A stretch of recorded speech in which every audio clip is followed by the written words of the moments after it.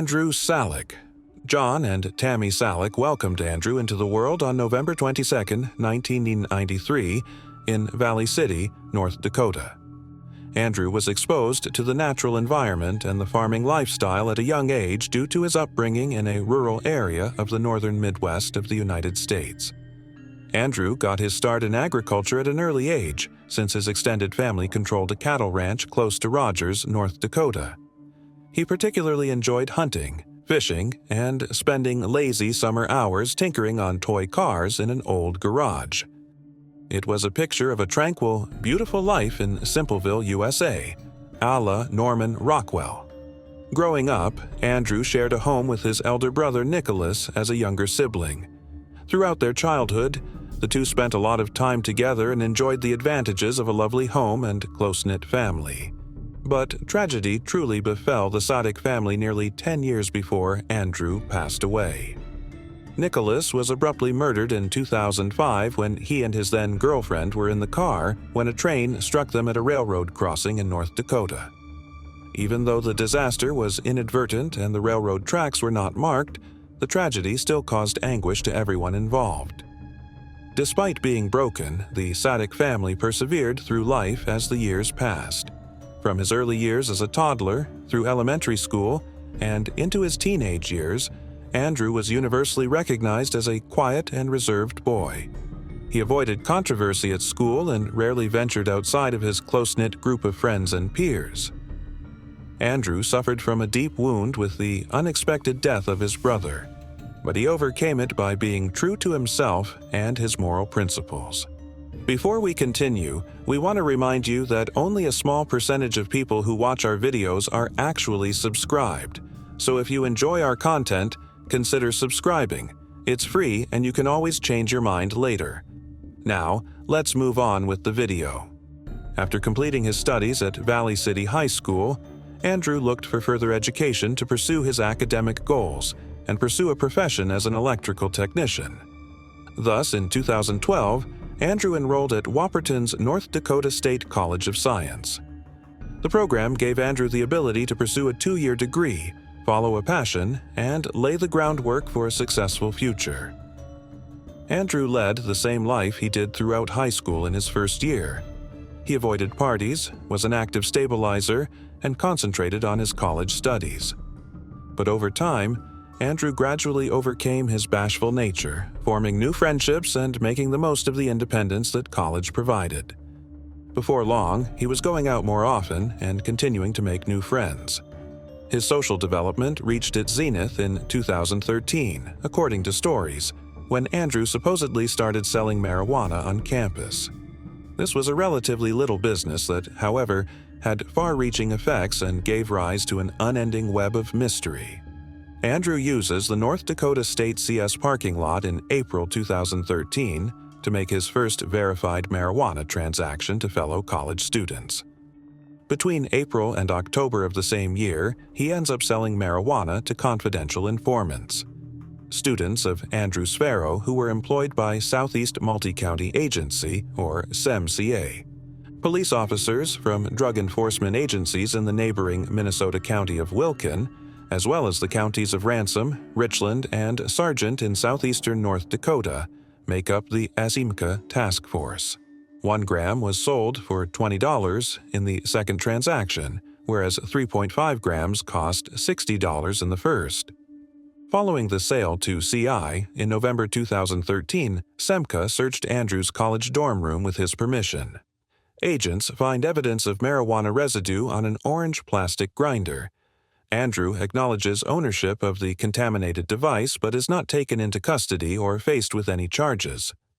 However, Jason Weber, a SEMCA officer and Richland County Sheriff deputy, calls Andrew the day after SEMFER examined his dorm room. Jason tells Andrew that it is a Class A felony in North Dakota to sell marijuana on a college campus. On that fateful November day, Andrew agrees to become a confidential informant for SEMGAC in order to avoid a potential 40-year sentence based on consecutive crimes. Just like his initial sale, Andrew makes his first 2 purchases as a CI before November ends. These are 2 controlled transactions for 3.5 grams each, costing $60 each. A few months later, in January 2014, Andrew plans another carefully regulated purchase of comparable magnitude to the operations in November, but still with Semka's supervision. Following the purchases in January, Andrew realizes he can no longer live the life of a confidential informant and ends all control relations with Semker. Semker states that he only needs to make 2 more formal purchases, one from a new, unidentified dealer and one from a well-known dealer that Andrew used to buy from. If these purchases are completed, Andrew will be freed from his CI responsibilities and possibly from SMK altogether, but he rejects the idea. But until April of 2014, Andrew does maintain a monthly correspondence with Jason Weber. In the interim, Andrew gets ready for the future by visiting North Dakota cities like Grand Forks and Bismarck to interview for electrician jobs. In addition, he starts dating a new woman and preparing for life after college. Andrew goes back to Rogers, North Dakota for the last weekend of the month, April 25 to 26, to spend time with family and assist on the cattle ranch. Andrew goes back to his hostel in the evening of the 26th and calls his mother. The two talk about how their data limit on their cell phone plan has reached its maximum. That would be Andrew's final communication with his family. After a few days, Andrew goes out on a nighttime excursion with his roommate Drew Kugel and a few other pals on April 30th. The group of friends went back to the men's living quarters, known as Norgard Hall, to watch a movie together. After the film ends, Drew and Andrew go to bed. A few hours later, at about 2 in the morning, AMSA security cameras surrounding Norgate Hall record Andrew leaving the facility on May 1st, 2014. He is carrying a black book bag on his back, wearing a hooded Tampa Bay Buccaneers hoodie, and has a phone, though it is now off. This would be Andrew's final verified sighting during his lifetime. Drew discovers Andrew is absent when he wakes up later on May 1st, but he doesn't give it much thought because he assumes Andrew went to see his girlfriend. But that afternoon, Drew and his buddies discover that Andrew hasn't shown up for class, so they promptly call the NDSCS campus police to report him missing.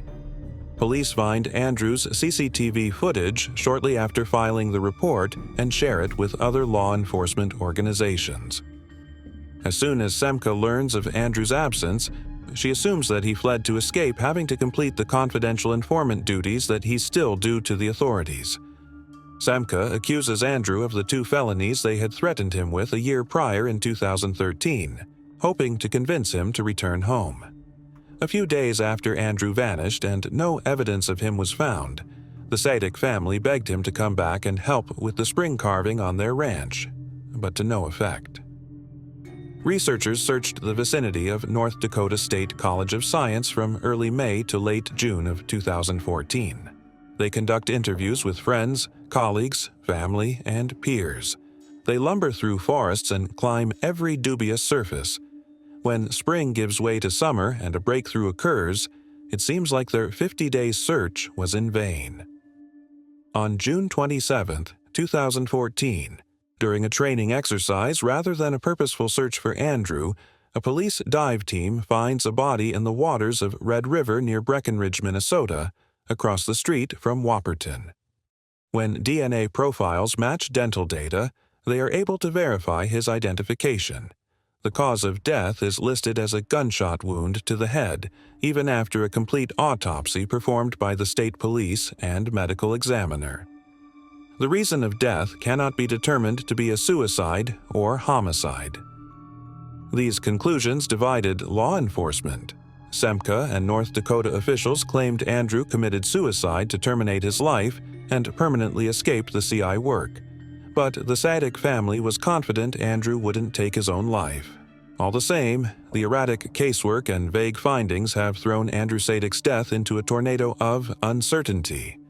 Jason Weber of Semka brought Andrew Sadik into the Richland County Sheriff's Office on his birthday, November 22, 2013, after he and other officials found marijuana residue in Andrew's dorm room and learned that Andrew was selling marijuana on campus. The police questioning that followed was cool, collected, and might have revealed more information in context than the untrained eye would have noticed. Look it over. Given Andrew's youth and lack of experience interacting with the police, the initial part of the interrogation includes some very standard passive-aggressive methods employed by law enforcement. The fact that Andrew's offense is officially a Class A felony in the state of North Dakota is immediately followed by a needless comment about him spending his birthday with the authorities. The officer keeps bringing up the bad things, implying that Andrew would be better off helping a CA. Although it can be challenging to analyze, the latter part of the film has several intriguing details that may have contributed to Andrew's declining perception of his circumstances. When Andrew responds with a figure larger than he's used to, the deputy asks what the largest amount Andrew believes he could buy. The officer then implies that Andrew might still need to make an unusual purchase, which could put Andrew's credibility at risk.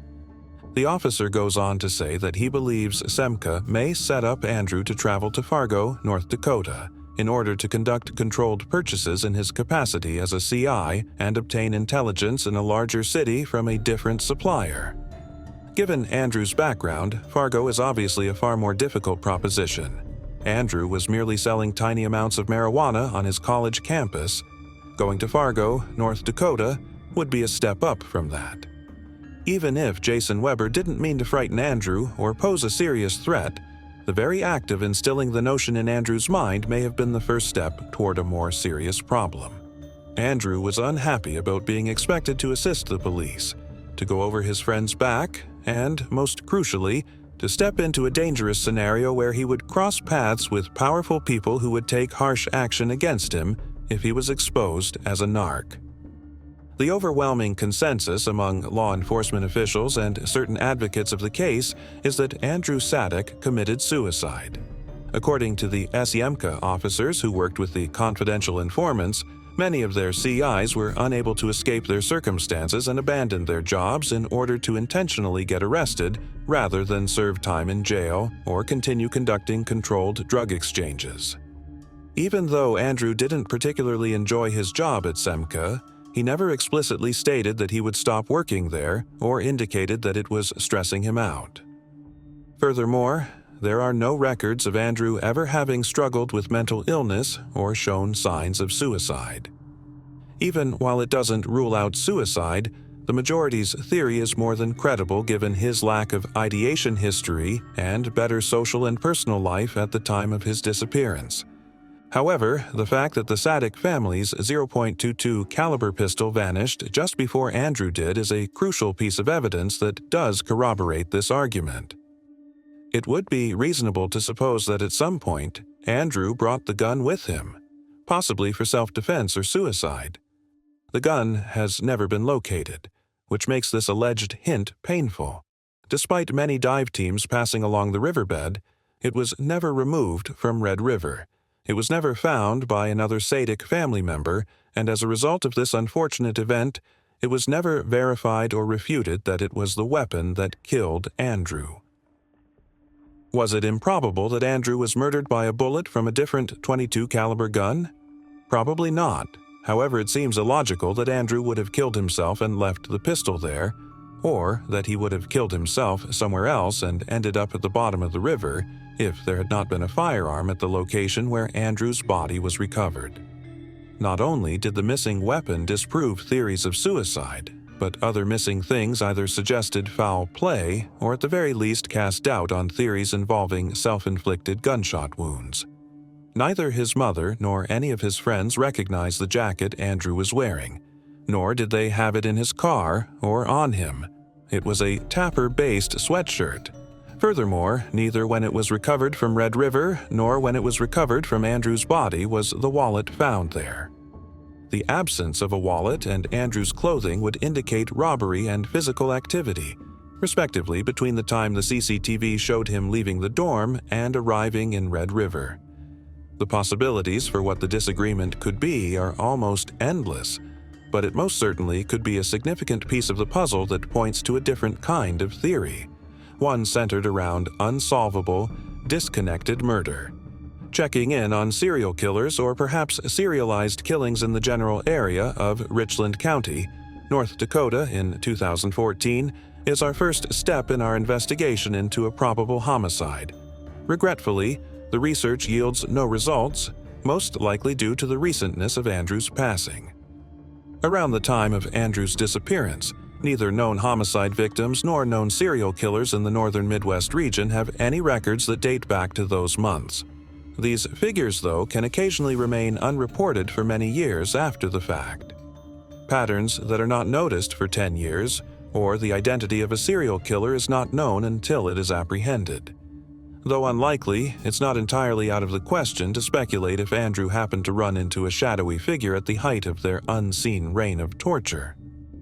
Based on strands of deadly hypotheses, there is a conspiracy that exposes a secret internal plan that Semka officers themselves were involved in. This theory rapidly makes clear that the police were the ones who initially proposed that Andrew had committed suicide as opposed to being a murder victim. He became dark since he decided he didn't like his job as a CI. These agents asserted that previous confidential informants with comparable personal backgrounds to Andrew either killed themselves to avoid accountability or purposefully disobeyed orders, concluding that prison was a safer option than jeopardizing their lives to engage in covert drug sales. Theorists themselves conjure up fanciful theories, speculating that Andrew may have threatened to blow up Semka's enterprise and assist fellow purchasers around campus, leaving it up to law authorities to determine whether to let him go or charge him. The idea that the police would kill Andrew and then instantly shift the blame is absurd.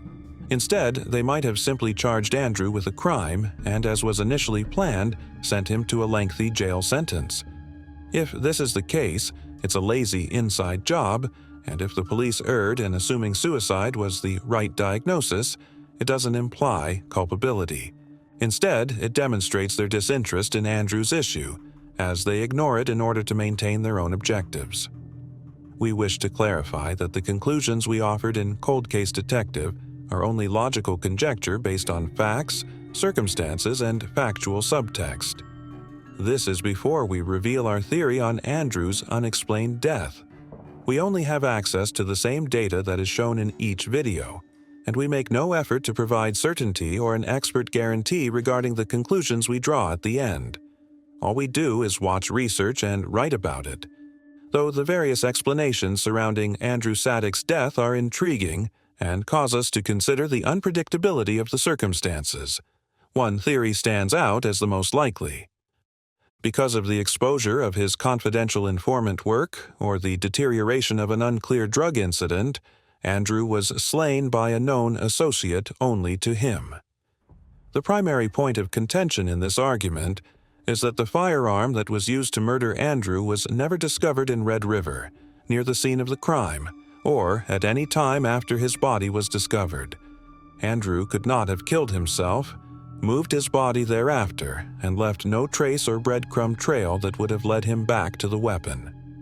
Although it's strange that the gun belonging to the Sarek family that vanished was probably the one used in Andrew's death, there are other plausible explanations outside self-inflicted injuries.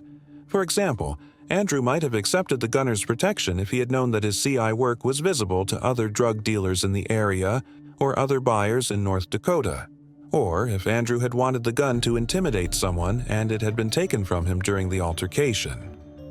It's even possible that Andrew intended to use the gun and got into a gunfight that ended with his death with the gun being taken by the murderer and never being seen again. The theories attached to the case files that have nothing to do with homicide are further put to the test by the discovery of rocks in Andrew's backpack. One of the most typical signs in murder cases worldwide is forcing the victim's corpse to the bottom of the Red River where it would remain undetected. The rocks and the river would seem like pointless places to go if Andrew had only wished to end his life. The rocks don't feel like an extra tool for murder. Rather, they seem like a ruse to conceal something. Furthermore, Andrew's attire differed from what is seen in the final CCTV footage taken on the university's campus. That he simply changed clothes between leaving school and going missing is definitely a possibility. However, the lack of leads leading police to believe that the Tampa Bay sweatshirt belonged to Andrew makes one wonder if the sweater was removed from his body to hide evidence or lighten his weight. Taking into account the notion that Andrew was originally slain someplace else and then brought to Red River, this makes sense. After the Sadik family had Andrew's car examined, it was determined that the water that was sitting at the bottom of the car suggested that a wet mass had been inside the car just before it was found. This strongly suggested that Andrew had been placed in the back of his own car before being dumped into Red River. It's possible that the suspected murderer felt Andrew's body was too visible or too close to his murder site and dropped it into a different body of water, such as a pond or a small lake. As a result, they collected the body, drove him to Red River, and buried him there. In a similar vein, the murderer or murderers might have doused the automobile with water from the Red River before getting back into Andrew's car and driving off. Whatever the case, the fact that a second party was probably engaged with Andrew's car, which is why detectives discovered it wet, will never be known for certain because the surveillance cameras at the university student parking lot were broken the night Andrew died. The most compelling evidence of all is Andrew's complete lack of experience dealing with mental illness, exhibiting suicidal thoughts or behaviors, or raising any kind of alarm among his loved ones about the possibility that he would commit suicide. Despite facing numerous challenges in his social and personal life, nothing led Andrew to commit himself. Actually, aside from needing to finish his CI work related to drug dealing, Andrew was doing well at the time of his disappearance.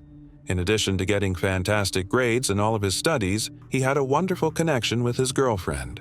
Although dealing drugs may have contributed to psychological strain and unseen feelings near the end of Andrew's life, the real evil most likely came from the individuals he met, both on purpose and by accident. The unpredictability of crime and the criminal underground may cause havoc in the blink of an eye, and all it takes for someone innocent to stumble in front of a cunning person is a misstep or unfortunate accident. Therefore, Andrew was exposed to the unfair consequences of the CI side effects due to the risk of selling drugs and his involvement with the police, which almost no one in his life knew about. Someone also stole Andrew's opportunity for success and escape. However, we will never forget Andrew as the person he was before the bad reputation he earned from his encounters with Semka and his low-level drug dealing in college. Rather, he will be remembered as a reserved, intelligent, and driven young man with boundless potential and sincere aspirations for his friends, family, and himself. We will credit his difficulties to the success of Andrew's Law, which safeguards the rights of other confidential informants, including the right to counsel and, above all, the freedom to express their opinions. Regretfully, Andrew was deprived of the ability to shape his own destiny, something that all of us deserve. His quiet demeanor combined with unwavering work ethic will ensure that he is remembered as just another American idealist attempting to live a life that is worthwhile. Moving on to the next case. Gretchen Harrington. A horrific event that would haunt the area for years through the sleepy Pennsylvanian village of Bruma into disarray during the calm summer of 1975. On August 15, 1975, in the middle of the ordinary, 8-year-old Gretchen Harrington vanished without explanation while en route to a Bible school program. She was deceased by the time she was discovered. For almost 50 years, no one knew who killed this little child in Pennsylvania.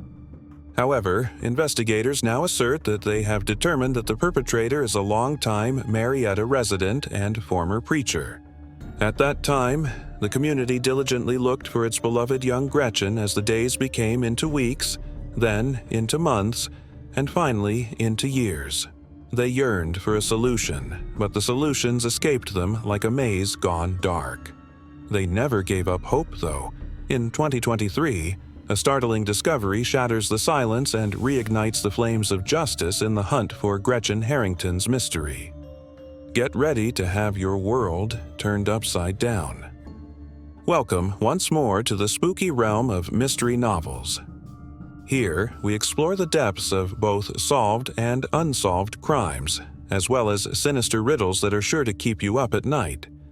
Join us as we examine the terrible story of Gretchen Harrington, a story of mystery, pain, and the unyielding search for the truth that sent shockwaves across Pennsylvania and the globe.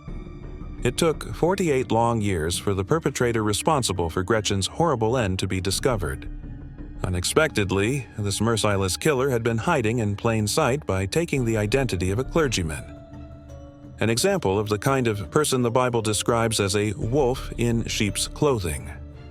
Gretchen was born in Marple Township, Pennsylvania, on June 13, 1967, to Harold and Ina Harrington. A horrifying development occurred in the summer of 1975, 8 years later. Gretchen Harrington, 8 years old, was on her way to Trinity Chapel Christian Reformed Church, a short distance from her home, for a Bible school session. On that specific day, she went there by herself instead of taking her older sisters on their customary trips. As the hours went by and the morning sun reached its zenith, her terrified parents began to sound the alarm the following day. However, Gretchen was nowhere to be found. In a panic, they phoned the Marple Township Police right away. Then the cops started looking for their little girl desperately.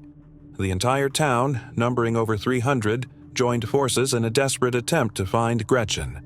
But as the hour passed, she was nowhere to be seen. All that was left afterward was a bewildering mystery. Usually, Gretchen would endure the walk past the shop and townhouse complex and up a steep hill to Trinity Chapel. One of her neighbors reported seeing her at 9:25 a.m. She seemed dedicated and committed to reaching her goal, yet she vanished without explanation very quickly. The residents of the Harringtons area refused to remain motionless and observe. Everyone desired to assist.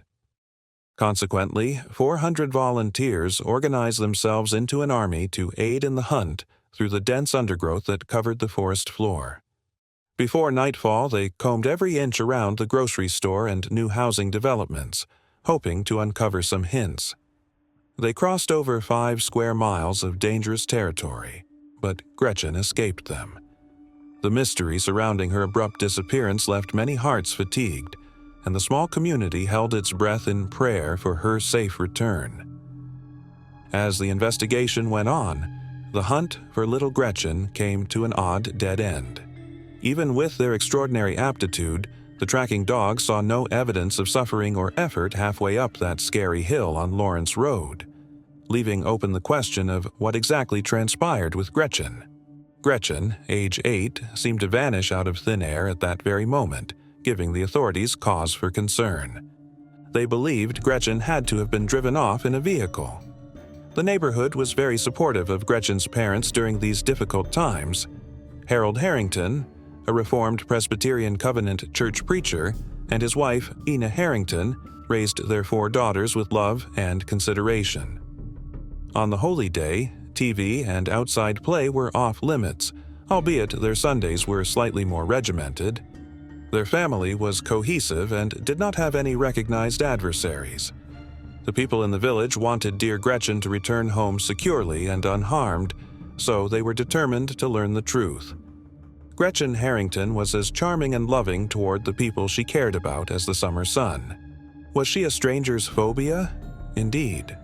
However, she was a bright spark of life at her school, particularly when she was among her pals. Her company provided solace to neighbors and fellow students who attended nearby schools.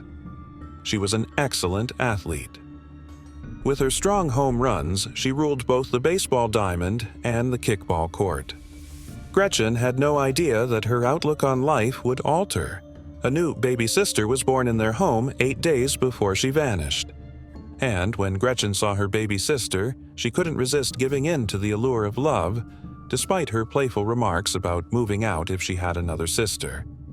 Recollections of her radiant smile and free-spirited nature now drove the community's intense search for Gretchen as they united to find their beloved Gretchen. All held fast to the hope that she would be brought back to her loving family.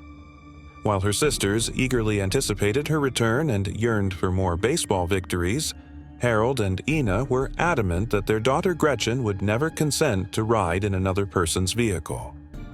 Detectives knocked on doors, gave out brochures with Gretchen's photo on them, and set up a 24-hour top line as the probe expanded broadly throughout the neighborhood. In those early days, the hotline received almost 200 calls, and the industrious investigators pursued every lead they could find. But despite their best efforts, the trail remained difficult to follow, and none of the information provided pointed directly toward Gretchen's whereabouts. The little town missed Gretchen and looked forward to the day when her laughter will fill the streets again. It seemed like some kind of desperate journey through an impossible-to-exit maze, looking for Gretchen. The detectives had to confront a horrific reality as the days dragged into 2 long weeks. Their first hope that she might have been taken hostage and held for ransom was gone, and now foul play was the dark shadow they could not ignore. They spread their efforts far and wide, posting missing person posters throughout Delaware, New Jersey, Pennsylvania, in an attempt to locate a lead that would help solve the case. The helpline was inundated with leads and tips, each one a glimpse of optimism, but none could be confirmed. One lead seemed to break the veil of obscurity. A truck driver who was driving down Lawrence Road on the day Gretchen disappeared came forward and described a scene that looked just like Gretchen's description. Halfway up the hill, he could still clearly remember a green pickup truck parked. He was driving towards Trinity Chapel when he said he saw a small girl, who might have been Gretchen, sitting inside the truck next to an unidentifiable male. The truck appeared old, dilapidated, and devoid of a tailgate. Thus, crucial information was kept secret. The community prayed that this tip would lead to Gretchen's location and comfort her heartbroken family while the hunt went on. The next few weeks stretched on menacingly, and out of the shadows came some mysterious rumors. A woman reported seeing a man on Lawrence Road helping a small child get into a white compact car. Meanwhile, a second witness reported seeing a small child and a white male, who might have been a teenager, fleeing toward a white 4-door car. The puzzle pieces seemed to mock the detectives, but the true narrative stayed a mystery because none of the cars or their drivers could be identified. It was still unclear if any of these instances had anything to do with Gretchen's disappearance. By late September, the case had begun to lose its fire, and the once-clogged hotline had turned eerily peaceful. Despite their best efforts, the investigators were unable to identify any potential subjects of interest. Despite their best efforts, the detectives were unable to establish a clear connection between any of the potential persons of interest and Gretchen's disappearance. The detectives' dissatisfaction grew as potential leads dried up and the dark truth emerged. They were free to imagine whatever they wanted because they were unaware of what had transpired. One detective sought solace in the occult and turned to a psychic in a desperate attempt to unravel the mystery. When the psychic revealed that Gretchen was already dead, her unsettling statement echoed through the room like a bitter wind. Still, it was uncertain as to where her corpse was. The town clung to the last vestige of hope, hoping they would locate Gretchen and return her home. The town was inconsolable and desperate for clarification. However, as the days, weeks, and months went by, the mystery deepened, leading everyone to speculate as to what had happened to Gretchen Harrington on that dismal October 14, 1975. Sadly, as fate would have it, Gretchen's hunt was called off. While circling Delaware County's Ridley Creek State Park, an incredible find brought a Philadelphia Naval Yard seaman to a halt. Human corpses hooted in the shadows of the park. Even though the body was in a highly decomposed state, investigators were overcome with a horrifying certainty. They felt instinctively that they had found Gretchen. A terrible confirmation came from the garments found there. Dental records completed the sad identification. The village was inconsolable over the death of their once vivacious little girl, whose soul now appeared to be echoing through the park's trees where she was buried. There was still a void in everyone's hearts and unanswered concerns regarding Gretchen's untimely death as the mystery surrounding it lingered. While the community tried to come to terms with their loss, they made a commitment to commemorate Gretchen's legacy by remembering the happiness she brought to everyone in her brief life and the impact she had on everyone she encountered. even though she passed away too soon, her memories will live on in their hearts forever. State troopers carefully combed the park grounds with metal detectors in the hopes of discovering some crumb of information that would lead the investigation to a conclusion, since the town was desperate to uncover Gretchen's killer. Investigating the lifestyles of local sexual offenders, detectives set up a number of interviews. But the track was incredibly difficult to find. They could not find any evidence to support their deep suspicions about a certain individual. Thus, they managed to conceal the identity of the suspect. This sex offender with a criminal record who was later arrested on other charges became relevant to Gretchen's case. However, the inquiry team wasn't quite convinced by this theory. Still, the relentless hunt for more leads continued. The once thriving tips steadily faded away, the case grew cold, and the town of Blumwell yearned for justice and closure.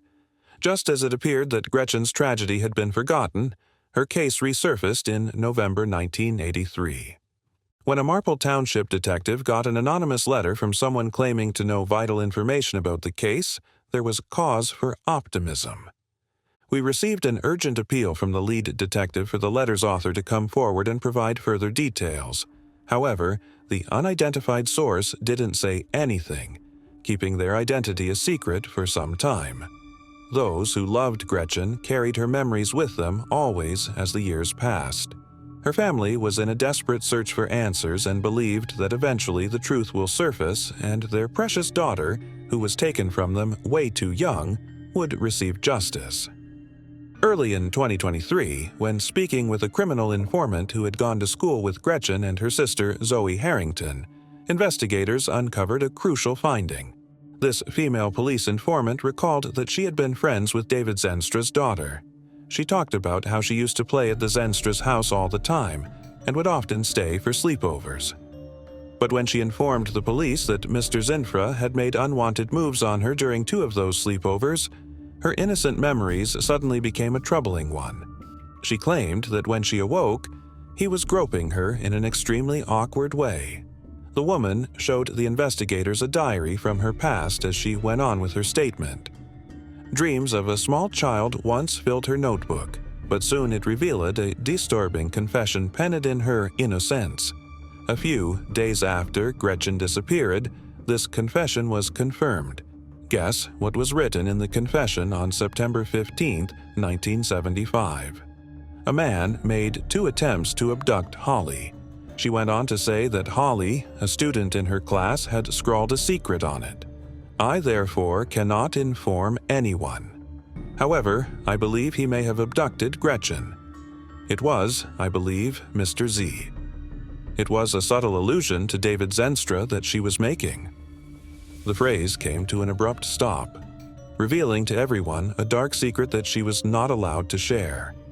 As suspicions mounted that Zanstra may be the real kidnapper of Gretchen, the news spurred a rush of additional inquiries into David Zentran's background, and the puzzle pieces began to fit together. These Zanstras had quickly moved to Plano, Texas, to escape the attention of the time. It was found shortly after the murder. The shocking reality made the investigators motivated to investigate the case further, bringing back the long, dim optimism. It looked like Gretchen was going to get her justice. However, only time would tell if the long-kept secrets would surface and Gretchen's family would at last find the solace they so desperately needed.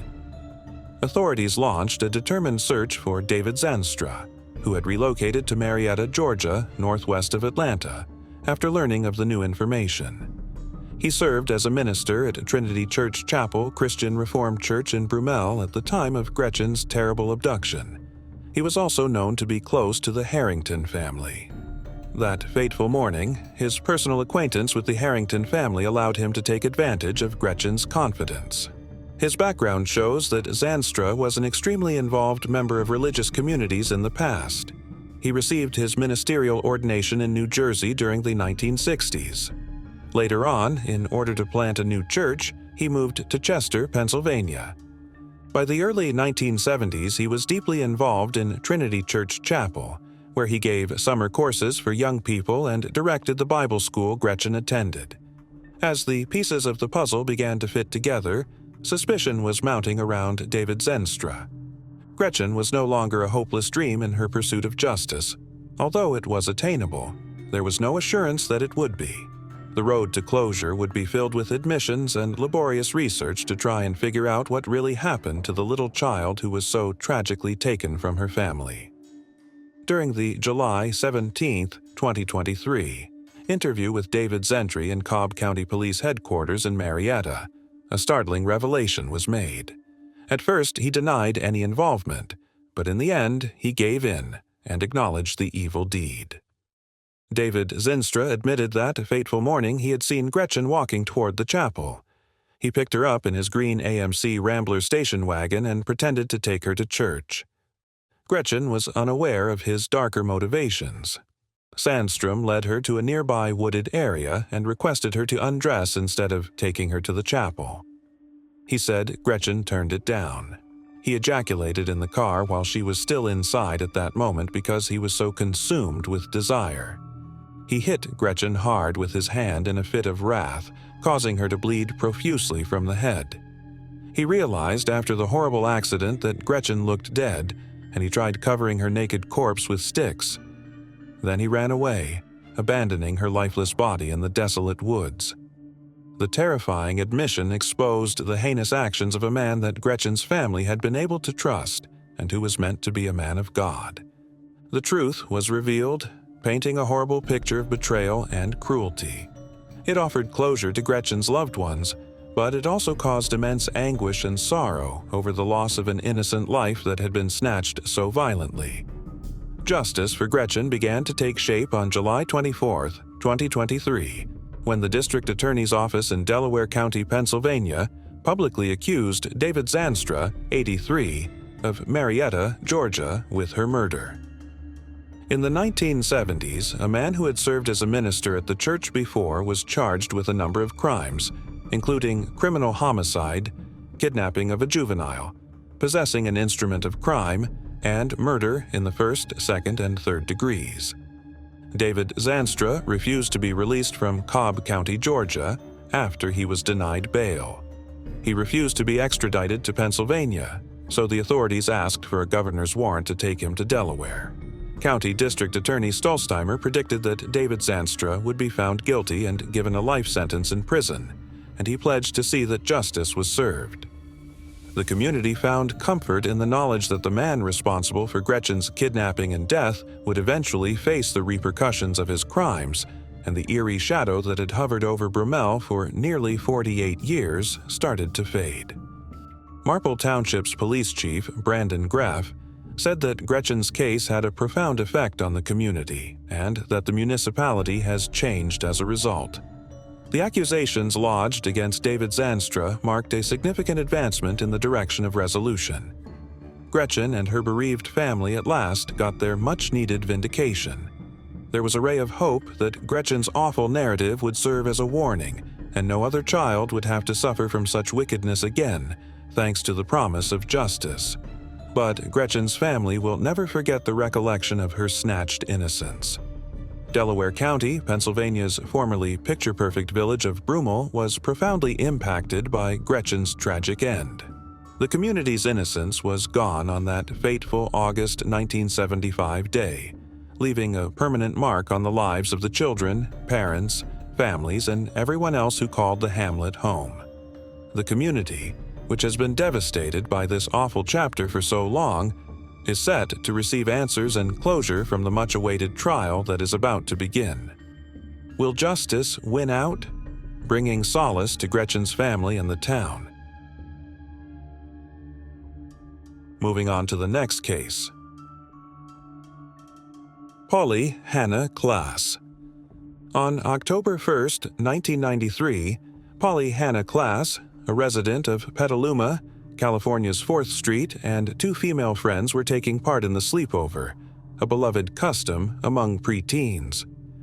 While Polly's mother was sleeping, a man with a knife stormed into the house, turning what should have been a peaceful night into a chaotic one. Polly and her friends were trying on Halloween costumes when they didn't realize a man was listening from outside her bedroom door. When Polly opened the door between 10:30 and 11 p.m. to collect additional party goods, the three girls noticed a tall, dark figure holding a knife and a duffel bag in the entryway. The girls were staring at the large knife with a wooden handle that the man was holding as he entered the room, and he asked them, "Who lives here?" In response, Polly said, "I do." The girls were kept silent by the intruder's knife while he bound their ankles and wrists with Nintendo cables and strips of cloth. He urged the two visitors to count to 1,000 while he took Polly, who was crying, and forced her into his car after binding all three of the scared girls by the hands and feet and covering their heads with pillowcases. When that failed, one girl was able to bring her hands underneath her legs and step through the ties around her arms, bringing her hands to the front and enabling her to untie herself. The other girl then succeeded in doing the same. The girls waited until they heard the front door close before they frantically started trying to untie themselves by standing back to back and fumbling at each other's bindings. After breaking free, the two raced to Polly's mother, Eve Nichols, who was sound asleep until she heard the cries that Polly had left. At 11:03, Polly's mother quickly dialed 911. The lead officer in charge had to momentarily entertain the possibility that the two girls were fabricating the entire tale as a sophisticated teenage joke during questioning, but the girls' intense emotion and obvious fear persuaded him otherwise. The Petaluma Police Department promptly notified all neighboring agencies and requested assistance from the FBI to conduct an investigation. During the canvassing process, a neighbor informed the police that at approximately 10:30 p.m. that evening, a guy had strolled up the driveway and casually opened Polly's front door. The neighbor did not sound the alarm because he thought the man, based on his demeanor, was someone who knew the family or was either staying at the house. He appeared so at ease and at ease. The neighbor had seen Polly's kidnapper in the moments before her kidnapping, but he was unaware of this. The neighbor described the man entering the house in such a casual way that the police briefly wondered if Polly's father had actually taken her. Polly was abducted by a stranger, which did not bode well for Polly because 75% of stranger abductions result in murder. Polly's parents were divorced, and since most child abductions involve someone close to the kid, police briefly looked into the case of Polly's father, Mark Klaas, who lived in neighboring Sausalito.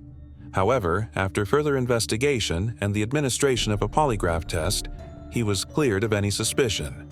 Police discovered a palm print on Polly's room's bunk bed frame after conducting a thorough and time-consuming crime scene investigation.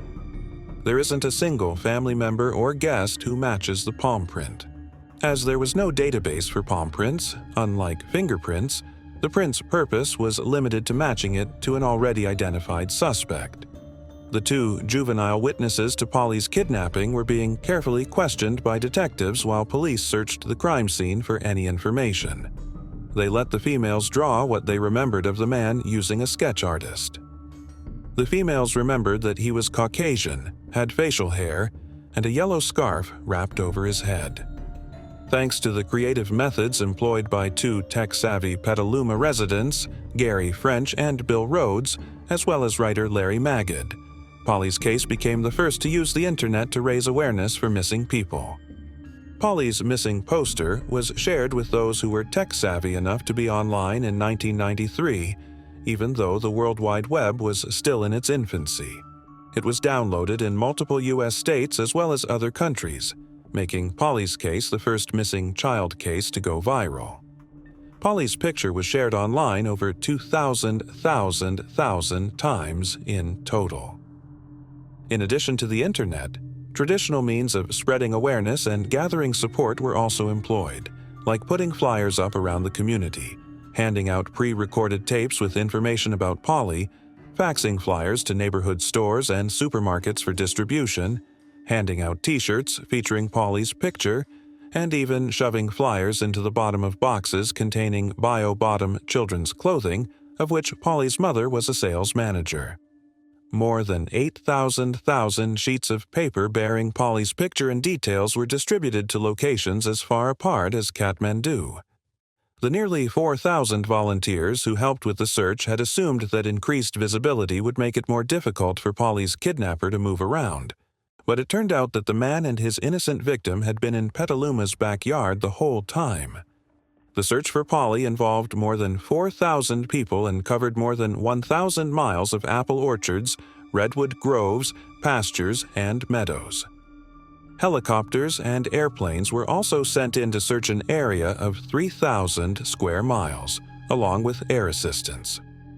Aircraft and helicopters scanned an area of 3,000 square kilometers in search of the girl who is currently the talk of the town. The Petaluma community banded together to establish the Polly Klaas Search Center, a one-stop shop where volunteers could plan and systematically disseminate information. Instead of being carried out in the disorganized way they were in 1993, missing children searches should be carried out in a more coordinated manner in the future, thanks to the coordinated efforts of volunteers, the media, community members, and victim families. Eventually, additional parents of missing children would contact the Polly Klaas Search Center, which would help with the subsequent search and media frenzy required to locate a missing child. Renowned film actress Winona Ryder, who grew up in Petaluma, promised a $200,000 prize for any information leading to a good outcome in bringing Klaas home. Then, it appears as though the case is going to stop one day. The brother-in-law of Mark Klaas was keeping an eye on Polly's father's house when he received a call. Claiming to be Polly, the voice on the other end of the call said she was being detained in a hotel room. The voice said that she was being held there by someone, and that they had left but would return shortly. After that, the connection broke. In a panic, Polly's uncle dialed 911, and police officers arrived shortly after to tap the phone. Not long after, a similar call was received. It was tracked to a nearby East Bay city called Hayward, but when police got there, they discovered that the trace location was actually a middle-class house inhabited by an adolescent girl rather than a motel. Her family members were horrified to find out it was all a terrible deception, even though she claimed to have been dared to make these prank phone calls. 3 weeks after Polly was taken, on October 19th, police received a call from a man claiming to be Polly's abductor and demanding money and ransom. Authorities were able to locate the perpetrator fairly immediately due to police phones being automatically tapped, but they soon discovered that this was just another hoax, this time stemming from extreme adult idiocy and avarice rather than a youthful practical joke. Without giving it any consideration, the man had intended to extort money from the police, and he was apprehended right away. Vallejo police soon after reported a possible suspect to Petaluma police. He was found with a knife and what seemed to be a rape kit when he broke into the house of a 12-year-old girl who was raised by a single mother. The parallels and circumstances made him a prime suspect, but there was insufficient proof to connect him to the crime. Petaluma police received a tip over the course of their inquiry that Polly might be detained at a cabin deep in Northern California's woods. Following a report from a confidential FBI source that stated Polly was being held captive by drug dealers in a sort of kidnapping for retaliation, the Petaluma Police Department visited a cabin in Mendocino County. However, the FBI agent in charge of managing the confidential informant called the head of the Petaluma Police Task Force as SWAT units stormed the cabin in the dead of night, telling him it was all a hoax. The cops were back at square one when the mission was abandoned. Finally, on November 28th, after a plethora of fruitless leads and misplaced optimism, Dana Jaffe, a resident of Santa Rosa's Pythian Road, approximately 25 miles north of Petaluma, who had previously called the police on account of a suspicious man on her property the night of Polly's kidnapping, made her second phone call in 2 months. This time, she was exploring her land after part of her trees had been cut down by loggers when she noticed a group of objects that made her uneasy. They appeared to be straps that had been used to restrain someone. Detective Larry Pelton, who had witnessed the kidnapping crime scene in the bedroom, was dispatched by Police Dispatch to look into the Jaffe property. He found white cloth strips that he knew right away matched the cloth the two girls were bound with. Police investigated Dana's previous call, which had been made the same night as a kidnapping nearly 2 months earlier, more thoroughly after making this revelation. 2 months earlier, an Oakmont Village resident in Santa Rosa, a town approximately 25 miles from Petaluma, had just returned from work when she relieved Polly's nanny of her responsibilities, around 1 hour after Polly was abducted. As Dana Jaffe's nanny was heading out for the evening, she noticed an odd man standing on the gated private road that leads to the Jaffe house. Terrified, she hurried to a nearby gas station and contacted Dana, telling her to leave her property as soon as possible because there was a scary-looking man inside its boundaries. After packing the 2 children into the car, Dana quickly left the property to call the police in safety. Upon responding to Dana's call, the Sonoma County Sheriff's Department discovered Richard Allen Davis standing behind his rusted Ford Pinto that had crashed into a ditch. Davis had twigs and leaves in his hair, was panting heavily, and was out of breath. Since the broadcast was never shared with their individual radios by the Sheriff's Department, deputies were unable to determine that Davis fit the description of the kidnapper as detailed on the teletype approximately 1 hour earlier. Davis said he was just taking in the scenery when he got disoriented, preoccupied, and ended up running into the ditch. After verifying his identity, checking for any warrants, and doing a quick car search, the officers believed his account and released him. Since they had not officially caught him driving, they did not arrest him for driving under the influence even though they had discovered an open bottle of beer. He stood with his car nearby. Because they were using a separate radio system, the officers were not even aware that a neighboring county was looking for a 12-year-old kidnapping victim. The officers had no way of knowing about the developing case in 1993 because there was no such thing as an amber warning. The evidence suggests that Polly had already passed away by the time Davis was being questioned by police beside his car, and Richard was returning to retrieve her body when he broke down before he could accomplish his mission. The officers had no reason to verify the priors because there was no cross-county communication, or else they would have known that they were speaking with a dubious individual who had been found guilty of kidnapping twice. The landowner chose not to file charges, thus Davis was fired. They towed his automobile, after making the man vow he would never set foot on Dana Jaffe's land again. The police let him go along the freeway. 2 months later, the context for this late-night call was provided by the discovery of the ripped ballet tights that matched the things from Polly's room, as well as the ripped fabric that had been used to bind the girls. Armed with this fresh information, police went back and reviewed the call from October 2nd, finding the name and picture of the man they had stopped that evening on his driver's license. It didn't take long to see how similar Richard Allen Davis's characteristics were to the drawing that Polly's pals had given. The 2 instances in the last 2 months that Richard Allen Davis, who had already been found guilty twice of kidnapping, had been in the company of the police were when they stopped him on Jaffe's farm the night that Polly was abducted, and again on October 19th, a few weeks later. Davis was arrested for driving under the influence on October 19th after being stopped over in Ukiah. After being taken to the county jail, where police sketches of the alleged kidnapper were posted on the walls, Davis was booked in. However, no one seemed to notice the similarity or inquired about Davis's prior criminal history. Davis had abducted and sexually assaulted a lady in 1976. He reported hearing voices, saying he had heard the voice of his deceased partner speculate about what it might have been like to be raped. For this crime, he received a 5-year sentence. He then kidnapped a second woman in 1984 and stole $6,000 from her.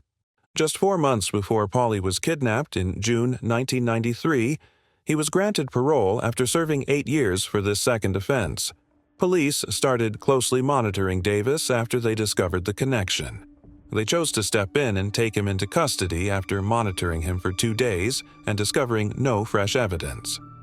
After questioning the sister and looking through the house for Polly, police headed to Davis's sister's house in Ukiah. There, they set up a perimeter and caught Richard trying to re-enter the property. An orderly and subdued arrest was carried out, although Richard maintained he had no knowledge of Polly. But after getting a duplicate of his handprints, the crime lab was able to confirm that Richard Davis's palm print found at the crime site did, in fact, match the location, and police were relieved to finally have a lead in the case. Their happiness was short-lived, though, as Polly's presence kept the police from feeling happy despite the palm print clearly proving Richard's existence.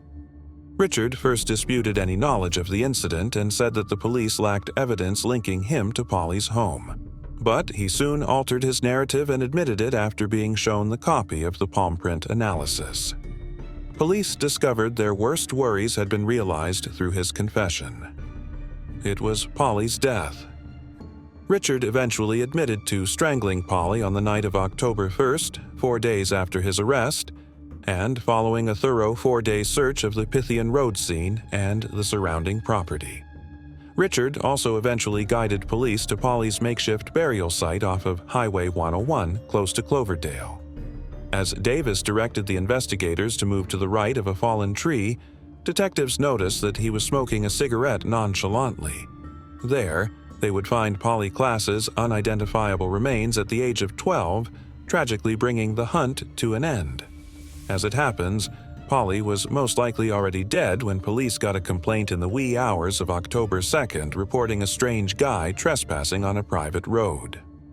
Although Davis would not provide a precise timeline of events, detectives believe that Polly was attacked and killed close to Dana Jaffe's property before deputies stopped Davis and towed his car. This belief is based on Davis's limited interactions with authorities as well as the evidence gathered. According to the prosecution, Davis hid Polly's body in the bushes before being apprehended by law enforcement before he could take her to her final resting place, a burial that they believe he had already selected. Mark, the father of Polly, broke down in tears as he sat by the fire after learning that his daughter had been discovered dead. The hunt was ended. The truth was known. Hope had vanished. Polly's mother, Eve Nichols, had a light burning in her window, hoping Polly would return. However, when she learned the terrible news from the police, she went and painfully blew out the flame. According to the prosecution, this was a planned crime. They say that weeks before Polly was kidnapped, Richard had been stalking her. The state further claims that Davis tried to perform an indecent act on Polly in addition to the kidnapping. The prosecution claimed that Davis killed Polly following the obscene act. Davis was found guilty on June 18, 1996, of kidnapping, indecent acts, and first-degree murder. When Davis heard the jurors that he would be executed, he turned to them, gave them a sinister wink, kissed them, and then flicked them off with both hands. It is quite simple for me to pronounce this sentence given your repugnant actions in this courtroom, the presiding judge declared during the sentencing procedures after sentenced Davis to die by lethal injection. Currently incarcerated in Marin in San Quentin State Prison, which is only 25 miles from Polly's family's residence, is Davis. He is in solitary confinement following many attacks by other prisoners and an intentional drug overdose, but he still makes appeals.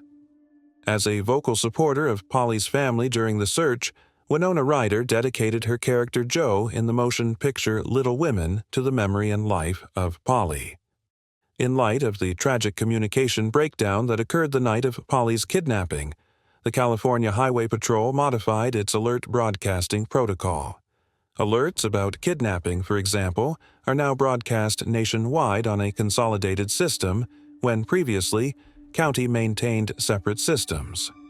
The three-strike statute, which stipulates life in prison for lifetime offenders like Davis who are found guilty of 3 distinct felonies, was also passed as a result of Polly's case.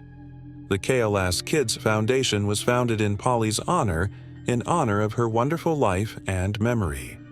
Its mission is to locate missing children and assist those impacted by crimes against children. Moving on to the next case. Barbara Bullock. 55-year-old Barbara Bullock has a passion for hiking. Before her spouse had a heart attack and stopped hiking, the two of them went on hikes together. Then Barbara made the decision to go hiking with a few of her pals. On July 18, 2007, she went hiking in the Bitterroot Mountains with a family friend named Jim Ramaker.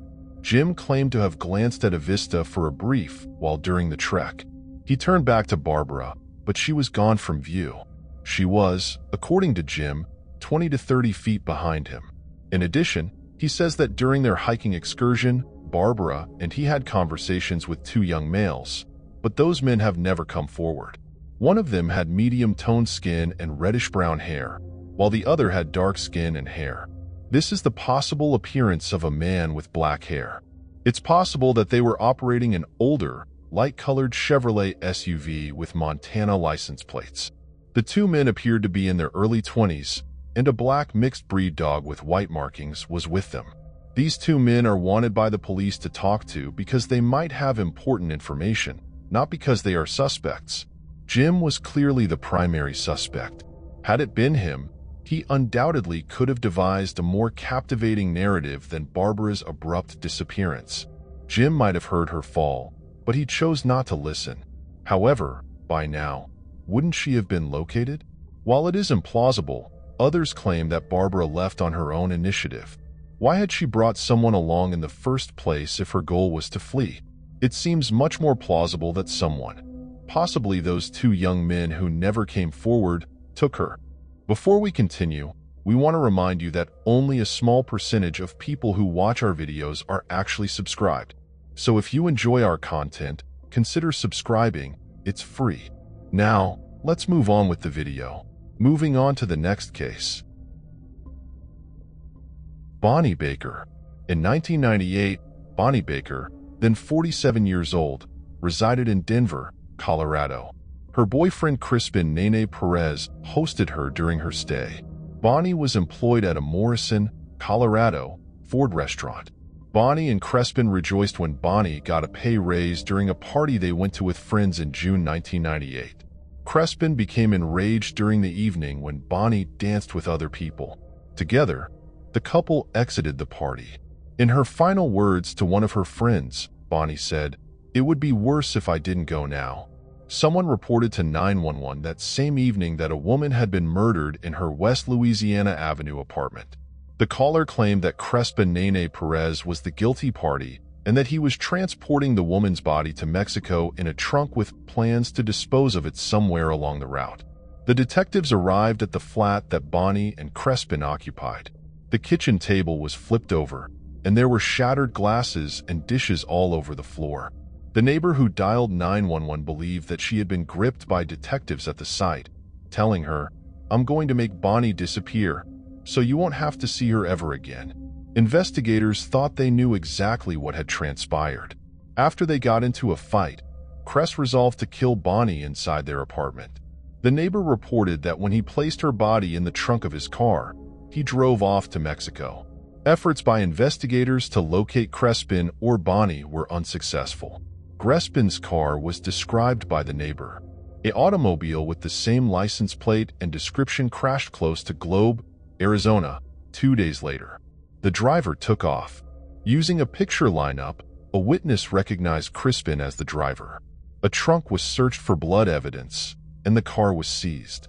Less than a year had passed since Bonnie was last seen in July 1999, when two boys were riding horses on Navajo land outside of Manuelita, New Mexico.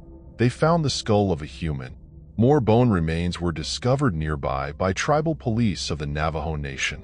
The remains were identified as belonging to a female, but the identity of the deceased was not established by an autopsy. Once DNA testing was sufficiently advanced, the remains were transferred to the Office of Medical Investigators in New Mexico, where they would be kept in storage. Detective Kenneth Klaus of the DNA Police was assigned to Bonnie's case in October 2000 and has been contacted ever since 1998. He spoke with a New Mexico-based FBI agent about Bonnie's disappearance. The agent was aware of the 1999 discovery of female remains and thought they might belong to Bonnie. Bone marrow DNA samples were sent to Denver, where they matched previously collected samples from Bonnie. In 2013, detectives concluded that they had enough evidence to make an arrest of Crispin. The issue was that it would be challenging to bring him back to Colorado because he was temporarily residing in Mexico. Returning him to the United States took 7 years. The Mexican government turned over Crispin and several other fugitives to the United States in May of 2020. This year, preliminary hearings have taken place. According to testimony from Crispin's family, he exhibits violent inclinations. I couldn't locate any information about the trial's date, but one must think that the investigators have sufficient proof to secure a conviction. Moving on to the next case. Danny Geyser. In 2000, Danny Geyser, at 22 years old, resided in Pittsburgh, California. A gifted young hairstylist, he was going to begin a new position at Pittsburgh Unified School District as a custodian. He would, regrettably, never begin his new work. Pittsburgh police received a 911 call on September 27, 2000. A man sitting in his automobile had been shot. Danny Geyser was the sufferer. After being brought to Sutter Delta Medical Center, he succumbed to his wounds there in less than 60 minutes. At the time, authorities' main lead was that the attacker might have driven away from the site of the murder in a light-colored Ford Mustang. Over the past 2 decades, investigators have investigated a large number of suspects and persons of interest. In 2019, there was a breakthrough in the case. Piedicini was recognized by investigators as a potential suspect. They still haven't revealed how they found him. In relation to the case, investigators were able to gather fresh evidence and get a search warrant. Investigators thought they had sufficient proof in 2021 to find Tassini guilty of killing Danny. 45-year-old Tassini was taken into custody at his Elk Grove, California, residence in February 2021. Not only was he taken into custody for killing Danny, but he also apprehended a man named Kenneth Brown Jr. He is being held at the Martinez Detention Facility with a bond of $10 million. The motive for the crime has not yet been revealed by the investigators. Additionally, no public image of the scene has been released as of yet. Information concerning a Kenneth Brown Jr. instance is scarce. The sole account of it that I could locate was on January 4, 2000.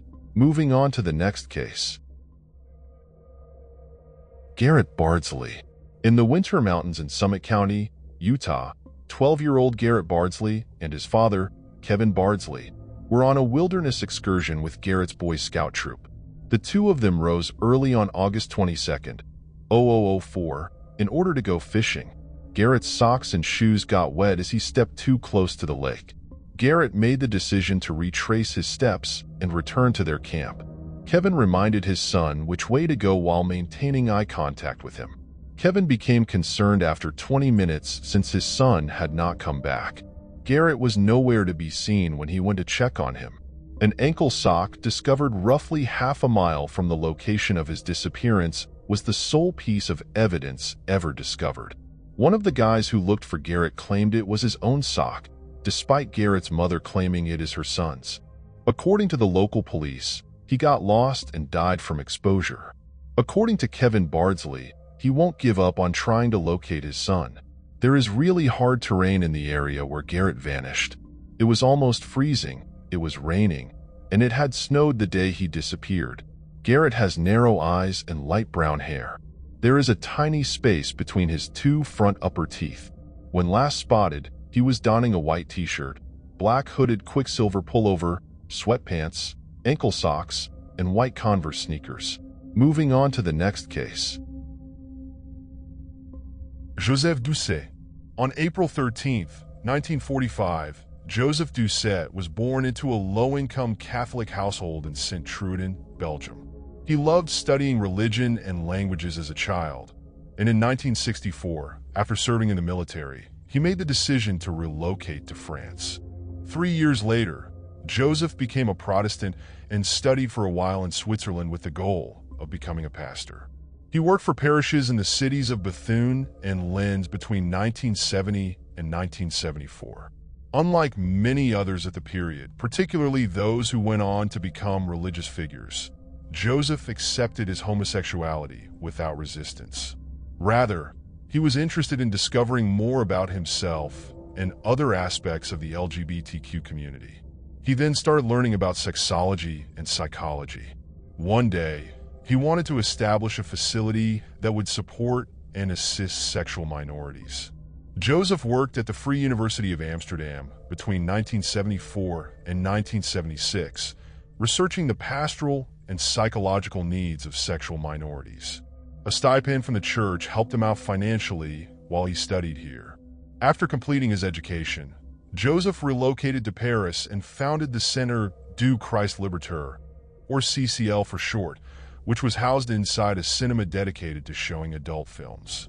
This was primarily because of the attitudes and culture that prevailed at the time, which suppressed the LGBTQ+ group and gave Joseph no other place to establish a center.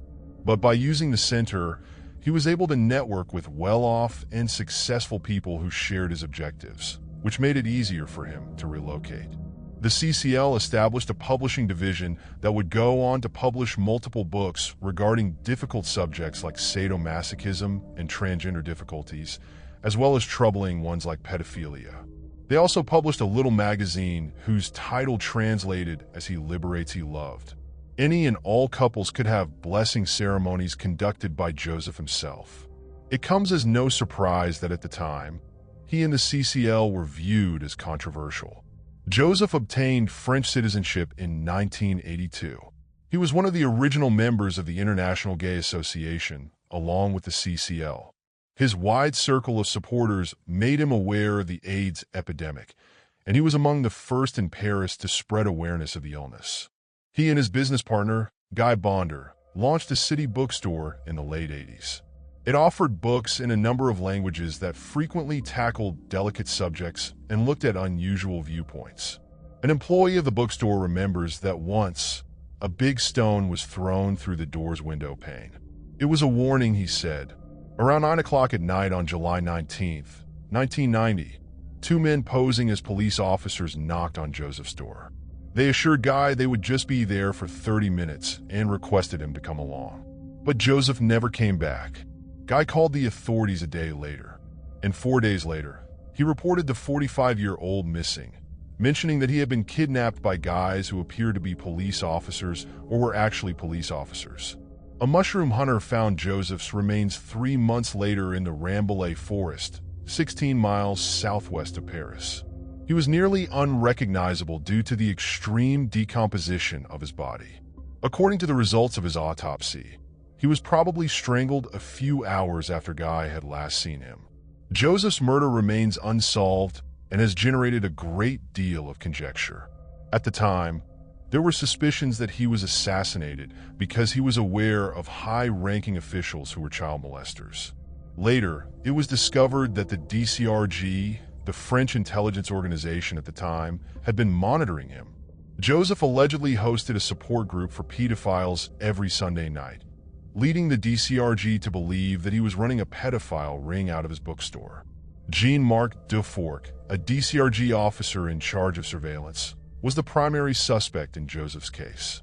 After Joseph's body was found, he and his 4 men were taken in for interrogation, and Guy identified him as a man who had visited their home in June 1990. He and another person had been acting very rowdily, making a disturbance, and overall being noisy while apparently intoxicated.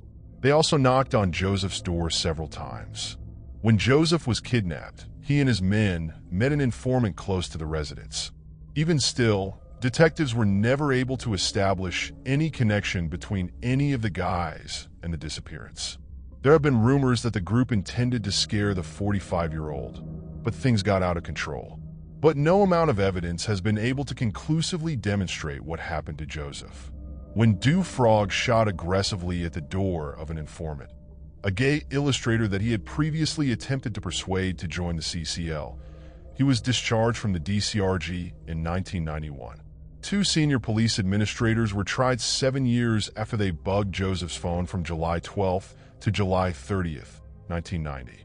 Joseph Duet's murder remained still unresolved in 2007, when his case was formally closed. Moving on to the next case. Mary Allen Diener. Mary Allen Diener, together with her sisters and mother, were living at home in Mansfield, Ohio, in November 1965. The 14-year-old's intelligence was praised. They were in the middle of a watch when her home's dryer broke at around 10 o'clock at night. Then, Mary Ellen's younger sister Brenda, and she had to go to a nearby laundromat with their clothes. Mary Ellen and Brenda arrived at a laundromat at 10:30. It dawned on Mary Ellen that she had run out of change for the dryer. Brenda was told to wait in the laundromat, and she offered to go look for change.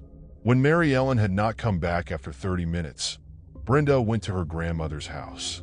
Mansfield police were contacted shortly after midnight in response to reports of a body found a few blocks away from the laundry. Grandmother of Mary Ellen walked out of her home and recognized Mary Ellen's body. It was obvious that someone was trying to hurt her. She had suffered 2 gunshot wounds and a brick beating. She must have obtained something from somewhere because her hand was altered. After that, the police scoured the neighborhood in search of leads. One name kept coming up: Lester Eubanks, a 22-year-old. Lester had experience dealing with law enforcement. Due to an attempted assault on a woman that happened directly across the street from the laundry, he was free on bond. He was also a local resident. A police officer visited his apartment. The exact caliber gun that was used to shoot Mary Ellen was discovered inside. Lester was apprehended on the day following Mary Ellen's demise. He was taken in by the police to be questioned. It was not long before Lester admitted it. He claimed that when he attempted to attack Mary Ellen, she fought and began to scream, so he had to shoot her twice. After that, he returned home and tidied up. When Lester returned outside, he saw she was still alive. Then he took up a rock that was nearby and gave her several blows to the head. Lester spent the remainder of the evening in nightclubs. He entered a not guilty plea in spite of his confession and the overwhelming evidence against him. Trial in the case took place in May 1966. The case was closed and left open. Lester Eubanks received a death sentence, but his sentence was commuted to life in prison in 1972. An attempt was made to rehabilitate a few of the inmates. They were granted various privileges when they behaved well. Lester and a few other prisoners were brought to a shopping center in Columbus, Ohio, on December 7, 1973. He would pick them up in a few hours, the automobile informed them. Not surprisingly, Lester Eubanks was missing when he went to pick them up. Right away, everyone began looking for him, but he was nowhere to be found. The police discovered that there was no search warrant for him 20 years after he vanished. It would not have assisted them in finding him. Therefore, if he had been stopped or anything, Lester Eubanks' case was highlighted on America's Most Wanted in 1990. One of the suggestions that was submitted stated that Lester was transported to Michigan by a buddy. After that, he traveled to California to visit a relative. He had left by the time detectives arrived in California. Lester told his relative he was heading north, and investigators discovered that at the time he was going by Victor Young. It's unclear if this was a reference to a different region of California or even Canada. His family has not been supportive in any way. It is thought that none of the people who attended his father's burial in 2012 called the police. He weighed a pound 175 and stood 5 feet 11 inches tall at the time of the crime. His eyes are brown and he has black hair. His upper right arm bears a huge scar. October 31st, 1943 is the date of his birth. At this point, he would be 76 years old. Moving on to the next case. Mary Elizabeth Wilson. The Mary widow of Wendy Nook is how history has known Mary Elizabeth Wilson. She poisoned beetles to kill her victims, focusing on the males who dared to marry her. Born in Catchgate, Stanley, County Durham, on June 11, 1889, Mary Elizabeth Cassidy married John Knowles for the first time in November 1914. Following their transfer to a house in Wendy Nook, Gateshead, the pair attracted the notice of gossipy neighbors when she permitted her long-standing partner, John Russell, to come into their married residence and live with them, despite Russell's extramarital involvement with Mary. Mary lost her first husband, Knowles, in 1955. 5 months later, she married Russell, the man she had an affair with. About a year later, in the winter of 1956 or the beginning of 1957, Russell would pass away. Similar to Knowles, Russell left behind an estate valued at £1.43 or £14.71 in modern currency, which Mary inherited. Wilson would remarry Oliver Leonard, a retired estate agent, in June 1957, just 6 months after the passing of her second husband. Leonard would die less than 2 weeks after their wedding. Even though he passed away over a year and a half into their marriage, His widow was left with the whole of his inheritance, including a lump amount of £1.50, or almost £1,200 in modern currency. People in Mary's neighborhood took notice of the cheerful and playful way she handled the deaths of her multiple husbands. After her husbands passed away, many felt that her behavior and demeanor were inappropriate. Many who attended one of her husband's funerals talked about how Mary didn't seem like the typical grieving widow. This led to rumors circulating. Mary asked the undertaker for a discount on future spouses during his funeral, a tactless joke following the death of one of her husbands. With great pleasure, Mary conducted her third husband's funeral, glibly remarking that they might as well preserve the wedding sandwiches for the groom's wake, and that the leftover food would still be tasty when the time came for the new groom's unavoidable funeral.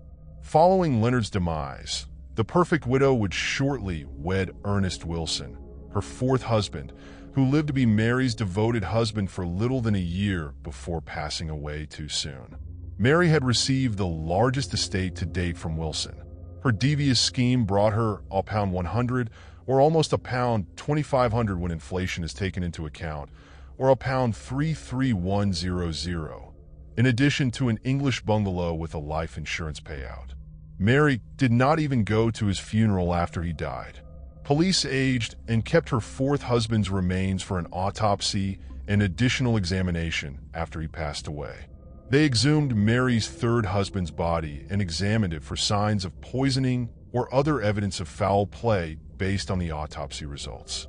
The joyful widow of Wendy Nook was finally tried for her crimes and found guilty for the deaths of two of her four husbands during the two trials in 1956 and 1957.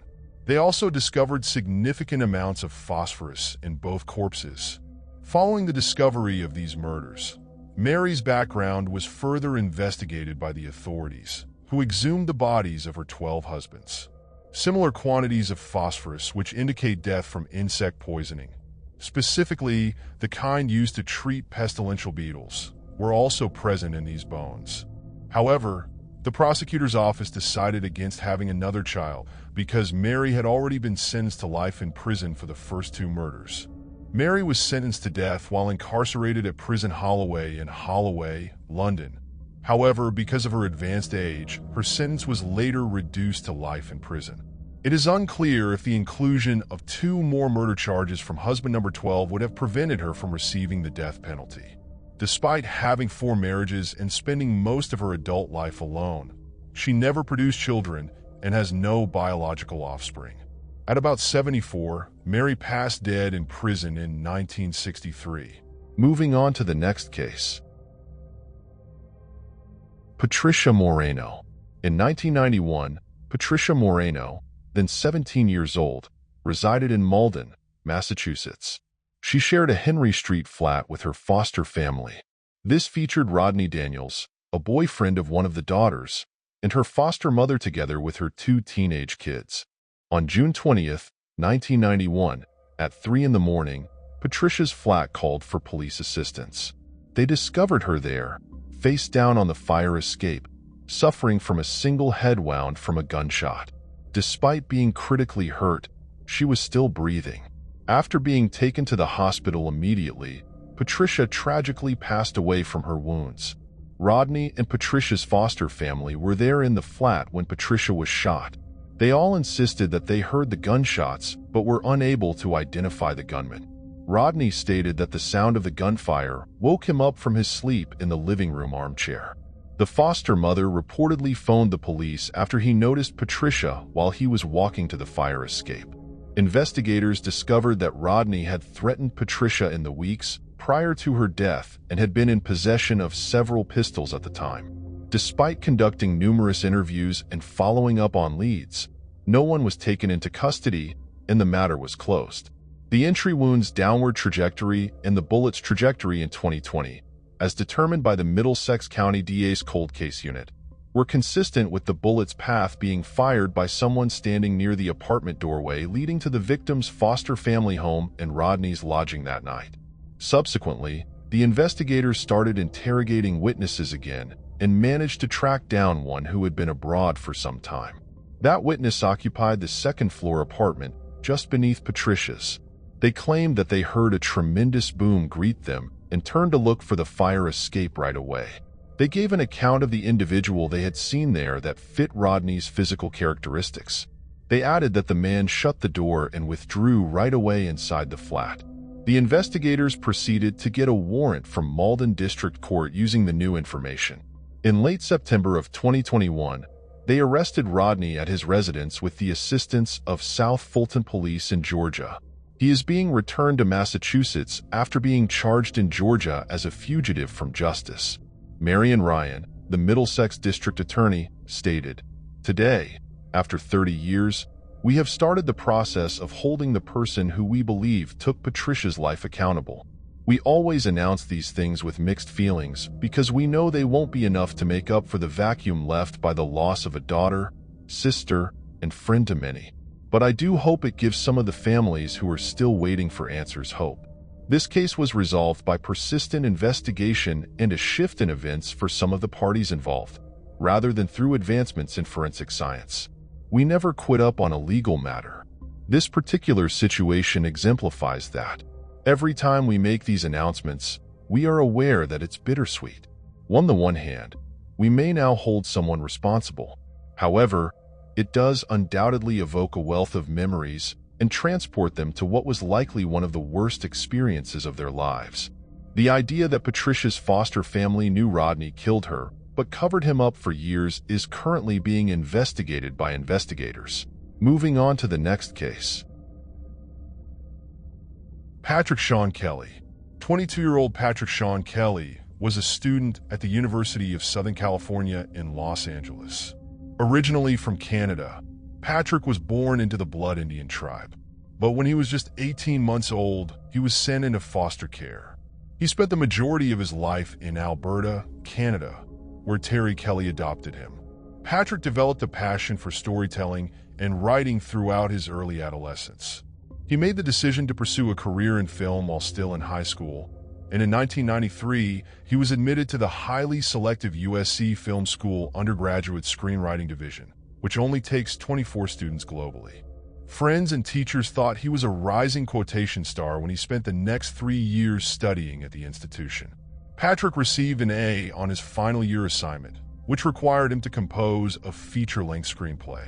In honor of the semester's conclusion, Patrick went out on Friday, May 3rd, 1996, with his friend Michael Park. Michael departed at around 3:45 a.m. after they went back to Patrick's dorm and watched a movie. Patrick would never be seen alive again after this. Patrick always called his mother every weekend, so it was strange that he did not call her this time.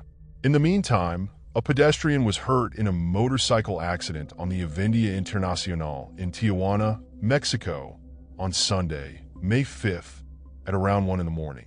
The man was sent to a neighboring hospital with grave injuries, but he passed away 6 days later. The individual was categorized as desconocido, or unknown, by the police because they were unable to identify him because he was not carrying any identification. Newspapers carried his picture, which was mistakenly credited to Luis Rodriguez. Terry called Patrick's friend Michael to see how he was doing after Patrick failed to contact his mother Terry over the weekend, and no one answered calls to his phone. When Michael arrived at Patrick's dorm, he was not there. His passport was missing, but his money, clothes, and baggage were still in the room. On his answering machine, Michael also found a message from Patrick's bank requesting that he give him a call again. Terry contacted the bank after Michael alerted her. She discovered that throughout the weekend, multiple ATM transactions had occurred in Mexico, including an overdraft in Patrick's bank account. As per the bank records, on Saturday, May 4th, at approximately 10:24 a.m., Patrick took out $60 from a 7-Eleven located in San Clemente, California. Another $135 withdrawal was made from a bank ATM in Tijuana, Mexico, that same day at 6:08 p.m. 3 more withdrawals totaling $114 were made at an ATM in downtown Tijuana the next day, Sunday, May 5th. His bank account was overdrawn by $17 as a result of this. Terry reported Patrick missing out of concern. Patrick was a permanent resident of California and a citizen of Canada. Terry then filed a missing persons report to the Canadian Department of Foreign Affairs in Ottawa, as well as the Canadian Embassy in Mexico. Still, she never received a response from them. She then made the decision to locate Patrick by hiring Doug Roth, a private investigator, on her own. Doug visited the 711 convenience shop in San Clemente, where Patrick had made his initial withdrawal. He requested to see CCTV footage from the owner. Patrick is seen entering the store at approximately 10:02 a.m. in security footage. Moments thereafter, another man was seen entering the business on camera. The man followed Patrick out of the store and made an effort to speak with him. The two appeared to be together. The identity of this man is still unknown. At that point, the private investigator made the decision to head south into Mexico. He searched the border's parking lots on May 20th in an attempt to locate Patrick's vehicle. These parking lots are where a lot of visitors leave their cars before heading into Mexico on foot.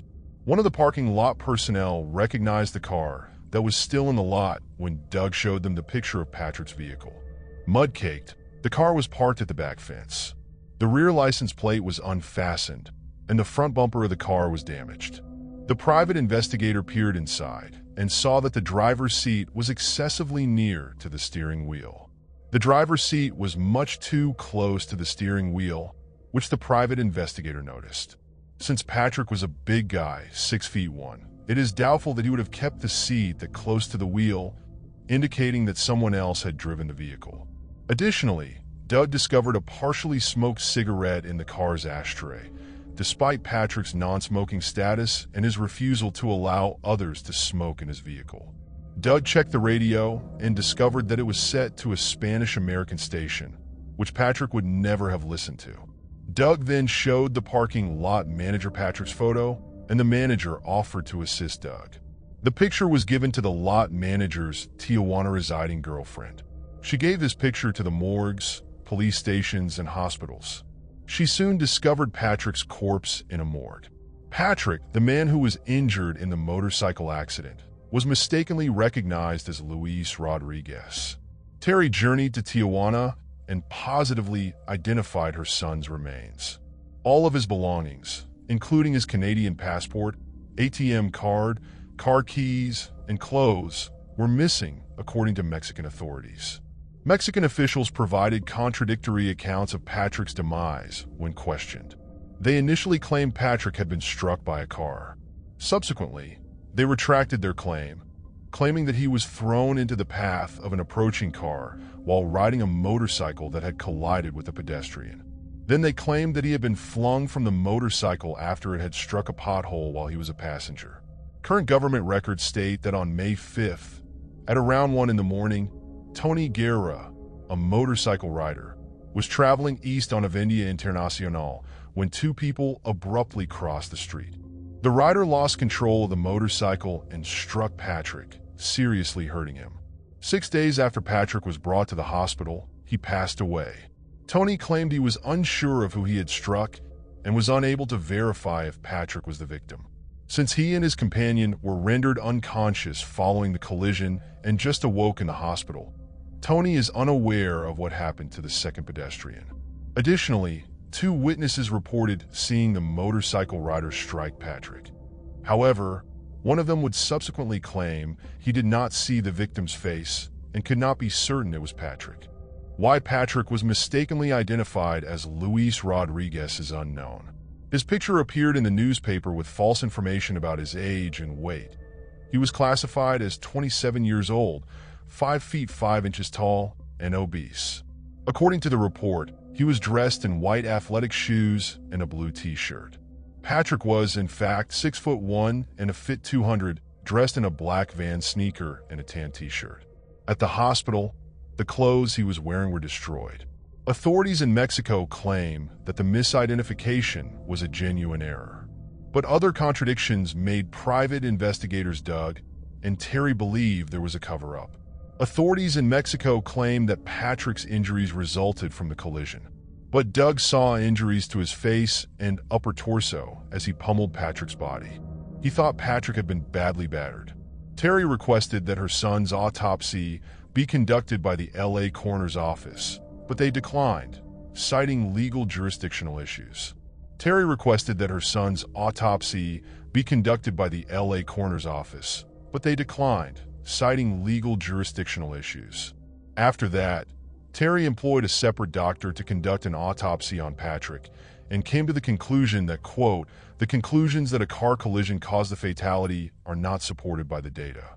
Afterwards, Terry was able to pay for the autopsy to be performed by the LA coroner's office. This autopsy suggests that Patrick might have been involved in a car accident. They weren't sure, though, in the absence of accident scene reports. According to the LA coroner's report, the Mexican authorities' autopsy results were not accurate. Patrick did not suffer from a burst spleen, broken ribs, a shattered skull, or succumb to sepsis.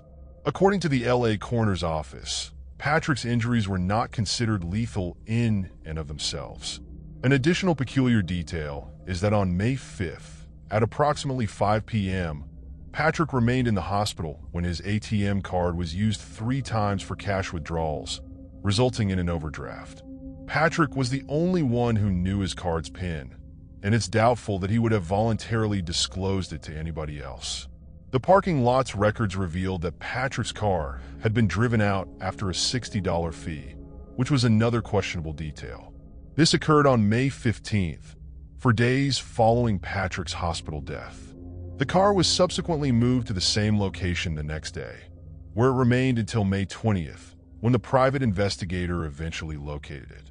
Following their agreement to do a limited forensic examination of Patrick's vehicle, the LAPD discovered what they thought to be blood splatters on the driver's side door. They declined to examine it, though, since Patrick passed away in Mexico and it was outside of their purview. They got in touch with the Department of Foreign Affairs in Canada, but they informed her that they were unable to take any action because it fell outside of their purview.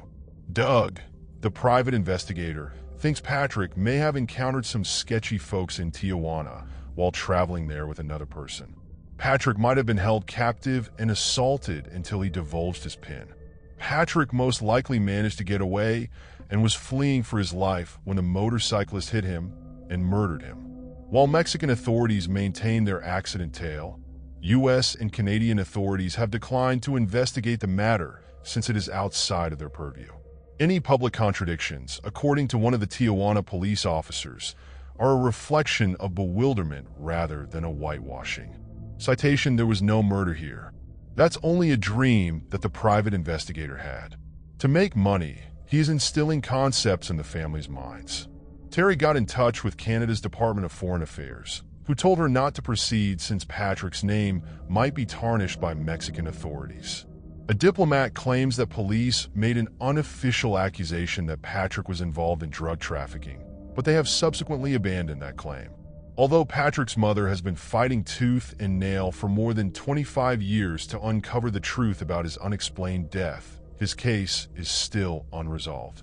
Moving on to the next case. Tilly Kilmick. Born in 1876, Tilly Kilmick was given the nickname Tilly, a misleadingly upbeat moniker for a lady who would later be held responsible for the deaths of almost 20 people. Throughout her awkward transition into adulthood, Tilly delighted and amazed everyone around her by making incredible predictions. She would claim, starting in 1911, to have dreams in which she saw the deaths of nearby dogs to whoever would listen. These visions would frequently center on the notion that the canines who had bothered her or her property would die. These were prophetic dreams, to the surprise and terror of everybody around her, and soon Tilly was leaving dog corpses in her path. After killing her neighbor's cherished pets failed to quench her homicidal thirst, Tilly turned her attention to people. More precisely, those closest to her, the ones who had vowed to stay attached to her until death, and did so unaware that their own demise was imminent. In 1895, she wed John McKewies for the first time. Tilly's first husband passed away in 1914 from what the coroner determined to be heart problems. Following John's passing, Tilly signed up with a matchmaking agency that focused on introducing ladies to guys from Poland. While many were drawn to the prospect of married bliss, She foresaw John Ruskowski's death 3 months after they were originally paired. Similar to her first marriage, she was able to go on with financial freedom following her spouse's death by receiving a sizable life insurance claim. With her newly found money, she paid for the matching service once more and focused on Frank Cupps. Frank married Tilly without realizing that all of his predecessors had perished at the hands of their beloved, even though Tilly had buried her 2 previous husbands. Following her 3rd husband's marriage, Tilly took up the new pastime of manufacturing candies. It appeared that any time she had a falling out with someone in the village or her neighbors, she would always end up making up with them and giving them a present of candies, which would eventually make them sick. Once more, nobody seemed concerned despite the obvious evidence, and Tilly was allowed to live unchecked and uninvestigated, acting like the ferocious animal she was turning into. Tilly lost a number of relatives along the way, but most of them ended well for her because she was named in their wills and profited financially from their premature passing. Frank was her 2nd husband for 4 years, but in 1921, Tilly finally got tired of her sweet tooth and decided it was time for him to go too. She then forecast Frank's death without any fanfare. Tilly told the neighbors that Frank only had 2 inches to live, based on her dreams. Over the next few weeks, Frank would wake up to find Tilly sitting beside him with a somber expression on her face. She would whisper to him things like, "Your time is almost here," and she would even knit her future mourning hat, a head covering traditionally worn by Polish women at funerals, in front of the man she intended to mourn. She even went so far as to buy a significantly cheap coffin in advance and requested permission from her landlord to keep it in the basement until the inevitable time for its usage. Tilly quickly remarried after Frank's passing, this time to spouse number 4. The same Polish matchmaker she had previously used to find her previous marriage was also how she met him. Despite Tilly's dubious and tragic backstory, the matchmaker's owners persisted in accepting her ransom money. The first person in the community to be aware of the potential risks of marrying Tilly was her 4th husband, Joseph Kilmick, as there were whispers beginning to circulate that anyone who crossed her would meet an unfortunate end. Doctors were already concerned when he passed away soon after the wedding, and an arsenic test was performed on his body. Positive findings were obtained. Following this discovery, the bodies of her former husbands were dug up, and authorities discovered arsenic in their bodies as well. When one complained to the local drugstore's pharmacist about rats taking over the house, they could easily obtain rat poison that included arsenic at that time. Tilly had requested her cousin to get her a poison known as Rough on Rats, which was odorless, tasteless, and simple to mix into any hot meal or beverage. Arsenic poisoning results in excruciating stomach agony as the body tries to rid itself of the poison, but it is absorbed into the bloodstream and causes terrible and violent death. If administered in little doses over a long period of time, the accumulation of symptoms would resemble the plethora of real illnesses that would inevitably claim the lives of 20th century inhabitants. In the early days of forensic science, doctors would remove a portion of the victim's stomach and fry it over a fire to determine whether the patient had been poisoned by arsenic. The medical examiner would conclude, based on scientific evidence, that arsenic poisoning caused the death if the organ had a garlicky scent. No arsenic, no scent of garlic. With time, tests for arsenic poisoning became increasingly sophisticated, and finally the bones of victims could be examined with a combination of chemicals to find any remaining remnants of the poison. Tilly's strategy would be to gradually poison her victims by introducing trace amounts of arsenic into their food. When Tilly was arrested in 1921, she reportedly said to the arresting officer, "The next person I want to cook dinner for is you." Tilly arrived at her trial wearing the mourning bonnet she had prophetically made in front of her 3rd husband. She was captured and imprisoned for the several killings, along with her cousin who had helped obtain the poison. It is believed that Tilly emotionally abused and tortured her cousin Nellie when they were both confined, repeatedly prophesying Nellie's death. She once informed her relative that the next day, the guards would hang her in the jail yard. This was incorrect and merely another example of Tilly's insatiable desire to inflict agony on other people. At the age of 60, Tilly passed away naturally on November 20th, 1936, while alone in her prison cell. Moving on to the next case.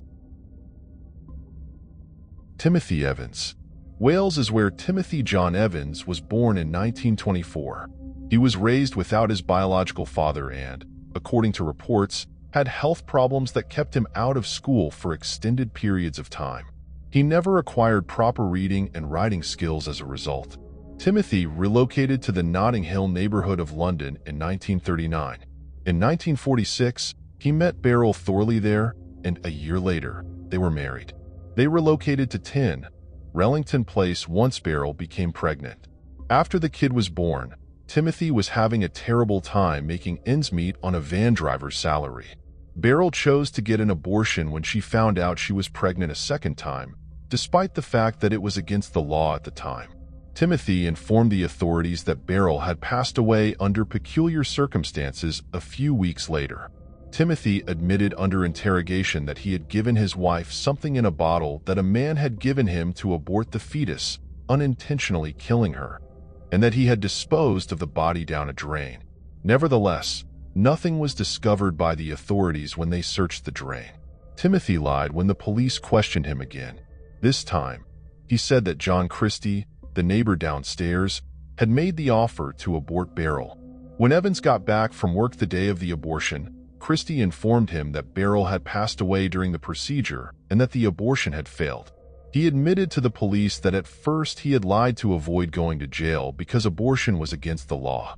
He said that following Beryl's death, Christie instructed him to depart London, promising to take care of the body and arrange for Geraldine, his daughter, to be looked after by another spouse. Timothy claimed that when he inquired about Geraldine, his daughter, upon his return to London, Christie would not allow him to visit her. Following this declaration, the police conducted a search of the property and discovered Beryl and Geraldine's decaying bodies concealed in a small washhouse and wrapped in tablecloths. They had both died from strangulation. Following his claimed confession, Timothy was accused of killing his wife and daughter. Timothy renounced his confession and maintained his innocence throughout the trial. He claimed that he confessed because he thought if he didn't admit to the crime, the cops would beat him up. Christie refuted the claims made by him that he was the murderer. The jury returned a guilty verdict and sentenced Timothy to death in about 40 minutes. 3 months later, following the denial of his appeal, Timothy was hanged at Pentonville Prison, so preserving his innocence till his death. Christie struggled to make ends meet and eventually moved out of 10 Rellington Place 3 years later. Christie's kitchen was used by Beresford Brown, an upstairs tenant, with permission from the owner. Brown discovered the wall was hollow when installing a shelf. 3 bodies were concealed in a kitchen cupboard covered in paper. After the police were summoned, 3 more bodies, including Christie's own wife Ethel, were discovered beneath the apartment's floorboards. 6 bodies in all were discovered within the flat. Christie was taken into custody on March 31, 1953, and he was prosecuted in the same court where Timothy Evans had been tried just 3 years earlier on June 22, 1953. He admitted to killing Beryl Evans during the trial. He did not, however, ever acknowledge killing Geraldine Evans. Christie was executed by hanging on July 15, 1953, after being found guilty of killing both his wife and the other lady. An investigation confirmed Timothy's murder conviction even though Christie was found guilty of killing Ethel. However, Timothy's sister and the press launched an effort to reverse the decision. The United Kingdom suspended and then abolished the death penalty as a result of the public outcry over the Timothy Evans case. Timothy Evans was granted a royal pardon in 1966, and his sister and half-sister were compensated for the injustice in 2003, 37 years after it occurred. Moving on to the next case. Virginia Freeman. In 1981, Virginia Freeman, then 40 years old, resided in Brazos County, Texas. She was married and had 2 kids, Brad, age 11, and Betsy, age 14. Virginia was a licensed real estate broker. She was well known in the neighborhood and volunteered for both the Girl Scouts and the American Red Cross. Virginia participated in Texas A&M University's First Baptist Church Discovery Program as well. A man wishing to purchase a house from Virginia called her on December 1st, 1981. The man said he had enough money to purchase the home. Despite having supper with her family and friends scheduled, Virginia confirmed the meeting because she was eager to close the deal. She drove to her house first, then to the appointment. Virginia wanted to let her kids know that she might not make it to supper that night. She advised them to get dressed and informed them that she would be seeing them a bit later than anticipated. Virginia then took her white 1981 Chevrolet station vehicle to the appointment. Charles, Virginia's husband, started to get worried about 6 o'clock. She still hadn't arrived home. He made a call to the real estate agency. Then he found out that Virginia had left for the appointment at 2 p.m. and had not returned. That day, Virginia was showing at a house, so Charles and a friend went to look for her. They discovered something horrifying in front of the house. Virginia's body was discovered in the home's driveway. 11 knife wounds to her neck had occurred. Additionally, Virginia was choked so severely that her neck was fractured. She had also taken many blows to the head. Investigators concluded that a concrete slab had been used. Her death was estimated to have occurred that day soon. Before 4 p.m., investigators also came to the conclusion that a client and Virginia never entered the house. The way the conflict unfolded was evident from the dirt surrounding her body. Virginia was likewise dealing with a plethora of defensive ailments. Her attacker's DNA was discovered under her fingernails. During the autopsy, the medical examiner gave her a clap under her fingernails.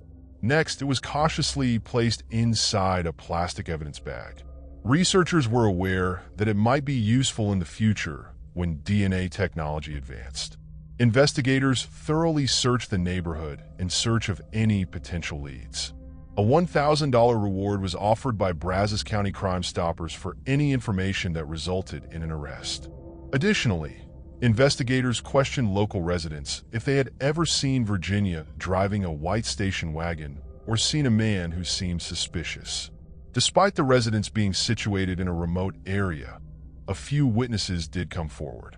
This allowed the detectives to piece together a composite drawing of the individual they were searching for. Despite the image going viral, nobody knew who the man was. A Virginian coworker mentioned that the man had a rural accent. However, the fact that this happened in Texas did not particularly aid the investigation. The coworker added that the man merely stated that he wanted to view the residents rather than asking for Virginia by name. Since Virginia was on a rotation list, she would be given any new clients who weren't already on the books. The crime resulted in no one being taken into custody, and the case finally went cold, remaining that way for a very long period. Due to advancements in DNA, the case was re-examined in 2018. Investigators contacted a business called Parabon Nano Labs to request assistance in cracking the case. A service offered by Parabon is termed snapshot DNA analysis. This implies that they can use the DNA of a suspect who cannot be located using DNA databases to reconstruct the culprit's appearance from both the time of the crime and the present. The service is not inexpensive. Up to $4,000 may be spent on the pictures. National Geographic made the decision to pay in order to capture the momentary photo of the individual who killed Virginia. In exchange, National Geographic would have authorization to produce a Nat Geo Explorer episode about it. Paragon then produced these pictures using the suspect's DNA that was discovered under Virginia's fingernails. Since it was thought that the suspect was approximately that age when the crime was committed, the first image depicted what the suspect would have looked like at that age. Genetic genealogy can also be utilized by Parabon. The procedure involves taking the suspect's DNA and comparing it to databases of publicly available DNA, including JetMatch. This method helped investigators identify the suspect's two second cousins, who were female relations. Further investigation led investigators to conclude that Virginia was killed by James Otto Earhart. James was a resident of Brazos County in 1981 when the offense was committed.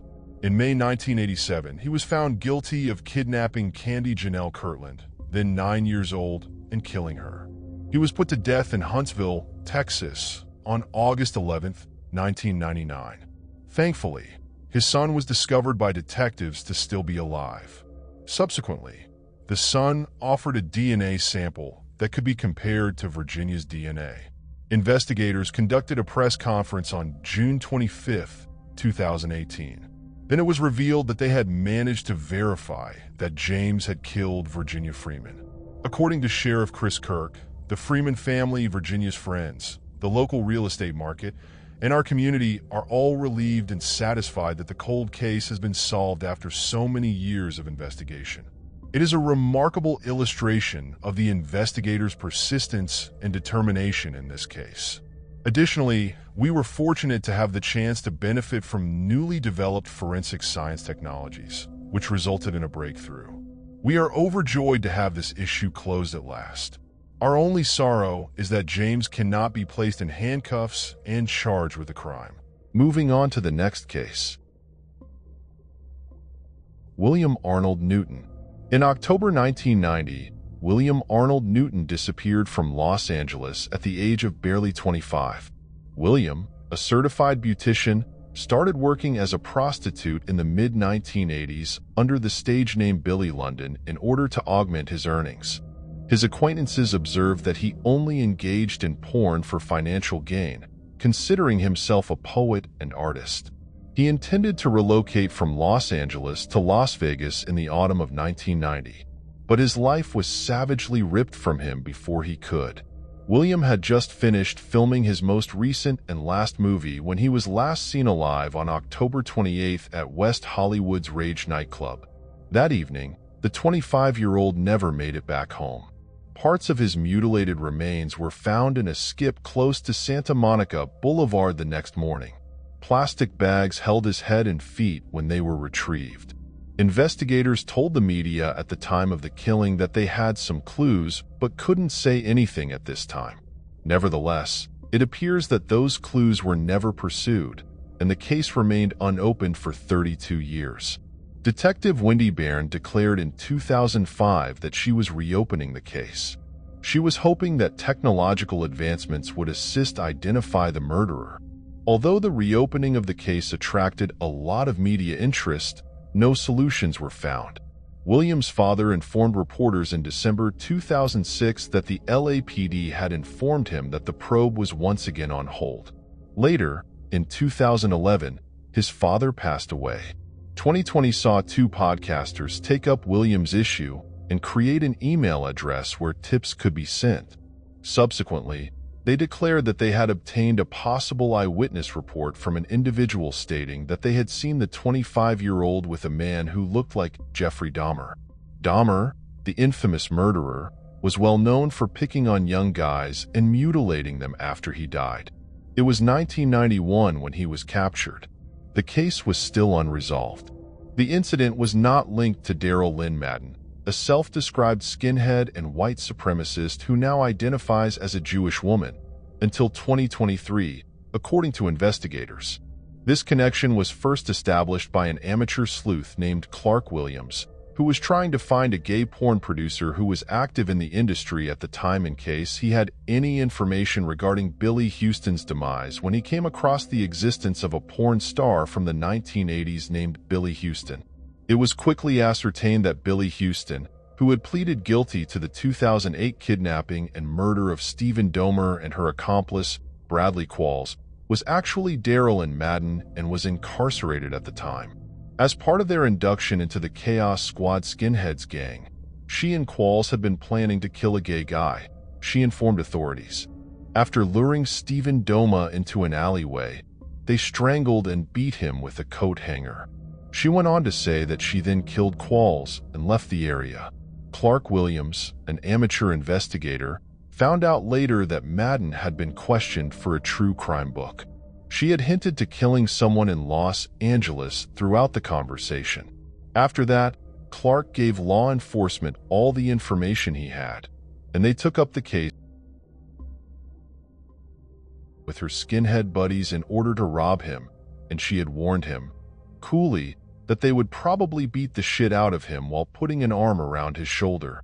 William followed them without raising any fuss, but Madden said that she had finally killed the 25-year-old by strangulation. She denied being involved in the mutilation, saying she couldn't recall where they'd brought him. Despite knowing who was responsible for this portion of the attack, she refused to name them, saying, "I'm not a snitch." Darlene Madden has not been charged despite the case being concluded. The DA's office cites a lack of evidence beyond the confession. They have pointed out that after 30 years, the prosecution would likely find it difficult to establish Madden's guilt beyond a reasonable doubt, since there are still too many unsolved questions. Interestingly, even if Madden is never found guilty of killing William, she will be incarcerated for the remainder of her life. Moving on to the next case. Carla Jan Walker. On January 31, 1957, Carla Jan Walker was born in Fort Worth, Texas. On February 16, 1974, she was abducted from her boyfriend's passenger seat while she was a 17-year-old cheerleader and student. After attending a Valentine's Dance Week at Western Hills High School, Carla and her boyfriend, Rodney McCoy, were waiting for friends in his car in the Brunswick Ridgely Bowl parking lot when all of a sudden, the car door swung open, and the two were attacked and assaulted by an unidentified individual who had dropped the magazine from his gun during the attack.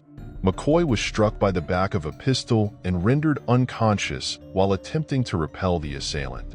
Later, when he awoke, he found Carla gone. The last thing he remembered seeing her say was, "Rodney, go get my dad." Thereafter, McCoy went to Carla's parents' house to inform them of what had happened. They contacted the police, who conducted a search of the area where she was taken hostage. The only things found in the parking lot were her purse and the magazine clip the attacker had left behind. On February 20th, 1974, a few days later, Carla's body was discovered in a drainage tunnel at Benbrook Lake. She had been alive for 2 days following her kidnapping, and the results of the autopsy revealed that she had also been beaten, raped, given a morphine injection, tortured, and strangled to death. It was said that during the initial stages of the investigation, the police had a long list of potential suspects. Glenn Samuel McCurley was one of the men questioned soon after Carla was killed in 1974 because he was connected to the pistol magazine discovered in the bowling alley parking lot. It appears that he had just bought a handgun that took the identical magazine that was discovered at the scene of the crime. Before we continue, we want to remind you that only a small percentage of people who watch our videos are actually subscribed. So if you enjoy our content, consider subscribing. It's free. Now, let's move on with the video. McCurley did, however, inform investigators that his gun had been taken from his truck. He was freed after completing and passing a polygraph exam. Nothing connected him to the murder at this stage. Semen and other bodily fluid evidence had been taken from the crime site by the police, who were in dire need of answers. Carla's clothing was also saved for future examination, but in the 1970s, there was no sophisticated technology available to identify the murderer. As a result, the murder case remained unsolved for 46 years until September 2020, when the police obtained DNA samples from the trash can outside McCurley's residence. The samples were verified to match the DNA evidence taken from the crime site in 1974, and when the investigators went back to McCurley's house, he invited them in for a conversation. He told the same narrative he had told the authorities in 1974. He asserted that he had never met Carla Jan Walker and denied ever having killed anyone. He then consented to provide a DNA sample when requested by the investigators and signed a consent form. They collected 2 chick swabs and sent them for analysis along with Carla's clothes. They were submitted to Othram Incorporated, a laboratory that specializes in cutting-edge analysis of damaged and tiny DNA fragments. In the end, they created a complete DNA profile of the offender. The samples taken from McCurley 6 days later matched the DNA discovered on Carla's bra. This was sufficient to warrant McCurley's arrest and indictment of capital murder. August 2021 marked the beginning of McCurley's trial. The pistol he said was stolen in 1974 was among the evidence shown in court. Inside his house, the weapon was discovered carefully hidden. McCurley entered a guilty plea on the third day of his trial and was given a life sentence. He is presently incarcerated at the Gibb Lewis unit and is scheduled to be released on parole on March 21, 2029. He continues to insist on his innocence as of the time this video was made. Once, he told a reporter that he had had enough of being harassed and had entered a guilty plea. Jim Walker, Carla's younger brother, is relieved that his sister's horrific murder has a face at last and that the family finally has one. Jim claimed their parents had both passed away before witnessing the murderer, but he was able to keep the promise he made to his mother. Jim became a police officer about 45 years ago after his sister was killed. Moving on to the next case. Denise O'Neal. Denise O'Neal was a 28-year-old Florida resident who lived in Palm Beach. She was a travel enthusiast and an explorer. She enjoyed recreational activities including swimming and scuba diving, as well as visiting museums. Denise was born and raised in New Jersey or San Diego, but when she was 4 years old, her family moved to Dublin, Ireland, where they lived for 2 years before coming back to the U.S. to start first grade. Denise, the eldest of her 3 sisters, was the first person in her family to enroll in college. In 1989, she received her honors degree from the University of San Diego. After earning her master's degree from Boston College, she moved to Brookings, Oregon, where her family owned a riverfront restaurant. She developed a love for teaching there and started volunteering at a local high school. She relocated to Palm Beach, Florida in 1992 to pursue her independence. Because of her inexperience, she was turned down for multiple teaching positions that she applied for.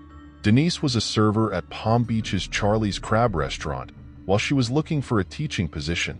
She was apparently happy with her life and earning a respectable wage at her profession. In the 2.5 years that she had worked there, her co-workers reported she was always on time and never missed a shift. After Denise skipped her shift for 2 days in a row, her manager called her home on July 15, 1995. The management called the police, fearing that something had happened to Denise, but no one answered. An investigation into missing persons was started right away by the police. When they went to her flat, they saw that it was orderly and spotless, with no obvious evidence of forced entry. But Denise's automobile was nowhere to be found in the parking lot. When police looked through her answering machine, they discovered a notice from her credit card company alerting her to a strange activity on her account. When detectives asked her neighbors, nobody mentioned hearing or seeing anything out of the ordinary. Later on, Denise's car was discovered by police in a parking lot across the street from her apartment. On the driver's side of the vehicle, cops found a cigarette butt and 2 Coke bottles inside. Denise's friends and family insisted fervently that she didn't smoke. Denise's pink jacket was also discovered by the police on the car's backseat. An examination of the car's forensics was mandated by detectives. Sand traces were found in the vehicle by crime scene technicians. Analysis showed that the sand was actually limestone, not the usual sand seen on beaches. Both outside and inside the car, many fingerprints were discovered by crime scene investigators. Police thought that someone other than Denise had driven the vehicle. Investigators discovered that at approximately 2:30 p.m. on July 13th, a pair of women's sneakers had been purchased using Denise's credit card. But Denise failed to come up for her shift, which was scheduled to start at 5:30 p.m. The police thought Denise would vanish within those 3 hours. Later that day, $700 was taken out of Denise's bank account, but police were unable to identify the actual cash taker because the ATM CCTV was down at the time. The inquiry would go on. Eventually, a worried bystander called the police to report finding a body in a nearby canal. Denise O'Neal was recognized as the deceased person. A dog leash, a shoelace, and a belt had tied her torso. After that, a big pink sheet was put around her and fastened with 2 electrical lines that had heat pebbles attached to them. An artificial rock that produces heat through the use of electricity is called a heat rock. It's frequently used to warm cold-blooded animals, like pet lizards or snakes. On this sheet, the police also discovered black dog hairs. According to police, Denise's killer had a dog and a lizard. Denise had been sexually raped and strangled to death, according to an autopsy.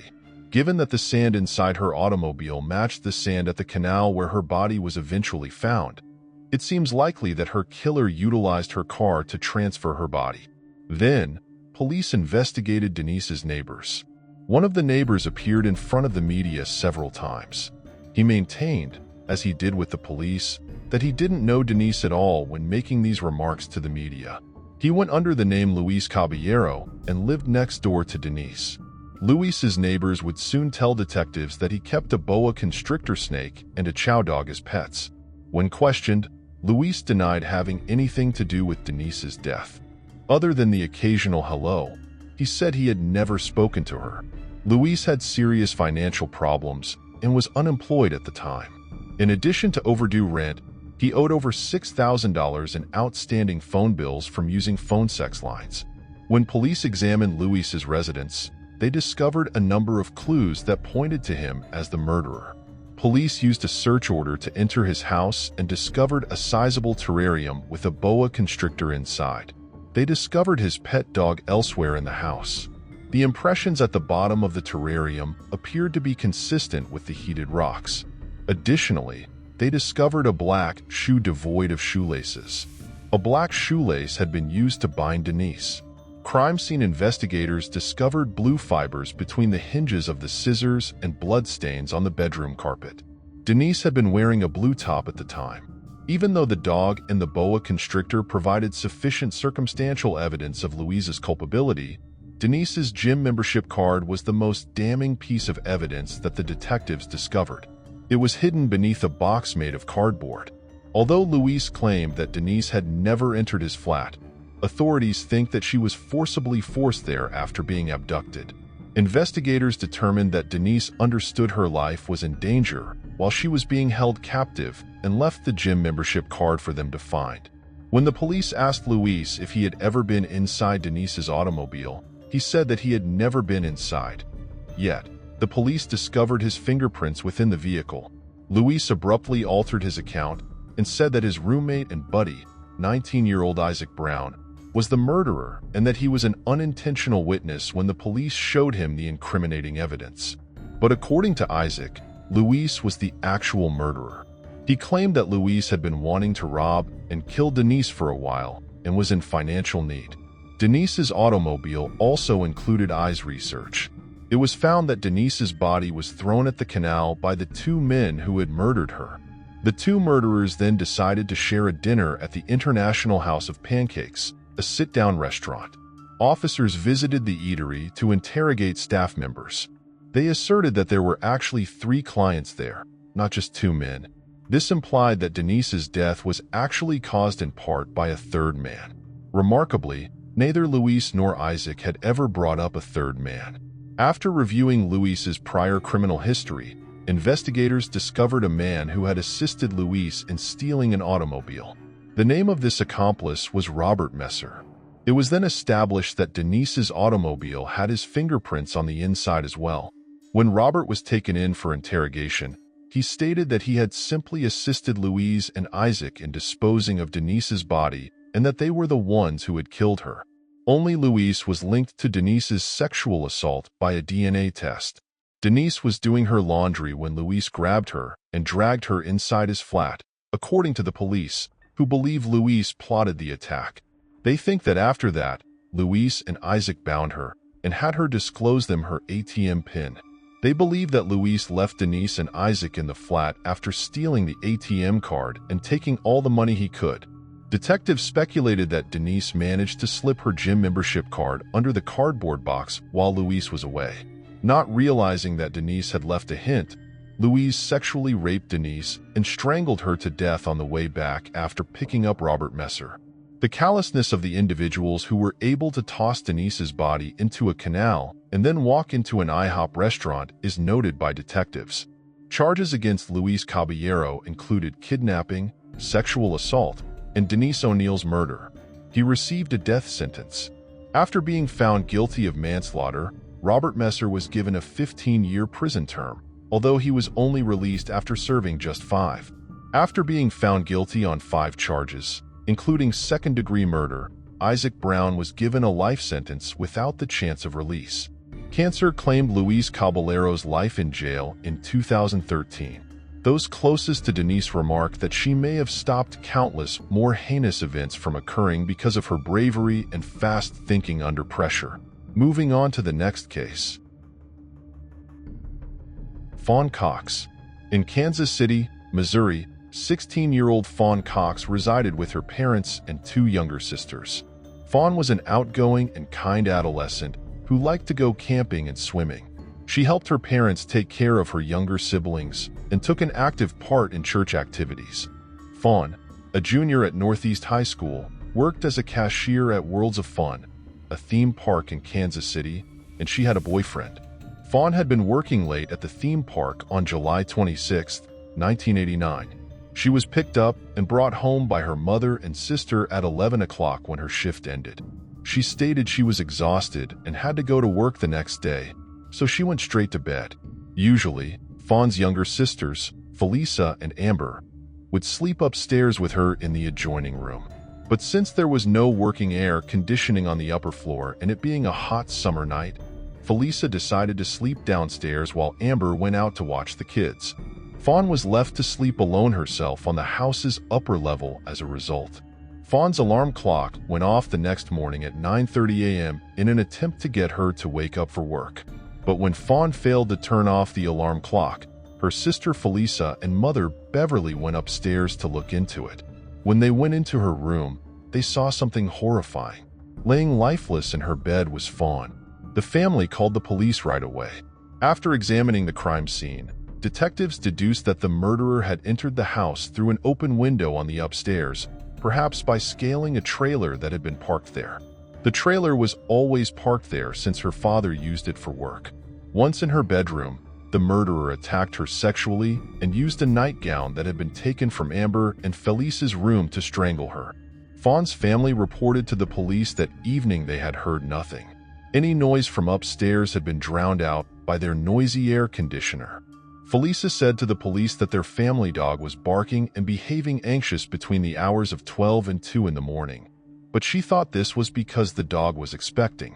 A stereo recorder, a Nintendo game console, and 2 radios were among the several items from the residence that went stolen, according to a post made by Fawn's sister, Amber Cox, on websleuth.com. Additionally, Amber stated that some items had been moved out of the closets in the room next door, which raised the possibility that the criminal had been hiding there.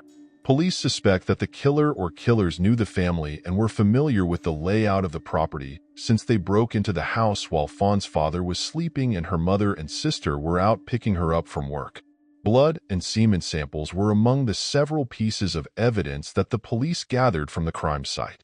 After questioning friends, family, and neighbors, detectives began an inquiry, but nothing noteworthy came of it.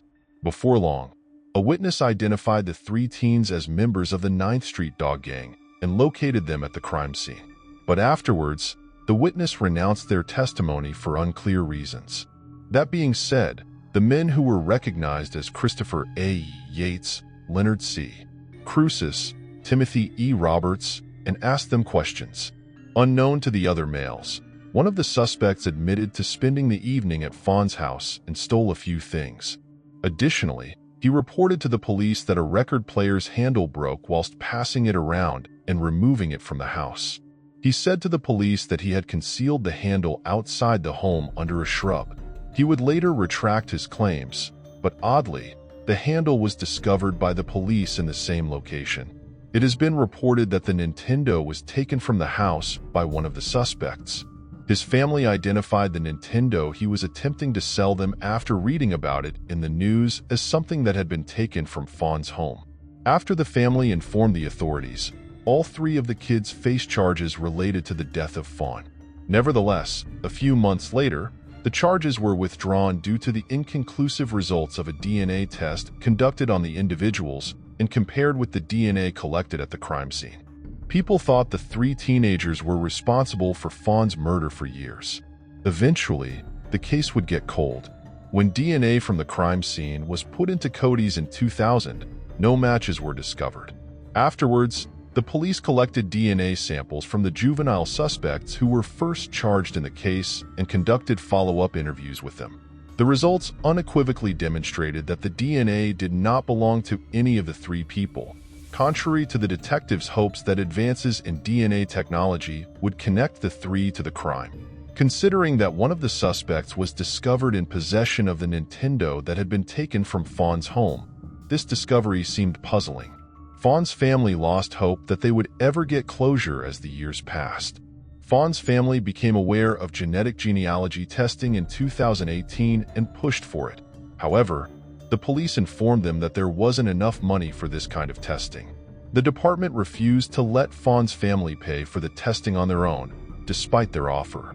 After working with the FBI to acquire money in 2020, the DNA found at the crime scene was eventually sent for analysis.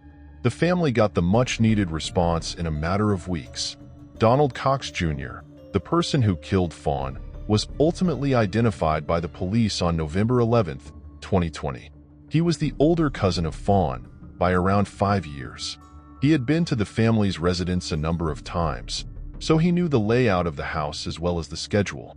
Donald also had a criminal history that included possession of illicit narcotics and misdemeanor robbery. In 2006, he overdosed on drugs and died.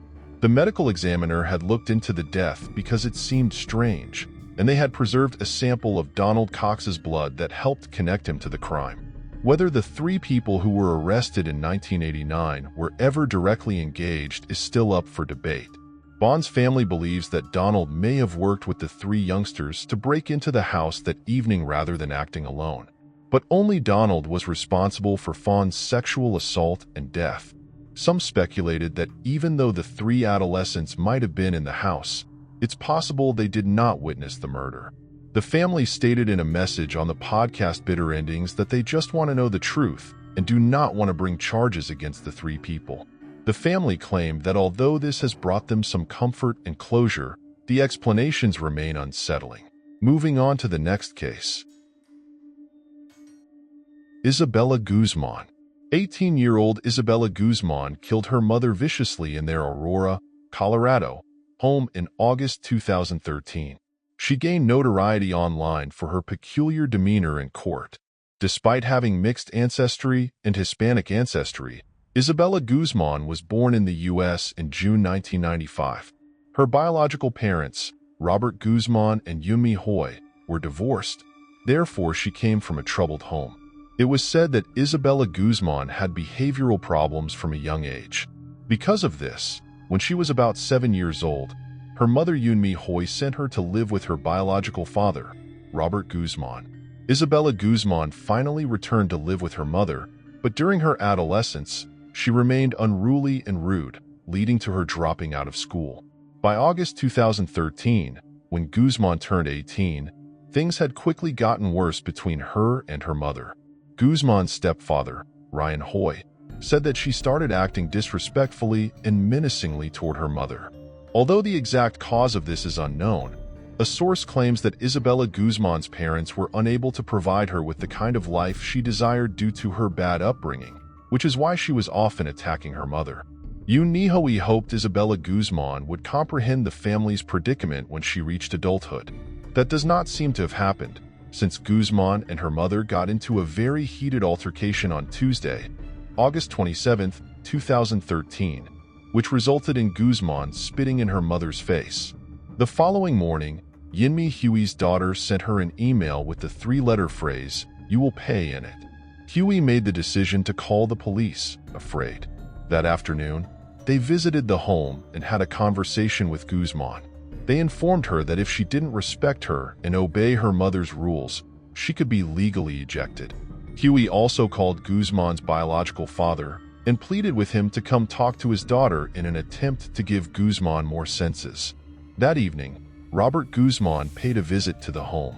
In a subsequent interview, he stated that he had spent time in the backyard with his daughter, where they had enjoyed the scenery and the animals, while discussing the value of having respect for one's parents. Robert went on to say that he felt like he was making progress, but that, regrettably, their chat had accomplished nothing within hours. When Yumi Hoy got home from work on August 28, 2013, the night of the murder, she told her husband Ryan Hoy that she was heading upstairs to take a shower. But a few minutes later, Ryan Hoy was met with a terrifying scream and a loud thump. Then, as he heard a disturbance upstairs, he went to witness Isabella Guzman slamming the bathroom door shut.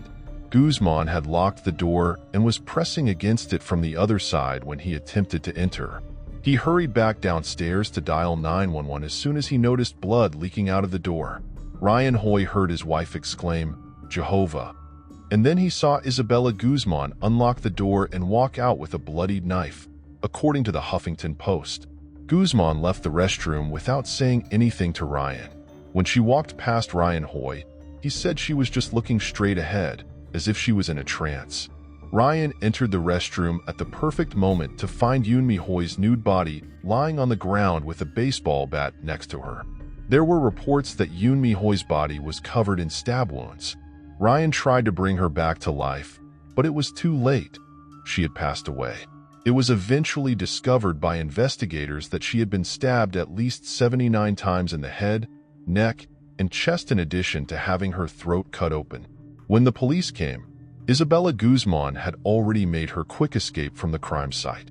A quest was started to find her, alerting the public about Guzman's hazardous and armed whereabouts. She was apprehended by police in the afternoon of the following day in a neighboring parking garage. Her mother's blood was still visible on her turquoise shorts and pink sports bra. After that, she was detained and placed under detention. Some sources claim that Isabella Guzman resisted leaving the four walls of her jail on the day of her scheduled arraignment hearing on September 5, 2013. But in the end, they pulled her outside. She was seen making strange and unsettling looks at the camera when she later appeared at the courthouse. She was pointing at her eyes, grinning. Isabella Guzman entered a not guilty by reason of insanity plea during the trial. In addition, a medical professional had attested that she had paranoid delusions, auditory and visual hallucinations, and schizophrenia for years. It was reported that Guzman was stabbing her mother without even realizing it. Rather, she believed that she had murdered Cecilia in an attempt to save the entire globe. Nonetheless, Guzman's plea of not guilty by reason of insanity was accepted by the judge. After that, she was taken to the Colorado Mental Health Institute in Pueblo, where she was told to remain until she posed no threat to the public or herself. Guzman was receiving treatment at a mental health facility when, in 2020, a number of TikTokers shared footage of her 2013 court appearance, catapulting her into the public eye. The background music for a few of her TikTok videos was a song titled "Sweet But Psycho." Some TikToker users could be seen trying to mimic Guzman's odd facial expressions in other videos. A video montage of her court appearance was seen over 2 million times. On the other hand, her online fan following grew rapidly. A few admirers remarked on her beauty and implied that she must have had a valid motive for killing her mother. In celebration of Guzman, people also began creating Facebook and Instagram fan pages. She stated in a petition for her release submitted to the court in November 2020 that she was no longer mentally ill and posed no threat to herself or others. All of this was happening at the same time. Guzman later admitted in an interview that she had suffered years of abuse at home from her parents. She clarified that she left and renounced the faith at the age of 14, and that her parents were Jehovah's Witnesses who frequently mistreated her. Isabella Guzman was allowed to leave the hospital in June 2021 in order to attend therapy sessions. She acknowledged that she had an abusive relationship with her mother, but she insisted that she would do it all over again if she could. How does everyone feel about Isabella Guzman? Please share your opinions with us in the comments section. Moving on to the next case. Jennifer Levan. Jennifer Levan, at 18, was intoxicated on August 25, 1986, when she went to Dorian's Red Hand, a pub close to Central Park, New York. Though it didn't seem like much at first, Jennifer had no idea that when she made the decision to end the evening and head home, a terrifying series of events would start. Around 6:15 in the morning on the next day, a woman riding a bicycle through Central Park was seen. She noticed something unusual just before she crossed the Museum of Metropolitan Art. Jennifer was laying behind the museum. She had left the bar a few hours before. It was apparent that there was a serious problem. Jennifer was half naked and had no breathing. Riley called 911 right after, and the police were then presented with a case that would soon make it onto every newspaper's main page. The police started their investigation right away, sending out teams to ask questions about any information they could find about this horrible incident in the neighborhood. Their investigations took them to the same place Jennifer had been that evening, Dorian's Red Hand. The first significant clue was discovered by the police inside this establishment. Investigators were notified by the bar-goers that Jennifer had not been by herself that evening. She had arrived there with a group of pals and departed with a man. Even though there were little specifics on the man, this knowledge turned out to be important. The authorities had no trouble piecing together the remaining pieces. The police got in touch with Jennifer's friends right once, and soon they had all the information they needed about what happened that night, including the identity of the enigmatic man. The man in question was a tall, attractive 19-year-old named Robert Chambers. Chambers was drinking beer alone himself at the tavern that fateful night. He looked unusually gloomy and disinterested in the bar's party scene. Chambers saw Jennifer at around 1 a.m, greeted her, and they gradually struck up a pleasant discussion. But his attractive 16-year-old girlfriend, Alex Cab, witnessed him conversing with Jennifer. Alex and Chambers had scheduled a date, but Chambers showed up more than an hour late and said nothing to her. Nevertheless, he was conversing with Jennifer. Chambers behaved very evasively when Alex confronted him. Furious, Alex informed him she didn't want to see him again, but all she received in return was a mocking laugh. This started what turned out to be a lengthy chat between Jennifer and Chambers. Jennifer and Chambers had dated casually before that evening. According to her acquaintances, Jennifer had long been attracted to Chambers and thought he was beautiful. Jennifer, who was eager to get closer to Chambers, sees an opening created by his argument with his girlfriend. Friends watched Jennifer conversing flirtatiously with Chambers in the bar for the next 3 hours. They departed together at about 4:30 in the morning. It was now time for Mr. Chambers to receive a visit from the police. All of this occurred on the same day, and the police arrived at Chambers' Manhattan home a few hours after the body was discovered. When asked about the marks on his face, he said they were caused by his cat. But after looking at the scratches, the cops weren't sure if they were actually caused by a cat. Upon inspecting the cat, they discovered that it had been declawed, which eliminated any possibility of it scratching him. Furthermore, there was a bite mark on his right index finger that did not appear to have been caused by a cat. But the most important thing was to learn more about the terrible tragedy before making any assumptions. However, Chambers flatly denied ever setting foot in the bar. His denial, though, would have no effect because he would soon find himself seated in the police station, with his claims about to significantly change. His story soon changed to paint himself as the victim after he acknowledged that he had actually been with Jennifer that evening. Chambers put it this way: Jennifer attempted to help him. Although he implied that she got somewhat assertive with him, there isn't any hard proof to support that claim. We'll also reveal to you why Jennifer's claims that she assaulted him were untrue by the end of the video. For now, though, let's examine the origin of the scrapes on Chambers' face. In the end, Chambers had to admit that Jennifer, not his cat, was the one with the cat. Furthermore, he disclosed to the authorities his actions when things became difficult. At first, his confession of hitting Jennifer and murdering her would seem to be extremely truthful, but there were a number of discrepancies in the facts that cast doubt on the veracity of his story. What had happened if all he had said was a lie? Jennifer's body was found with apparent injuries, indicating a violent altercation. She had noticeable bleeding near her throat, which suggested that she had been strangled. Following an autopsy, Dr. Maria Letzalandi determined that Jennifer's cause of death was strangling. Yet, Chambers persisted in telling his version of events. But the whole scene belied his claims. It wasn't just the injuries. Jennifer's clothes were pushed up, as the investigator indicated, suggesting that this was not a simple accident. Her unkempt look and clothes gave the impression that she had been abused. Even if there was ample proof that Chambers had done something heinous to Jennifer, it would be difficult to prove it in the absence of a confession. After 2 years and a considerable lapse in the inquiry, the much-anticipated trial took place. The trial of Chambers commenced on January 4, 1988. The main area of dispute in the court was the matter of strangulation. In his testimony on February 9, 1988, Dr. Alandi stated that the soft tissue around Jennifer's eyes had pinpoint hemorrhages that might be caused by constriction of the blood arteries in the neck. She explained that this showed that her neck was compressed, proving that she had been strangled. However, Chambers' lawyer Jack Littman said during cross-examination that Chambers may have put Jennifer in an armlock and strangled her, possibly killing her in a matter of seconds. Littman speculated that Jennifer may have jerked her head back and forth quickly in an attempt to catch her breath, leaving scratches on her neck. Although such a scenario may theoretically occur, Dr. Alandi admitted that it did not correspond with what transpired in Jennifer's instance. Following 9 days of trial without a verdict, Chambers and the prosecution agreed to a plea deal on March 25, 1998.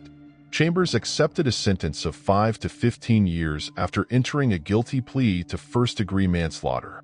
He also had to admit, as part of the deal, that he meant to hurt Jennifer badly enough for her to die. In the end, Chambers received a 15-year prison term. Chambers served his entire sentence and was released from jail on February 14, 2003. But his eerie background was not going to disappear so quickly. He did appear to be overjoyed to be free once more.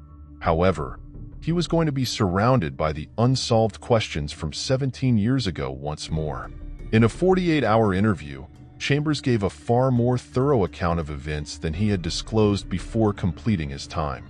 He said they weren't completely naked, but the way she was discovered refuted his assertion, and the injuries on her neck suggested that she had been strangled rather than just struck. Thus, his account did not quite match the available data. At the moment, all he wanted to do was portray it as an accident while also expressing his regret. He continued to act like the helpless victim.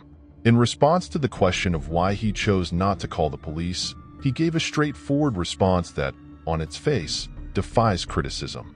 He said he cared, and that many people seemed to start believing his stories after he was eventually set free. But the perception of him among the public was about to shift. Chambers was free on bond when the footage that we just watched was taken. Girls were there at a home party in their panties, and Chambers seemed like he was having a great time. But even after 17 years, it seems like he was making up stories again. Additionally, Chambers stated that he remained there when the cops showed up. It could be questioned why Chambers wasn't questioned by the police right away. But the problem is that, to the police, he was just another park visitor at that time, and there was no clear indication of his possible connection to the case. He was just sitting off in the distance on a stone wall. The confusing thing is that he had to have continued to present himself as innocent even after realizing he was responsible for someone's death. His assertion that he was afraid and powerless to act was called into question by this contradiction, which he persisted in doing even after a long period of time. It was time for broadcaster Troy Roberts to bring up the pivotal moment in the narrative. Even after careful examination, the bruise that Chambers described as coming from being struck by someone looked very different from the strangulation marks, raising serious questions about whether the injury was actually caused. Chambers' hand even bore a bite mark, unmistakable proof that someone had bitten him. Even after doing his time, Chambers insisted he had no intention of killing her. He was guilty, he was sorry, he even apologized. The story was never able to come to the satisfying end it deserved, even though all the signs pointed to him killing Jennifer on purpose. It was hard for many to accept that his feelings were genuine. Chambers had made an effort to convey his fear and regret. Except his incarceration revealed nothing except an attitude problem in a man. In July 2005, Chambers was still facing legal issues from his horrific conduct in 1986, even after finishing his sentence. On August 29th, he was given a reduced sentence of 90 days in jail and a $200 fine for breaking his license, after entering a guilty plea to a misdemeanor narcotics allegation. On July 25, 2023, Chambers was released from the Chuan Gang Correctional Facility in New York, having completed 15 of his 19-year term. His parole period ends in 2028. What are your thoughts on this situation then? What transpired, in your opinion, on that fateful day? Why do you think Jennifer Levan was killed by Robert Chambers? Tell us what you think. We would adore hearing from you. Additionally, please feel free to leave recommendations in the comments section if you have any cases in mind that you'd like us to cover. Moving on to the next case. Jessica and Austin. On June 19, 2020, 4 TikToker teenagers discovered a dismembered body on Seattle's Alki Beach wrapped in a suitcase. It seemed that these teenagers were accidentally directed to the site by an American app called Randonautica, which is owned by Presley Media. Users can embark on impromptu trips using the app thanks to its precise location UI. Nobody knows where they are going or what they will find, not even the user. With just their location requested, users of this frightening random adventure software are guided to explore unknown locations. You can choose how far you can go from where you are right now, though. When these teenagers arrived at the beach, they noticed a black luggage on the rocky patch near the ocean. They initially believed it to be a bag of cash, but as they approached the luggage, they noticed an odd stench coming from it. They opened the luggage with a stick out of curiosity and found something inside that was sealed in a plastic bag. They decided to phone 911 to report a weird black suitcase with an unpleasant stench emanating from it because the scent was now pervasive. When police combed the Alki Beach 2 hours after they arrived, they found human remains inside the luggage. In search of more hints, they closed off the beach. 3 days later, in the vicinity of the Seattle City Light Power Substation, in the 1000 block of West Marginal Place, the deputies found another suitcase containing human remains. The victims were identified as 27-year-old Austin Werner and 35-year-old Jessica Lewis by the King County Medical Examiner's Office. Both were discovered to have been shot dead. Austin was hit once in the torso, but Jessica died from several bullet wounds. Born in Maple Valley, Jessica's niece had worked at Laura's Adult Family Home, an assisted living facility where she aided elderly and developmentally handicapped persons, according to Jessica's Aunt Gina. It was believed that Jessica possessed the poise and forbearance to accomplish that. Gina added that her niece was kind-hearted and eager to assist anyone in need. Jessica had 4 children of her own. 2 of her children were reported to have graduated from high school as of June 2020. The other was old enough to be aware of the developments, while the first was still enrolled in middle school. Austin, who was from Kent and lovingly called Cash, was also a native of Washington. The 8-year married pair had reportedly gone through tough times, but they had always been able to support one another. Austin's mother said of her son, he had faith, a big heart, and loved the outdoors, country music, campfires, trucks, dogs, Jessica, and his family. His family wished to mourn their son in private at the time of his death.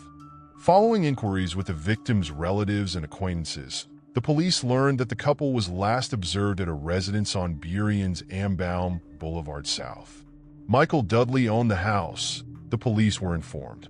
On August 19, 2020, a search warrant for Dudley's home was served in order to begin the investigation. In the room where Jessica and Austin had been living, investigators discovered spent bullets, bullet holes, bullet impacts, and a small smear of blood. According to reports, Dudley was unable to explain the bullet damage to investigators. In an effort to remove any traces of the incident, the room was reportedly recently painted and cleaned. Unfortunately for Dudley, forensics could see past the room's pristine appearance and found a smear of Austin's blood. Dudley was placed under arrest, so he could be questioned. Later, it was found that on June 9, 2020, Dudley and Jessica, who had been renting a room from him since December 2019 at his Burien house along Ambaum Road, got into a fight about their unpaid rent of $1,500 per month. Dudley acknowledged owning a gun and getting into a fight with them, but he denied killing them. Still, Additional questioning of his neighbors resulted in his conviction. During questioning, a neighbor reported to the police that they heard shooting inside Dudley's house on June 9, 2020, and that they heard a guy yelling, "Please don't do this, just let me leave." According to the prosecution, Burien police officers went to the house that evening but left after knocking on the door and receiving no response. Another witness who had recently moved into Dudley's home asserted that she came at the house after Jessica and Austin had been killed that same evening. She claimed to have seen the outline of a person with a broken arm protruding from beneath a pile of clothes. Austin and Jessica were staying in the room. The woman further informed the authorities that Dudley asked her to leave and return the following day so he could tidy up his mess. But she didn't come back for several days. Additionally, when Austin's father couldn't get through to Jessica or his son, he went to Dudley's house. Then Dudley told him that the pair was gone. Later, when Austin's father saw his son's clothes in the trash, he knew it was his. Gordon, Dudley's ex-girlfriend, described him as a violent person who had previously been arrested and charged for physically abusing her in 2016. Gordon was shocked that her boyfriend had perpetrated such a heinous murder. Additionally, in a court filing, his daughter, who goes by a different name today, said that Dudley sexually abused her for 9 years, from the age of 10 to the age of 18. She claimed that Dudley would make her watch while he viewed porn and masturbated, forcing her to share a bed with him. He would threaten to use a gun to kill her if she resisted. Dudley was a sicko who would occasionally smash the late victim's car so they couldn't escape, according to Jessica's Aunt Gina, who spoke with West Side Seattle. He allegedly installed trackers on people's vehicles. He would advise people to leave if he got into a fight with them, but he would also attempt to lock them inside the house. In order to frighten the victims, he once killed a dog in front of them and placed the corpse outside the house for 3 days. Because the dog had taken one of Dudley's chicks, he killed it with a hammer. He let the other dog sniff and look at it outside. Gina said that Dudley was an absolute crazy.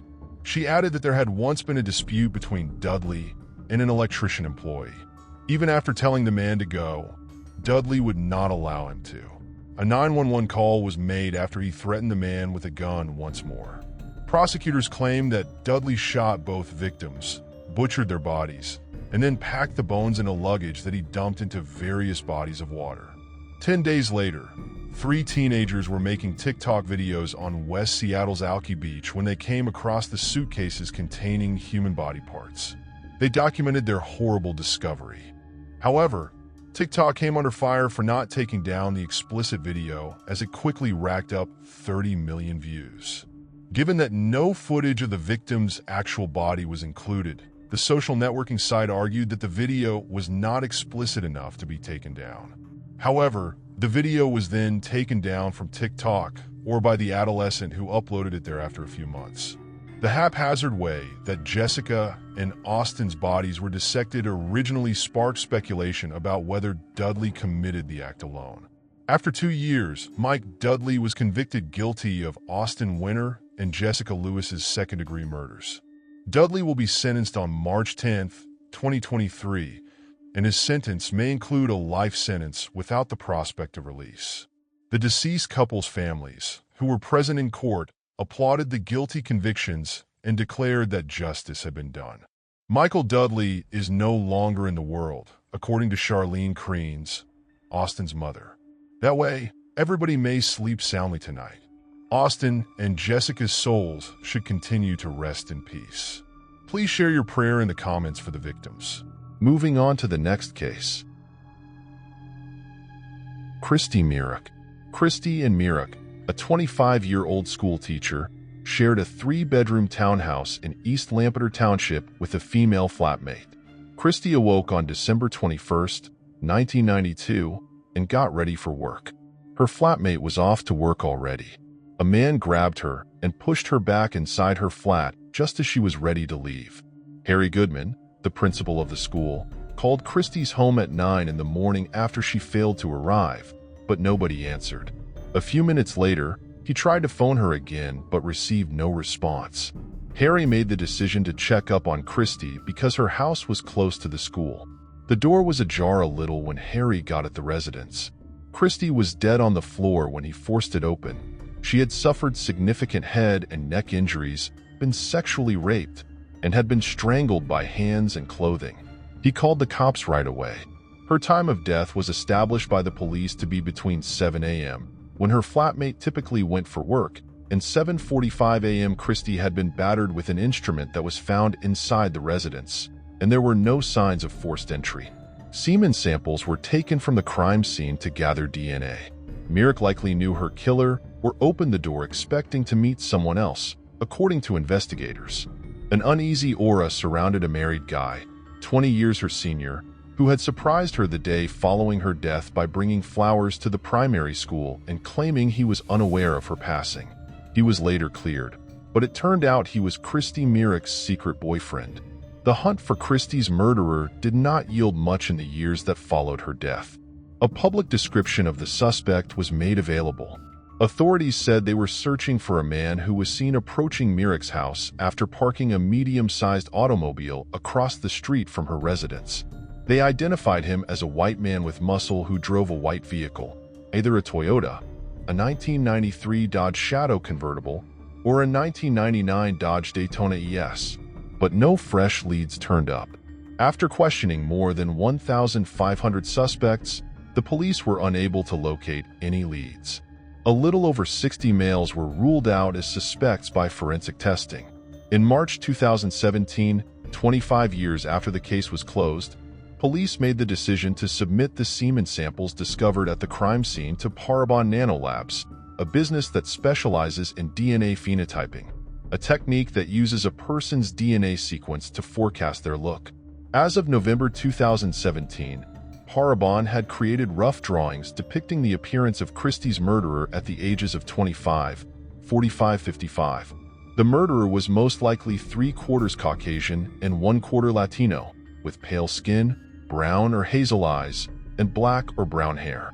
These conclusions came from the laboratory. Despite the sketch being shared across Lancaster County, the authorities were unable to uncover any information on the murderer.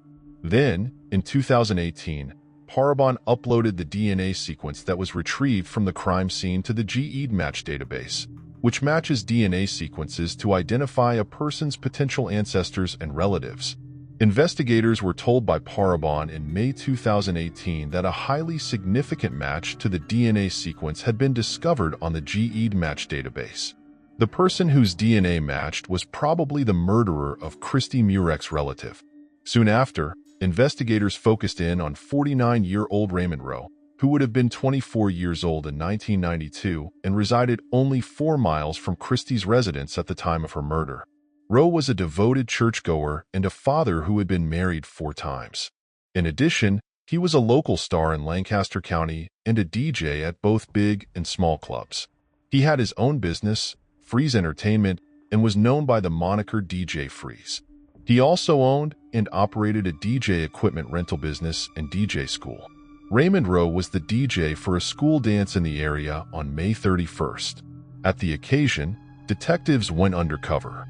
After the event, Rowe threw out a water bottle and a piece of chewing gum, which the investigators were able to recover. After being gathered, the objects were quickly sent to a state police crime lab for DNA analysis. Subsequently, it was discovered that the item's DNA matched the DNA discovered at the crime scene. Raymond Rowe was taken into custody and imprisoned on June 25, 2018.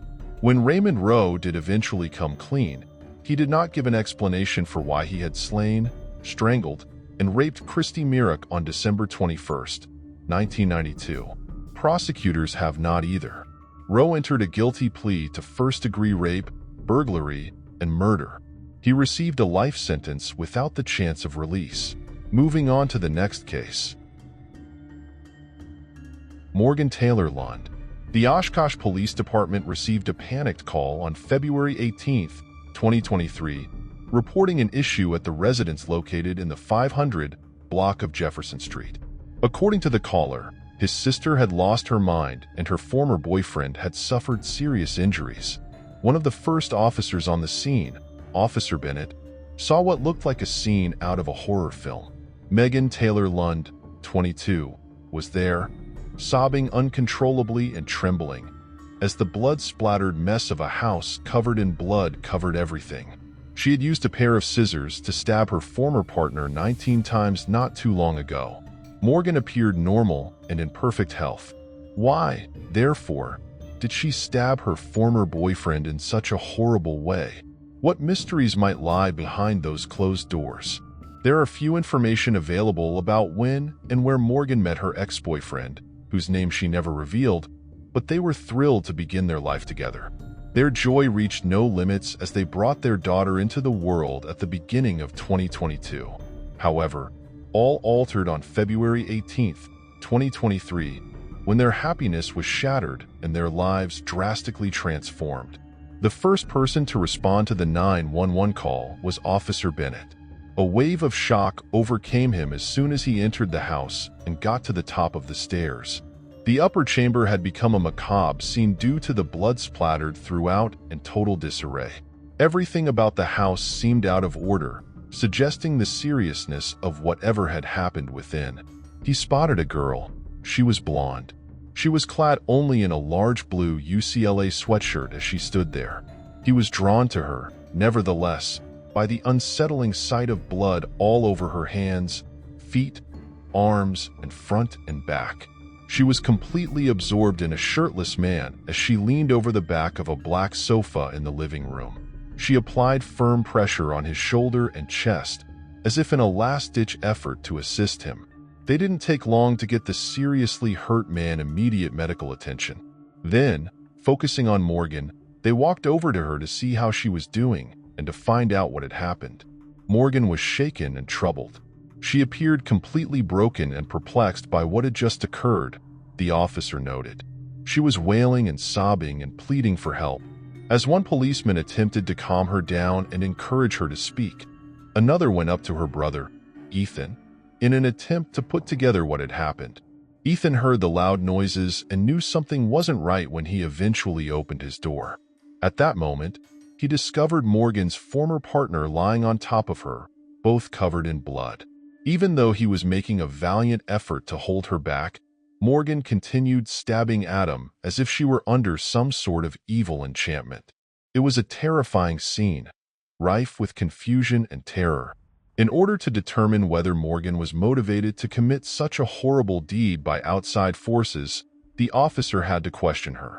They may use this knowledge to help them frame their questions during Morgan's interview and handle the case more skillfully. The officer spoke with Ethan, but he wasn't able to supply them any information, so they again focused on Morgan, the only person who could really explain what had transpired that morning, and the reason behind her attack on her former boyfriend was her. She revealed information to them that was startling and unpleasant. Morgan recalled that when she awoke that morning at roughly 6:30 a.m., her infant was soundly asleep in the room next to her. She tried to go back to sleep, but it was impossible, and she was left tossing and turning in anger. Nothing seemed to help her fall asleep, despite her best efforts. Morgan moved her tiny one to a large playpen in the living room since she was so afraid of waking up her. Her former partner was also present, sound asleep on the sofa. She reasoned that he could watch the infant while she attempted to get a little more rest. But this is when the interesting part begins. After then, Morgan said, she didn't recall ever waking up again. She claimed that going to sleep was the last memory she had of the mayhem that had broken out.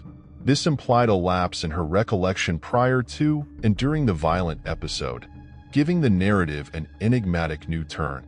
The officer became suspicious as he listened to Morgan's account. Was she attempting to present herself as innocent, or was she genuinely telling the truth? He considered the theory of forgetfulness, in which a person forgets recent experiences, but there was something wrong with his explanation and Morgan's behavior. He made the decision to confront her head-on to find out if she had been under the influence of drugs. Morgan's next revelation startled everyone. It was not a usual incident. Rather, it was extraordinary. Even though it's uncommon, anyone could experience it for a variety of reasons, such as dealing with challenging circumstances or trauma from the past. Morgan acknowledged that she had been dealing with mental health issues and hallucinations. She also claimed to have felt as though she was seeing an enigmatic person everywhere and had even experienced moments of being out of her body. It was as though fantasy and reality merged into one unsettling story. Morgan revealed that she had been plagued by the presence of a dark, unnatural figure for the previous 6 months to a year. It didn't speak to her or offer instructions, but she could hear unsettling voices coming from it. She was terrified just looking at this strange person, and it was exactly what had happened to her this morning when the shadow seemed to come to life, trapping her in her own terrifying thoughts. Morgan claimed that her recollection was completely jumbled, as if she was attempting to recall a dream or an unreal occurrence. Though it was all blurry, she believed she heard her ex-boyfriend ranting at their daughter. It's similar to when you can't quite distinguish reality from a bizarre dream when you wake up from it. She recalled finding herself in the living room and witnessing her ex-boyfriend being attacked by a terrible black creature perched on him. She ran to the couch and picked up a pair of scissors that were lying next to it out of worry because she didn't know how to aid him. Instinctively, she attempted to protect her former partner by using the scissors on the shadowy, menacing apparition. Morgan didn't realize until her ex-boyfriend retaliated and yelled at her, attempting to wake her up from what she believed to be a horrifying dream. It dawned on her that the person she was attacking wasn't some unreal enemy. In reality, it was her ex-boyfriend, and her daughter was watching the entire affair. Shocked beyond belief, Morgan dropped the scissors and rushed to help her ex-boyfriend, pressing on his chest to stop the bleeding. She was startled and confused when she realized what she had done. Although Morgan's story sounded credible, the cops couldn't decide between the two possibilities. One suggested that her behavior would make perfect sense if she genuinely had an undiagnosed disorder.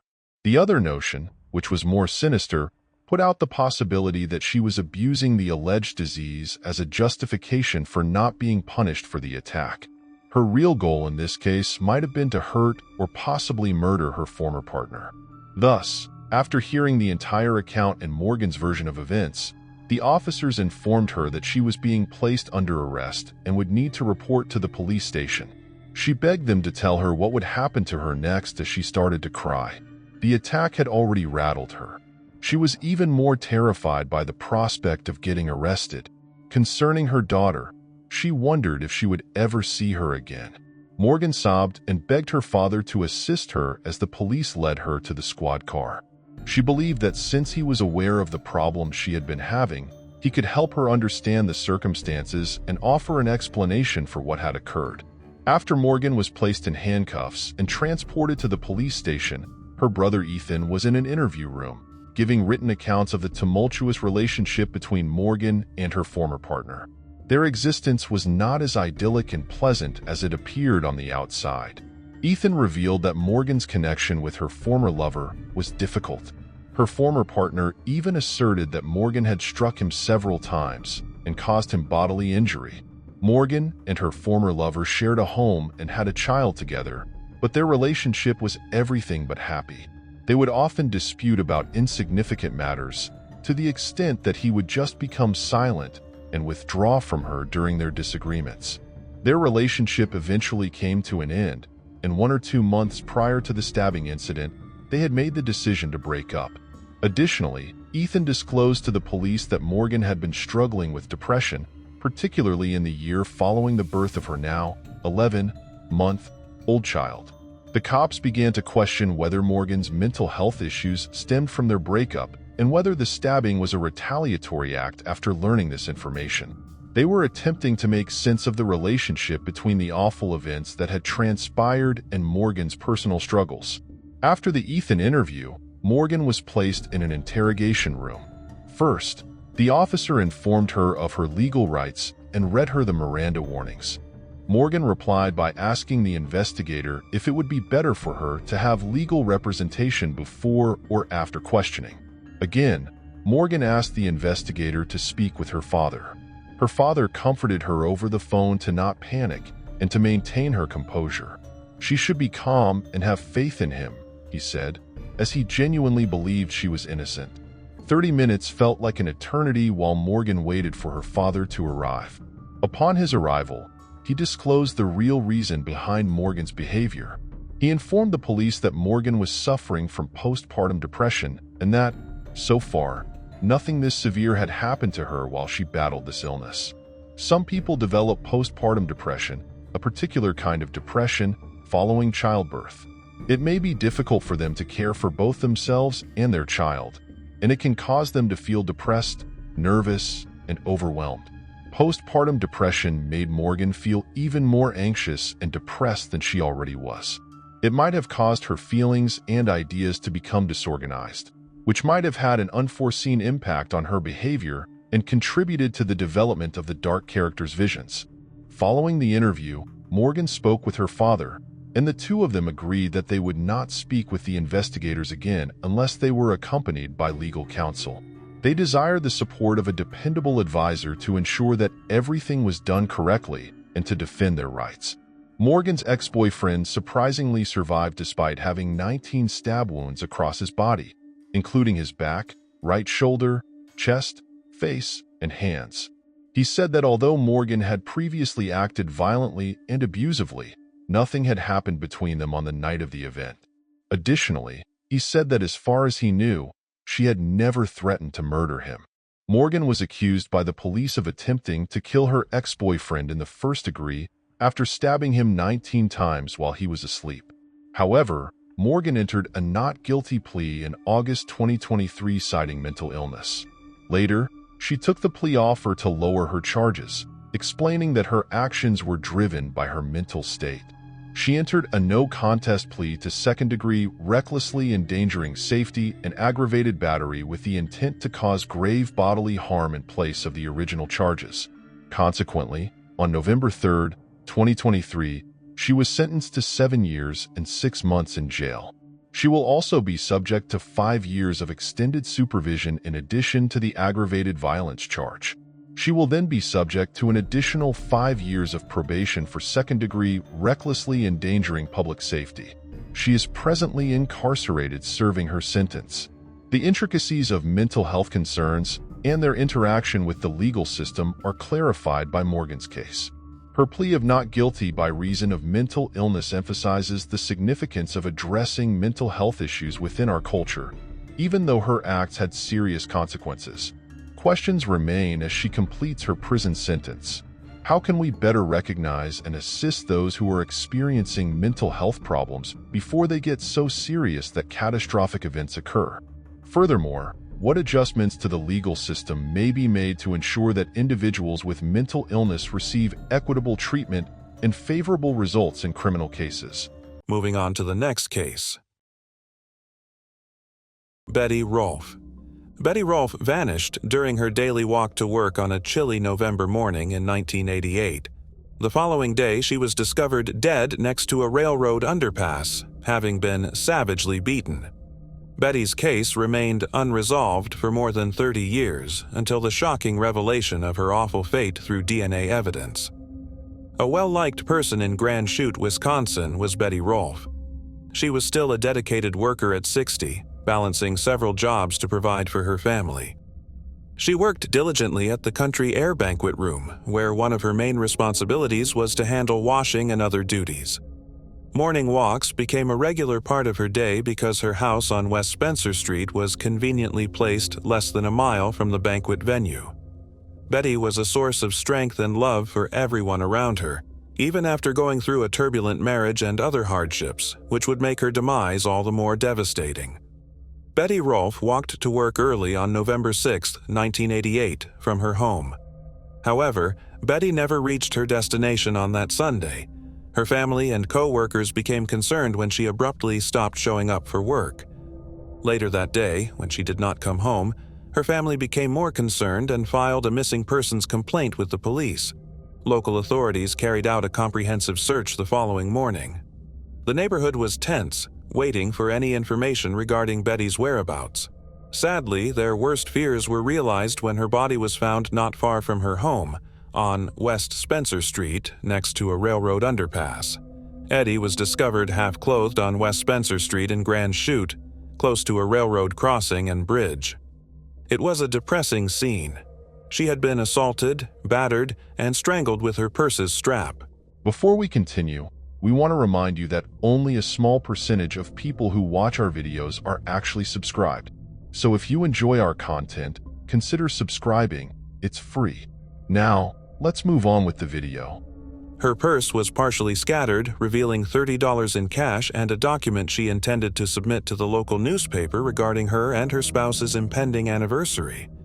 After gathering evidence from the crime scene and searching the surrounding for witnesses, the police began a thorough investigation. Their immediate inquiry produced few leads, despite their best efforts. The case soon became cold since the forensic analysis could not go as far as it could with the technologies available at the time. The murder of Betty Rolfe remained a perplexing mystery for more than 30 years. Investigators decided in 2019 to use familial DNA testing, a state-of-the-art method that was increasingly helping to solve cold cases. This novel method includes matching genetic profiles from public databases with DNA evidence gathered from crime sites. The goal of this strategy was to locate the perpetrator's possible relatives. When researchers discovered a family connection to Jean Meyer, they made a significant discovery. He had moved to Washington State but had lived in Grand Chute at the time of Betty's terrible death. After ruling out Jean Meyer's brother through a DNA test, detectives narrowed down the pool of possible suspects to Meyer and his brother. Meyer was living in Washington when detectives got a direct DNA sample from him in 2022. The DNA taken from Betty Rolfe's crime scene and the results of the forensic analysis were conclusively matched. It proved that Meyer was the main suspect in the vicious attack and murder of Betty. The offense resulted in his arrest. Meyer was detained and awaiting trial in Outagamie County, Wisconsin, following his arrest for the horrific 1988 crime, while legal proceedings got underway. Meyer was conclusively linked to the crime site by DNA evidence, which the prosecution used to carefully construct its case. The community and Betty Rolfe's family kept a careful eye on the case as it moved through the legal system, hoping that the trial would provide resolution and answers. The horrific circumstances of the crime were reviewed and investigated in the courtroom throughout the trial, which lasted more than a week in May 2024. Arguments between the prosecution and defense focused on the circumstances surrounding Betty's death and the forensic results. The jury ultimately rendered a decision following many hours of deliberation. Furthermore, Jean Meyer was found guilty of the horrifying attack as well as the murder on May 21, 2024. Many had been yearning for a sense of closure, and Meyer's conviction provided it. Meyer was given a life sentence with the possibility of release after 34 years for the first-degree slaying conviction and 20 years for the first-degree assault with a deadly weapon charge on July 11, 2024. The two charges will happen one after the other. Now that they have him and he is going away for a long time, we can rest easy, Betty's daughter Sheila Worm remarked outside the courthouse. The Grand Chute community and Betty's loved ones took comfort in the knowledge that justice had been served for the senseless act of violence that had plagued them for more than 30 years. Moving on to the next case. Julianne Gonzalez. In 2010, Julianne Gonzalez, then 21 years old, resided in Dripping Springs, Texas. Although she and George de la Cruz were married, they were not living together and were at odds. The two were in the process of divorcing each other. Layla was Julie and George's young daughter, who was roughly 2 years old at the time. As a pharmacy technician, Julia was constantly occupied with her work, her studies, and her daughter. She was regarded as a pleasant and industrious lady. According to Julie's loved ones, she had accepted her role as a mother and was raising her child on her own. George last saw Julie on March 26, 2010. They shared care of their kid, he added, and Julie had came over to drop her off. Dora So, too, Julie's aunt, had anticipated hearing from Julie that day, but Julie did not. Dora attempted to contact her but was unable. When she stopped answering calls and texts, her family started to wonder. George was spoken to by Julie's mother Sandra, sister Samantha, and aunt. George said Julie told him she was taking a trip that would take her away for a few days. They all agreed that Julie would not have abandoned her daughter and would have made her departure known to at least one relative.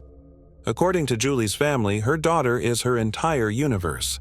and she would never let her go. In addition, Julie was incredibly dependable and kept in close touch with her family. Julie's mother and aunt reported her missing to the Austin, Texas police around 11 p.m. that same night. There was no proof that Julie had left against her will with the police.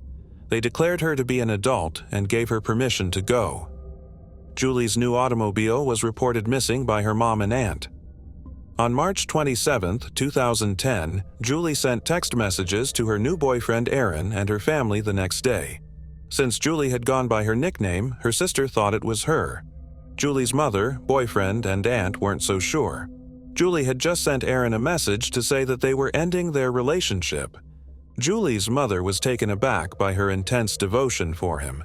In addition, Julie, or whoever was using her phone, posted some remarks to her MySpace page and indicated that she was depressed in a Facebook message. Julie posted on MySpace about how excited she was to start a new life in Colorado after meeting a man named James. Julie's mother and aunt were aware that these were not Julie's messages. It was not Julie's style to write, and she would never have abandoned her kid. Julie was requested to inform Aaron his middle name. The person on the other end claimed not to have time for games and never emailed Julie's relatives again. George was the last person to see Julie alive, so investigators spoke with him even though they were still unsure if she had departed on her own or if there had been foul play. George only revealed to them that Julie had dropped off their daughter before leaving without warning. Julie's family started looking into it on their own. While driving through South Austin, her aunt noticed Julie's new vehicle parked at a Walgreens. After sprinting inside, her aunt searched the entire store for Julie, but she was nowhere to be seen. Julie's aunt called Julie's mother, worried about what she could discover. They looked through Julie's trunk together, but they couldn't find her. They did discover Julie's daughter's asthma medication in a paper bag in the back seat. It wasn't as though Julie had neglected to give George a crucial prescription for their own daughter. Julie's relatives inquired with a Walgreens employee about Julie's presence there. He commented that woman seemed familiar when they showed him the picture. Inquiries about his knowledge of the car outside were also made. He said that a girl had come into the shop claiming to be having car trouble. The Walgreens surveillance tape was provided to the police. Although Julie had not entered the store, there were multiple women that fit Julie's description. Subsequently, Julie's family distributed T-shirts featuring Julie's picture throughout the city and put up a billboard and banners.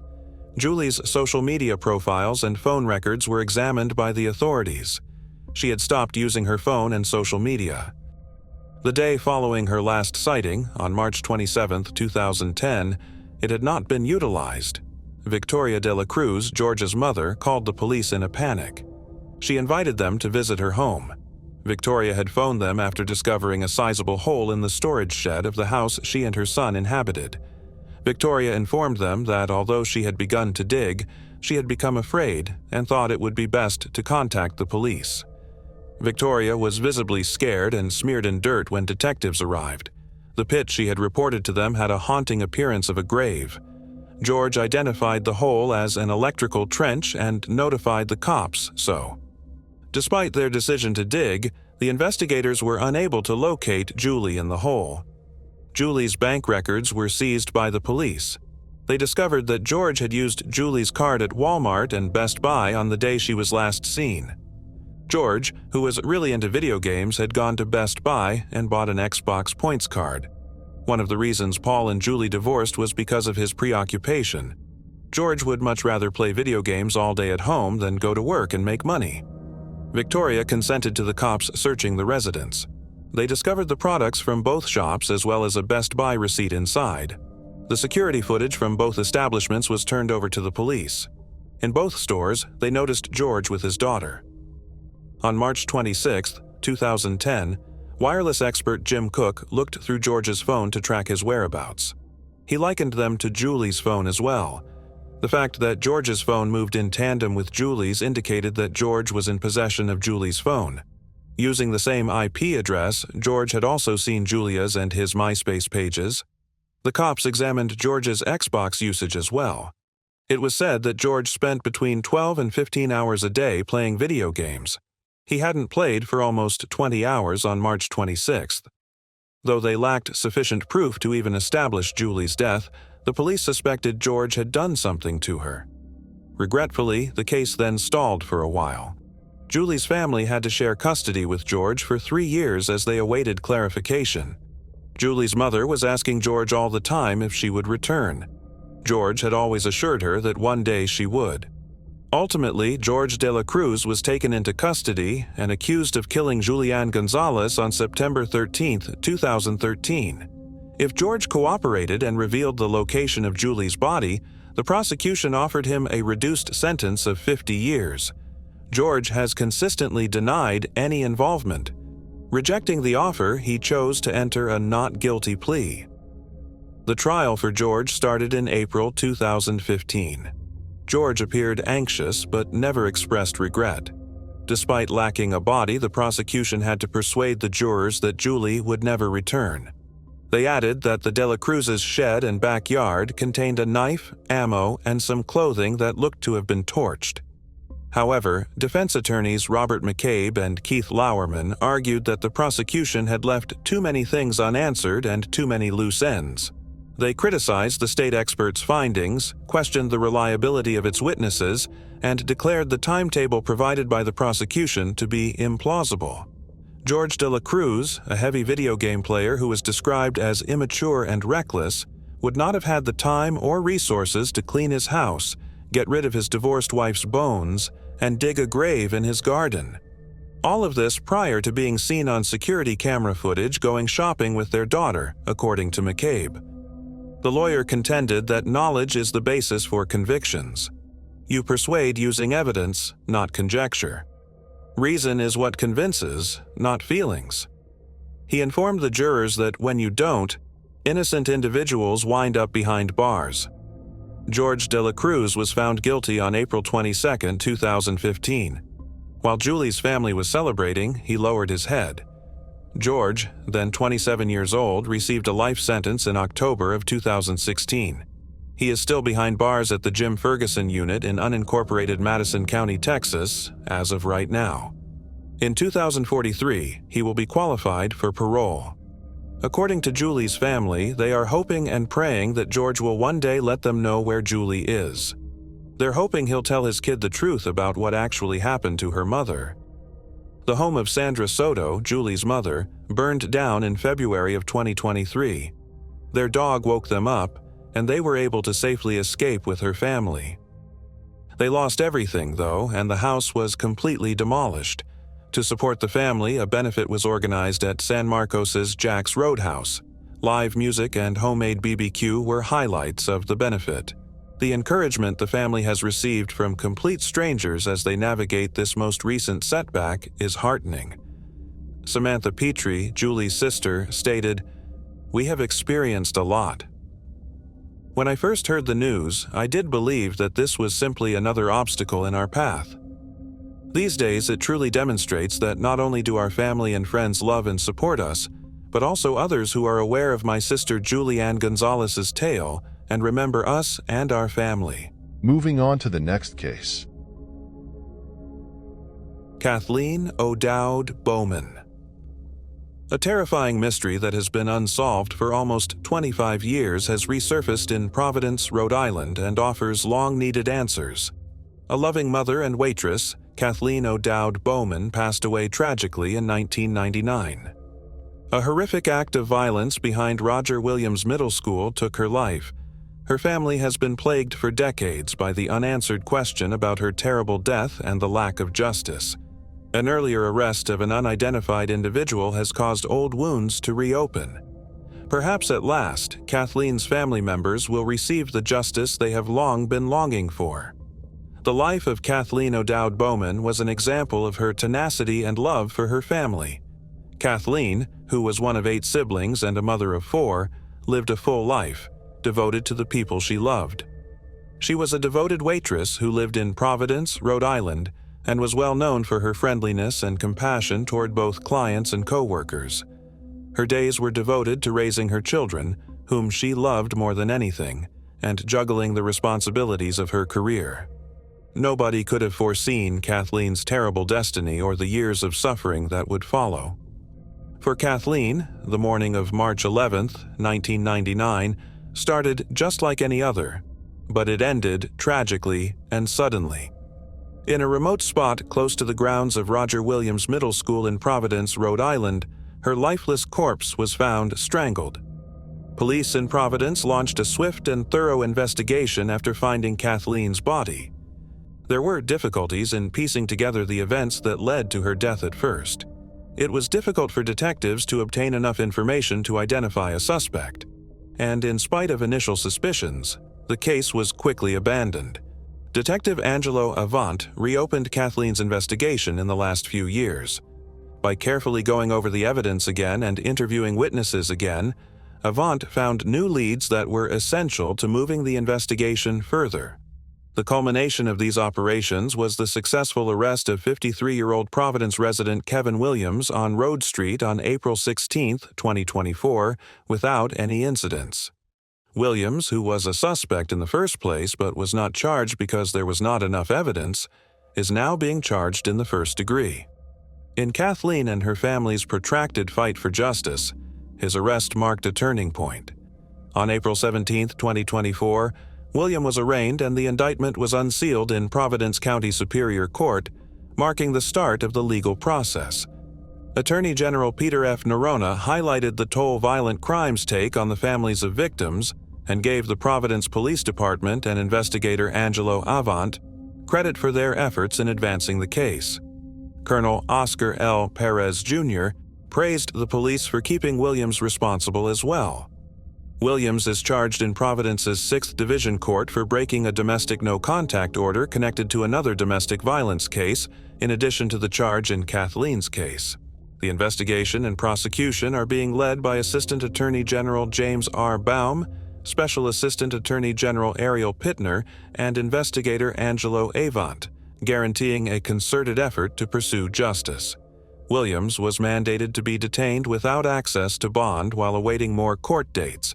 It is still necessary to announce the trial's start date. After more than 20 years of pain and unanswered questions, Kevin Williams' arrest for the murder of Kathleen Solman is a major step toward justice. Kathleen's family is dealing with a range of feelings.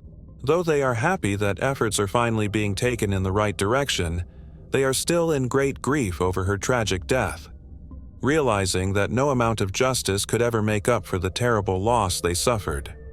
Kathleen's brother, Tom O'Dowd, stated that while the family is relieved that the suspect has been apprehended, they are also incensed since they do not know why the culprit singled her out almost 25 years ago. "It was shocking," Tom remarked, "because nobody had ever heard of this man before. Now that someone has been detained for this, we finally depart. We think of Kathleen every single day," according to a statement from her sister Cynthia Balcom. "We will find solace in the knowledge that justice will eventually be done once the novelty of this all wears off. All I want is for our mother to witness this moment."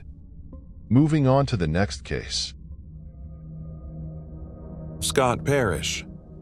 Who was this well-liked Fort Wayne, Indiana businessman and community activist Scott Parrish? What mysteries hid underneath his idyllic exterior? His sad death remained a mystery for almost 18 years, shocking the community to its core. Parrish Wallpaper and Paint Incorporated was owned by Robert Scott Parrish, a well-respected businessman in Fort Wayne, Indiana, who was 49 years of age. Scott was well established in his hometown of Fort Wayne, where he served as a volunteer for several local groups in addition to being well known for his business accomplishments. Jim and Nancy Parrish, as well as his siblings Mike, Greg, Tom, and Danny, loved and appreciated Scott as a dedicated family man. His devotion to his company and the community won him a lot of admirers in Fort Wayne. Scott's business went beyond being a neighborhood enterprise. It was evidence of his dedication to providing high-quality products and services that he gained the respect and allegiance of numerous clients over the years. Nobody realized that beneath the surface of this seemingly ideal life were the beginnings of a tragedy that would soon come to pass. Around 6:30 p.m. on March 29, 2006, Scott's brother Danny and his wife Patty were called when Scott did not show up for work and did not pick up his phone. They went to check on Scott at his home in the 1000 block of Vermont Avenue because they were afraid something wasn't right. They discovered something awful inside. Scott had been shot in the head and lay unconscious in the restroom. They quickly dialed the cops in a panic.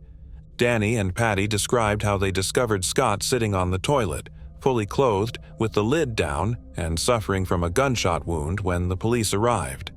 There was dried blood on the cabinet in front of him, and blood splashed on the wall beside the toilet, making the scene gory. At the scene, it was pronounced that Scott was dead. He sustained 2 gunshot wounds in contact behind his left ear, one of which left through his forehead and the other through the top of his skull. He also sustained a bullet wound to his upper arm that was completely internal. A brass-colored .40 caliber Smith & Wesson round casing was discovered by crime scene investigators on the bathroom floor close to the bathtub. Near Scott's left hand, on the floor in front of the toilet, lay another shell casing. There was a third missile found on the bathroom sink. As the investigation went on, the investigators made an unexpected discovery: a covert marijuana grow operation in the basement, hiding behind a fake wall. They discovered a Black & Decker cordless screwdriver nearby, which may have been used recently. This finding prompted a lot of inquiries. Did Scott engage in any illegal activity, or was there someone else use his land without permission? Is his death related to this illicit operation? Now, investigators had to piece together a complicated case in which Scott's reputation as a well-liked businessman and volunteer in the community was suddenly overshadowed by sinister secrets kept within his house. The coroner formally classified the death as a killing case the next day. More than a mile from his house, in the Heartland Church parking lot, was where his wallet was discovered. The wallet included his library card and driver's license, but no cash. Police spoke with a witness who had been acquainted with Scott for 3 years in January 2008. The witness mentioned Derek Rodney Johnson, also known as Q, a Hispanic man who the police already suspected when they questioned him about the crime. The witness said that Johnson, a native of Texas, frequently brags about his propensity for killing and robbing people. Another crucial witness came forward with crucial information on January 22, 2008. A few weeks after Scott's death, the witness related a conversation she had with Johnson. The witness remembered conversing with Johnson in his South Lafayette Street kitchen, where he demonstrated 2 pot plants growing in a closet. Subsequently, he stated that he had obtained the plants during a theft. According to the witness, Johnson acknowledged shooting Scott in the head as the robber tried to take a gun out of a safe in his restroom. Although Scott had multiple marijuana plants in his basement, according to Johnson, he only took 2 of the plants and a little quantity of marijuana. The witness went on to say that Johnson had once had 2 weapons chambered in .40 caliber, but it was unclear where they were kept. Detectives spoke with Johnson at the Westville Correctional Facility on July 31, 2014. After entering a guilty plea to 2 charges of aggravated violence and 1 count of criminal negligence for shooting Leonardo Puentes in Fort Wayne in 2006, he was already serving a sentence of years in state prison. He received a 34-year sentence, with 2029 serving as the earliest potential date of release. He acknowledged knowing Scott through a mutual acquaintance, Witness 1, with whom he had worked on construction sites, after being advised of his rights and having to sign a waiver. Additionally, he disclosed that he first purchased marijuana from Scott via Witness 1 and then from Scott directly. Afterwards, he admitted to owning 2 Smith & Wesson firearms chambered in .40 caliber at the time of Scott's murder, and to being acquainted with the design of Scott's bathroom due to his use of it for the acquisition of illegal substances. Johnson wrote a letter to detectives on July 1, 2015, when he was at the NCCF Annex in Newcastle. He wrote in the letter that Scott had been executed by his gang, Northern Vados Locos, for stealing money and marijuana. He claimed that even though he was aware of the offender's identity, the gang's rule of silence prevented him from telling anyone. Johnson clarified that he had ordered the hit after reporting Scott to his gang bosses. He further mentioned that the shooter had sent him pictures of Scott after the killing. Johnson explained that there wouldn't be any indications of resistance because the gang members had shot Scott after sitting him down on the toilet because they were angry at his lying. Although he acknowledged taking part in a few robberies, He maintained that he never intended for anyone to suffer harm. Johnson said the gun had been given to one of his crew members and then sold to an unidentified person. He denied ever possessing twin .40 caliber Smith & Wesson firearms, but he did characterize the weapons as a matching set, one left-handed and one right-handed. Johnson retracted after being informed by investigators of his earlier admission from July 2014, in which he acknowledged owning two Smith & Wesson firearms chambered in .40 caliber and being armed when doing business with Scott. He stated that he had possessed a variety of firearms and that he was unsure if the bullet originated from one of them. The case went unresolved, and there were no arrests for almost 18 years. Detectives Darren Strayer and Brian Martin risked interrogating witnesses in 2023. Eventually, fresh information and witness accounts surfaced in 2024, which resulted in Derek Johnson being charged. Johnson's interest in the case seemed to stem from the marijuana grow he discovered in Scott's basement. He admitted to the police that he had taken the marijuana plants and shot Scott in the head. This discovery represents a major advancement for the people of Fort Wayne. After almost 18 years, it provides the victim with justice and gives the Parrish family closure. Detective Brian Martin attributes a new interview in the case to playing cards that the FWPD put in nearby jails with biographies of unsolved slaying cases. Danny reported that since that night in 2006, he had not slept properly. He and his spouse erected a memorial bench at Fort Wayne's Lakeside Park in honor of Scott. The date of Derek Rodney Johnson's sentencing is still pending. Moving on to the next case. Shelly Werner. Imagine a small town called Mishawaka in the summer of 1980, where the sound of children laughing filled the air and it seemed as though darkness had no effect on life. However, right in the middle of this town, a terrible tragedy occurred that would haunt its residents for the rest of their lives. Shelly Werner, at 15 years old, vanished from sight on June 15, 1980, leaving her family devastated. Her lifeless body with a gunshot wound to the head was discovered next to the Madison Road Railroad tracks 10 agonizing days later. In a quiet village, how could such a horrific act take place? Who may have committed this heinous act? The bustling commercial city of Mishawaka in northern Indiana has a certain charm all its own. Thanks to Penn Township's ideal location along the St. Joseph River in St. Joseph County, everyday life is set against a breathtaking backdrop. With a population of roughly 51,000, the city is delighted to be called the Princess City. In Mishawaka, new residential subdivisions and established neighborhoods coexist. The city was carefully designed to promote a strong sense of community and connectedness. The people there are well known for their generosity, camaraderie, and mutual love of adventure. A horrific incident that irrevocably ruined Mishawaka's tranquility and etched its name in the annals of tragedy occurred even in this close-knit community. On July 4, 1964, Shelly Werner was born. Not much is known about her early life. She shared a home in Mishawaka, Indiana, with her mother, Kathleen Werner.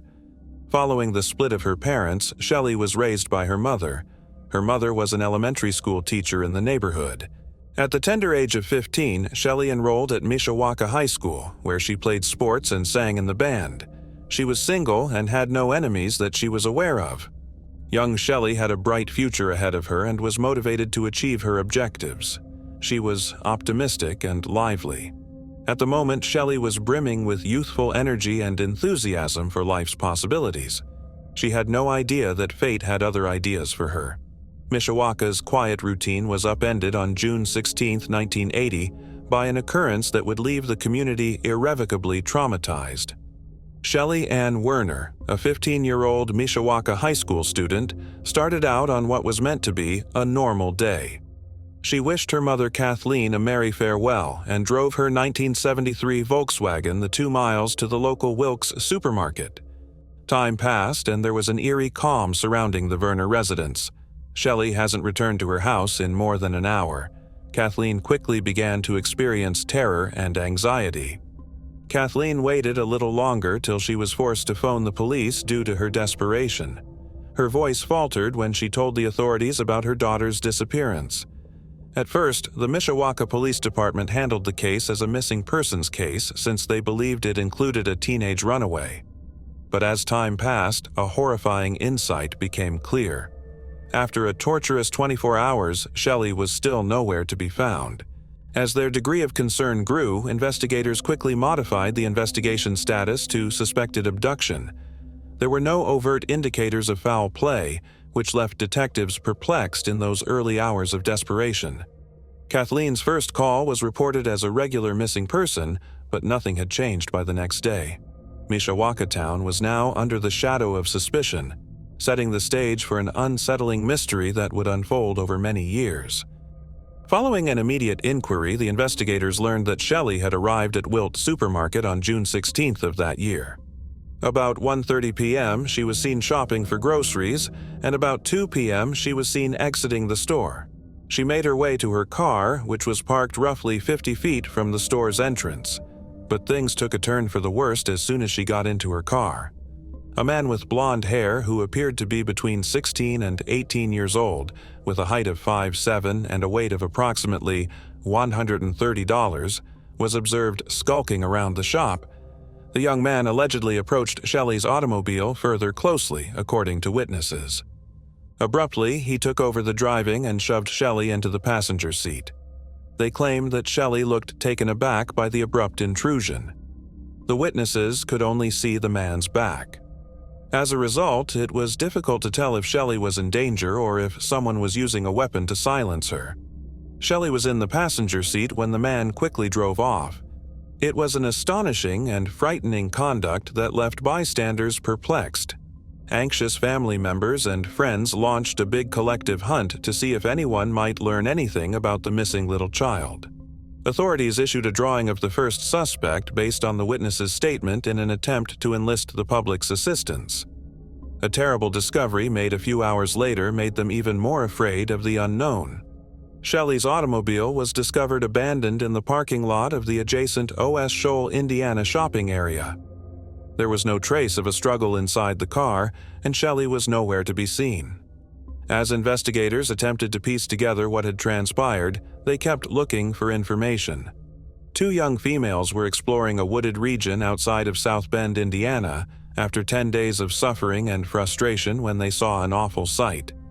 A young woman's half-nude body was discovered in a ditch next to the railroad tracks. The young lady was later identified as Shelly Ann Werner by dental records. It was evident from the scene that she had died there. 2 close-range shots in her were fired with a large-caliber gun. The investigation was a crazy journey with lots of leads and no leads. Hypnosis was the final desperate measure the police took in their quest for answers. 4 witnesses from the grocery shop were put under hypnosis in the hopes that they might recall important details regarding Shelly's kidnapping. The first suspect was given a fresh sketch after these hypnosis sessions, which revealed that he had been dropped off at the business and looked to be hitchhiking.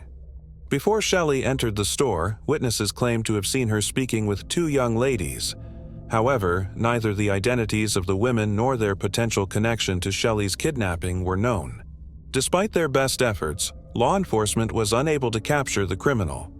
Numerous males who matched the description were brought in by the police, but none of them could be recognized in a lineup as the kidnapper. Because neither the man who dropped off the suspect nor the 2 young women Shelly had spoken to could be found, the authorities were frustrated and the case remained open. The ledge eventually dried up, ending the inquiry. The murder of Shelly had long puzzled the investigators. Her cause of death remained a mystery, and she appeared to be an ordinary high school student. It's interesting to note that witnesses claimed Shelly seemed shocked when the man got into her car. It was impossible to rule out the idea that she knew who killed her. Shelly Werner's kidnapping and murder soon became a cold case. A long-hanging, terrible mystery that plagued Mishawaka. Following the dissolution of the St. Joseph County Metro Homicide Unit in late 2021, the investigation was taken over by the cold case team of the Mishawaka Police Department. Their mission was to solve the riddle that had troubled them for years. After 43 years, in April 2023, a critical witness came forward, throwing new light on the horrifying case and offering a glimmer of hope amidst the darkness of Shelly Werner's unsolved murder. This witness, a woman who had refrained from speaking because she was worried for her family's safety, eventually found the strength to do so. This witness had been intimidated by the suspects. In order to solve the case, detectives Dave Dossman, Tim Corbett, and Sam Walsh worked non-stop, according to Jim Campbell. The testimony of the witness was a paradigm-shifting discovery. She identified the 3 people in charge of killing Shelly, but the authorities withheld their identities. It was shocking to learn that Shelly knew very little about these individuals. Since they were older than she was, she most likely only knew their family. However, the authorities have not disclosed the reason for her injuries or the perpetrator. 2 of the suspects died over the years. Previously, detectives were not aware that one had died in 2001, the second had likewise died in 2010, and the third had vanished without a trace. The inquiry into Shelly's kidnapping and subsequent murder was reopened as a result of this new information. When investigators looked more closely into the pasts of the 3 individuals, they discovered a horrible history of violence. These men seemed to have had a direct role in Shelly's terrible death, which lends credence to the first witness testimony. The witness only felt safe talking to the authorities after 2 of the accused had died. The police eventually found out. In January 2022, the Mishawaka Police Department established a cold case team consisting of former South Bend homicide detectives whose task it was to investigate unresolved homicide cases such as Shelly's. This team worked very hard to locate further witnesses and gather evidence to corroborate the first witness testimony. However, upon closer inspection, they learned that the third suspect died in 2018. The fact that 3 men were implicated in Shelly and Warner's kidnapping and murder was a significant revelation. It demonstrated the importance of a witness' bravery in coming forward almost 40 years after the horrific event. The witness was motivated by the fact that 2 of the suspects had died and the third had disappeared. The fear and intimidation these suspects had used over the years to conceal crucial information added to the anguish of Shelly's family and the neighborhood. Cold case investigator Jim Campbell discussed the difficulties witnesses faced and how family intimidation had suppressed their testimony. Despite the fact that the 3 suspects' involvement was clearly shown by the investigators' testimony and evidence, there was a significant issue that was unavoidable. Since all 3 suspects had already passed away, how could the investigators carry out their investigation and provide Shelly's family with closure and justice? The St. Louis case was closed.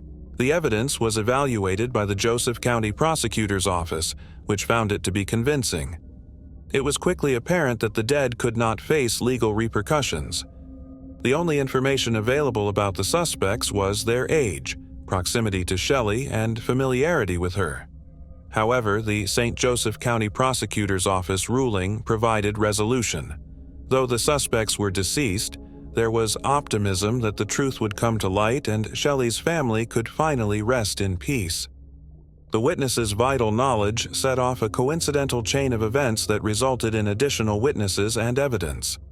The St. Joseph County Prosecutor's Office stated that although DNA testing was unable to produce a conclusive match, other evidence and statements were vital. Unfortunately, because of their demise, the suspects' identities remain a mystery, making it impossible to press charges. Ultimately, individuals dedicated to attaining justice had not allowed the passing of time to erode their determination. The murder of Shelly Werner had been solved because of the investigators' perseverance and the bravery of a witness who stepped forward to reveal a terrible chapter in Mishawaka's past. The verdict in the Shelly and Werner case caused a spectrum of feelings in those who were directly engaged. The detectives who had worked with Sid Wisley for years to find the truth took some solace at the case's outcome. Tim Corbett, one of the cold case investigators, remarked, "I hope she's sitting next to God. I am grateful to the police, the public, and all those who assisted with the case. Even still, there remained a persistent sense of sadness until the case's end." Family members of Shelly remained silent about the updates since they were understandably private in their loss. What are your thoughts on this case? Do you believe that justice has actually been done? Share your opinions with us in the comments section. Moving on to the next case. Sonia Charles. The proprietor of Bob's Car Wash in Jeanerette, Louisiana, made a horrifying discovery towards the end of January 1994. A dead female infant was discovered inside a 55-gallon garbage can behind his company while he was emptying the trash. The autopsy was performed by Dr. James Falterman, the local coroner. In addition, he spoke to the more than 200 mourners during the nameless girl's funeral and gave the eulogy. He claimed that he had icy feelings of rage, despair, and misery as soon as he saw the baby with her thumb in her mouth. Additionally, according to Dr. Falterman, the girl was alive when she was thrown away and most likely only lasted for a few hours before passing out from the cold.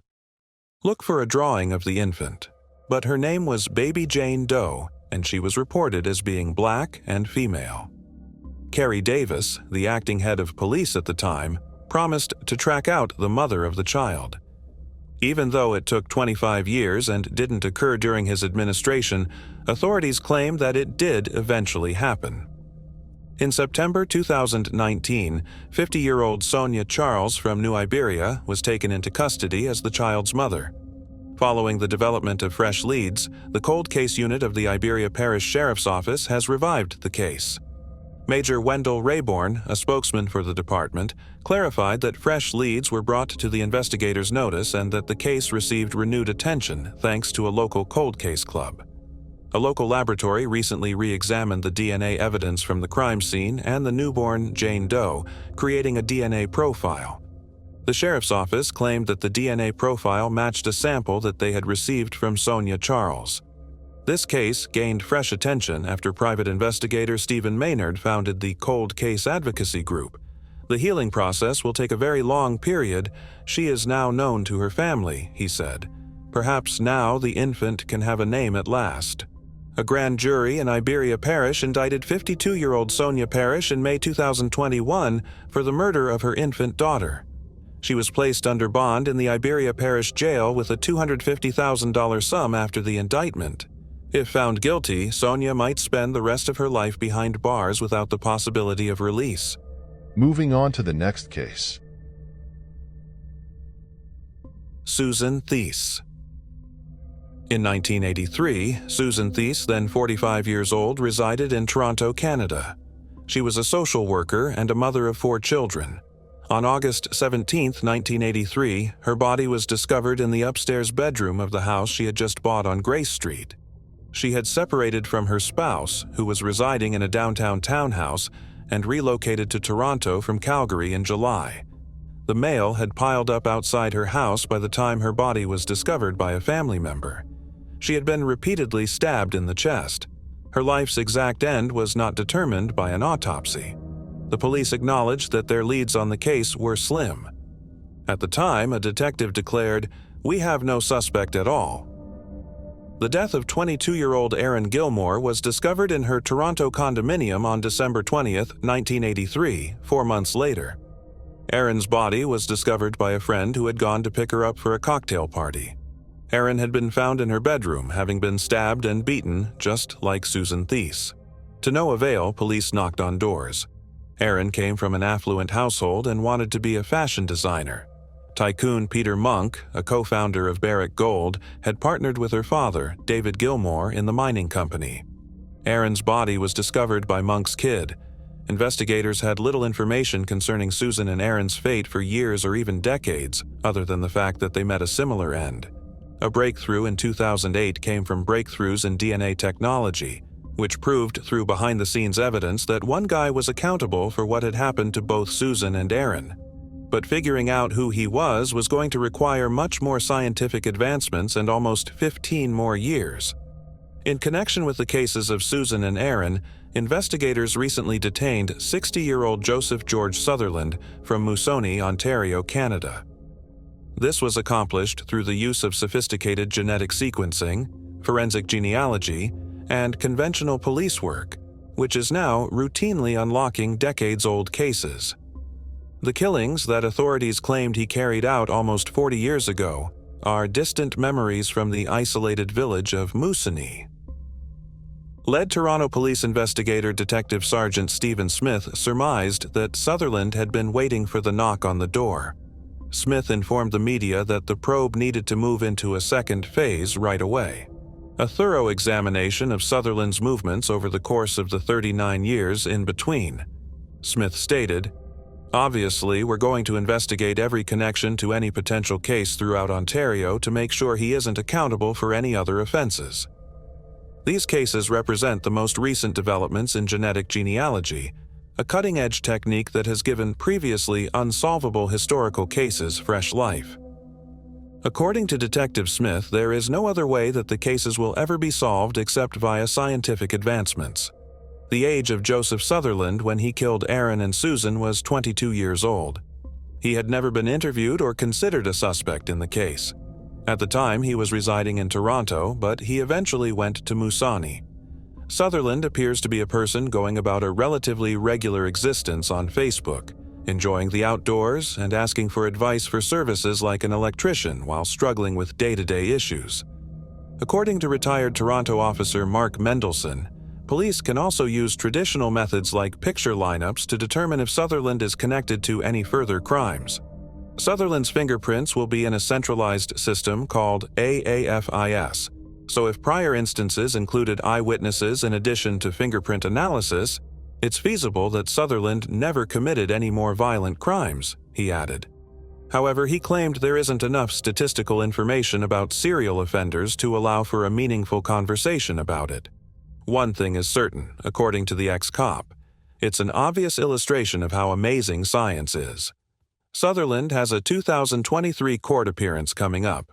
Sean McCowan, one of Aaron Gilmore's siblings, commented on the arrest as follows. "The greatest phone call I've ever had. I have been waiting for this day for practically a lifetime, along with the rest of us," McCowan added. The offender, McCowan said, had been a ghost for almost 40 years. His mother, who died 2 years ago, never fully healed from losing her only daughter. According to McCowan, after 39 years of anonymity, she would have been overjoyed that there had been an arrest and glad that someone would finally face justice. Moving on to the next case. Wendy Jerome. When a mother woke up worried that something was wrong, and it was, a holiday became a nightmare. The horrific night's events would remain a mystery for 36 years. However, back in 1984, a little girl made the decision to work as an investigator and assist in locating the offender. Wendy Jerome, then 14 years old, left her friend's home in Rochester, New York on Thanksgiving evening of 1984. But she never returned. Wendy had prepared Thanksgiving dinner with her father, Wayne. It was a touching moment. Mom of Wendy was a nurse. Working at the Beechwood nursing home was a demanding schedule for her. Wendy's mother went upstairs to snooze after supper, and she was helping her father with the dishes. After the dishes were cleared and Marlene had woken up from her nap, the two had intended to have dessert. Bill, her younger brother, was having fun. Wendy was born on November 1, 1970, and she recently turned 14 years old. Since being 1 year old, she has become somewhat independent and has desired independence. Wendy asked to go over to her friend Susie Keller's house on foot. It was only a few blocks away, so it wasn't that far. The next day was her friend's birthday, and Wendy wanted to send her a card. Wayne gave in since she will return soon because it was 7 p.m. and her curfew was 8 p.m. anyhow. Marlene was anxious when she woke up and had an intense want to find her daughter. Feeling uneasy, she hurriedly raced down the stairs and asked, "Where is Wendy?" Wayne told Marlene not to worry, that Wendy was just seeing a friend and would be back shortly. Panic struck at 8:15 p.m. when Wendy was still not home. She was seldom late, so even though it was only 15 minutes over her curfew, it was concerning. Maybe early, but never be late. They started phoning the Kellers, but nobody picked up. Before they arrived at their destination, hours elapsed. "Is Wendy with you?" Marlene asked in her first question. Susie's mother halted in disbelief and continued, "Marlene, please call the police immediately and hang up the phone." A short while later, Wendy was discovered in an alcove next to classroom 33, confirming Marlene's worst suspicions. Her deceased body was discovered by a 22-year-old between schools 33 and 11. He claimed that as he was making his way to a bar, he observed someone lying down and at first assumed they were intoxicated. When he looked closer, he noticed blood. Fearful, he left for a friend's house and then came back to the site to make sure he observed everything before calling the police. When the responding officers arrived, they discovered she was dead, had been sexually raped, and had been abandoned to draw her last excruciating breath. When the police arrived at Marlene's door 5 minutes later, they informed her of Wendy's fate. Wendy's mother said that her path to Susie's house did not pass via the schoolyard where Wendy's body was found. Marlene thinks Wendy might have tried to see another friend in the area as her curfew was about to expire and took a shortcut past the school. Severe blunt force trauma, including a fractured skull from a powerful hit, was discovered during the initial inquiry. Someone had attacked her. After doing a medical examination on Wendy, Dr. Nicholas Forbes concluded that her death was ultimately caused by significant blunt force trauma to the skull. Wendy's autopsy also showed that her wounds and bruises were caused by at least 2 distinct kinds of objects. They might have been hands as well. The marks were clearly visible. Both were sharp force injuries from something cutting through her body and blunt force trauma from any object. It might have been a glass fragment or a knife. This tragedy was too much for the family to handle. Marlene secretly resented her husband for what had happened, which is why she and Wayne got divorced. Wendy's brother Bill Jerome was terrified of everything after his older sister was taken so cruelly. He feared that the attacker was still at large and unchecked. It was the first time in his life that he had a fear of darkness. He rarely went outside to play, and when he did, he was cautious and fearful of everyone in his immediate vicinity. Following his divorce, Wayne relocated to Florida. Marlene had complaints about the actions of the police. After almost 10 years, Marlene persevered in her quest for additional information about that evening. She was not permitted to view the images, visit the body in the morgue, or even tour the scene of the crime. When investigators told Marlene that Wendy was unconscious and didn't know what had happened to her that day, Marlene insisted on seeing the pictures from the crime scene. They claimed that she died quietly. It came out she was unaware of this until she received a copy of the autopsy report. Marlene felt enraged as she read the autopsy report, which mentioned defense wounds multiple times.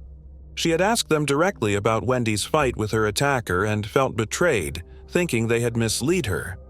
She was severely deceived. She felt some closure after viewing the pictures. In her mind, Wendy was lying indecently, naked, and visible to everyone, exactly how she would have preferred to be viewed. Before Marlene saw the pictures and felt some solace, she endured suffering for 9 long years. The images also revealed to Marlene what the detectives had suspected all along. Wendy had on a brown sweater jacket with hearts and unicorns sewn on it, along with pants. She covered her bruised face with her pink sweatshirt, which she always wore. Thus, the person who carried out the horrible deed gave Wendy time to get clothed before cruelly ending her life. The investigators had assured Marlene that Wendy would leave peacefully and that she would not be informed of anything that happened to her thereafter, not even the blows to her head. However, the defensive wounds revealed a tale of complete horror as Wendy would have struggled to survive, fully conscious of what was occurring to her, in contrast to what Marlene was informed by the investigators.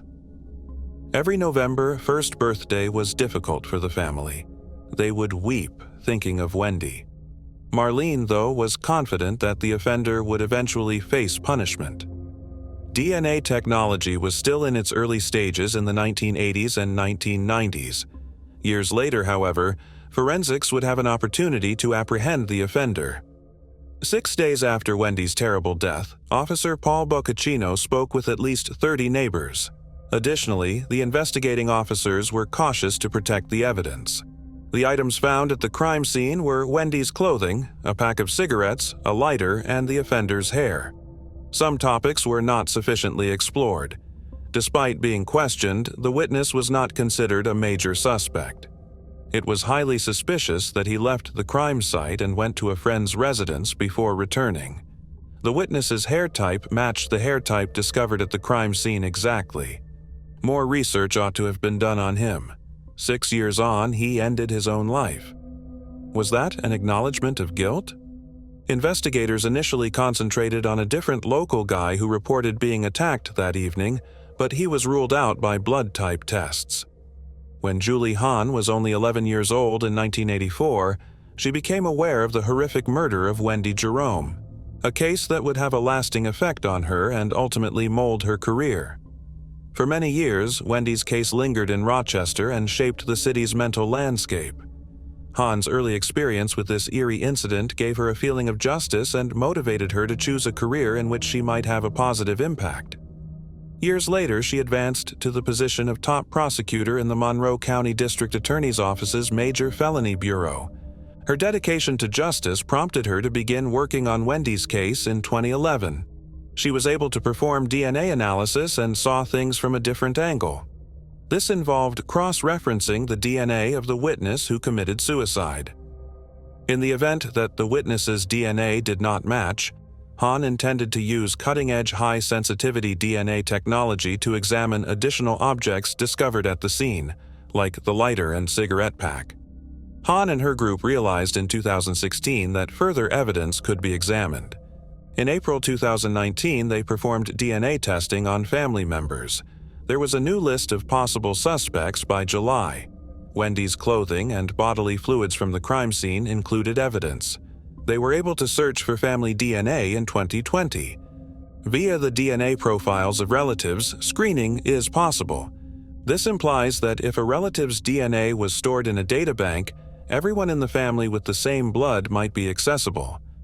It led them to a person who was 20 years old at the time of Wendy's tragedy and had been questioned all those years ago.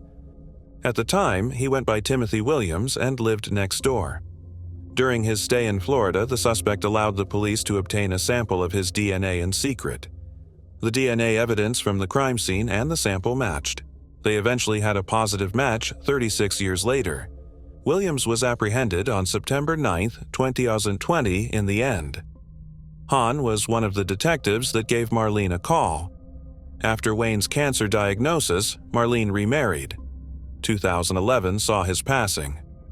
On a typical Thursday, 36 years after that Thanksgiving night, she got the call she had been waiting for.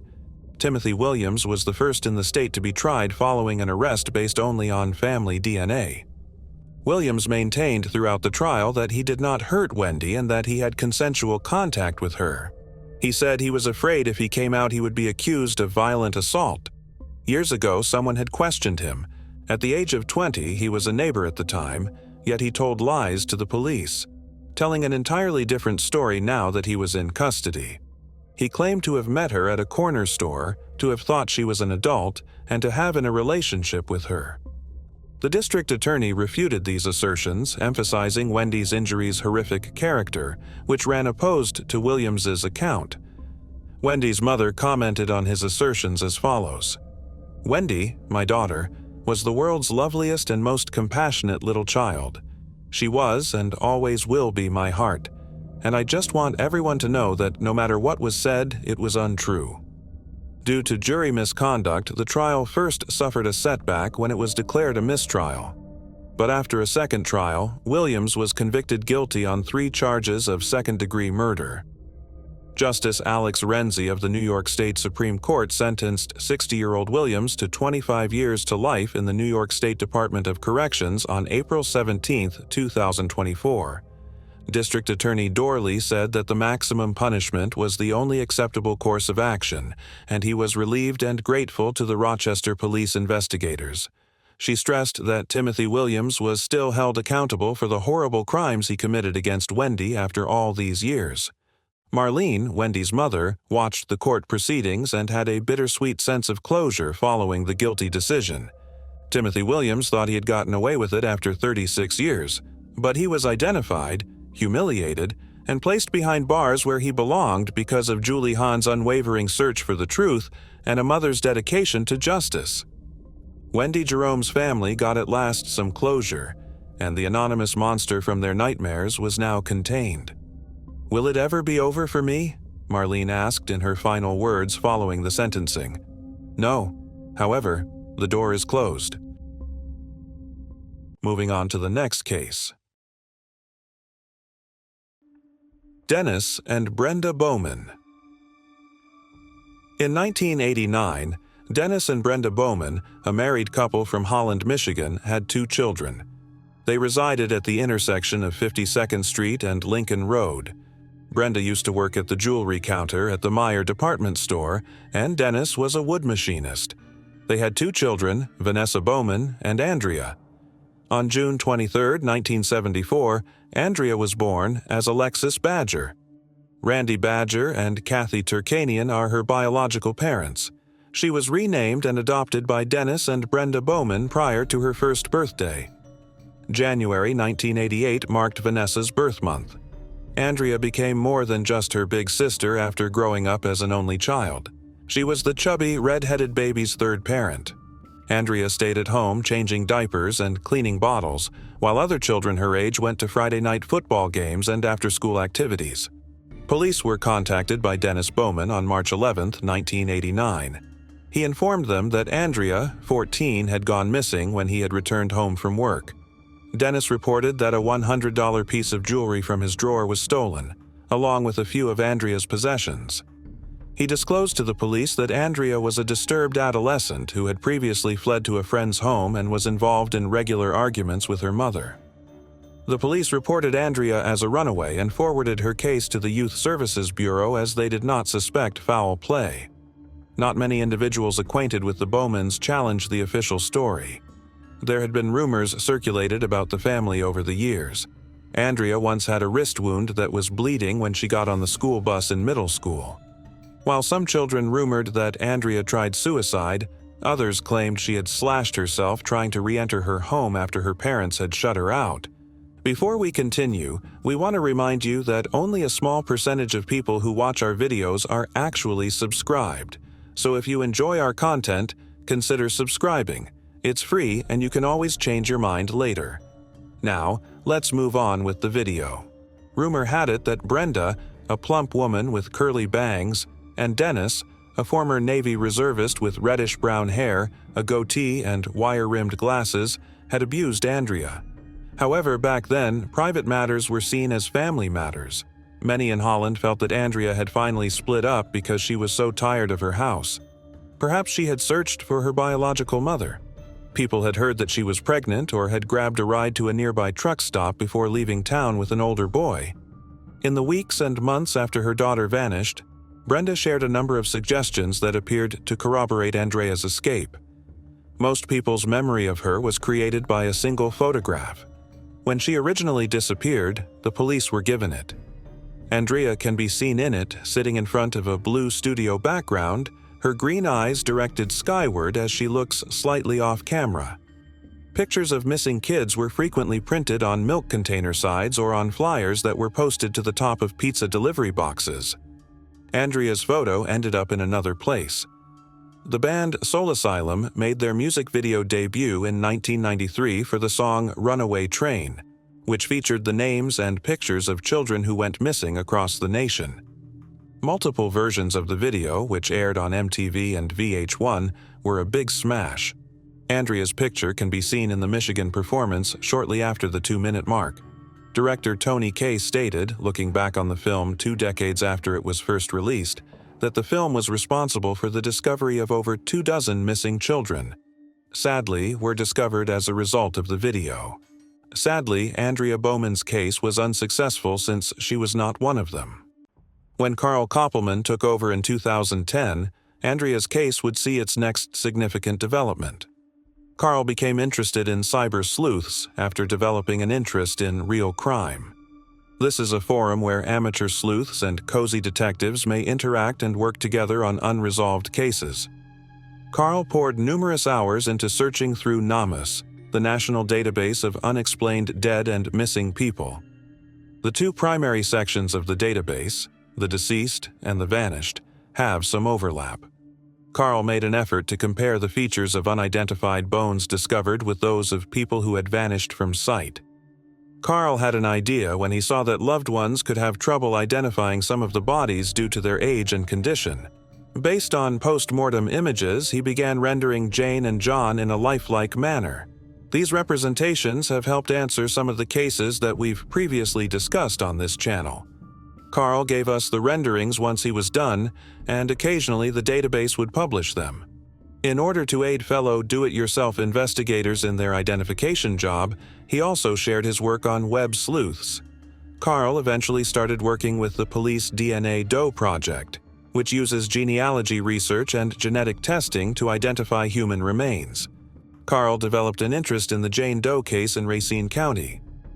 In 1999, she was discovered close to a Wisconsin cornfield's edge. 1999, on the edge of a cornfield in Wisconsin. She had been dead for around 12 hours, but any evidence that could have helped the investigation washed away by the rain. It seems likely that the young woman's life had been snatched and discarded elsewhere. After an autopsy, it was discovered that she had been abused and neglected for a long time and may have had cognitive disabilities. Her body displayed evidence of violence. She had a cauliflower ear and damaged bones. Her funeral was attended by about 50 members of the farming community where she was discovered. She was seen donning a Western-style shirt for guys, embroidered with red flowers and made of gray and silver. Carl entered his location, gender, age, and other general search parameters on NamUs and scrolled through the list of missing people. Generally, the response was emphatically negative. Though the location and age didn't match, Carl was given optimism by Andrea Bowman's entry. Both Andrea and the Jane Doe from Racine County had similar physical traits, and their ages coincided. When Jane Doe was killed in 1999, Andrea would have been 25 years old. The location of Andrea's disappearance, Holland, lies exactly across Lake Michigan from the Jane Doe's discovery. By automobile, the distance between the two locations is only 4 hours. Carl presented his notion to law enforcement, who were intrigued enough to look into it further.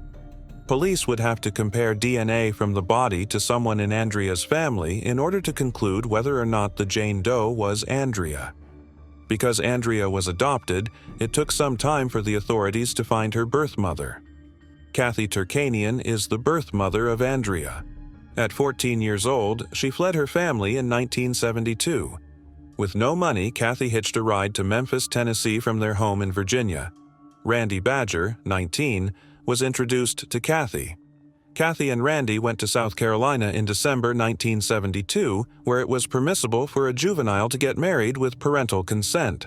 The reason Kathy's parents willingly gave it up was that they had no desire to take on any responsibility for her. When Kathy discovered she was pregnant, the couple had been married for less than a year. Kathy gave birth to a healthy daughter on June 23, 1974. Alexis was her given name. Kathy and Randy divorced when Alexis was 5 months old, and she returned to live with her parents in Virginia. Kathy came to the realization that she couldn't offer Alexis the life she desired and that her family wouldn't support her. After being placed for adoption, Dennis and Brenda Bowman quickly took custody of Alexis. Police investigating Andrea's case wrote to Kathy Turkanian's residence in April of 2010. The letter clarified that Andrea might be a Jane Doe discovered in Wisconsin and that she vanished from her adoptive parents. To be certain, the police required a sample of Kathy's DNA.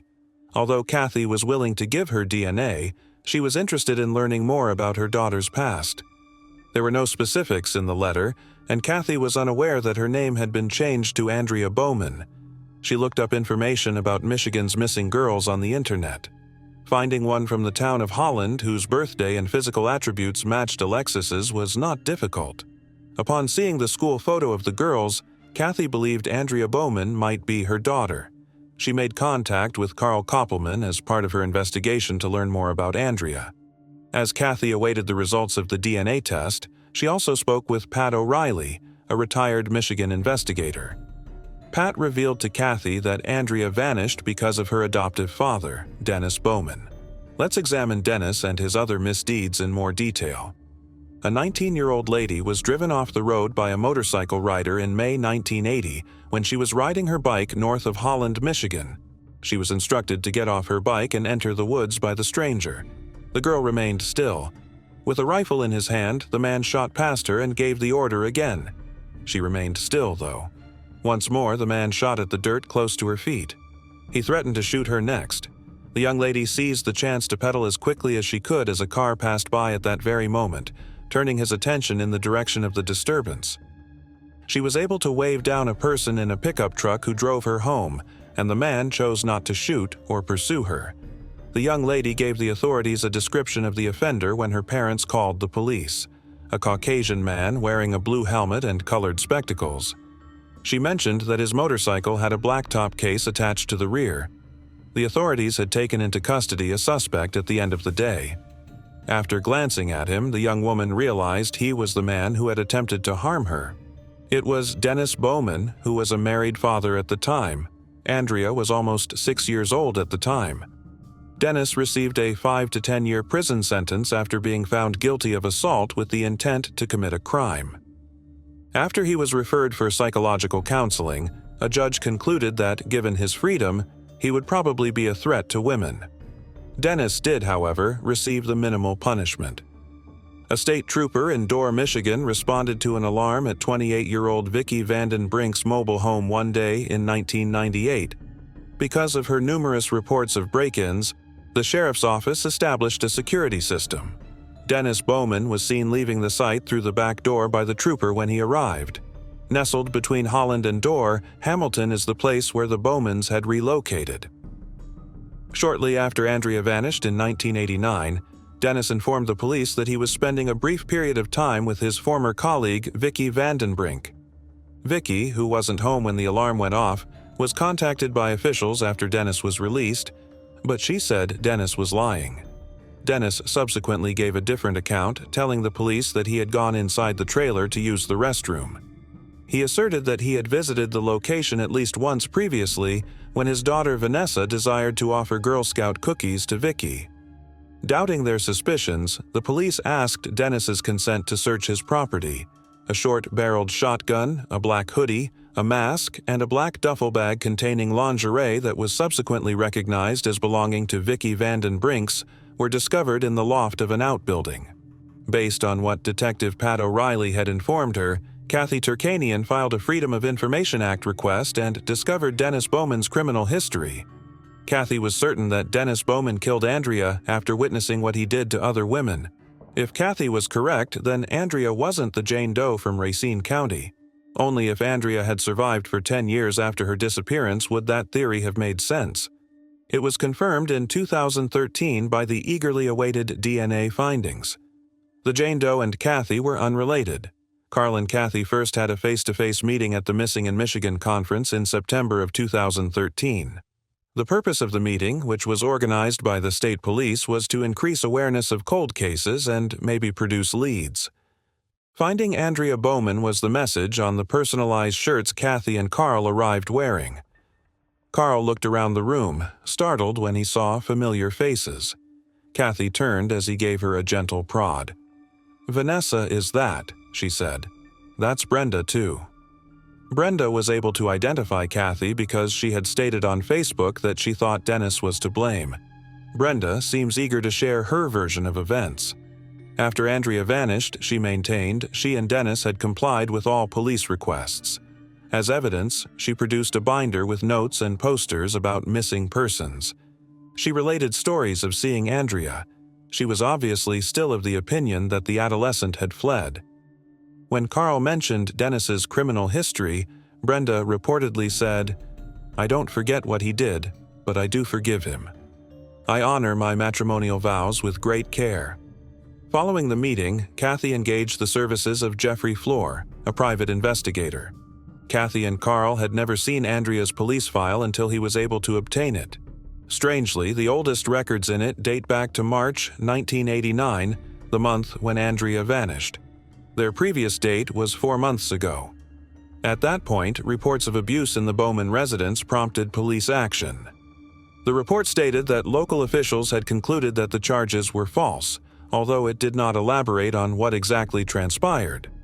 Carl and Kathy were certain that something had been overlooked by the police. The detective who had taken up Andrea's case, Chris Haverdink, was met by Kathy and Carl in 2017.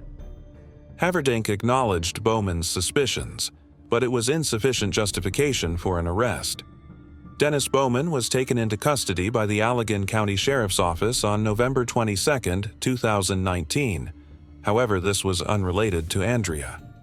9 years before to Andrea's disappearance, he had been arrested for a crime that was done almost 800 miles from the shores of Lake Michigan. Bowman was taken into custody due to suspicions that he killed Kathleen Doyle in 1980. Kathleen, a 25-year-old, had been beaten, stabbed, and strangled with an electrical cable after being stripped naked. After obtaining male DNA from the remains, investigators were unable to find many leads until Henry Lee Lucas was apprehended in 1983. Lucas asserted that Otis Toole, a partner, and himself were accountable. The charges were ultimately withdrawn once it was discovered that his confessions were fake.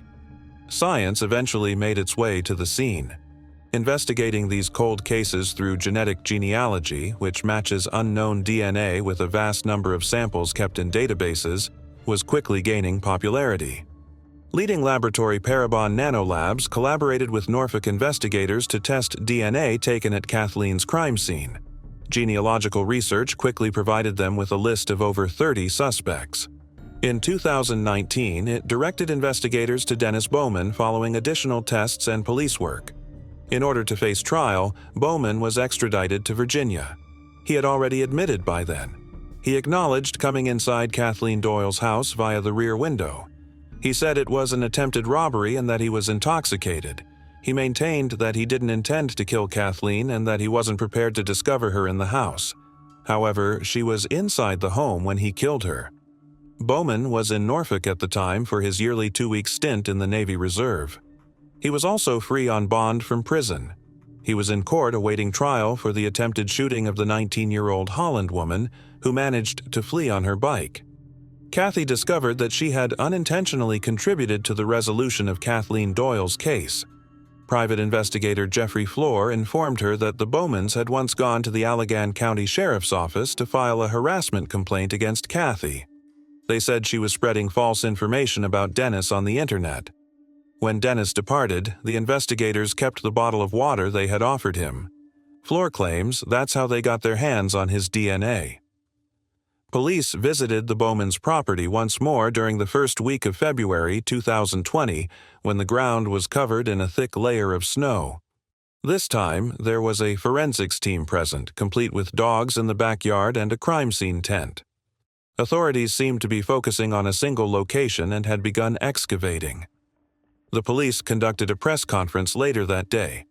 They declared that skeletal remains of a human have been discovered, most likely belonging to Andrea Bowman.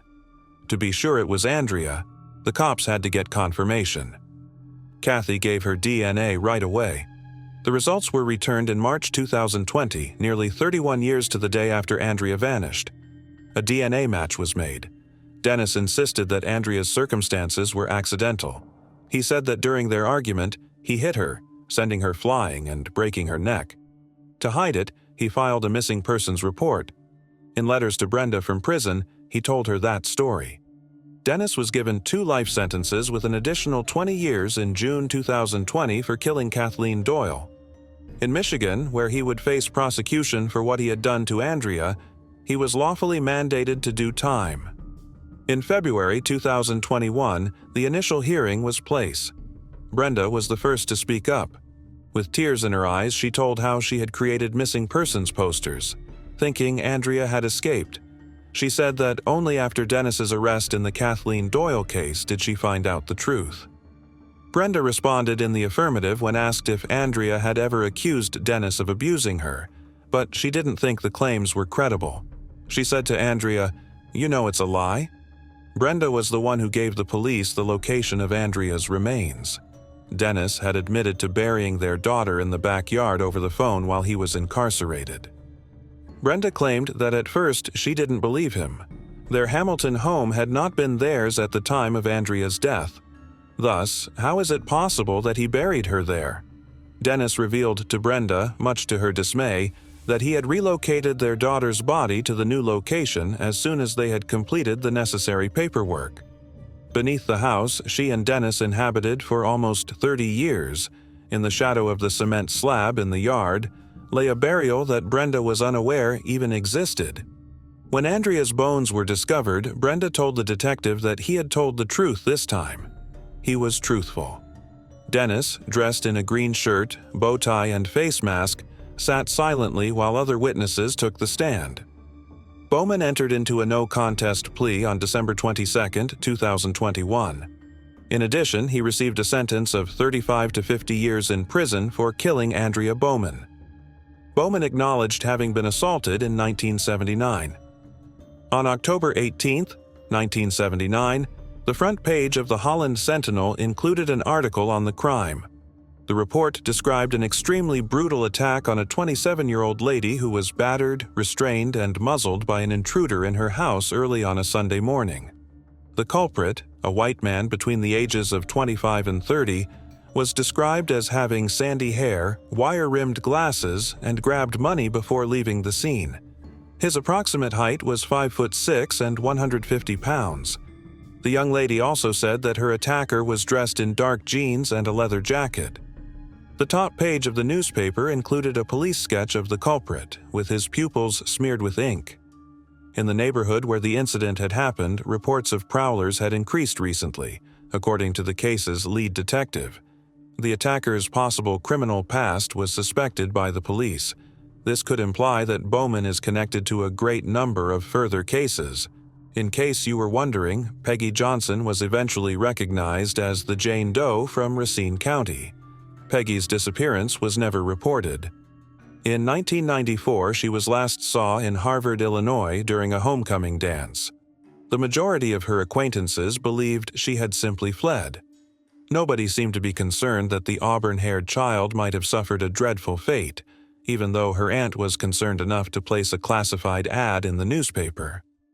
Shortly after her mother died, Peggy, the only parent in her low-income family, vanished. The 19-year-old had a developmental handicap that made it challenging for her to find employment, leaving her homeless and orphaned. She happened to meet Linda LaRoche, a nurse, by coincidence, and she was hired to take care of her children and clean the house full-time. The adolescent grabbed hold of the chance, but LaRoche mistreated Peggy Johnson over the following 5 years, starving, abusing, and making her live in a crawl space. The violence allegedly reached its peak in 1999 when LaRoche killed 23-year-old Peggy and disposed of her remains in Raymond, Washington. Since no one could identify her, she became known as the Racine County Jane Doe, after the location where she was discovered.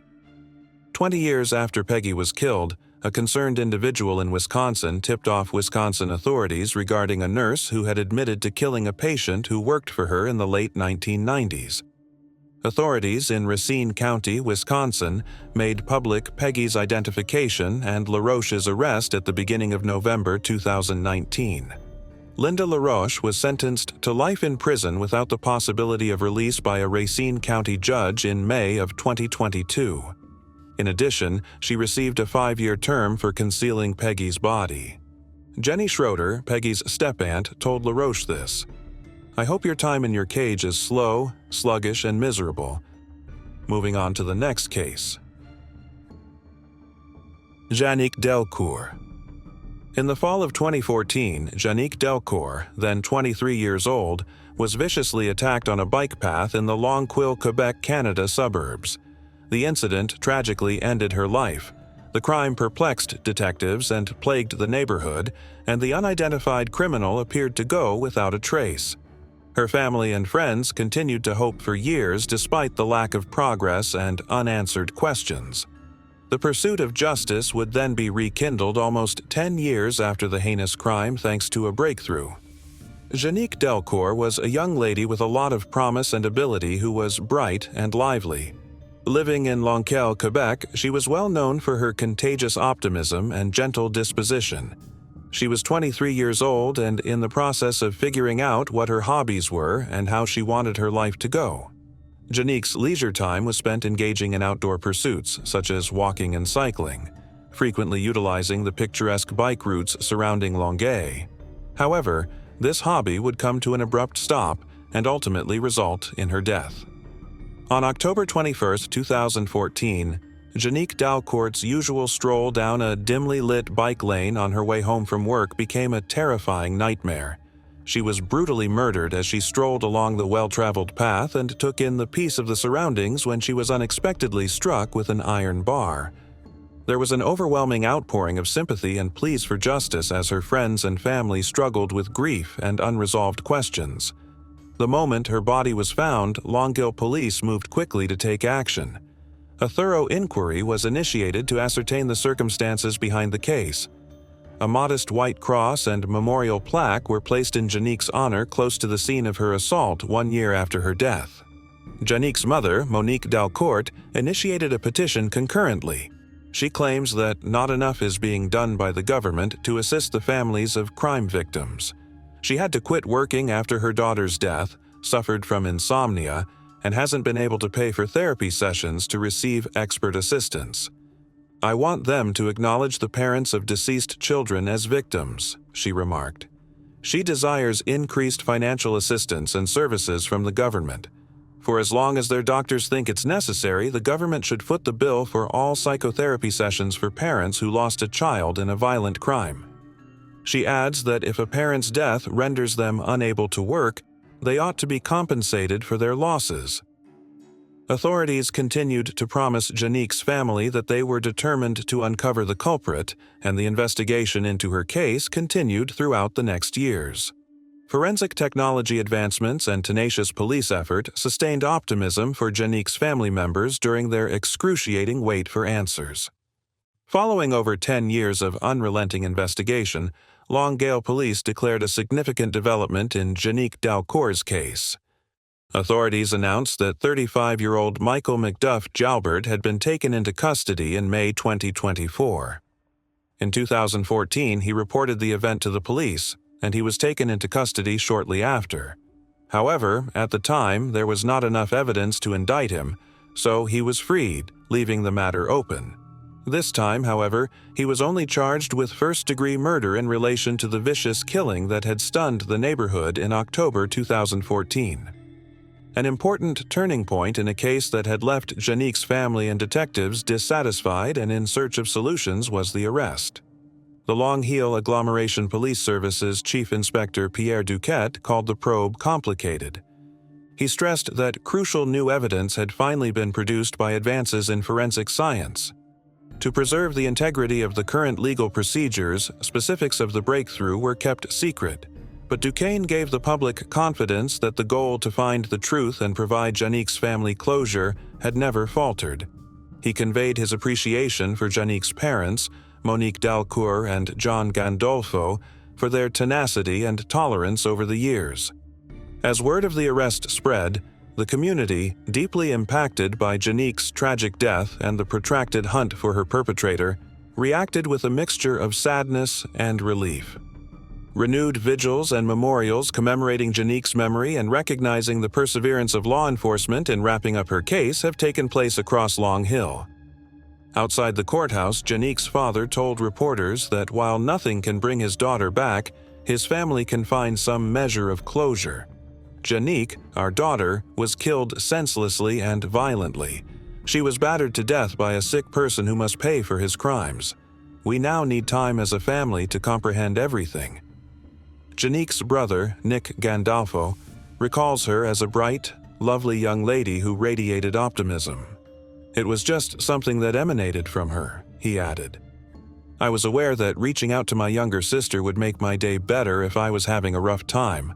I'm smiling just thinking about it right now. The arrest gave optimism that Janique Dalcourt, whose colorful life had been cut short, would finally receive justice while McDuff Gilbert waits for his next court date. Moving on to the next case. Nicholas Cruz. These were the deliberate, coded, and intentional comments of Nicholas Cruz, the Parkland mass shooter who, at his former high school, killed 17 people and seriously injured 17. He spoke to everyone with disdain, anger, and coldness. It appeared as though he was carefree and prepared for whatever outcome his evil deed could bring about following the shooting. It begs the question of what might have incited such hatred and disdain for the entire planet. Brenda Woodward gave birth to Nicholas Jacob Cruz in Margate, Florida on September 24, 1998. According to reports, Brenda, his mother, has a troubled past and has been arrested 46 times, most notably in 1998 when it was revealed that she was buying crack cocaine when 6 months pregnant with Nicholas. It was then claimed that Linda and Roger Cruz were the adoptive parents of Nicholas and his half-brother, Zachary Cruz. By the time Nicholas Cruz turned 3, he was experiencing developmental deficits. By the time he was 6 years old, he had suffered the horrific experience of witnessing his adoptive father pass away from a heart attack. His adoptive mother Linda was left to raise him and his half-brother by herself. Nicholas was a challenging youngster. He had been diagnosed with emotional behavioral impairment, attention deficit hyperactivity disorder, depression, and autism, according to documents from the State Department of Children and Family. In addition, his mother disclosed to the authorities that he suffers from obsessive-compulsive disorder and weight issues. He was prescribed medication and had school and home counselors as a result of everything. Nicholas and his mother would frequently get into physical fights. The Broadwood Sheriff's Office claims that because of Nicholas, the department handled 23 calls in a 10-year span. His mother claimed that at the age of 14, he hit her with the plastic hose of a vacuum cleaner.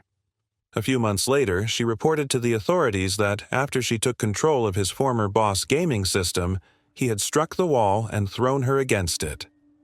According to Nicholas's schoolmate, he likes to talk about guns, hunting, bullets, and firearms. Additionally, he was rumored to bring dead animals to school. He was most likely practicing his aim and killing skills with animals. Before, Nicholas's behavior at Stoneman Douglas High School resulted in his expulsion for having ammunition in his backpack. He also had a history of threatening other students. He and his brother were taken in by Roxane Deschamps, a family acquaintance, following the death of their mother on November 27th. During the roughly month he spent there, Deschamps called 911 on him multiple times. She was afraid Nicholas would shoot herself or her family. This said that she called 911 for the third time when Nicholas began hitting her child and punched holes in the wall. By the time the police arrived, according to reports, Nicholas had already left the house, and the Charms thought he had gone to get his gun. When he returned, the Charms gave him a choice: stay at her house and give her his rifle, or go. Nicholas made the decision to go. Josita claimed that before to the incident he briefly resided at a friend's house. Nicholas arrived at his former high school in Anhuber at precisely 2:19 p.m. on Valentine's Day, February 14, 2018, right before Stoneman Douglas High School ended the day. When he went back to his old high school, he killed 17 people and seriously injured 17, some of whom, according to accounts, are still recovering from the ordeal. His lethal strikes sent students running into the streets in terror. One of the students reportedly spotted him loading up his gun as he was about to enter the vacant hallway that circles the stairs, and he basically told the students to leave because something horrible was about to happen. There's no excuse for this anymore. Nicholas was an expert at what he did. Despite knowing the difference between right and wrong, he chose to do wrong. According to the report, he had a semi-automatic M&P 15 sport rifle with 30-round magazines. He admitted to setting off the fire alarm as soon as he entered the building and began shooting students and instructors. According to experts, he fired 139 shots in total, leaving 34 individuals at risk of being killed by his gun, 17 of whom were killed on the spot and another 17 of whom were seriously injured. Based on his social media activities, Nicholas was accused of planning his mass massacre. It was determined that he suffers from sociopathy or antisocial personality disorder following his consultations with the forensic psychiatrist. During an interview with the forensic psychiatrist, he revealed the details of how he killed 17 pupils and faculty members at his previous high school. He also provided information about our extensive preparations for the 2018 Valentine's Day mass shooting on February 14th. Nicholas says he showed some of his victims pity, but he killed them because, in his words, they shot him a bad look. He went on to recount gory moments from the shooting, including seeing a kid, an insane student, really, call for help. After seeing a wounded student on the third floor crying for help, he fired twice, striking the victim twice in the back. He claimed he wanted to murder as many people as possible when questioned why he did it. He also made the analogy that blowing off a student's head is like blowing off water balloons. Students were already fleeing the building out of fear, according to Nicholas, who said he stopped the killing because he could not find anyone else to kill. However, according to accounts, he really put an end to his murderous rampage when his gun jammed. I assume this is the result of the gun's excessive firing pressure. Nicholas went on to say that he made the decision to flee by hiding among a group of scared students on the 3rd level and abandoning his weapons and tactical vest. Nicholas acknowledged that he had prepared ahead of time to obtain his high school polo shirt from Mandoga in order to disguise himself and avoid drawing attention to himself during the attack. Additionally, he planned what to wear with his fireham to avoid drawing attention to himself when he went to the school. I'm sure you're wondering how he managed to conceal his gun so well without getting discovered. The Uber driver who took him to the school, however, reported that Nicholas was carrying a guitar case and that he was claiming to be attending a high school music lesson. Later on, it was found that he had placed the gun inside the guitar bag. The 24-year-old admitted to the doctor that he had initially considered mass shootings at the age of 13 or 14. The thought would come and go, he said. He went on to say that he first grew interested in mass shootings through reading books, watching documentaries on the 1999 Columbine incident, and watching violent videos, such as war videos. Nicholas acknowledged conducting independent study on mass shootings. He said that through his study, he was able to determine the kind of weapons used by the mass shooters, as well as other details surrounding the massacre. In an effort to demonstrate to the jurors that Nicholas had been preparing the mass shooting for a considerable amount of time, his social media posts from the months preceding the incident were displayed to them during one of his court appearances. Nicholas declared on YouTube on September 24, 2017, 5 months prior to the atrocity and before the passing of his adopted mother, that he intended to become a professional mass shooter. A few days later, he wrote, "My life is terrible. High school was a failure for me. I'm going to commit mass murder."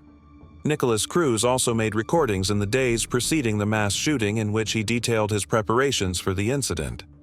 According to sources, there were all the warning indications, therefore the shooting may have been prevented. Nicholas Cruz's gun ownership, intent to kill people, unpredictable demeanor, and probable ability to carry out a school shooting were all revealed to the FBI by a tip caller. Sadly, though, the FBI did little to stop him. Despite this, Nicholas managed to escape the situation at first by dropping his weapons and hiding among the terrified kids who were rushing away. He was identified by the authorities with the help of school security footage. The firing continued for about 75 minutes before he was apprehended in Coral Springs, Florida. Numerous factors could have contributed to the Nicholas attack, even if the exact causes are still unknown. Nicholas Cruz has 2 traits: mental instability and aggression. It was documented that Angie, his girlfriend, had broken up with him after he had physically abused her. As you can hear in his video, when he declared his love for her and said he would see her in the afterlife, this most likely did not sit well with him. According to what his brother previously said, friends would frequently tease Nicholas because of his appearance and speech pattern. His speech issue may have been brought on by his developmental difficulties, I suppose. He was sent to a special education school in 2014, but he transferred to Stoneman Douglas High School in Parkland, Florida in 2016. On September 20th, 8 days after his suspension, he attempted suicide by cutting his wrist and consuming gasoline. He also acknowledged that he had threatened and engaged in multiple altercations, in addition to discussing his desire to acquire a gun. Nicholas faced 17 counts of premeditated murder, all of which carried the potential for execution. After his arraignment, he was placed under suicide watch in a solitary cell. There were prosecutors who sought to sentence him with the death penalty. The trial for Nicholas was initially set to start in January 2020, but it was moved to the summer of 2020 to provide the defense more time to get ready. In June 2020, the trial was again postponed due to concerns with COVID-19. On October 20th, 2021, Nicholas Cruz entered a guilty plea to the 17 counts. Despite his first plea of not guilty to all of the charges, his attorneys declared that they will not contest his guilt. Instead, his group of public defenders had asked the judge to give him 17 life sentences. On October 13, 2022, Nicholas Cruz was given a life sentence without the possibility of parole after a vote of 9 in favor and 3 against the death penalty. The jury recommended a life sentence for him based on previous records that showed his biological mother used illegal drugs and alcohol throughout her pregnancy, as well as neglect on the part of the state, the school, and other agencies to provide him with the care he needed. But the jury's verdict infuriated a lot of the victims' families, the prosecution, a lot of politicians, and even the state governor, Ron DeSantis. Please share your ideas with me in the comments section. Do you believe Nicholas Cruz received the just punishment? Moving on to the next case. Russell Batuan. An enigmatic incident occurred at the Ropers Motel in the picturesque town of Pecos, Texas, during the summer of 1966. A young couple named Russell Batuan, who went by the names of Mr. and Mrs., arrived for their intended quiet vacation. They had no idea that their visit would take a terrible turn. Tragically, while the man slept well in his room, his partner was found dead in the motel's swimming pool. Everyone was wondering what had transpired to cause her premature death in the ocean.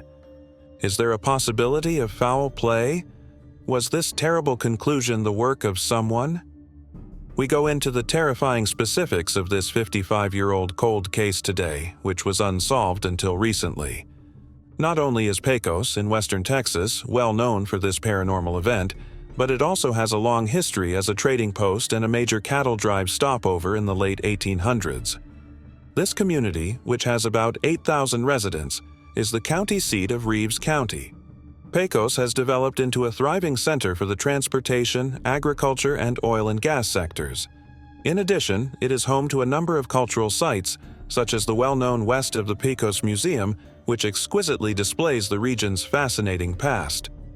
A charming automobile court with a single-story Spanish-tiled building and an enticing neon sign was located along Highway 80, just outside the bustling town of Pecos.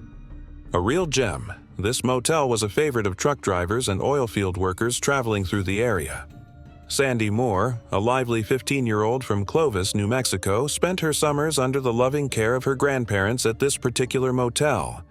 Sandy accepted her duties and worked hard at the front desk, cleaning rooms with attention to detail, and even waiting tables at the delicious on-site cafe. That fateful July 5, 1966 was the day Sandy's watchful eyes saw Mr. and Mrs. Russell Batuan, a couple who had checked in earlier, relaxing in plastic chairs by the motel's tempting pool. The woman, wearing a bright red one-piece bikini and long flowing hair, was sipping a refreshing Coke while the man was happily sipping a beer. The man looked thin, with blonde hair cut in a crew cut, and he looked to be at least 10 years older than his partner. 3 hours after she had first encountered the Batuans, Moore was at the motel office when a distraught maid burst in, trying hard to speak in terrible English. They traveled to the pool together where they were about to make a startling discovery. A woman lay face down at the bottom of the deep end, some 12 feet below the surface. There was nobody else nearby when Moore, fully clothed, entered the scene, so a worried hotel visitor who heard the disturbance rushed to help. They succeeded in bringing the woman to the surface after 2 unsuccessful tries. Mrs. Batuan was the one. Moore started CPR while an ambulance was being called. Russell appeared to be asleep when a different hotel employee entered the Batuans' room in the meantime. His wife was already en route to the Reeves County Memorial Hospital, which is located close. Russell told Moore that he required his registration card to identify himself before going to the hospital when he eventually made it to the pool. This sparked suspicion, particularly when he took out quickly in a black sedan after getting it. Sadly, when Mrs. Batuan arrived at the hospital, she was declared dead. Remarkably, Russell never appeared, ruthlessly refusing to express grief over her death and allowing her to leave this life without the comfort of his company. The victim was given the name Pecos Jane Doe by the authorities, who did not know her real name and instead used the name of the Texas city where the murder was committed. Through public outreach and media attention, this was done in the hopes of generating leads and identifying the victim. The family of Pecos Jane Doe never came forward, but some heartbroken parents who saw a similarity between their own daughter and the drowned girl started the Drowned Girl Trust Fund to help pay for the girl's burial costs. Pecos locals were deeply affected by the tragedy and banded together in a variety of ways to offer their support. The deceased's lovely blue polka dot outfit was donated by a nearby clothing store, and the funeral director showed great kindness by offering a gorgeous wooden casket. Together, the locals paid for a plain headstone with the phrase, "Unknown girl drowned," for her burial. Her funeral service was presided over by a Protestant minister and a Catholic priest, and about 50 villagers attended, since no one knew her religious allegiance. 3 policemen and 3 sheriff's deputies were among the pallbearers. The preacher reassured the grieving that the girl was certainly known to God, even though they did not know her personally. He hoped that if there was someone who looked out for her, they would find comfort in the knowledge that she was safe and secure in their company. The woman whose identity has not been revealed was buried at the city-owned Fairview Cemetery, which is conveniently situated across the street from Pecos High School. Sandy Moore was touched by the incident, having met the woman's alleged companion at the Ropers Motel. She made it a point to place flowers at the cemetery each time she came back to the town. Sandy frequently thought back on the event over the years and expressed her feelings over the phone from her house close to Lubbock. She was preoccupied with wondering where the woman had come from and if anyone was looking for her. Reeves County Sheriff A.B. Nail didn't take long to organize his squad to look for the suspect. However, the investigation's initial shortcomings stemmed from a lack of data. The cops didn't know the make or license plate number of the man's car without the registration card. The only items left in the Batuan's motel room were a bra, a pair of shorts, and a blouse. The only person with that name that the sheriff's office was able to track down was a Marine who was on active service and stationed in North Carolina. The couple's use of fictitious identities increased the level of intrigue around the already complex case. Reeves County did not have a medical examiner, so an expert pathologist from Odessa was called in to perform the autopsy. A red, quarter-sized abrasion was found by the pathologist during the examination above the woman's left cheekbone. Whether the injury happened prior to her passing or during the process of retrieving her body from the pool was still unknown. Even though there was no hard proof of foul play, the woman's death was determined to be accidental drowning. Sheriff Nail decided not to open a homicide inquiry as a result. Sheriff Nail later revealed in a newspaper interview that the man's only known transgression was not paying his lodging payment. The woman's body was taken to the Pecos funeral home after the autopsy, where it was embalmed and put in a back parlor in the hopes that someone would come forward to identify her. The unexplained drowning garnered widespread attention, leading worried families from several regions to get in contact with the funeral home. Some even made the trip to Pecos to look for their lost loved ones. Dental evidence contradicted the belief held by an Odessa couple that they had located their child. The woman's identity was finally revealed in 1966 by an accidental message left behind. The scribbling on the bottom of her right foot, which read Joe and Lean, was found when she arrived at the hospital. Sadly, the police were unable to solve the case with this message, and eventually it was abandoned. Investigations were delayed since there was no national database for missing and unidentified people. Todd Matthews, a cold case investigator, created the volunteer-run Doe Network in 1999 as a reaction. They created a database for missing people and unexplained bodies, and they received hundreds of leads every year that helped solve almost 100 cases. The Justice Department created the National Missing and Unidentified Persons System in 2007. It was modeled after the Doe Network. The National Missing and Unidentified Persons selected Todd Matthews, the creator of the Doe Network, as head of communications and outreach. Matthews claims that while anonymous victims frequently get less attention from law enforcement the longer they go unidentified, he has always felt a connection to them.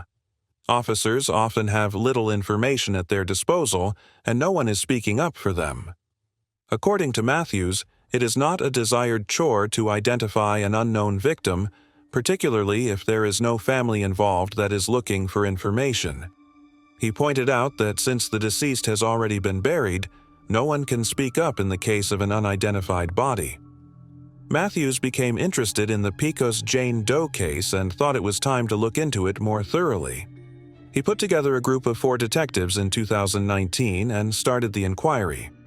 The 4 detectives Matthews had assigned, Mark Ingram, Lisa Tarango, Felix Salcedo, and Pablo Carrasco, went to Fairview Cemetery in August 2019 before dawn and gathered beside Pecos Jane's tomb. They watched as a backhoe operator dug out a rectangular opening in the earth that was about 6 feet deep. When the backhoe hit a wooden coffin, Ingram had to go inside the grave to investigate. The skeleton was still present even though the casket had significantly deteriorated from being buried for more than 50 years. The earth had turned the bones a reddish-tan color, and they were mixed up with pieces of blue polka dot dress and pantyhose. Using a trowel and brush, Ingraham carefully removed the dirt from the bones and arranged them on a spotless white sheet at the side of the grave. After the skeleton was discovered in its entirety, it was painstakingly reassembled to its original anatomical configuration. After the skeleton had been meticulously assembled, it was wrapped in paper, put inside a blue body bag that was securely sealed within a large box, and sent out for DNA analysis. After Pecos Jane Doe's remains were thoroughly examined in 2019, they were submitted to a forensic examiner who has a lab in Denton. The skeleton was identified as belonging to a young Caucasian woman between the ages of 15 and 18. A piece of bone was taken out and flown to Fort Worth, Texas, where DNA was collected and entered into the national database of the Federal Bureau of Investigation in a sincere effort to identify her. Regretfully, there were no matches in the database, which is to be expected given that it was created several years after the woman's passing. After almost a full year of the Jane Doe mystery being revived in Pecos, Texas, a little parcel showed up at the door of Othram, a private forensic lab located in Houston's The Woodlands neighborhood. A molar that had been taken out of the nameless woman's jaw was inside the package. Othram proved to be the perfect facility to study the molar. It was established in 2018 by David Middleman, a scientist and entrepreneur with an unyielding love for genetics. Middleman became enthralled with genomics while working as a research assistant as a student during the last phases of the historic Human Genome Project, a 13-year project costing $3,000 that transformed the field of genetic testing. Middleman and his group excitedly got to work after the box arrived, intending to solve the mystery surrounding Pecos Jane's real identity. Unfortunately, there was not a single entry in the database that matched the DNA of Pecos Jane. This was not surprising, as the database was created in the late 1990s, long after her death. The team wondered if they would ever be able to discover Pecos Jane Doe's real identity, as it appeared that the inquiry had come to a standstill once more. A private forensic laboratory called Innovative Forensic Investigations, which is based in the sleepy Virginian town of Emporia, close to the border with North Carolina, unexpectedly gave Othram a surprise call. In November 2022, this link was made possible by the National Center for Missing and Exploited Children. In 2019, Othram has given Innovative Forensic Investigations the case of Jane Doe in Pecos. The self-taught forensic genetic genealogist Jennifer Moore got involved in the case after assisting her husband in finding his birth parents. By using conventional genealogical methods, Moore's team was able to follow the lineage of 3 siblings from Texas back to the probable common ancestors that Pecos Jane shared. They moved down the family tree slowly but methodically, looking for people who were the victim's age when she passed away. They identified a sizable Kansas family with 15 children after weeks of intense effort. Some of the family members were still living and engaged on social media, making them an invaluable resource for genealogists. After looking into it more, they found a brother who had been talking about a sister who had gone missing years before. A detective visited Joyce Hemme, a 74-year-old retiree in St. Petersburg, Florida, in pursuit of this lead. Joyce, who was the victim's eldest sister, sobbed when questioned about a missing family member. After years of going unidentified, the victim was eventually identified as Jolene Hemme thanks to persistent DNA testing efforts. This discovery was made possible by the application of cutting-edge DNA technology, which enabled forensic specialists to separate and examine genetic material from the victim's remains. Jolene Hemme was raised in a large Catholic family on a 160-acre farm in central Kansas. Her childhood was filled with activity. Life on their farm, just outside of Salina, was never boring with 14 siblings. The Hemme family put in a lot of labor growing wheat and tending to Angus cattle as well as chickens, pigs, and turkeys. Them abundant food garden and livestock guaranteed them well-being. The Hemme kids lived close to Kannapolis Lake, but they hardly ever went swimming on their weekend picnics. The fact that Jolene in particular couldn't swim would prove to be important in the future. She was a quiet kid who enjoyed the companionship of books above social gatherings, according to her oldest sister Rosemary. Joyce, Jolene's elder sister, was by far her best friend. The two were bonded beyond belief. Jolene met an older man while working during that fateful summer, however, her siblings couldn't remember his name. Having met him a few times, Joyce thought he was a good deal older than Jolene, in his late 20s. Joyce thought he was domineering and didn't trust him. Jolene resisted her advice to find someone else, insisting she liked him. Their relationship was affected by their divergent views about the man. Jolene came to see Joyce on Friday, July 1, 1966, after work, and invited her to watch a movie with her boyfriend, and another female. Joyce turned down the invitation, though, since she was already set to go fishing with her own partner. She had no idea that it would be her last encounter with her sister. That evening, the following day, and even the day after that, Jolene did not return home. The more the investigation went into her absence, the more mysterious it became. Joyce described the thorough search she and her sister had conducted, going above and above to locate Jolene. They had made a lot of efforts, going to the police, Jolene's place of employment, and even contacting her friends. They were shocked to learn that Jolene had not received her regular paychecks and that her partner was also absent. The couple might have fled together and would probably return shortly, they were told when they reported Jolene missing to the police. But when Joyce saw a postcard in her mailbox, her suspicions were piqued.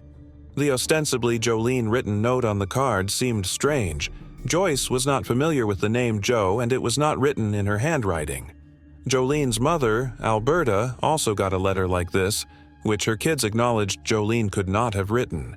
Alberta, enraged and frustrated, ripped the letter to pieces and threw them in Kansas City. Joyce and Carolyn started posting flyers all around the area in the desperate hopes that someone had seen their sister. The letter and postcard from Las Vegas were their sole leads. Tarango, the case investigator, thought these objects might have been made by Jolene's lover. Though they couldn't find any marriage permits, the police thought that the pair might have traveled to Las Vegas to get married.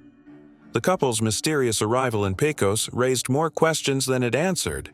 Unless the individual was somehow associated with the renowned rodeo that July 1st for, it seemed like an improbable trip. But no Russell Batuan is known to have participated in the 1966 rodeo. The Hemme family believes that Jolene's lover played a role in her demise. They contend that it is incomprehensible that she would be discovered in a swimming pool given her inability to swim.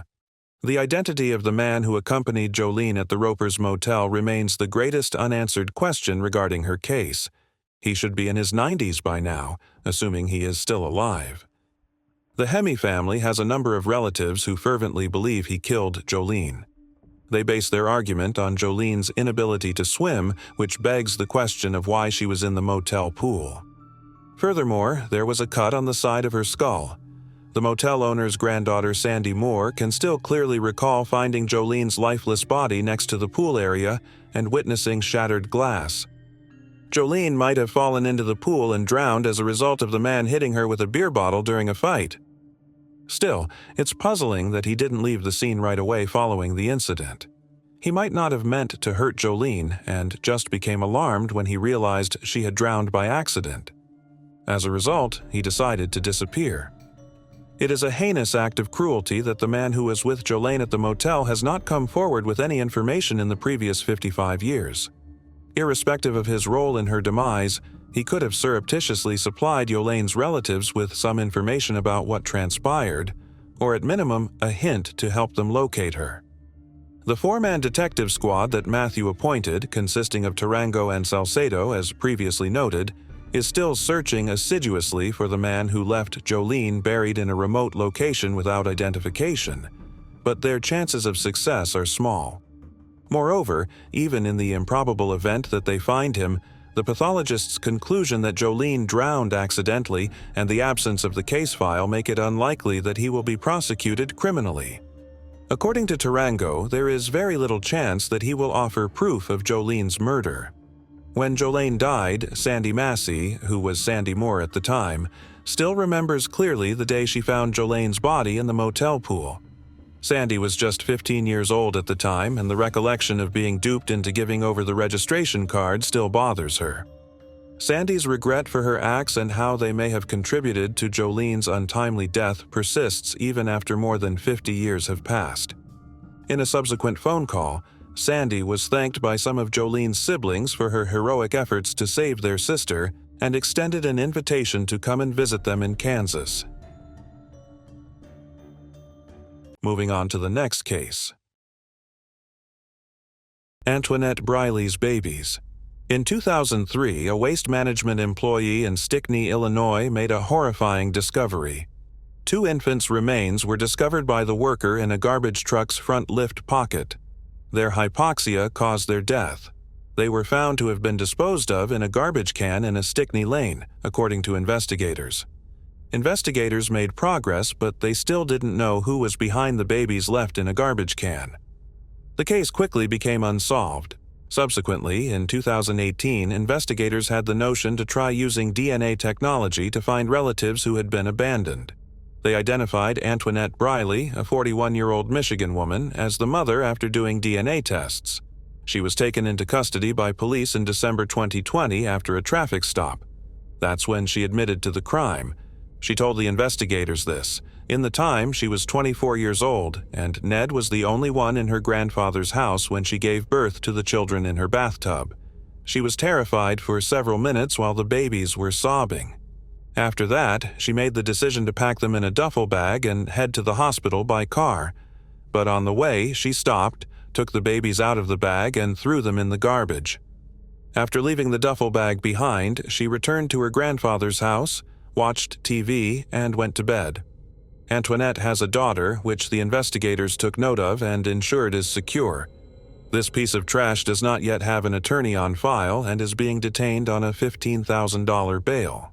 Before we continue, we want to remind you that only a small percentage of people who watch our videos are actually subscribed.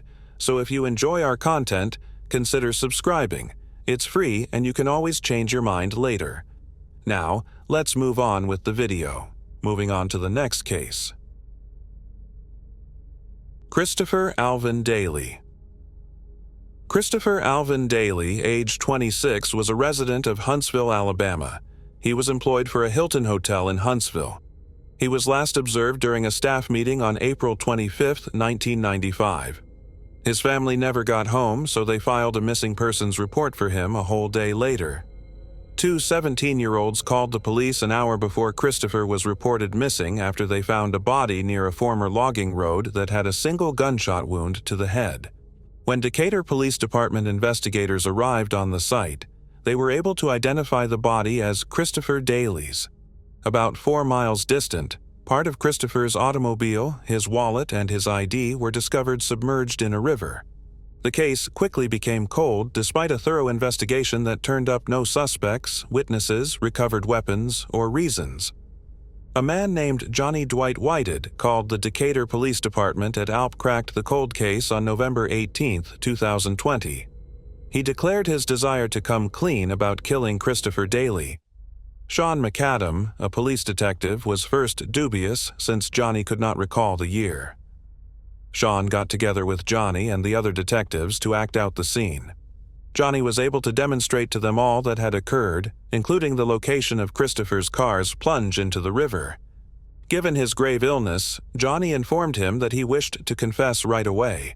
He expressed regret and apologized multiple times. But it's not a justification. Even so, he killed someone, and he ought to have stepped forward years ago. Christopher's relatives were made aware. They appreciated the news. They thought there would never be a solution. Moving on to the next case. Daniel Linda Lagerlof. In 1969, Daniel Linda Lagerlof was born. In addition to directing motion pictures, he also oversaw a few Swedish TV shows. In 1997, Daniel tied the knot with Malin Lagerlof, his longtime partner. Together, they were parents to 3 kids. As a screenwriter, Mulaney frequently created scripts for her husband to helm. Daniel was hard at work researching a potential filming location in the Turpanen Nature Reserve on October 6, 2011. He never returned to his 3 children and wife. It's thought that big waves that were sweeping the region trapped Daniel on slick rocks, and he was pushed out to sea close to the sheer cliffs. There are no witnesses because he was by himself. Daniel Lint Lagerlof is still missing, as of this writing. Moving on to the next case. Darlene Johnson. The case was horrifying because an innocent guy was on the verge of being executed without a warrant. For the better part of 2 decades, the unexplained death of Darlene Johnson was believed to be solved. Nevertheless, in 2001, it tragically resurfaced as a cold case. On February 24, 1982, at 8 a.m., every schoolchild in Nampa, Idaho had a normal day. Darlene Johnson, then 9 years old, was observed that morning strolling 6 blocks from her home to Lincoln Elementary School. Sadly, she never made it there. Concerned friends and neighbors, in addition to her family, responded to her absence by organizing a widespread search for her around the city of Nampa. But 3 days later, a couple of fishermen in remote Canyon County discovered Darlene's body close to the Snake River, putting an end to the extensive search for her. An autopsy revealed that Darlene had suffered blunt force injuries to her head and torso in addition to being sexually raped. The cops also collected male hair and DNA from the crime scene. Charles Fain, 34, was detained in September almost immediately after it was suspected that he had killed Darlene by rape. Charles Fain was arrested because of a hair sample he willingly gave to the police and because he lived a block away from the Johnson household. After being hauled into detention, Fain denied any involvement in Darlene's death. He also performed well on the polygraph exam. He passed the test and denied killing Darlene Johnson, but he was nonetheless charged with her murder. Prosecutors raised the likelihood that Fain was the owner of a shoe trail found near Darlene's body during his trial. Furthermore, 2 jail informants claimed to have heard Fain admitting to the crime. In exchange for their testimony, the 2 informants also received lower prison sentences. Fain refused to back down from his insistence that he was innocent in the face of mounting evidence. He stated that the neighborhood where Darrell was slain was 100 miles away from him. Despite the lack of strong evidence and trustworthy witnesses against Fain, the judge did not rule him out as a suspect based on the testimony of the other witnesses. The polygraph results of Charles Fain were admitted into evidence in court. Furthermore, there was not enough DNA evidence at the time to prove Fain's innocence. Fain was sentenced to die in March of 1984 after being found guilty on November 4, 1983. However, he was subsequently detained for almost 20 years. He was about 4 days away from being executed in 1991. Surprisingly, though, his execution date was rescheduled. 8 years later, in 1999, with a little more advanced DNA testing, it was confirmed that the hair DNA found on Darlene Johnson's body really belonged to an unidentified male and not Fain. Fain was then immediately cleared. In August 1999, he was released from the maximum security institution located in Idaho. Detectives revived the investigation in 2019, after a few years had passed, and the following year, they identified David Dalrymple as a suspect through the application of genetic genealogy. His DNA matched the sample found at the crime scene, and he was 64 years old. For kidnapping and molesting a child in 2004, Dalrymple was already serving a life term. In January 2022, he was formally charged with Darrell Lynn Johnson's murder. He is presently incarcerated and may shortly be executed or given a second life sentence. Conversely, Charles Fain feels relieved that the offender has been apprehended and is content that he is no longer behind bars. In exchange for his 18 years of incarceration and his incorrect conviction, he received a payment of $400,000. With some of the money he got back after his erroneous conviction, Fain recently bought a truck for himself. Moving on to the next case. Kim Marlene McVey. A woman's body was discovered on May 23, 1992, under a construction shed on North Memorial Drive, not far from Tulsa, Oklahoma. It didn't take long to identify her as Kim Marlene McVey, age 31. Kim had sustained a head wound. There was no DNA evidence and no known witnesses to the crime. The case fizzled out and no one came forward with any relevant information. However, witnesses have now come forward. They reported to the police that Tommy Edward Harris, a male, had admitted to them that he killed Kim. Kim was residing in the same house as Harris and a few other unidentified people. It was stated that the home was a well-known drug house. 7 days before her body was discovered on May 16, 1992, a guy entered the home to make amends for a botched transaction. This person requested a refund of his money. There was then a gunfight. This man grabbed Kim by the head and pulled her outdoors. Tommy Harris then received demands from the individual. Harris pulled a gun, striking Kim's left temple. Harris then hauled her body into the house and covered her corpse with the shed in the backyard. The arrest of Tommy Harris occurred on May 14, 2020. Vic Rigolado, the Tulsa County Sheriff, described the situation as bittersweet, resentful of Kim McVey for having a family. Although they were unable to come today due to being out of state, they have been notified. Without a doubt, our thoughts are with them, and sweet in the sense that her family can finally have closure thanks to us. Years went into creating it. Ultimately, though, justice is served even though it sometimes moves slowly. Since then, the individual who broke into the house demanding money has passed away. After learning about the arrest, Kim's family, who was not present at the police briefing, has likewise not yet released a statement. Moving on to the next case. Christa Bramlet. In 1996, Christa Bramlet, then 23 years old, lived in a mobile home near New Providence, Tennessee. Formerly a sleepy railroad town, New Providence was annexed by the neighboring town of Clarksville. Over the next few years, New Providence saw a surge in drug-related offenses and commercial burglaries, along with growing crime rates overall. Unfortunately, Christa Bramlet became a victim of these issues. Her killer remained at large for 22 years before being apprehended. Christa Bramlet was born in 1973 to Jim Langley and Kim Venable in California. Christa was well known for her intelligence, kindness, and wit. Her relationship with her family was close, but she decided to live alone and become financially independent. Before her mother relocated to Corpus Christi, Texas in 1995 with Christa's 2 small children, the 2 of them shared a house in Clarksville. Christa desired to remain in Clarksville so she could complete her GED program there. After that, she pursued her high school equivalency despite living alone in a mobile home in order to provide her 2 children a better life. Her neighbor perceived her as cold, despite her family's description of her as kind and loving. Jeff Pennington, Christa Bramlet's landlord, knocked on the door of her trailer in the Sunnydale Mobile Home Park, which is located off of Peachers Mill Road, in the afternoon on October 28, 1996. Christa was contacted by the landlord to talk about a fire that happened a week prior, but she never replied. But later, when Jeff tried to get in touch with Christa, he found out something horrible. He noticed Christa Bramlet's shoeless figure in the living room, lying in the flickering light of a tiny colored television. Then I phoned the police, claimed a scared Jeff Pennington. At the time of Christa's murder, Clarksville, Tennessee police were investigating many house homicides of women. The killings, according to the police, had nothing to do with the particle case.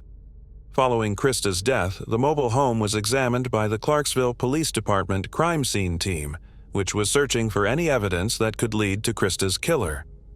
The Montgomery County Medical Examiner conducted Christa's autopsy. The autopsy determined that Christa Bramlet had suffocated to death, and evidence of a rape kit contained evidence of sexual abuse. In an attempt to locate a match, the Tennessee Bureau of Investigation's lab received the forensics DNA results from the rape kit and put the information into CODIS. In an attempt to find possible witnesses, about 6 police interviewed between 50 and 60 neighbors at the start of the investigation. On October 27, 1996, a neighbor reported seeing Christa sitting on her porch, as was her usual. However, Christa tended to be aloof and people avoided her company. After receiving close to a dozen tips, The police anticipated making an arrest within a week. However, the leads dwindled. There were no possible suspects found. Years went by without anyone being arrested. It wasn't until February 13, 2019, 22 years later, that Clarksville Police Department Detective Michael Urey received the information he so desperately desired. As it turned out, the suspect's DNA from Christa's rape kit eventually matched that of a suspect who lived in Phoenix, Arizona. Cody's DNA matched that of Kenneth Hudspeth, a 48-year-old man. Hudspeth had not yet been mentioned in the investigation, according to Detective Michael Urey, and no one had taken notice of him. Detective Urey discovered that Hudspeth had actually resided in Clarksville at the time of Christa's murder and had left the city in December 1997 when he met with the suspect in April. Hudspeth did not dispute every detail that was given to him. He identified himself as Christa's friend and said he was the last person to see her alive. The DNA evidence from this interview led to the arrest of Hudspeth and charges of homicide. He was spared extradition and moved to Tennessee pending trial. Hudspeth's arrest records revealed to investigators that he had been arrested several times for charges including felony assault and domestic abuse. He has spent time behind bars in Arizona and Texas. His DNA ought to have been in Cody's years ago, but investigators believe that swabs may have been lost or damaged in the chain of custody. Hudspeth claimed that while living in the Sunnydale Mobile Home Park in Clarksville, he had previously engaged in drug use with Christa Bramlet. The toxicology result by Christa Bramlet, which showed a low blood alcohol concentration, disproved these claims. He first denied having sex with her when asked, but he acknowledged that he had been so intoxicated that he couldn't remember if he had sex with her after viewing the autopsy results and the DNA discovered within Bramlet and on her bra. I was high on drugs. She is someone I know. Have I slept with her? Speaking in court, Hudspeth remarked, I don't remember that. I just can't image me killing this woman and raping her. He stated it again. I hope I didn't. Upon learning of a development in the case, Christa Bramlet's relatives were notified. It was only a question of time, as I always understood. We were always confident that they would identify the perpetrator.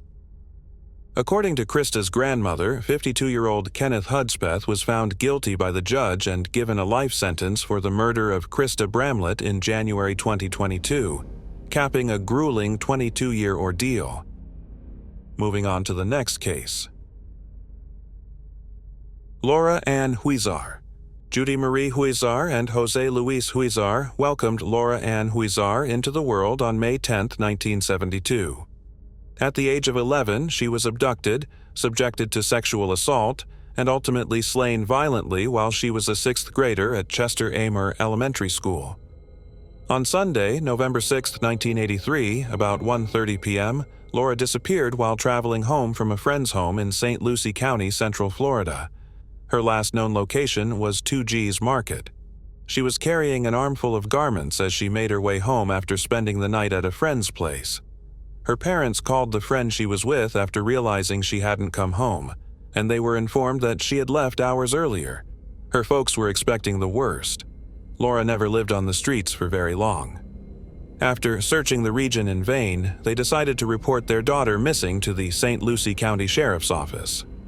Officers at the time did not consider the young girl's disappearance to be worrisome since they believed that teenagers who do not arrive home on time are usually playing with their friends and have become disoriented. When it came to missing teenagers back then, the police usually didn't take them seriously until they had been gone for a longer amount of time. Although Laura was never the subject of a thorough search, authorities posted a bolo sheet. Soon after, a St. Lucie County Sheriff's Office deputy named James Howard Harrison came forward to report that he had spotted the young girl strolling close to a gas station. It seemed that James Howard Harrison was out on patrol the day Laura vanished. He gave the time he'd roughly seen her and then said he'd continued his patrol. Our Laura Ann was short for her age, but she was a strong, independent woman. Her relatives said she was very aware of her surroundings and would never have entered a vehicle with an unknown person. On November 9, 1983, 3 days after Laura Ann disappeared, two men found her dead in a drainage ditch not far from the petrol station where she was last seen. Asphyxiation was found to be the cause of her death, and her body was immediately submitted for an autopsy. She had been sexually assaulted and then fatally strangled. The police launched a murder inquiry, but they were unable to gather any concrete evidence from the location of the killing. In order to remove any tangible evidence, the murderer moved Laura Ann's body from the scene of the crime and placed it in a drainage ditch. Based on his actions, it appeared that the murderer had handled evidence and committed crimes before. The authorities found evidence of male DNA on Laura's body. The DNA was stored in a sexual assault kit because at the time, no one could match it with. DNA testing and the criminal database weren't advanced enough in those days to provide the authorities with any leads regarding the murderer. Eventually, the files from the St. Lucie County Police Department regarding Lorraine's murder investigation went cold.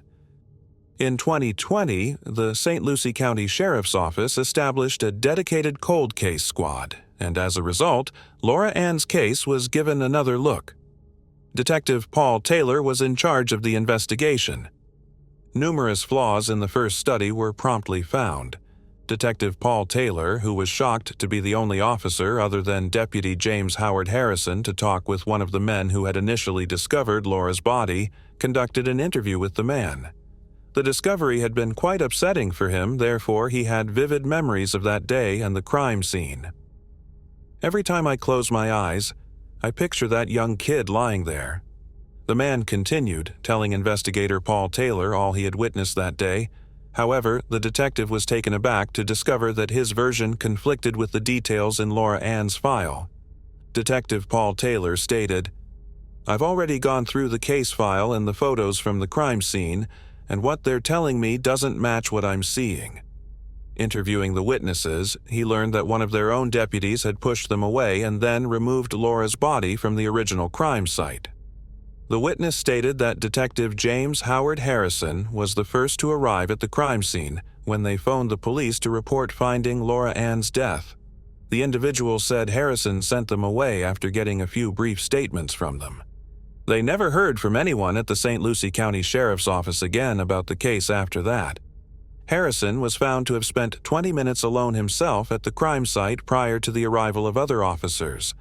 The inquiry was completed quickly. Suspects remained unidentified, and the matter was swiftly shelved for nearly 40 years. Detective Paul Taylor made the decision to investigate Deputy Harrison's past further after hearing this testimony. And what he found was devastating. Detective Paul Taylor named James Howard Harrison, a former deputy sheriff for the Lucie County Sheriff's Office, as the main suspect in the murder of 11-year-old Laura Ann Huizar in February 2022. Harrison has been a pastor and employed by 10 different police enforcement agencies since the 1960s. The last individual to see Laura alive was him. While she was strolling home, he abducted her, molested her, killed her, and disposed of her body in a drainage ditch. 5 months after Laura was killed, Harrison was found to have been let go from the sheriff's office. He was being accused at the time of having raped multiple underage girls in his church. Harrison's fellow deputies had also voiced complaints about him, claiming that over the course of his work as a deputy, he had acted inappropriately near young females. "Actually, I'm standing there telling the victim's family that one of our deputies was the one who carried out the crime." Taylor, the stunned detective, replied, "It's rough. Regretfully, Harrison died before the authorities could take him into custody for Laura Ann's rape and murder. 2008 saw his cancerous death. However, in 2020, a warrant was acquired by the detectives to remove his body from the cemetery in order to get a DNA sample. By then, though, Laura's crime scene's DNA had degraded too much to match the sample recovered from Harrison's corpse. But they are positive that James Howard Harrison, the former deputy, killed Laura Ann Huizar. According to the St. Lucie County Sheriff's Office, witness testimony, evidence manipulation, and Harrison's history of sexually abusing young girls lead them to believe that Harrison killed Laura Ann. 5 months after Laura Ann Huizar was murdered, investigator Taylor said Harrison was forced to retire from the St. Lucie County Sheriff's Office and his church due to his inappropriate behavior with young adults. Harrison's DNA was added to both federal and state databases by investigators. His DNA is currently being examined in several Florida cold cases to determine how many additional victims he had. Joe, Laura's elder brother, was utterly shocked that his sister's murderer might at last be identified when the Laura N. Who is our cold case was officially concluded. After all this time, it was only reasonable to feel like a dream of disbelief. "Are you saying that you know who killed our younger sister?" stated Joe. The Huizar family was disappointed with what they believed to be a subpar investigation at the time Laura was killed, but they also expressed gratitude to investigator Paul Taylor for his hard efforts in solving this case. They also stated that they wanted to speak with every investigator involved in the case in 1983. "We believed that things were willfully ignored and not taken care of. The Huizar family claimed that the investigation had enormous holes in it. Guys, what are your thoughts? Did the former deputy abuse children all the time he was a deputy sheriff and a preacher, or did he do it for the entirety of his life? How do we defend our women against these strong males who use the legal system and other institutions to achieve their own nefarious agendas? Kindly provide your thoughts in the space provided for comments below." Moving on to the next case.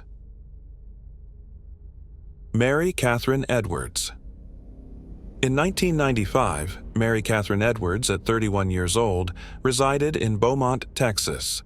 She was a well-liked educator with a big social network and a close-knit family. Mary was last seen at her recently purchased townhouse on the evening of Friday, January 13, 1995. When she did not answer her phone the next day, her parents became worried. When they arrived at her house to see how she was doing, they discovered a horrifying scene. It was Mary who had drowned in her own restroom. Her hands were behind her back when she was shackled. She had also been beaten, an autopsy indicated. Her body contained male DNA, which the investigators extracted and preserved for later use. There was no resolution to the lawsuit for over 25 years. Then, in April 2020, detectives started utilizing genetic genealogy to identify potential suspects. They were getting closer to an arrest when they discovered a number of distant cousins. They eventually located Clayton Bernard Foreman thanks to the DNA. Mary and Foreman went to the same high school. In addition, they were casual pals. Mary even attended Foreman and his first wife's wedding as a bridesmaid. Additionally, investigators discovered that the incident against Mary resembled an assault that one of Foreman's high school classmates had experienced in 1981. After entering a guilty plea, Foreman was placed on 3 years of probation. Foreman was accused with killing Mary Katherine Edwards when he was taken into custody in May 2021 in Franklin County, Ohio, where he resided. Foreman was charged on September 22, 2021, a Wednesday. The trial's date has not yet been announced. Moving on to the next case. Mary Mathys Davis. On May 30, 1987, Mary Mathys Davis, a 29-year-old mother of 2, disappeared from Lexington. Her family and friends were shocked to learn of her abduction. The community was stunned to find her body the next day, hidden behind a nearby supermarket.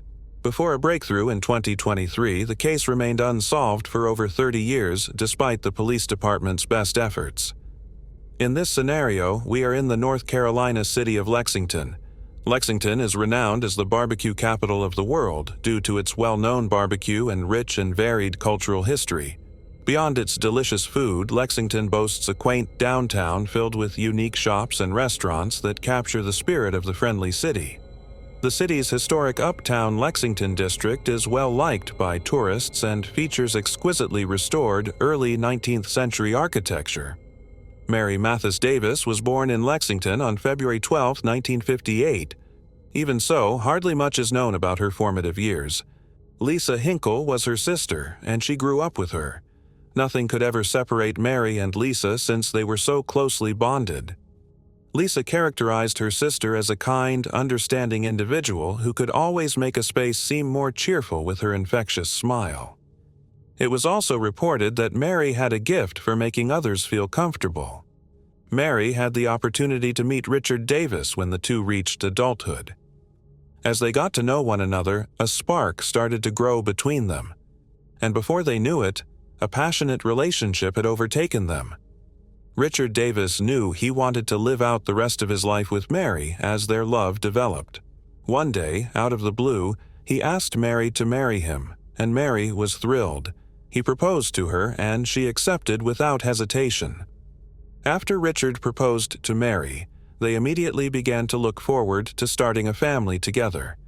They shared their dreams and hopes for the new life they were about to start, talking for hours on end about what was ahead of them.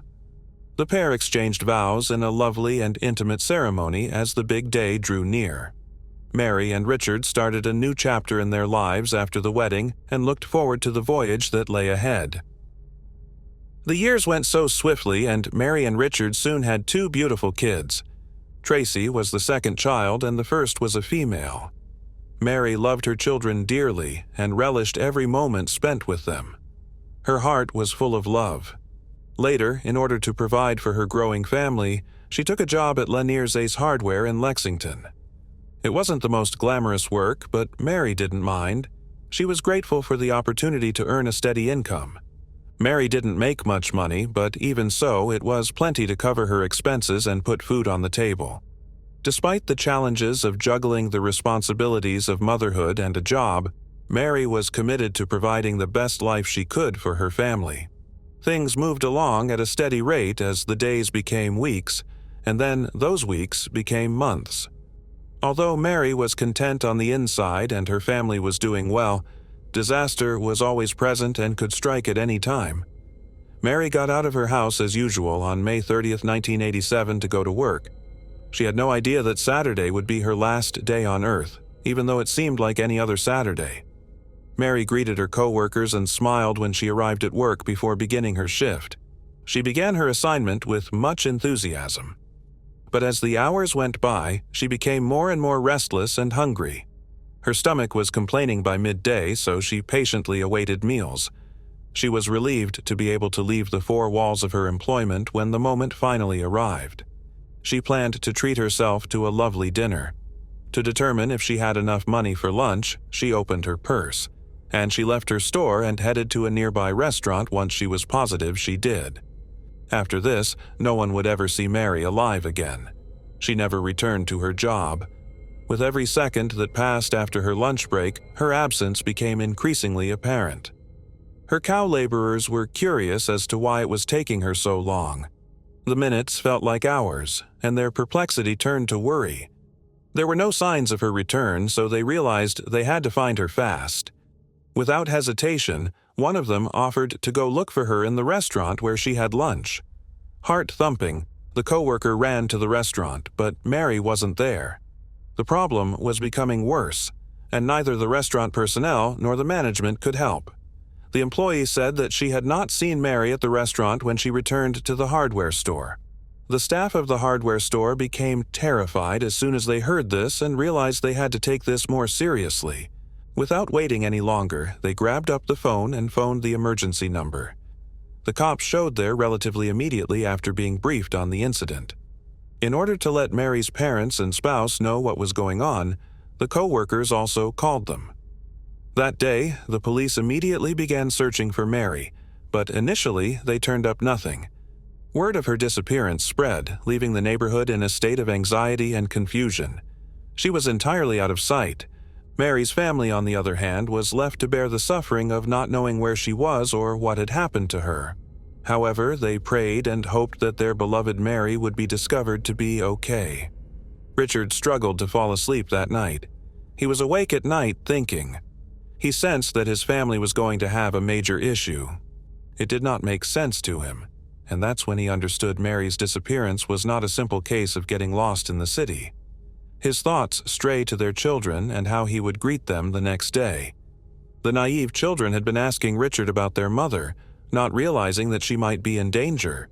Richard could not handle the thought of having to inform them that she might not come back, but he knew he had to be there for his children no matter what. When the sun came up the following morning, the search continued for Mary. However, it appeared as though all the work was in vain. The authorities and Mary's family were frantically looking for any information on her unexpected disappearance. As the day went on, the police unexpectedly received a call informing them that a dead corpse had been found behind the Winn-Dixie store. A few police officers raced to the area as soon as they received the call. Upon witnessing a small gathering surrounding the body's discovery, the police swiftly intervened to ensure the area was secured. They could see that the body had been there for a while. A faint smell of decay was already beginning to emanate from it. Upon closer inspection, they were able to identify the body as that of Mary Mathys Davis. The cops' expressions conveyed shock and amazement, but they also realized that they had to investigate further. The reason of death was not immediately apparent. Thus, the police immediately began searching the area for any potential clues. They also asked the supermarket employees about the victim's fate, but none of them seemed to know much about it. After that, the body was taken away for an autopsy. On the day Mary's death was found, one of the police officers arrived at her family's residence. The officer informed her family of the devastating news while the mood was heated. He conveyed his sympathies and the limited details they have on Mary's encounter. The news was devastating, to be sure, since Mary's family was devastated and distraught. When Mary's autopsy results were released a few days later, it was found that she had been strangled to death. It was also discovered that she had been the victim of sexual assault. This led to the classification of Mary's death as a homicide. While Mary's family continued to grieve and to remain strong, the authorities began to investigate her death. The detectives had a lot of unanswered questions, and they were determined to uncover the answers. As pieces of evidence, investigators had DNA samples taken from the crime scene. However, at the time, there wasn't much that could be done with this because of the lack of sophisticated DNA technology. Despite this drawback, investigators worked day and night, assiduously following up on every lead and tip that came their way. They eventually made an appeal to the public for help in the hopes that someone would come forward with information that would help unravel the mystery surrounding the case, but all of their attempts were in vain. It seemed as though the murderer had disappeared off the face of the planet, leaving the detectives feeling helpless. The killer appeared to have escaped as the days stretched into weeks and ultimately months. But Mary's family never gave up and never doubted that in the end, justice would be done, no matter how long it took. Though they tried their best to move on, the wounds from their loss never fully healed. Lisa, Mary's sister, came forward and talked to the public almost 25 years after Mary was killed, detailing the sadness and suffering her family endured when Mary was taken from them. She opened up to the media about their suffering and how hard life had been without her beloved sister at her side. Lisa thought back to their pleasant times together with Mary and realized that the family had never given up faith that they would one day achieve the closure they so dearly needed. She disclosed that the family was willing to forgive Mary's killer and that they had no desire for retaliation, despite the suffering and loss. In 2022, a fresh team of investigators assigned to Mary's murder case decided to look over the available data. They were aware of the advancements in DNA technology and felt that in contrast to 1987, they had a greater chance of solving the case. The detectives then gave the North Carolina State Crime Lab some concrete evidence. The positive findings of the evidence analysis prompted a call to the North Carolina Bureau of Investigation to investigate the matter. Everything moved more quickly after that. The State Bureau of Investigation contacted Othram, a private forensic genealogy laboratory located in Texas. A DNA fragment of the evidence was then transmitted to Othram, where researchers used it to build a family tree of possible suspects. After months of careful work, the man suspect who was initially unidentified was ultimately recognized. Mary Mathys Davis was murdered, and her killer was identified as Russell Grant Woods. After making the discovery, the investigators were relieved since they knew the case was solved. But there was an issue. A background check revealed that the murderer had died in 2013 at the age of 58, so there was no way to bring him to justice. Although Russell Grant Wood had been identified as a suspect in the case earlier, insufficient evidence at the time compelled detectives to divert their attention. In addition, it was discovered that Mary and Russell Grant Wood were acquainted before to her passing. However, the nature of their relationship remains uncertain. The state would have proceeded with indictments and charged Russell Grant Wood with first-degree rape, kidnapping, and murder if he had been living. On February 3, 2023, Mary's surviving family was informed of the case's breakthrough. They expressed gratitude to the investigators for their dedication to the probe. We prayed that we would one day track down the individual who brutally killed our dear Mary. Now that we know some answers. While it won't make Mary return, that does provide us with a feeling of resolution. Mary's niece, Lori Martin, informed the media that her family celebrated Mary's memory with a memorial celebration at Forest Hill Memorial Park on February 12, 2023. It would have been her 65th birthday if she had survived. We were fortunate to have Mary for the length of time we did since she was a light in this world. She was a devoted wife, sister, friend, and mother. According to Lori Martin, we know she is resting easily in the arms of our Lord and Savior. Even though the murderer has been apprehended and the mystery behind Mary's death has been unraveled, there are still a lot of unanswered questions. In what way do you believe Mary and Russell were connected? Share your thoughts with us by posting them in the comments box. Moving on to the next case. Patty Krieger. Patty Krieger went trekking on Sauk Mountain, which is close to Rockport, Washington, with her dog, Bear. Larry Lee Presley, their lover, and a handful of his family members were also with them. Larry and his family said they were on top of the mountain to disperse the ashes of their late parents, who had died a few months earlier. They claimed that Bear and Patty followed a separate route. They expected the trails to intersect. Bear and Patty did not appear at the bottom. Larry and his family went to the grocery shop to get food instead of waiting. They went back to the mountain after 4 hours, and only then did they report Patty missing. Larry claimed to be Patty's family to the police for an unknown purpose. This implied that Patty's biological family was not informed of her absence right away. Her manager informed her son Alan after she failed to show up for work the following day. Larry refused to let Alan inside his mother's home, despite Alan's best efforts. Interestingly, Patty's phone was in the possession of one of Larry's buddies, and the offender had both Patty's driver's license and keys. Larry drove her automobiles around town instead of his own, and he destroyed everything she owned inside the house. Additionally, he and his family were not collaborating. She confided in a co-worker that she was afraid Larry might harm her less than a month before she vanished. Every day, Patty's relatives witnessed searches in the mountains for her. They really believed that Larry was involved in her disappearance. Moving on to the next case. Rachel Johnson. In 1991, Rachel Johnson, a single mother, resided in Akron, Ohio. She was in a friend's car in March of that year when they experienced a flat tire. They arrived in the convenience store parking lot located at the intersection of Dan Street and Glenwood Avenue. Behind them, a small, worn gray car entered the parking lot. After getting into that car, Rachel left with the man. The man allegedly offered to drive her home, but her body was found on Weller Avenue later that day. She was beaten, stabbed several times, and after being left in the street, even set on fire. DNA evidence was gathered from Rachel's body by investigators. They tried searching databases with it, but they were unsuccessful. A match could only be established in 2019 thanks to an alliance between Advanced DNA and the Akron Police Department.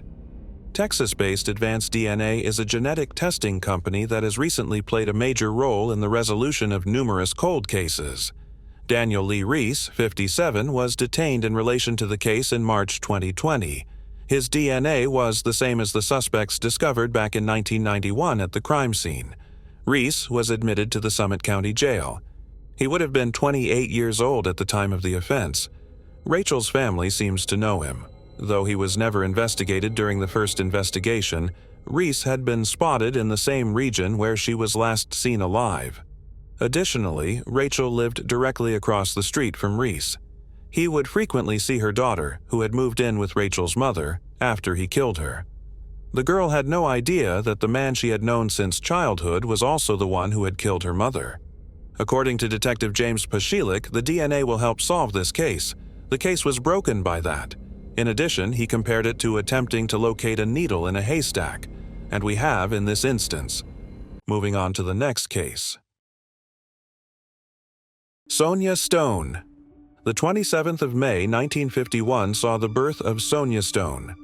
Originally from Quebec, Canada, Sonia immigrated to the United States in the 1970s and married Michael Stone there in 1976.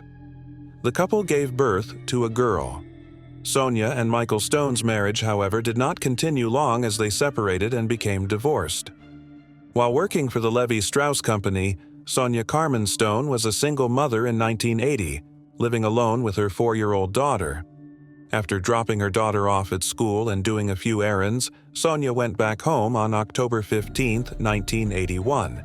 Sonia Carmen had a visit from her friend Caroline McBride at around 12 o'clock in the evening, after phoning her several times and not hearing back from her. When Caroline arrived at Sonia's home in the Carmel Point neighborhood in Monterey County, California, she discovered her friend Sonia Carmen Herrick's lifeless body right inside the front door that led to her living room. Sonia Carmen Horrock, 30, looked to be the victim of sexual assault. Her pocketbook and its contents were spilled near her body as she lay sprawled on the floor. Sonia had been found with her own pantyhose wrapped tightly around her neck, half-dressed and strangled. She had peeled back her jacket and ripped her shirt. Caroline was so scared that she dialed the Monterey County Sheriff's Office, and they sent officers to the location right away. The detectives concluded that Sonia was attacked as soon as she opened her front door to enter her house based on the posture in which she was discovered. Additionally, when they inspected Sonia Carmen's body, they found that she had a broken left ring fingernail with blood underneath, indicating that she had fought her killer and possibly even scratched him before she passed away. For years, the police and Sonia Carmen Horrock's family were plagued by the issue of who was responsible for the horrific crime. Before we continue, we want to remind you that only a small percentage of people who watch our videos are actually subscribed. So if you enjoy our content, consider subscribing. It's free and you can always change your mind later. Now, let's move on with the video. By the next day, the police had canvassed the neighborhood, asking questions and speaking with everyone who had answered the knock on their doors in an attempt to gather information. One of the detectives spoke with a neighbor named Michael Scott Glazebrook while they were in the neighborhood that is just across the street from Sonia Carmen's home. The detective saw a 3 to 4 inch vertical scratch running down his right cheek at the time. He was 25 years old. He was asked how and when he received the scratch right away by the detective, but Glazebrook said contradictory things. While he claimed his parents he acquired it in a fight at Monterey Peninsula College where he attended school, he informed the detective he got it by cutting plexiglass in his garage. Michael Scott Glazebrook was held accountable for Sonia Carmen's death in 1982 because of his inconsistent behavior. However, the district attorney's office chose not to retry the case after the jury returned a 9-3 not guilty verdict at the 1983 trial. Whatever the jury's verdict, a retrial was still an option. But Michael Scott was freed and found not guilty. The case could not be investigated in the 1970s due to the lack of major DNA technology, and it remained unsolved for 39 years. The Sonia Carmen Stone's case was re-examined in 2020 by detectives from the Monterey County Sheriff's Office and Deputy District Attorney Matt L. Hero. They discovered that a number of the pieces of evidence in Sonia's case file might now be analyzed using contemporary DNA technology. The Department of Justice DNA Laboratory received these pieces of evidence, along with the DNA discovered beneath Sonia's fractured fingernail and on her right breast, for analysis. Investigators obtained a search warrant for a fresh sample of Michael Scott Glazebrook's DNA in 1981 since he was the top suspect on their list of potential suspects. Since Michael Scott Glazebrook was still working in Monterey County and was still alive, they had no trouble getting a new DNA profile. Following analysis, a DNA sample obtained from Michael Scott Glazebrook and one from the crime site belonging to Sonia Carmen Stone were compared. It turned out to be a contest right away. Subsequently, detectives monitored Michael Scott Glazebrook's home in the city of Seaside. On August 14, 2021, around 8 p.m., Glazebrook drove out of his house, but he was stopped and brought into custody. During Michael Scott Glazebrook's arrest, all cops donned Levi's jeans as a tribute to Stone. Glazebrook, now 67 years old, was found guilty of Sonia Carmen Stone's murder during an 8-day jury trial in 2023. He will be sentenced in April and might get a lifelong prison term without the chance of release. The 44-year-old daughter of Sonia Carmine Hiroke Stone remarked, "It's been a day that we have been waiting for a really long time," in response to Glazebrook's convictions. "We're delighted that Sonia received justice and she was a beautiful woman." Moving on to the next case. William Newton. William Newton's severed body parts were found in a West Hollywood dumpster in 1990 when he was 25 years old. The news of his murder rocked the small LGBT community to which he belonged, particularly as it came at a time when the HIV and AIDS epidemic was already taking a toll on the gay community. For over 3 decades, West Hollywood was plagued by this horrifying unsolved case. It was the Black Dahlia murder as told by the gay community. Investigators worked very hard throughout the years to solve the case, but they were unsuccessful for a long time. But 3 decades later, William Newton's case has been resolved by a group of amateur detectives. The case study for this case brings us to Los Angeles, widely regarded as the global hub for entertainment. Movie studios, the Sunset Strip, Venice Beach, renowned museums, theme parks, vineyards, breweries, outdoor activities, and a bustling nightlife are just a few of the many attractions and things to do in Los Angeles. People have found the city to be interesting over the years because it offers a lot to everyone. On July 26, 1965, William Arnold Newton was born in Eau Claire, Wisconsin. His parents lived apart and were not married. William's love for the arts was revealed as he grew older. Friends would frequently catch him penning poetry and other creative works that were a reflection of his soul and the natural world. William Newton considered himself to be an illustrative artist and poet, according to his friends. He possessed a great deal of talent. Richard Harriman, his father, once informed the press that his son was a bright young man. William Newton was born in Eau Claire, Wisconsin, and lived there for the most of his childhood. He attended both junior high and primary school there. In 1979, after graduating from junior high school, he and his mother, whose name has never been mentioned in any records, moved to another Wisconsin community named Ladysmith. Their time in Ladysmith was brief, as William Newton and his mother relocated to Oklahoma City shortly after his first year of high school in 1980. William, who needed more stability, did not seem to be pleased with the abrupt and constant change in his surroundings. He then decided to move in with his father, Richard Harriman, and packed his belongings. He had the impression that his father would be overjoyed to have him. He was, after all, his son. However, such was not the case, as he received a startling welcome when arriving in Eau Claire, the home of his father. He was instructed to leave and return to his mother's house by his father. At 16 years old, William Newton felt crushed and shattered, but since he never gave thought to moving back in with his mother, William bravely decided to forge on and begin a new life on his own. William Newton traveled around the country for the next 3 years, arriving in Los Angeles in 1985. Oklahoma was one of the cities he called home. He met Terry Elliott there, and they struck up a romantic relationship during his visit. William decided to pursue a career as a professional beautician after discovering his love for makeup and beauty. He learned everything there was to know about makeup, skincare, and style. After finishing his training in cosmetics, he obtained his license as a beautician. William Newton began a new life in Los Angeles in 1984. Despite all of the difficulties and obstacles that come with relocating, William never had to wait long for possibilities. His strong resume, which highlighted his expertise as a beautician, helped him land a job in the entertainment sector making music videos very fast. William worked as a choreographer and a makeup artist. Not having a full-time career, he later got a second job at Hollywood Spa, a gay bathhouse.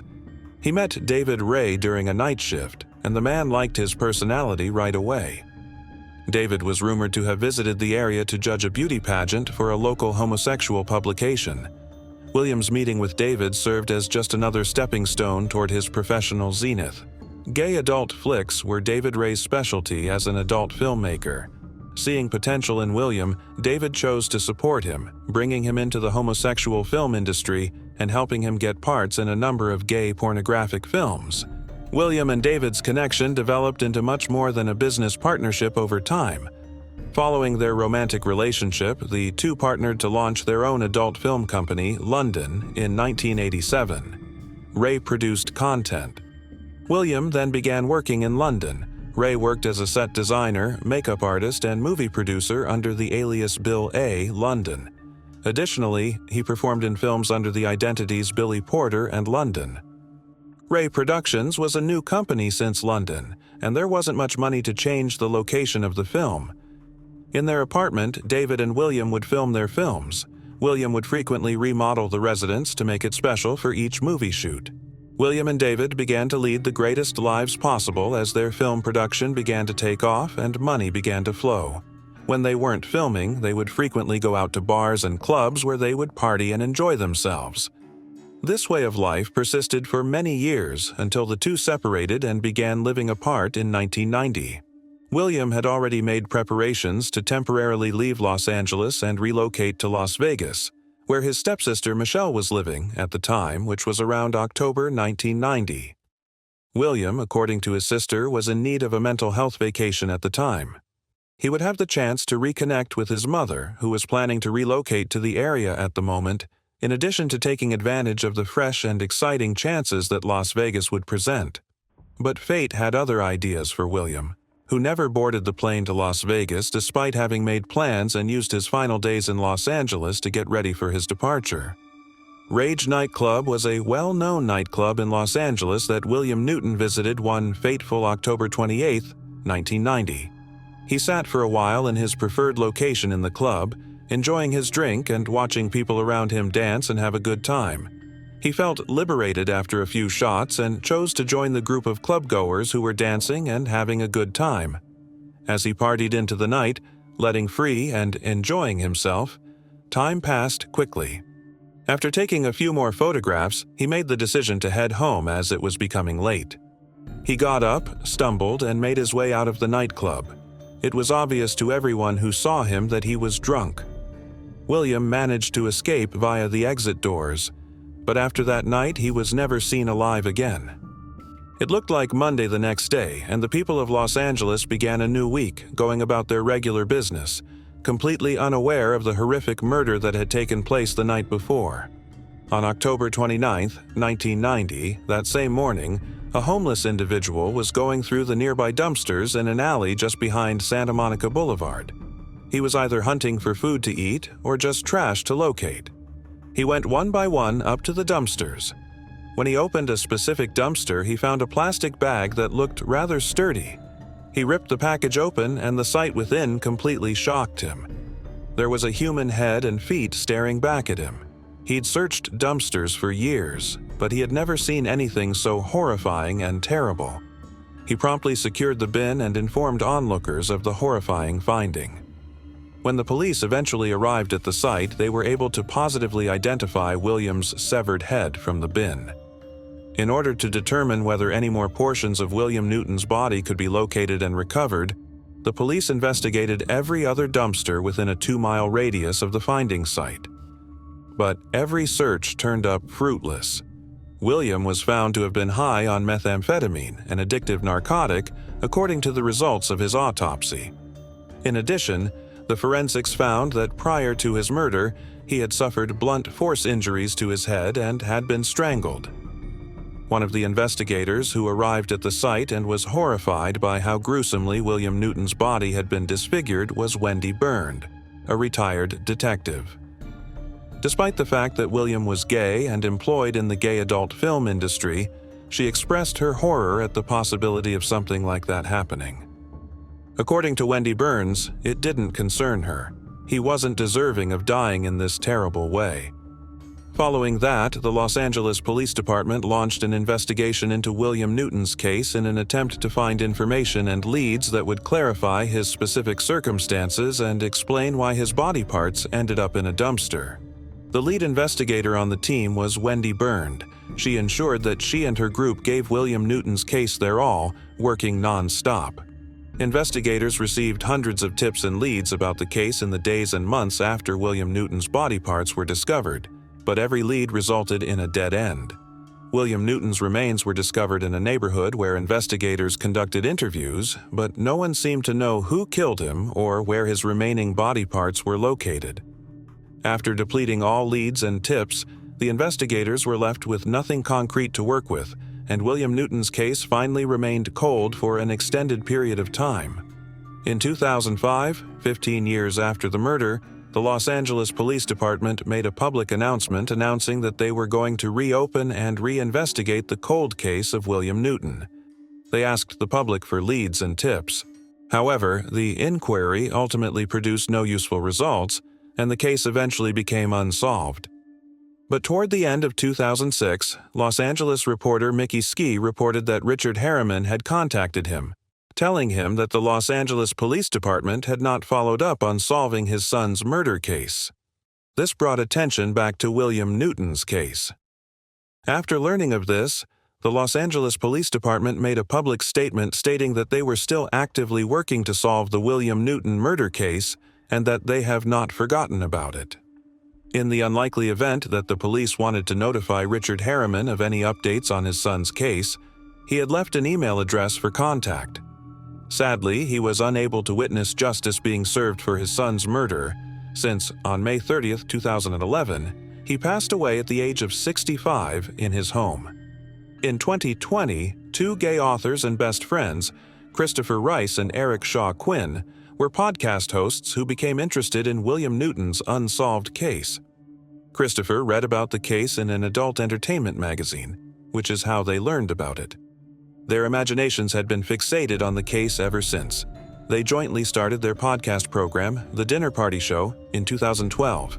Christopher Rice chose to bring up the William Newton case and the fact that there hasn't been an arrest since 1990 in one of the show's 2020 episodes. Christopher then made a last-minute plea to the audience to come forward with information or leads that could help William Newton's case get resolved. After a few months, Christopher Rice and Eric Shaw Quinn conducted another episode on William Newton's case in which they discussed all the new information they had learned about the case since their previous one. In the program, Christopher also shared that he received a message from a man named Ron Wheeler, who said he had crucial information about the case. Ron Wheeler revealed to the podcasters that he had also been at the Rage nightclub on October 28, 1990, the same night William Newton had gone before he was killed. He claimed to have witnessed William exiting the club with a different man who resembled renowned American gay serial killer Jeffrey Dahmer. Before being apprehended in 1991, 9 months after the horrifying murder of William Newton, Jeffrey Dahmer had killed 17 boys and men in the Milwaukee region between the 1970s and the 1990s. After that, he received 16 life sentences. Although Jeffrey Dahmer's profile suggested that he might have killed William Newton, it was impossible to verify that since he had already passed away in jail in November 1994 after being attacked and beaten to death by another inmate. Following his disclosure of the information he and Eric Shaw Quinn had uncovered regarding William Newton's case and its potential connection to Jeffrey Dahmer, Christopher Rice expressed hope that someone would soon get in touch with them with information and proof that would enable them to apprehend William Newton's killer. Detective John Lamberti became interested in the William Newton case about the same period. After reviewing every piece of evidence, document, and file his forebears had utilized, he was taken aback by how much work they had put into the case. John Lamberti then started examining the case in great detail from all aspects, using the work of his predecessors as a reference. While looking into the case, he Googled William Newton's name and found the most recent podcast episode featuring Eric Shaw Quinn and Christopher Rice, who theorized that Jeffrey Dahmer was William Newton's murderer. After listening to the program, Detective John Lamberti became more intrigued by the case. He then got in touch with Christopher and Eric to arrange a meeting. 3 of them spoke in depth about the subject at the meeting, revealing what they knew about it. By the end of the meeting, they both agreed that the mystery surrounding William Newton's murder case needed to be solved. It seems that the 3 men were not the only ones who found William Newton's case intriguing. At around the same time, Rachel Mason, a documentary filmmaker, became interested in the case and began working on an underground investigation. While working on a well-liked Netflix documentary about a gay adult bookstore called The Circus of Books in 2017, Rachel coincidentally learnt of William Newton's death. In search of real, substantial material for the documentary, she went to see local writer and activist Mike Zimanski. Mike agreed to let her go through all of his old collections of West Hollywood pictures. An article on William Newton's murder case from 1990 accidentally slipped out while Rachel and Mike looked through the notebooks and photo album. Rachel couldn't stop staring at it. She snatched it up and saw that the article discussed William's murder and the fact that no one had been arrested as of yet. When she requested Mike for further details on the case, he kindly gave her the rundown on what he knew so far. Rachel Mason became interested in the case right away, but she had to finish the documentary for Circus of Books first. After completing the documentary, she started searching for other projects to work on. Then she recalled reading about William Newton's situation in an article at Mike's place. She gradually started to examine the case in greater detail, and eventually she developed an obsession with it. She made the decision to begin her own covert investigation as she couldn't stop thinking about the issue. She was determined to gather all the information necessary to resolve the issue while she was at it.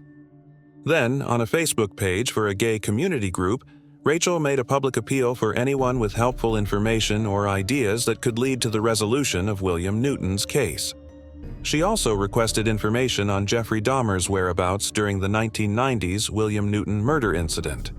After some time, she got a message from a Sherman Oaks resident called Clark Williams. Married and a stay-at-home father of 2 LGBT children, Clark Williams claimed to be bored after his daughter departed for college and used a Facebook group dedicated to Wisconsin's gay history to rekindle old friendships.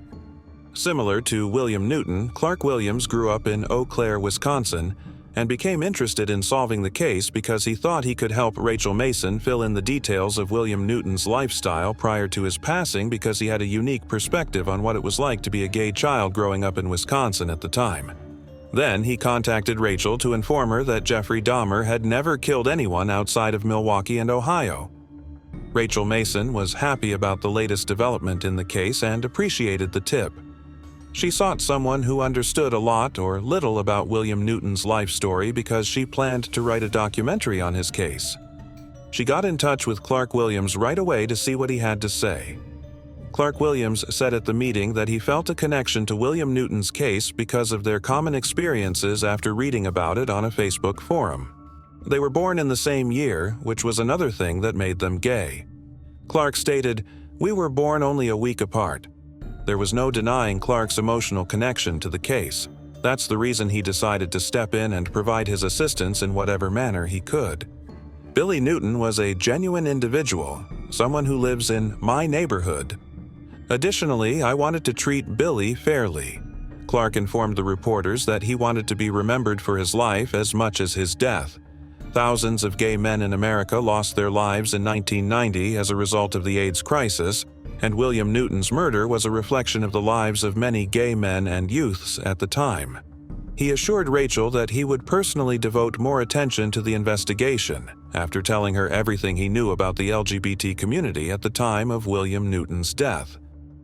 In 1990, he traveled to Fresno, the mother of Jeffrey Dahmer, and asked acquaintances in Milwaukee some questions that would help solve William Newton's case, but he received no response.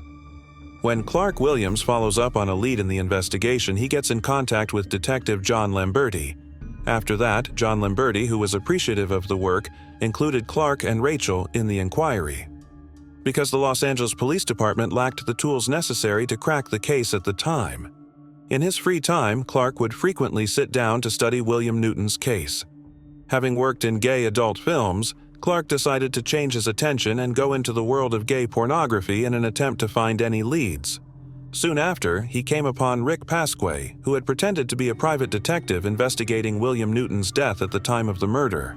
However, he never revealed that he had spent 20 years working in the gay porn industry. Clark started looking into the life of Rick Pasquay. He learned that The Devil and Danny Webster was a pornographic movie he had directed and that his true name was Richard Lawrence. This gave Clark the advantage he needed to win the case. Rick Pasquay and William Newton had been employed in the same business in 1990. Thus, he made the decision to get in touch with Pasquay to ask for advice on what might have happened to William Newton. But Rick Pasquez had now passed away, so Clark was unable to speak with him. But he did his homework on the characters of the movie he directed, searching for people who could be living and willing to narrate tales about William Newton's life. Subsequently, he saw that the film had a still living individual named Billy Houston. After conducting a thorough investigation into Billy Houston's biography, Clark found that he was a fresh and exciting addition to the gay adult film industry. Darrell Lynn Madden was his true name. Subsequent investigation showed that Darrell Lynn Madden was still alive and incarcerated on life sentences, after murdering Bradley Qualls, one of his friends, and 2 other gay males.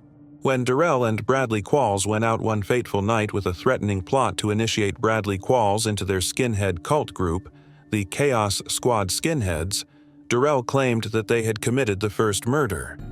They had to kidnap and murder a gay man for the initiation in order to accomplish this. Then, Darrell and Bradley quietly waited for the poor gay man to pass by while lurking about the streets of Oklahoma. Eventually, one Stephen Domer fell victim to their death trap. Then, Darrell and Bradley tricked Stephen into going to a desolate place. He was handcuffed in his own vehicle and driven to a location where he would be easily assassinated. Stephen pleaded, cried, and struggled to have his life spared. However, he was ultimately defeated by 2 strong guys who used his own coat hanger to strangle him to death. Darrell and Bradley killed him and dumped his body in a nearby creek. Then, in a startling change of events, Darrell pointed a gun at his friend and accomplice, Bradley, murdering him instantly for an unidentified cause. After that, Darrell left Bradley's body behind and ran off. Nevertheless, he was unable to conceal his misdeeds for very long, as he was apprehended and forced to deal with the fallout. After being deeply taken aback by Darrell Lynn Madden's character, Clark Williams resolved to learn more about his life in Oklahoma. Afterwards, he discovered that Darrell had previously participated in an interview for the book American Honor Killings. Because of the book's limited availability, Clark chose to order it in order to read it and gain insight into William Newton's situation. Before Clark could eventually receive it at his doorstep, he had to wait for quite some time. Clark snatched up the book with excitement and started turning the pages. He was taken aback by what he eventually read. Darrell Lynn Madden discussed killing another gay guy in Los Angeles during the interview, in addition to killing Bradley Qualls and Stephen Domer. However, he omitted information about the crime from the book. However, given that William Newton was gay and had died in Los Angeles, Clark was ecstatic that Darrell might be alluding to him. Clark fervently believed that the murderer of William Newton was going to be identified at last. Clark called investigator John Lombardi to confirm this information, and they met to go over what Clark had discovered. 2 weeks before to Clark's report, John Lombardi's cold case section had reopened the William Newton file. Needless to say, he wasted no time in alerting his colleagues to the latest development in the case. They set to work, conducting study on Darrell Lynn Madden's lifestyle in 1990. During their investigation, they learned that the gay film company Darrell was employed for at the time was situated on Santa Monica Boulevard, which seemed to be the same route where William Newton's body parts were discovered. The leads were starting to pile up. However, on January 4, 2023, Detective John Lamberti traveled to Oklahoma, where Darrell was serving a life sentence for his crimes, along with Detective Tamara Momias, in order to gather information. Upon arriving at the prison, they discovered that Darrell Lynn Madden had transformed into a proud transgender woman named Darylyn and was now an Orthodox Jew. She was willing to respond to any questions the 2 detectives threw at her as she sat comfortably across from them. When Lombardi and Momias questioned Darylyn about William Newton's murder during the interview, they were taken aback by how quickly she was able to recall his identity. Darylyn reported to the detectives that she and her friends, who were skinheads, had seen William strolling down the street the evening of his murder in October 1990. She clarified that they thought William would be a simple mark for robbery because of his apparent inebriation. Darrell acknowledged that she had gone up to William, put her hands around his shoulders, and whispered to him that they were going to abduct, rob, and hopefully beat the very hell out of him. But as long as he didn't cry out for aid or make a commotion, he would get out of the situation alive. The coroner at the scene verified that she had actually killed him by strangulation. Thus, regrettably, the last statement was false before his body was dismembered. When Darlene told detectives Lombardi and Momias about the incident, they were confused. They went on to question her about the reason for William Newton's body being cut up and dumped in a dumpster. But Darlene insisted it had nothing to do with her. She claimed that when they killed William, she left his body with her companions. Darlene declined to provide the names or identities of the two acquaintances when the investigators asked for them, claiming, "I might be a murderer, but I am not a snitch." Detective John Lamberti, who already had all he needed to solve the William Newton case, submitted a strong case against Darlene to Los Angeles County District Attorney George Gascon's office in the days that followed her confession. To their dismay, George Gascon informed them that there was insufficient evidence to indict Darlene, thus they would not be pressing any charges against her. Detective John Lamberti and other amateur investigators who had put in many hours on the investigation were nevertheless pleased that William Newton's case had been resolved and that his perpetrator was now serving a life sentence. This was despite the tragic conclusion of the case. When the investigation was eventually concluded, Michelle Oliver, William Newton's stepsister, expressed her gratitude for the investigators' and amateur sleuths' efforts in looking into her brother's death. Michelle mentioned that having some sort of closure is helpful. The bereaved sister, however, was still in search of explanations for why Darlene and her companions had targeted her brother and the location of the remaining body parts. Moving on to the next case. Lillian D. Chloe.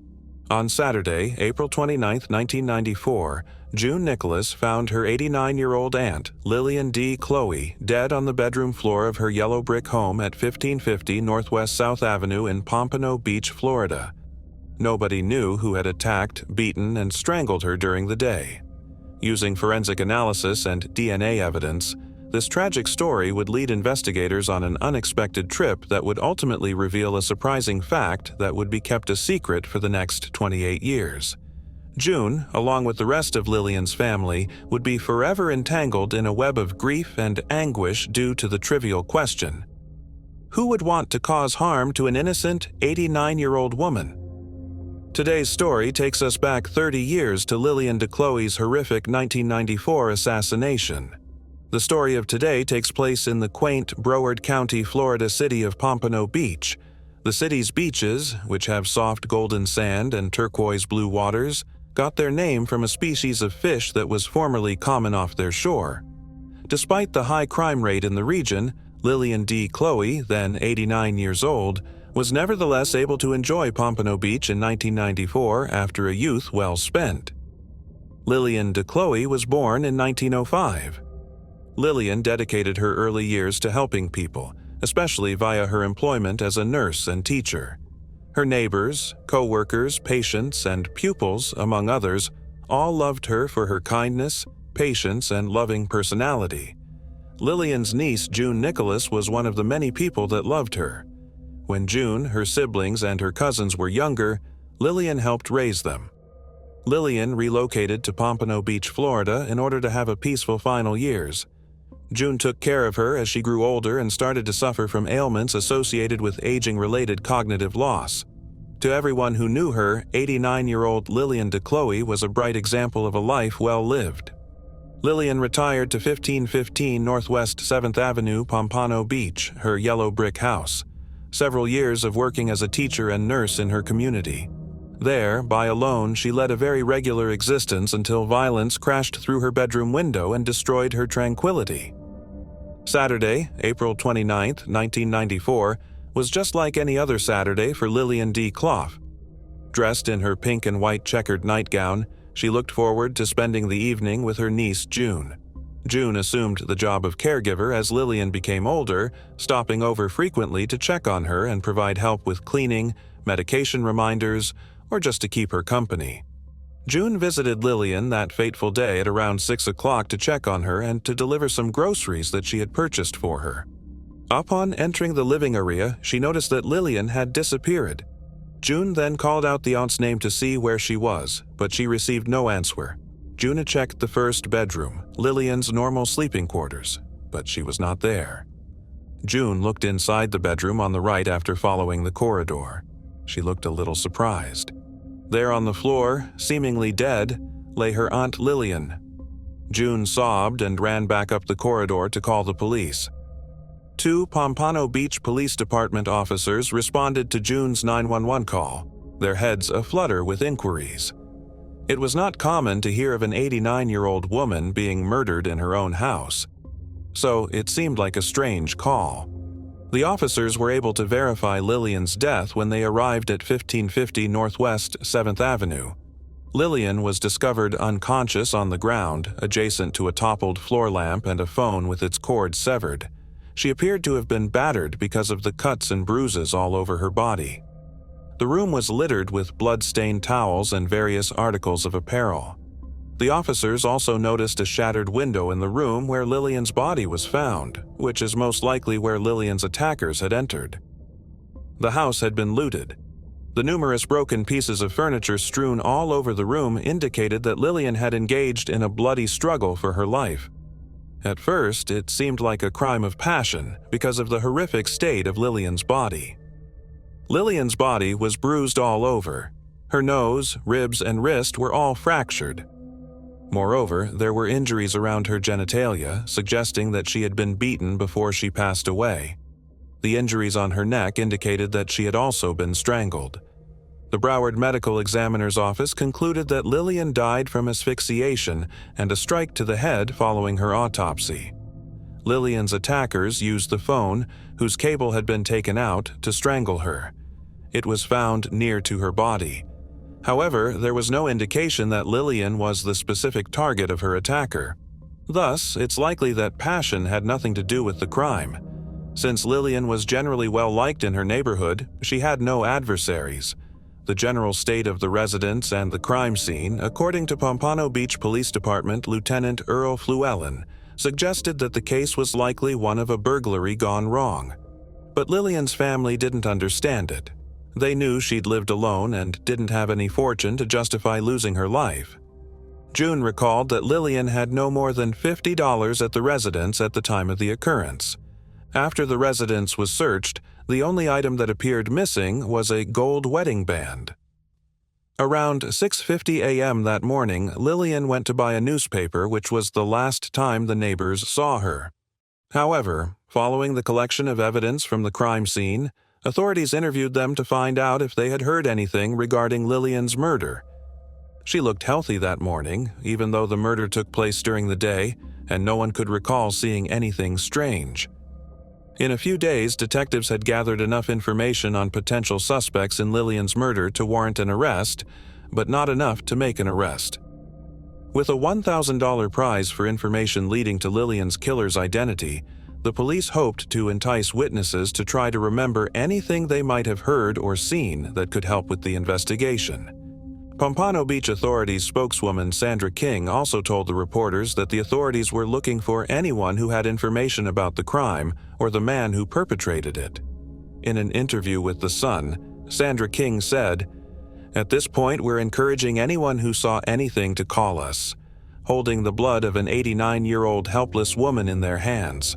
There's a human creature running loose." But after the first several weeks of inquiry and optimistic developments, all leads quickly drained out, and the case went cold. June Nicholas, on the other hand, was grieving the loss of her beloved Aunt Lillian.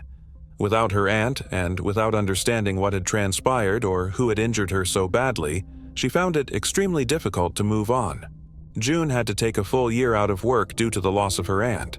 For several months, she was in too much pain to look after her kids, so she had to ask someone else to look after them while she grieved.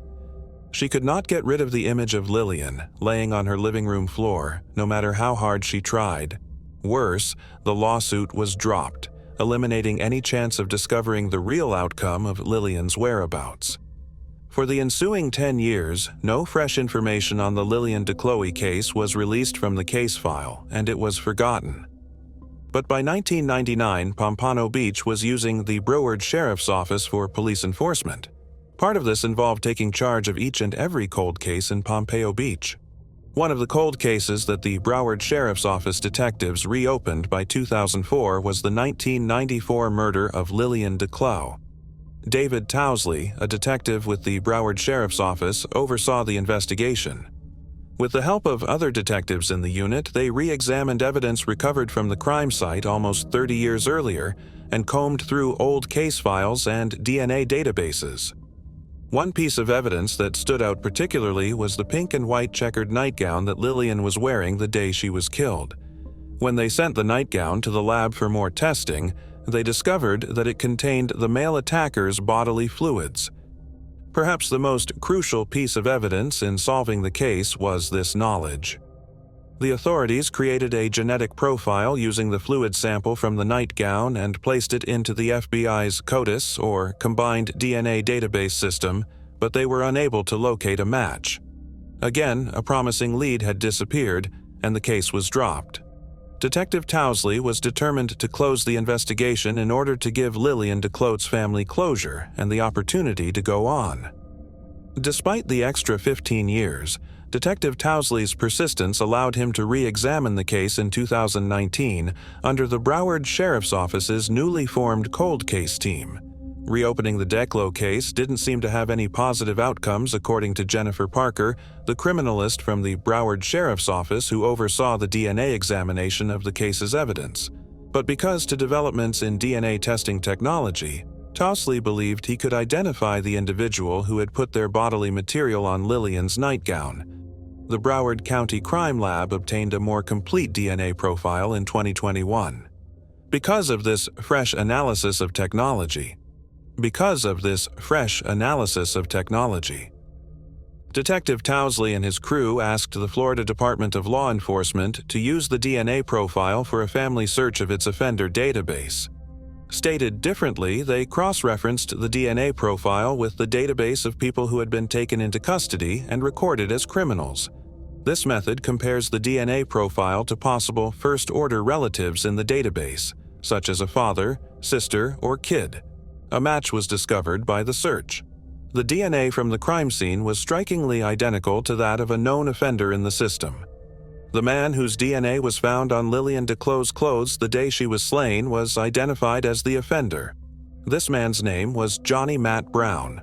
The murder of Lillian Deo occurred while Johnny Matt Brown was 40 years old. He was a 1954-born Vietnam War veteran who also suffered from PTSD. Life after the service was not enjoyable for Johnny. He started using drugs as a PTSD coping method, which eventually resulted in drug addiction. He battled for a while to obtain steady work because of his addiction and mental health issues. Johnny found himself homeless as well. Upon originally investigating Lillian's death, Johnny was not considered a suspect in this case or any other crime. He went entirely overlooked. However, it became increasingly obvious that Johnny was most likely the one who had attacked Lillian on that fatal day when the authorities were able to match Johnny's DNA profile. Police also found some important information. Even though Johnny and Lillian lived a short distance apart in the early 1990s and early 1994, Johnny had passed away by the time investigators were able to find him to question. In 2010, he died of natural causes at the age of 56. In Lake Worth, Florida, at the South Florida National Cemetery, Johnny was buried. A judge approved the Broward Sheriff's Office detective's request in August 2022 to exhume Johnny's remains for examination.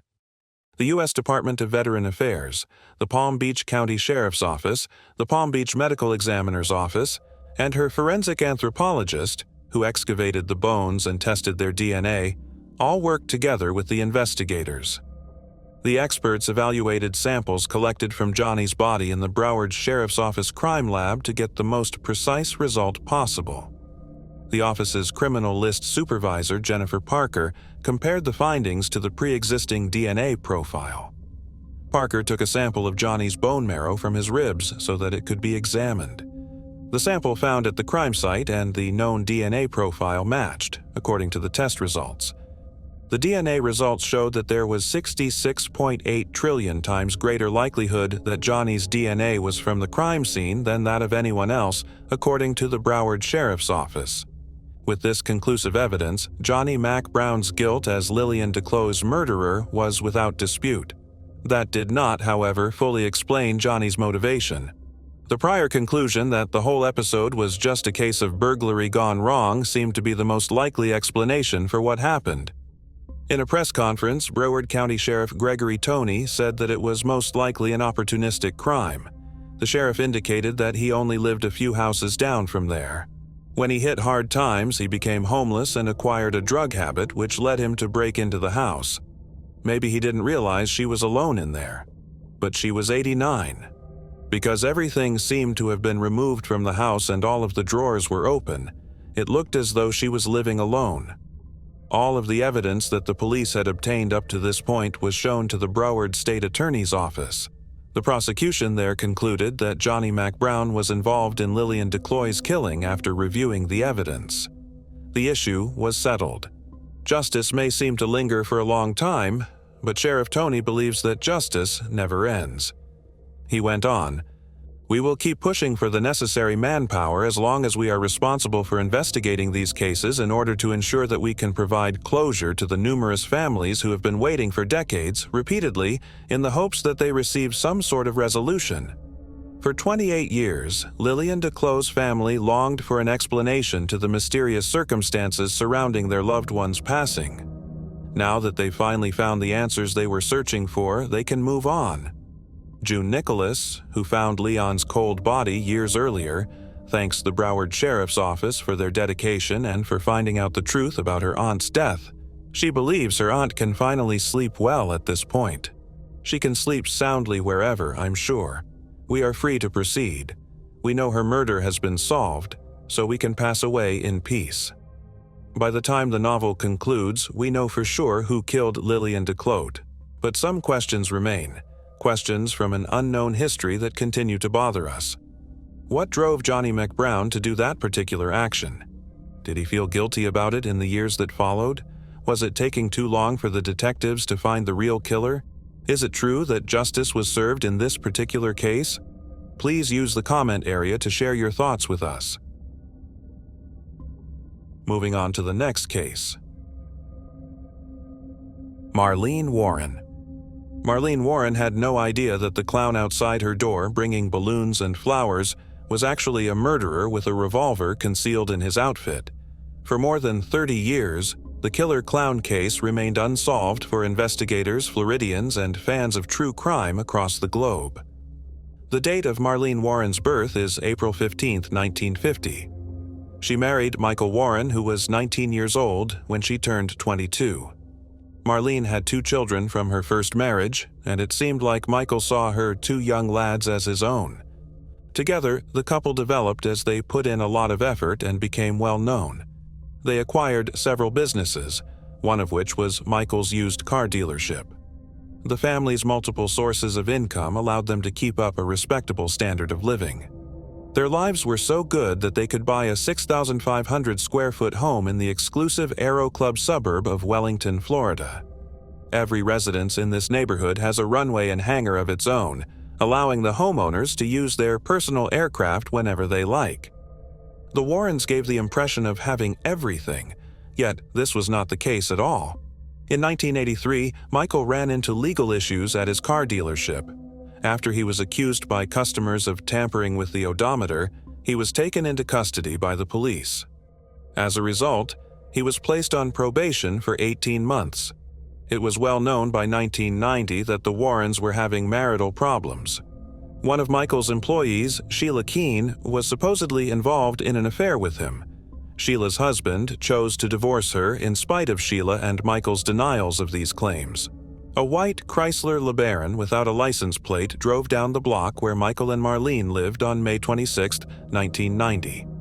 While in the kitchen with a friend, Marlene noticed someone dressed as a clown approaching the front door with a basket filled with balloons and flowers. Marlene was raised in a family that loved clowns. Her mother has an entire room full of collectible clowns because her family loved clowns so much. Marlene, who was 14 years old, had painted clowns. Marlene ran to the front door to greet her guest, much to the delight of clowns. Joseph Aarons, her son, who was present at the time, remembered hearing his mother say something like, "How pretty." This seemed to be Marlene's final remarks, since shortly after there was a pop sound that was heard by everyone in the home, including Joseph's visiting guests. They initially believed the noise to be the popping of a balloon. But then they saw Marlene fall to the floor. Everyone raced to the door, attentive now. The clown strolled back to the white Chrysler LeBaron, leaving the balloons and flowers behind. Joseph attempted to chase the clown, but his leg cast prevented him from going too far. But he did remember telling the clown to turn around with a loud voice. The clown pivoted and bestowed onto him a brown, wide-eyed glare. There was no expression on its face. Soon after, the clown got into the white LeBron and drove off. Witnesses only described Marlene's wounds as having been caused by a clown with brown eyes. They didn't even know the clown's gender. After attempting to pursue the clown in their own vehicle, Joseph and a friend lost sight of it. They hurried Marlene Warren to the hospital. She had been shot twice in the face at point-blank range, it was found. Despite her best efforts, she passed away in the hospital 2 days later. Michael Warren, who wasn't home when the event occurred, was checked in by detectives. Michael had a very good excuse. While traveling with companions to a racetrack in Miami, he received the devastating news. He returned home quickly to console the family. He cooperated with the investigation process by giving as much information as possible when questioned by the detectives. He was promptly excluded as a suspect. The authorities could not understand. In his 19 years as a law enforcement officer, a spokeswoman for the Palm Beach County Sheriff said that the killer clown case was the most bizarre thing he had ever seen. 2 hours following the homicide, police received a strong tip. A caller who desired to remain anonymous recommended that Sheila Keene and Michael Warren be interrogated in depth by the police. She hung up before the police could question her more. At the time of the murder, Michael was traveling with friends, but Sheila Keene was in town. Sheila worked as a repo person for Michael's dealership, despite her claims to have been at work. It wasn't exactly a strong alibi. A couple of days following the media attention surrounding Marlene Warren's murderous clown case, 2 staff members of the Spotlight, a local costume shop, told the authorities about an unusual encounter. They said that as they were ready to close up the business, one woman with cocoa brown hair approached them. She cried out to be let inside. She was told by the staff that they were closed and that she should return the next day. But she persisted, telling them that she actually required a costume for the evening. It was almost Labor Day weekend, so the request seemed odd given that it wasn't Halloween. Nevertheless, the 2 staff members were understanding and let her into the shop.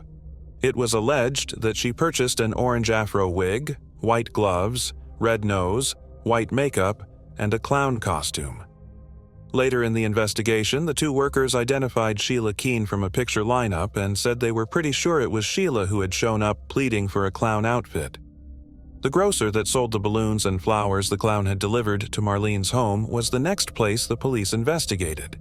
It was found that Sheila Keene's residence was in close proximity to the supermarket throughout that period. Also, Sheila was chosen from a lineup of pictures by the supermarket employees. Next on the list was the getaway car, a white Chrysler LeBaron. Michael Warren said he didn't know anything about the car when questioned. He said his dealership sold solely Chevrolets, but his chief competitor, Payless, owned a Chrysler LeBaron. There was a history of conflict between Michael and Payless, particularly about an advertisement that Michael's dealership ran that featured the word Payless and was said to be an attempt to mislead customers. Payless once rented out a white Chrysler LeBaron to a client who wasn't local. When it came time to return the vehicle, the customer looked up Payless's number but ultimately got in touch with Michael's dealership. According to the client, they were told to leave the car outside the dealership and put the keys inside the sun visor. But later on, the LeBaron disappeared. The clown's getaway car was left in a grocery store parking lot after the murder. Police found orange synthetic threads in the car that looked like the strands of a clown wig during their search. They also found long brown hairs. When Sheila Keene was murdered, her hair was long and chestnut. During a search warrant, the police discovered more orange synthetic hair strands inside her home. Everything looked like a straightforward matter to handle at this point, but it wasn't.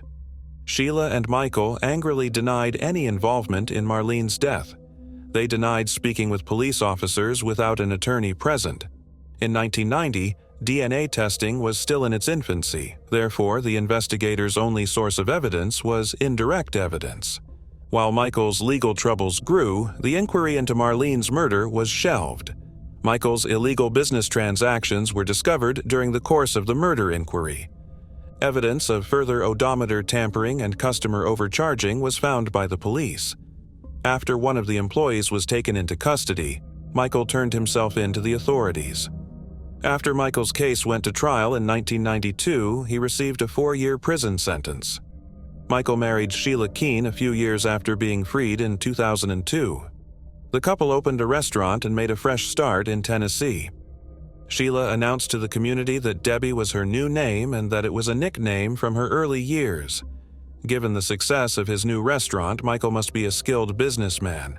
Due to their prosperity, the couple was able to move to Heron Point, a wealthy area at the border between Virginia and Tennessee. They got along well with their new neighbors and made many of pals. Few people in the area knew anything about their past. Since he was a teenager, Michael has operated eateries, he said to their new neighborhood. Michael gained from Marlene Warren's death as well. Marlene's son was not the beneficiary of her life insurance policy. It was him. His theft of more than $50,000 from Marlene's family left them with almost nothing. Though they had strong suspicions, detectives lacked hard evidence. Although Sheila and Michael were accused of the crime right away, a grand jury was never called to investigate their claims. Michael's friends had told the police earlier in the investigation that they had witnessed fights between him and Marlene and that Marlene had asked Sheila about her and Michael's extramarital affair. Above all, they said, Michael didn't appear to be very upset by Marlene's death. Because there were so many jigsaw pieces, detectives understood they just needed to fit them together. The key to the case was the DNA. In 1990, Sheila was given blood and hair samples by the police, but they were not equipped to examine them. The materials were stored in a cooler for more than 25 years. In 2013, police were able to revive the cold case of Marlene Warren because of a federal grant they were able to secure. They have attempted DNA testing before, but the results were not definitive. Thankfully, advances in technology have yielded enough proof to prosecute Sheila for Marlene's homicide. 5 minutes from their residence in September 2017, Michael and Sheila were pulled over by the police. They had no idea that the cold case of Marlene Warren had been revived. The police told them that Sheila Keene Warren had an arrest warrant out for her 27 years after the crime. Michael Warren continues to insist that Sheila and he are not involved. In an interview, Michael answered unequivocally that he was not involved in the murder of his first wife. He went on to say that if he had believed Sheila was involved in Marlene's death, he would not have been with her. Before Marlene was killed, a lawyer by the name of Christopher DeSantis told detectives about an interesting conversation he had with Michael Warren. According to DeSantis, Michael asked him what would happen in a hypothetical scenario in which a husband killed his wife. He remembered telling Michael that if the murder was carried out by one of his friends, the husband would not be held accountable since there would be no way to link the husband and the buddy. Interestingly, DeSantis also remembered saying to Michael that if someone dressed like a clown, it would be impossible to identify them and they would get away with it. Nevertheless, there is insufficient evidence for the authorities to charge Michael Warren with killing Marlene, his wife. When his mother passed away, Marlene's son, Joseph Aarons, then a teenager, recalled it as one of the darkest days of his life. In an interview, he stated that he wanted justice, but he would not say whether or not he believed Michael had any role in his mother's passing. Before Sheila's trial could start, she was imprisoned for 5 years. She was still in love with Michael at those times. They corresponded via multiple letters. Sheila Keene was sentenced to 12 years in jail after entering a guilty plea to second-degree murder following her trial. Moving on to the next case. Mildred Metheny. On Saturday, April 27, 1985, Mildred Metheny vanished from sight. Her naked and motionless body was discovered on a dirt road between Jupiter's intersection of 125th Avenue North and Old Indian Town Road. Upon seeing it, someone called the police. On April 7, 1985, 78-year-old Mildred Metheny, an Alzheimer's sufferer, left her home in Lake Worth Beach, Florida, and into the vehicle of an unknown person. Regrettably, her carefree excursion ended with her death. Later that day, 30 miles from her home, she was found on an uneven dirt road, bruised and nude. She died 11 days after being injured. For nearly 40 years, Mildred's murderer and attacker went unidentified, until in 2023, a breakthrough led to a conviction. Situated in East Central Palm Beach County, Florida, Lake Worth Beach is a quaint city. Its name comes from the Lake Worth Lagoon. With a population of over 42,000, the town is located approximately 64 miles north of lively Miami. East of Palm Springs, north of Lantana, southeast of Lake Clark Shores, and south of West Palm Beach is where you'll find this coastal sanctuary. Situated in the heart of the huge Miami metropolitan area, Lake Worth Beach is a unique center of innovation and culture. Here, experimental music, dance, theater, and vibrant visual arts all thrive. The community is built on the familiarity of neighbors knowing one another by name. Like a place where trust is demonstrated by open doors, the streets are safe. However, even in the middle of this idyllic setting, a tragedy occurred in 1985, leaving a mark on the otherwise peaceful community. Mildred Metheny was born in Wilmar, Arkansas on February 28, 1997. Her early years were influenced by tragedy, even though she was the second of Jess and Margaret Warren's 6 cherished children. When Mildred was 8 years old, her father, who was 37 years old, died of a heart attack. Margaret, a widow, was devastated and had to raise their 6 small children by herself as a result. Mildred began a career that would influence many aspects of her life as she got closer to adulthood. Over the course of her more than 40 years of dedicated labor in the field of psychiatric nursing, her kindness and compassion touched countless lives. In her early years, she wed Guy Harmon Metheny, and the two of them had a wonderful son named Gary. However, life has also been full with heartaches. After Mildred's husband died in 1958, she was left a 51-year-old widow. To make a living, Mildred worked as a psychiatric nurse in a Little Rock mental health facility for almost 40 years with steadfast dedication. Later, after her husband died, Mildred moved from her hometown of Arkansas to Palm Beach County, Florida, where she found comfort in the warm embrace of the city. After Mildred overcame adversity in life, her 75-year-old sister Gladys Nolan offered her a place to live and company. Their home was located in the 1300 block of Crestwood Boulevard in Lake Worth Beach. Boulevard Crestwood, 1300 block. Mildred's journey had been marked by a life of service. As her brother's mental state worsened, she not only looked after him but also faced her own health issues as she approached 70. Because of her condition, she began a new chapter in her life at her sister's house. She was drawn to Florida's breathtaking coasts, and her son and grandkids gave her the confidence to take the risky decision to relocate. However, there were some difficulties with the adjustment. The shift put her in unfamiliar territory, and dementia affected her judgment. She was terrified to leave the house without a trustworthy friend. She was eager and full of anticipation for a visit from her beloved grandchildren when she and Gladys moved into their new Florida home. At about 4:30 p.m. on April 27, 1985, Mildred Metheny, a dementia patient, vanished from her peaceful community at her Florida home. Witnesses reported seeing her at around 3:30 p.m., completely oblivious of the approaching disaster, as she left her home while still wearing a shirt over pajamas. After an agonizing hour, the alarm went off and she was placed under formal missing persons report. About 20 miles from her last known location, on a secluded dirt road, a passerby discovered her unconscious, nude, and injured 7 hours after she went missing. The moment the bystander reported his discovery to the authorities, an investigation was launched.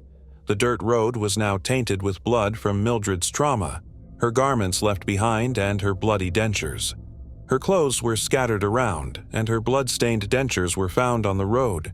They transported her to Juniper Medical Center due to a significant head injury, and a brain surgeon evaluated her there.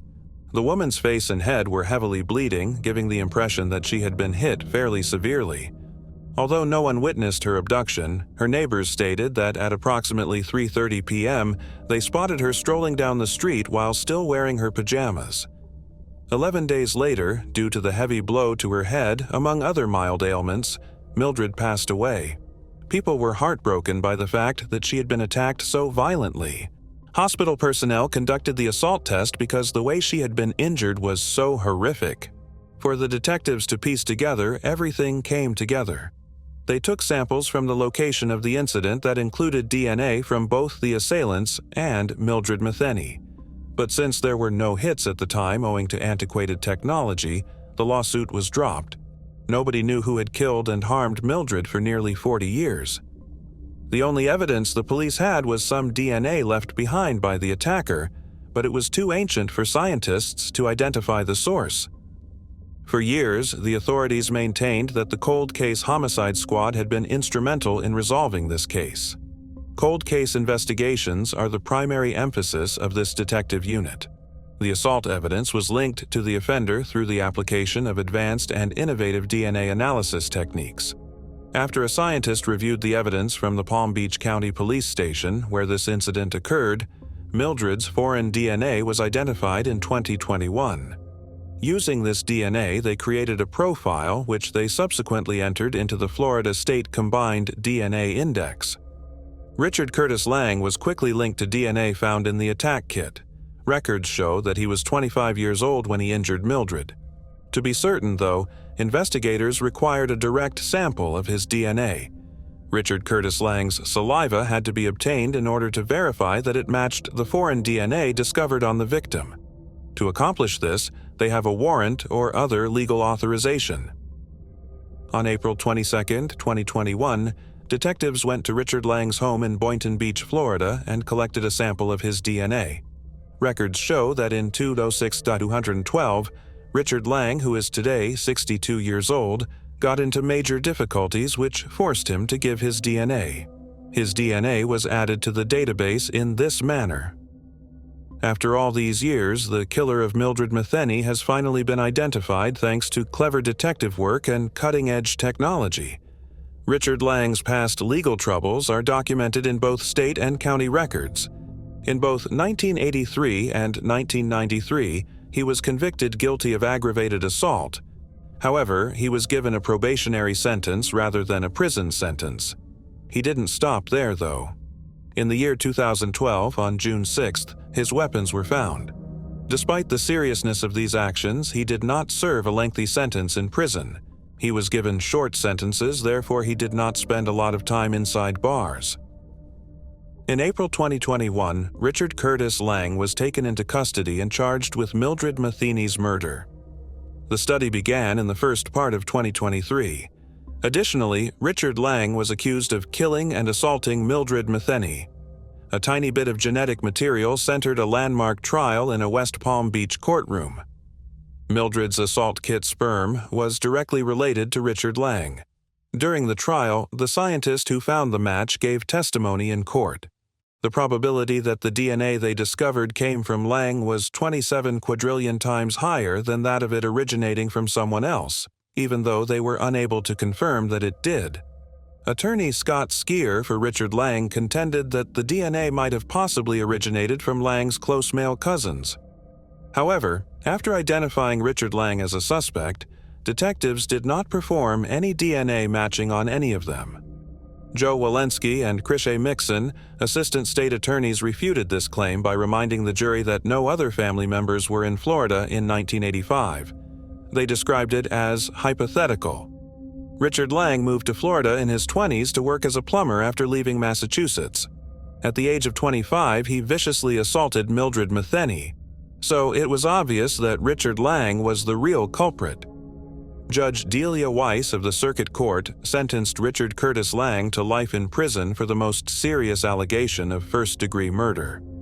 Lang, 63, was declared guilty. After Lang was found guilty, his family informed the judge that they would file an appeal. His attorney read the letter out loud in court. They thought the conviction contradicted everything they knew about Richard Lang. They asserted that the man appearing in court was not the same person they knew and that the accusations made against him were not consistent with his true nature. The letter offered a different perspective on the guy who was convicted in 1985 of seriously hurting Mildred Metheny, a 78-year-old woman who was loved as a son, father, brother, and uncle. Richard Lang led a decent life that was based on his Catholic faith. The great-niece of Mildred Metheny reminded the judge in a letter of the intense suffering and anguish Mildred had gone through before her passing.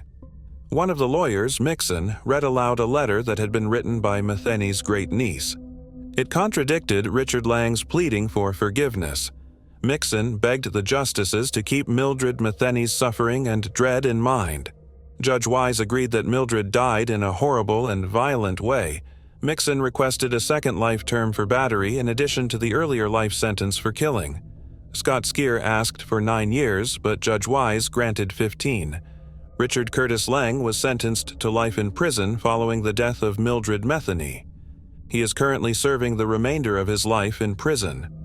Closing a case may seem easy when you are familiar with all of the details, characters, and occurrences. The emotional cost and intricacy of such a voyage, however, cannot be overstated. Gary Metheny had been impatiently waiting for a call like the one he finally received for over 36 years. Finally, he learned that someone had been held responsible for his ailing mother's horrible demise. He said, "I'd given up hope," to convey how he felt. Years of unpredictable experiences had passed for him. He was overjoyed to learn about the arrest at the age of 88. What do you think about this case? Please use the comment area to share your thoughts with us.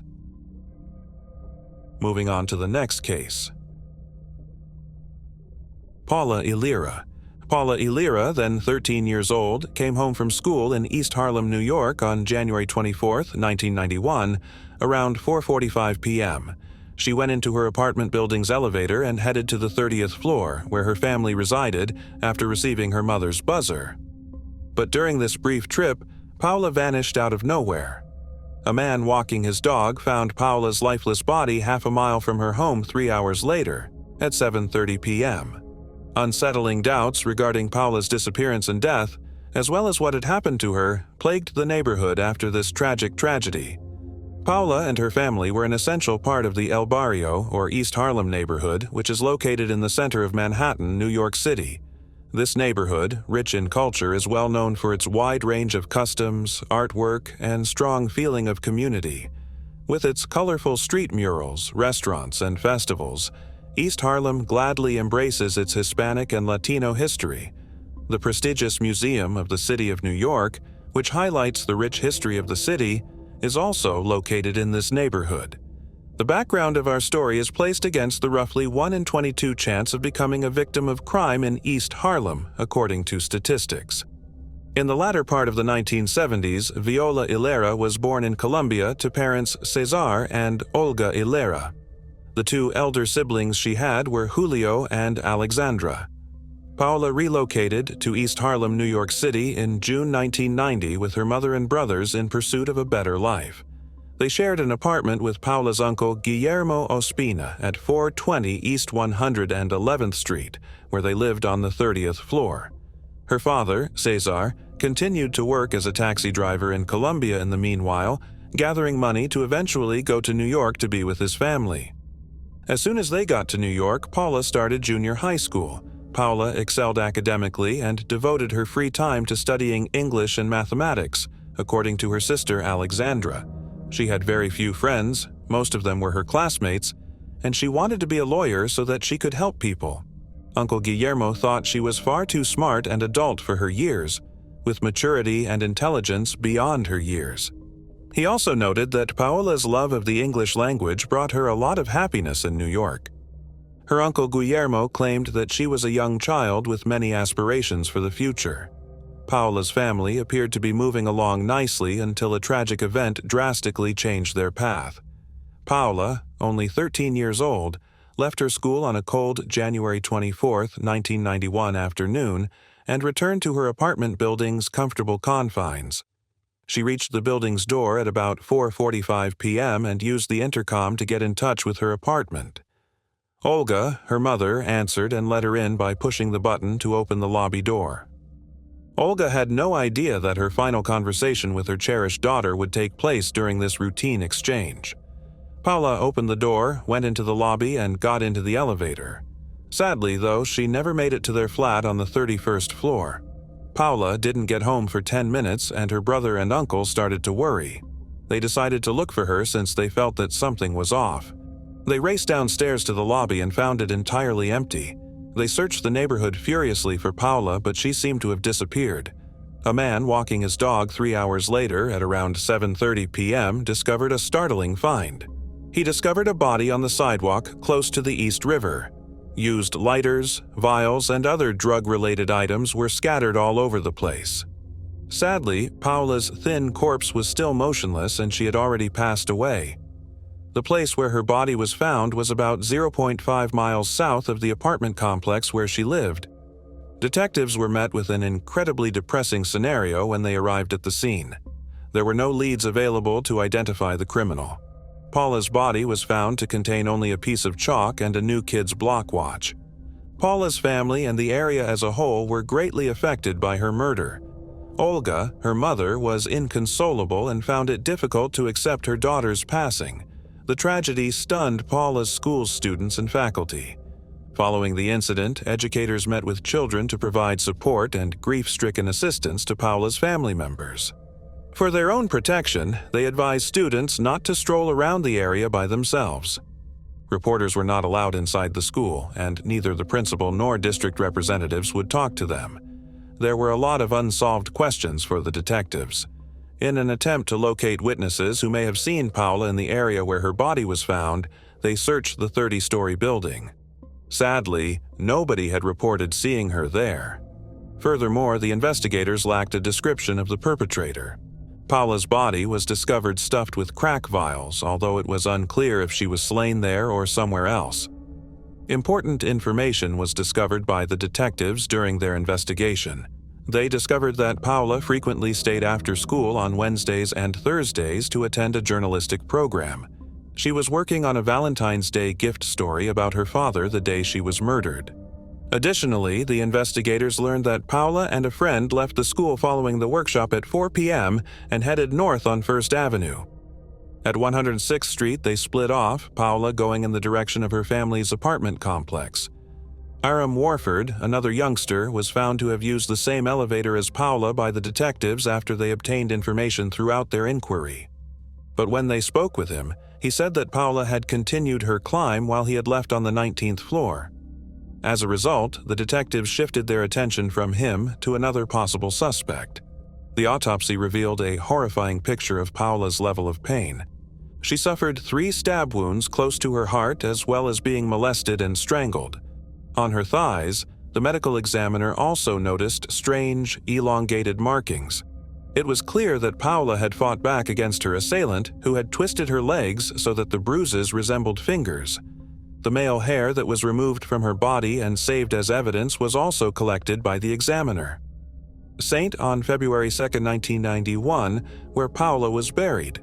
Queens's East Elmhurst is home to Michael Cemetery. 4 months following Paula's terrible death, her family decided to move to Flushing, New York, where they were helped by Victim Services, a private nonprofit that assists victims and their families of violent crimes. The oldest victim in Flushing sought comfort from Victim Services through therapy at the Families of Homicide Victims program. The family held on to the dream that Paula would receive justice while they dealt with life's challenges and recovered. But as time went on, the case progressively grew colder and the search for solutions grew more difficult. In any place at any time, the murder of a 13-year-old girl ought to have attracted a lot of media attention. Unfortunately, this horrible crime in East Harlem remained mostly unreported during the violent outbreak that rocked New York in 1991. Over 2,000 murders were reported in the city between 1990 and 1992, and an average of 6 bodies were found every day throughout New York City's 5 boroughs. Regretfully, most of these occurrences happened in disadvantaged neighborhoods where minorities predominate, like East Harlem, the South Bronx, and East New York, Brooklyn. Sadly, the media paid little attention to more than a handful of these situations. Rather, the media preferred to concentrate on more upscale crimes with white, rich victims in beautiful environments. Paula's case was deemed a low-priority homicide because of the absence of political pressure and media coverage. As a result, her murder remained unsolved and was virtually forgotten throughout the majority of the 1990s. Midway through the 1990s, New York City's crime rate started to decline, but there remained a concerning tendency in the East Harlem housing developments. Regardless of the teens' race, a string of seemingly unconnected events surfaced, all of which involved the assault and killing of young, attractive youths. A 15-year-old girl was attacked with a knife in 1994. This episode exposed a pattern of behavior that the offender used again throughout the course of the following 4 years. He would come up behind the adolescent, take her to a private area, blindfold her with a rag from her own clothes, have her take off her clothes, and then beat her. Remarkably, the 15-year-old survivor was able to describe her attacker. He was a well-groomed young man with a robust build and an exaggerated feeling of his own value. It's shocking to say that he even told the victim how fortunate she was to be attacked by someone as attractive as him. Firefighters were alerted to a rooftop fire at the George Washington residences on East 104th Street a few years later, on September 10, 1997. After looking into it, they discovered a woman who had been badly beaten, hit with a blunt weapon, and charred beyond recognition. Joselis Castro, a 19-year-old who had moved to New York from the Dominican Republic with her family, was eventually confirmed as the victim. Johalis, a young mother of a daughter, had been attending a small college in the Bronx to further her computer science education. In the same neighborhood, a 13-year-old girl became the third victim 7 months later, in April 1998. Thankfully, the little victim managed to flee without harm. 2 months subsequently, on June 2, 1998, 17-year-old Rashida Washington tragically passed away. She had been robbed, attacked, and strangled when she was found in a 15th-floor staircase of an East 100 and 12th Street apartment project. What had happened was not immediately apparent when Rashida's body was discovered. Her shirtless, lifeless body was leaning against the wall in a sitting position. Rashida was a fashion student who worked at a clothes boutique. She was small, just weighing 100 pounds, much like the victims before her. Regretfully, she was killed 3 days after turning 18. 2 other young teenagers were assaulted in the same region during the fall of that same year. On September 25, 1998, a 15-year-old was attacked, and on November 16th, a 14-year-old. Fortunately, these 2 teenagers made it out alive, probably because the attacker was blindfolded before they had a chance to get a close look. The authorities did not openly admit the likelihood that a serial killer in East Harlem was targeting teenage females, even if there were still similar occurrences. But in the end, the police chose to act right away because of the worries expressed by the victims' parents. A comparatively modest database of DNA samples was available in the early 1990s since widespread testing of convicted felons had not yet started.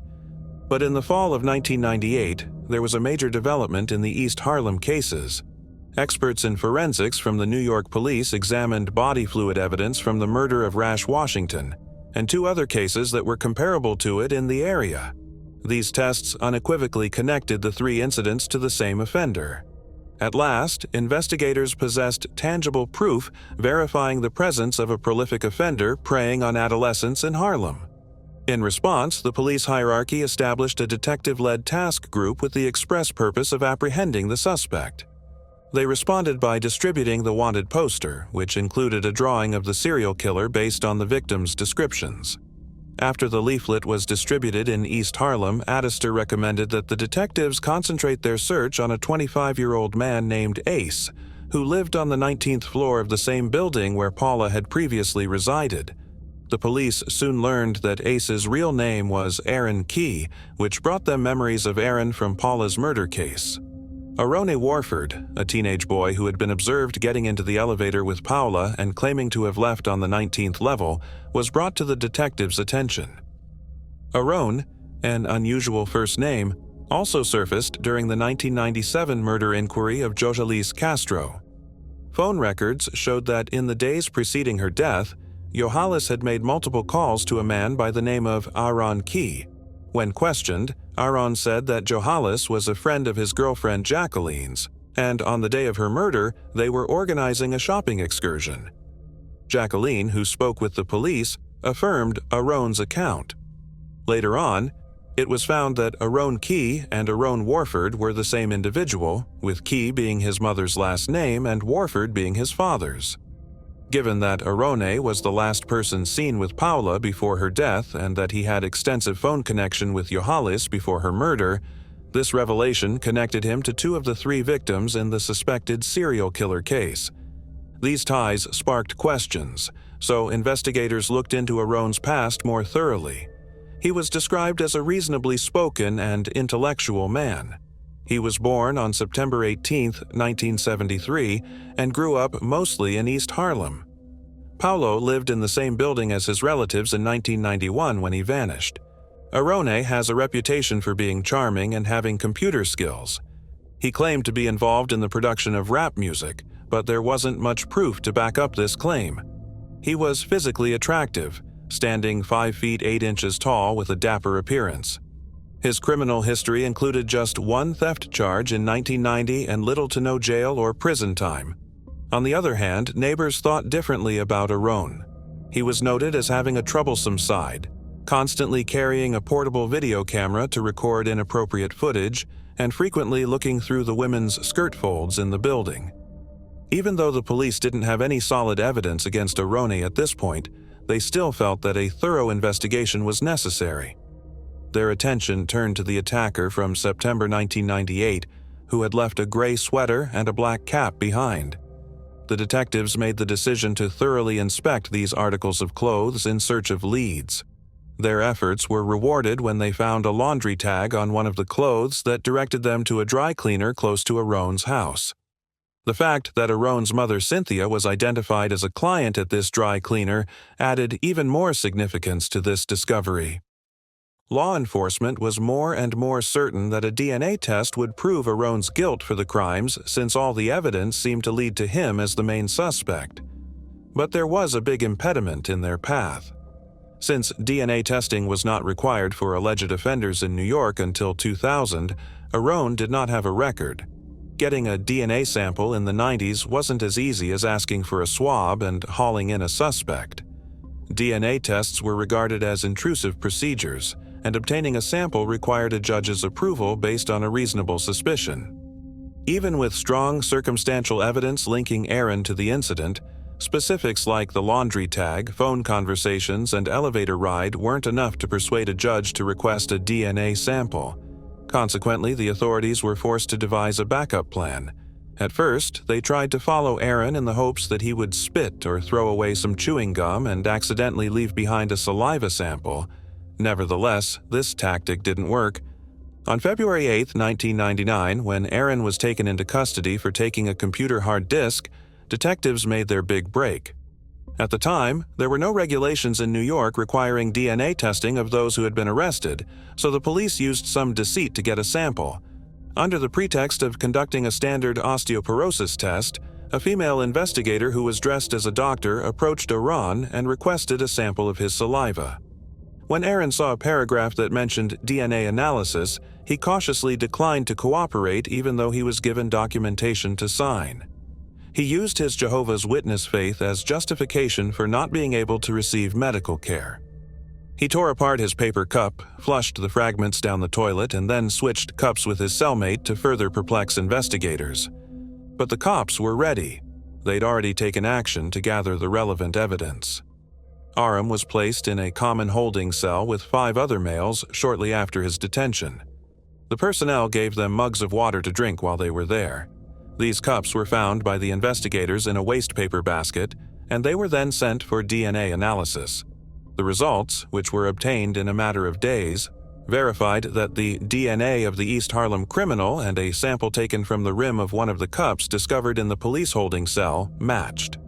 As Aron was merely charged with a misdemeanor for computer theft, he was already free on bond by the time the results of the DNA test were available on February 12, 1999. In the meantime, the $11,000 reward given by the New York Police Department was for any information that would result in his apprehension. Soon after, the police learned that Aaron had gone to Brownsville, Brooklyn, and met up with Angelique Stallings, his 16-year-old lover. Her folks thought they were heading out on a Valentine's Day date. But rather than following through on their intentions, Aaron and Angelique left Newark, New Jersey, and boarded a bus bound for Florida. The possibility that Angelique was in danger or may suffer the same fate as the earlier victims worried the detectives. Aaron called his other girlfriend in New York twice after getting to South Florida. By now, headlines had been created about this supposed serial killer on the run. When the second girlfriend realized what was going on, she quickly called the police and told them that Aaron was staying at the Miami Sun Hotel, which is situated on Northeast 1st Avenue in downtown Miami, about 2 blocks from the ocean.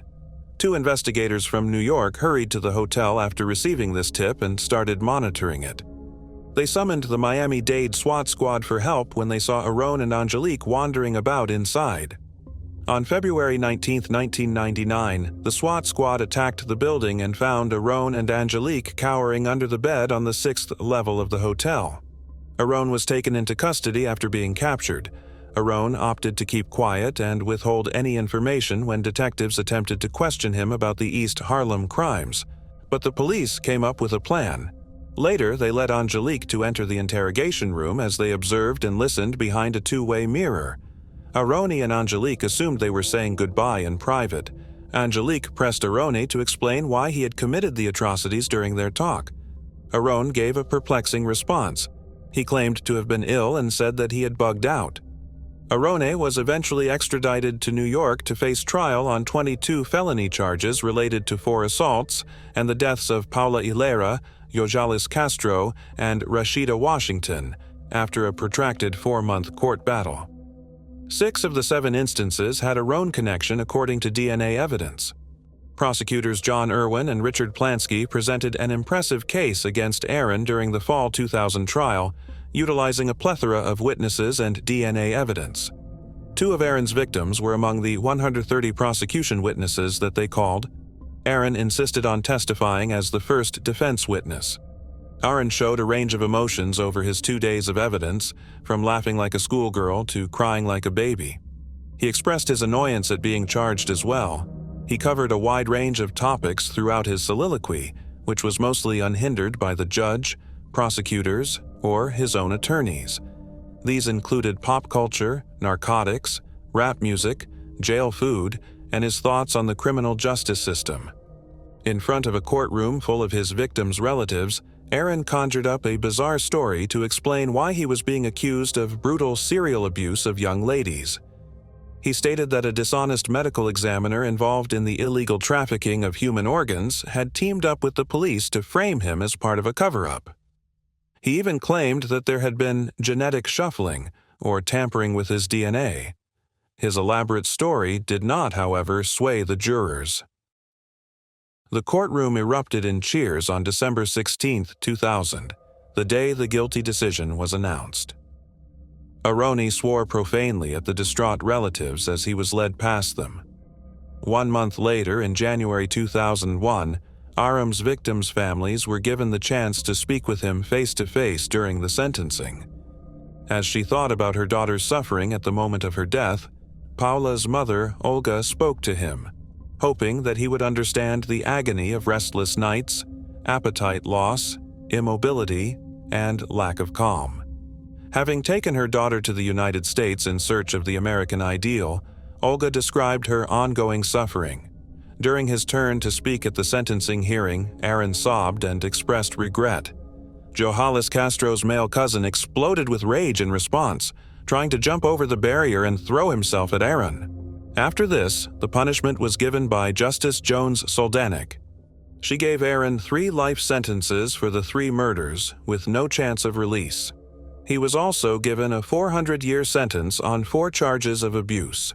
Orome was a prisoner at Dannemora, New York's Clinton Correctional Facility. By the time Orome received his sentence, laws requiring DNA testing of anyone accused in connection with violent crimes had been passed in New York and many other states. Since then, the majority of felony arrests, both violent and nonviolent, have been included in this testing. In addition, several jurisdictions have started testing suspects' DNA for misdemeanors. Olga's pain of losing Paula is still very much present. She is well aware that the pain caused by the unexpected and senseless death of a loved one does not go away, especially in cases where there are still a lot of unresolved questions. Moving on to the next case. Carla Walker.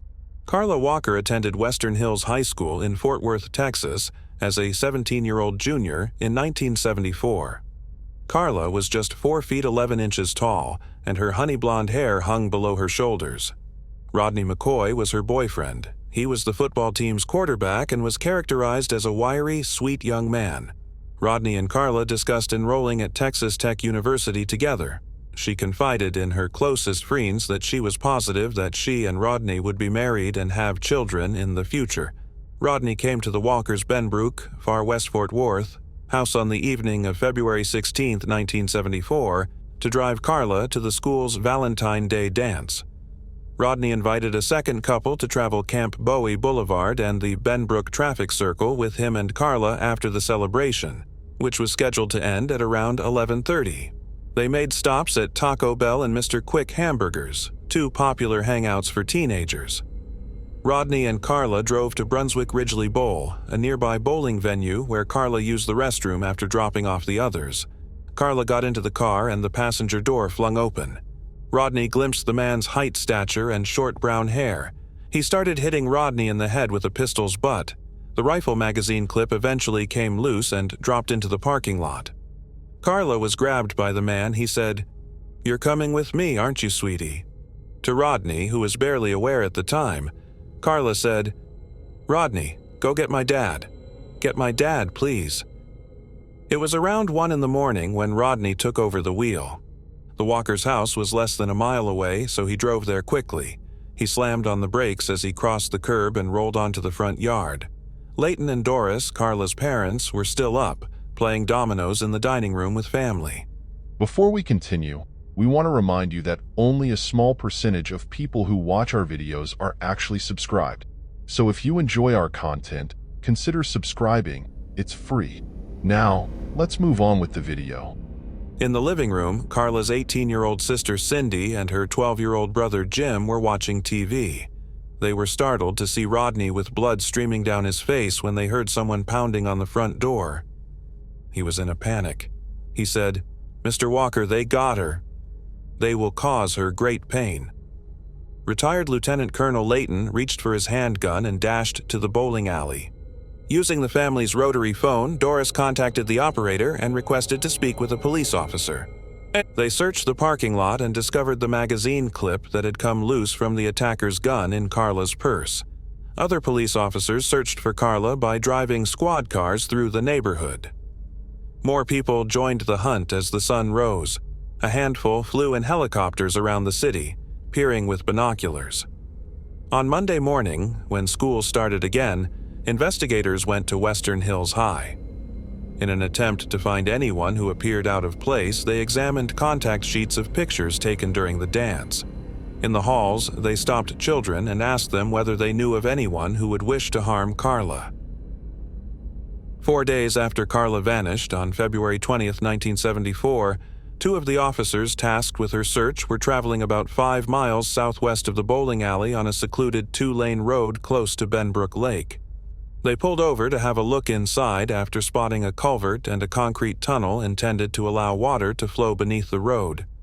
A young woman was seen by them lying on her back.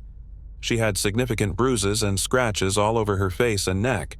Carla was the one. There were no ligature traces around her neck, giving the impression that she had been strangled. Investigators concluded that he had used his hands to choke her. The top page of the Star-Telegram was nearly entirely devoted to news of Carla's ordeal. More than 1,050 people attended her funeral at the Western Hills Church of Christ, far more than the little sanctuary could accommodate. Detectives from the local police departments organized a task team, according to Fort Worth officials. There was not much for the group to look into. There were no fingerprints found on Carla's body or clothes. Rodney's head wounds were the source of the blood on her clothes. Though bodily fluid traces had been discovered, DNA identification technology was not yet available. Furthermore, there were no license plate scanners on the sides of highways or security cameras in parking lots during that time. The team did up a 24-hour hotline for tips. Officers stood behind metal desks at the downtown police headquarters, drinking lukewarm coffee while they listened to locals send along the names of those they thought may be involved. Numerous callers informed the cops that Carla was abducted by two pot sellers, a carnival employee at the Fort Worth Stock Show and Rodeo, and a solitary young man who frequently bowled at the alley where Carla was abducted. The night before the dance, they had heard rumors of a boy who had gotten into a fight with Rodney at Mr. Quick Hamburgers. In an attempt to get additional information out of Rodney, who had a head injury during the incident, the investigators also recruited a hypnotist. The most important thing he could remember, though, was that Carla's kidnapper had worn a brown or tan cowboy hat. Rodney sobbed when the hypnotist snapped his fingers, causing him to awaken. The fact that he was unable to save his sweetheart was causing him immense internal turmoil. In one meeting, the detectives on the task force talked about another unresolved crime that happened on February 7, 1973, nearly to the day Carla's did. That evening, Becky Martin, a young woman, left her house to attend a night class at Tarrant County Junior College's South Campus and never came back. Almost 7 weeks later, her body was discovered. The cause could not be ascertained because it was so degraded. According to the medical examiner, Becky might have been shot in the stomach, strangled, or perhaps stabbed. The location of Becky's body, which was discovered in a culvert just outside the city limits, piqued the investigators' interest the most in this case. The two girls separated by a year in two culverts. For detectives, it just appeared too coincidental. Despite their silence, the investigators started searching for a serial offender. A month after Carla was killed in March, the task force had just one little lead to work with. The magazine clip that was discovered in the parking area of the bowling alley belonged to a more recent Model 22 Ruger handgun, the detectives discovered. They requested the identities of any Fort Worth residents who had acquired that model from the federal government's Bureau of Alcohol, Tobacco, and Firearms. The task force proceeded to question every individual on the list of several dozen that the ATF had produced.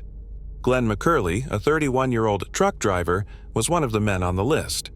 McCurley, the oldest of three sons, grew up in West Texas. His parents sent him to the Westview Boys' Home in southwest Oklahoma when he was a teenager. Sponsored by the Churches of Christ, Westview positions itself as a haven for boys who are deprived because of a family member's illness, boys who are having serious difficulties residing with their family, boys in need of supervision, and delinquent boys, boys who have broken the law but do not require treatment or incarceration, as well as boys who have been abandoned, abused, or neglected. McCurley's experience at the home was obviously not life-changing, though it's unclear why he was sent there or for how long. He had left Westview by February 1961 and was living in Abilene, Texas, when he committed auto theft. He left that automobile there after that and stole another. He was being pursued by the State Highway Patrol when one of his tires burst. He tried to flee on foot after driving the car onto an empty lot but was apprehended right away. McCurley entered a guilty plea in court and was given a 2-year sentence. At the age of 19, he was set free in the early spring of 1962. After a while, he relocated to Midland, where he became friends with Judy Watson, a blonde high school student. McCurley wed Judy on February 16, 1963, at a Baptist church. The youthful duo relocated to a modest rental residence. Eventually, McCurley was hired by the U.S. Postal Service as a truck driver, and his route included the Dallas-Fort Worth area. Craig and Roddy are the two sons Judy gave birth to. Then, in 1972, McCurley relocated his small family to a West Fort Worth neighborhood. McCurley and Judy joined Ridgely West Baptist Church and registered their boys in the public primary school. McCurley secured a new employment as a truck driver, transporting prefabricated concrete slabs to building sites. Judy was employed at the church's daycare facility. A man acquainted with McCurley observed an unappealing behavior. He would say something like, "Take a look at that," when he saw a lovely girl. 2 detectives showed up at McCurley's house at the beginning of March 1974 to question him about his Ruger 22 pistol. McCurley informed the authorities that the rifle had been taken from his pickup truck when he was fishing 6 weeks prior when they inquired about it. Then, after agreeing to travel to downtown, he took and passed a polygraph exam. He was immediately ruled out as a possible suspect by the task force. The investigators' progress was still somewhat slow by the late spring of 1974. Although the task force didn't formally dissolve, several of the detectives received orders from their managers to resume working on other investigations. Every now and then, strangers would phone the Walkers, a lot of them anonymous, saying they knew who killed Carla. Layton spoke with each individual. He made notes and stored them in a cigar box-sized metal box. He circled the locations on maps where he had been told the offender lived and jotted down the names and addresses of possible suspects. Until he was certain that the guilty individual was in jail, he was not going to stop. Jim, Carla's younger brother, started assisting his father in the pursuit of the culprit after he reached 16 and obtained a driver's license. On several occasions, he would skulk around the Ridgely Bowl parking lot on the anniversary, searching for anyone who seemed off. Jim joined the high school football and wrestling teams, learned boxing techniques at the Panther Boys Club, and enjoyed long runs around his neighborhood. Jim remarked, "I wanted to be prepared in case I ever found the culprit. My strategy was to subdue him and carry him off to a remote location, perhaps in West Texas, where no one would be able to hear him scream." Nearly 3 years after Carla's body was discovered, on February 19, 1977, a 25-year-old vocational nurse named June Ward was found dead next to a South Fort Worth curb. With the exception of a bra strap around her neck, June was completely nude. The lone reporter said that she had been struck on the head and strangled with a hefty, pointed weapon. The 2 crimes were so similar that detectives who had been part of the Carla Walker task force couldn't help but notice them. Then, on July 9, 1980, the death of Denise Hoag, a 19-year-old transient who was characterized as jobless in the papers, was discovered in South Fort Worth, just a short distance from a stream bridge. She had also been choked. The body of Christy Tower, a waitress at the family Billy Bob's Texas nightclub in the Stockyards, was found in a field north of the city in February 1983, 2.5 years later. Electrical wire was used to bind her hands, and another piece of wire was wrapped around her neck. Christie's case, like the other crimes, was never fully solved. However, detectives learned an odd piece of information a few days after her death was discovered. They discovered that Christie's handbag had been discovered in a dumpster near the Champ Bowie Boulevard nightclub, Cheers. Cheers was situated around 0.5 miles away from the Brunswick Ridgely bowling alley, where Carla was abducted in February 1974. Concerns among the locals over the possibility of a serial offender were growing. When 23-year-old Katherine Davis, an aspiring model, vanished on September 9, 1984, these worries intensified. In a field in far south Fort Worth, her body was discovered. Marilyn Hartman, a 25-year-old middle school teacher, was discovered strangled and bound in her Fort Worth bedroom about 1 month later on October 19th. 3 days later, Cindy Heller, a 23-year-old former beauty contestant and graduate of Texas Christian University, vanished, last seen close to Hewlin Mall. On the campus of Texas Christian University, she was subsequently discovered strangled in a creek bed. The catastrophes continued to mount. Another middle school teacher in the area, Catherine Jackson, was discovered naked in her bathtub with the water running on November 26, 1984. A cable had been used to strangle her. 2 weeks later, 21-year-old Angela Ewart, a part-time FM rock station programmer and model, moved out of her fiancé's Southwest Fort Worth home. Her automobile was discovered abandoned along a roadway in the southern part of the city the next day, and her decaying body was later located in a field north of Fort Worth. A few days before Christmas, on December 22nd, Regina Grover, 21, was spotted leaving The Keg, a restaurant on Camp Bowie, with her boyfriend. She was discovered the following day, having been strangled and drowning in a creek beneath a North Fort Worth bridge. Her partner had been fatally bludgeoned when he was discovered in his flat bed. Women in Fort Worth were in a panic, particularly those in the southwest area of the city. The local press covered the dramatic growth in gun and mace sales. Over 3,000 people, the majority of whom were women, attended a free self-defense session hosted by the police department. Another task group was organized by the police department. Police Chief H.F. Hopkins said, "We're going to break this." Every suspect was questioned by detectives, including freelance photographers and ex-cons with lengthy criminal histories. However, the study yielded no results. The only good news was that there were less crimes. The offender seems to have backed off, assuming there was only one. Up until February 24, 1986, that is, a woman's naked body was found partially covered by a blanket and resting on a slope close to a central Fort Worth park by a passerby. Despite the fact that she had been strangled, the police were unable to identify her using dental records or fingerprints, and they were also not notified of any missing women reports that could have offered a lead. 1 year came to an end, and then another, and this time it really did seem as though the man who was perpetrating all these crimes, who was unknown, had finally withdrawn. Jim, Carla Walker's younger brother, had persisted. Jim had gone to Sam Houston State University after graduating from Western Hills High School. There, he studied abnormal psychology and read books on serial criminals in an effort to gain a deeper understanding of what he called the criminal mentality. He returned to Fort Worth after receiving his college degree and submitted an application to join the police force there as an officer. His goal was to become a detective, obtain Carla's files, and identify the offending individual. But Jim discovered there was a problem with his vision during a training session at the Academy's firing range. He was later identified by a physician as having a congenital eye ailment. After being forced to leave the academy, he started working as a security guard at a local General Dynamics office, a weapons contractor. However, he didn't stop looking for the guilty individual.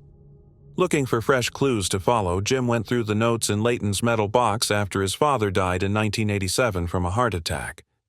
Jim bought his parents' house in 2015 and moved in with his wife following the death of his mother.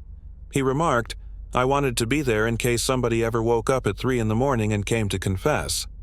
Jim submitted a request, and in January 2019, investigators Leah Wagner and Officer Jeff Bennett decided to re-examine Carla's case. One of the people they re-interviewed was Rodney McCoy, Carla's former lover, who had left Fort Worth as soon as he finished from high school to work on an oil rig and had informed his family that he had to relocate as far away as possible. Eventually, Wagner and Bennett found him living close to Austin after he had returned to Texas. Investigators put up a statement on the police department's Facebook page in an attempt to find more witnesses. They received a dozen or so replies.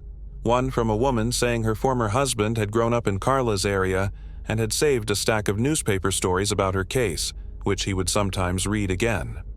The ex-wife claimed it was probably a sign he was in charge. To the dismay of his former spouse, the ex-husband was able to demonstrate that he had been out of town the weekend Carla was abducted. Physical evidence was what the investigators required, and the culprit's DNA was naturally the greatest physical evidence they could hope to find. Since Carla's death, DNA identification technology has not only advanced beyond anyone's wildest dreams, but it has also advanced significantly. There were even labs these days that focused on genealogy mapping, where technicians connect the DNA of an unknown individual to the ancestors of that individual using publicly available information. Luckily for Wagner and Bennett, Carla's dress and other items she'd worn the night she was killed had been meticulously stored in paper bags in the evidence lab of the police department. This meant that there was still a possibility that specialists might find a viable sample of her DNA.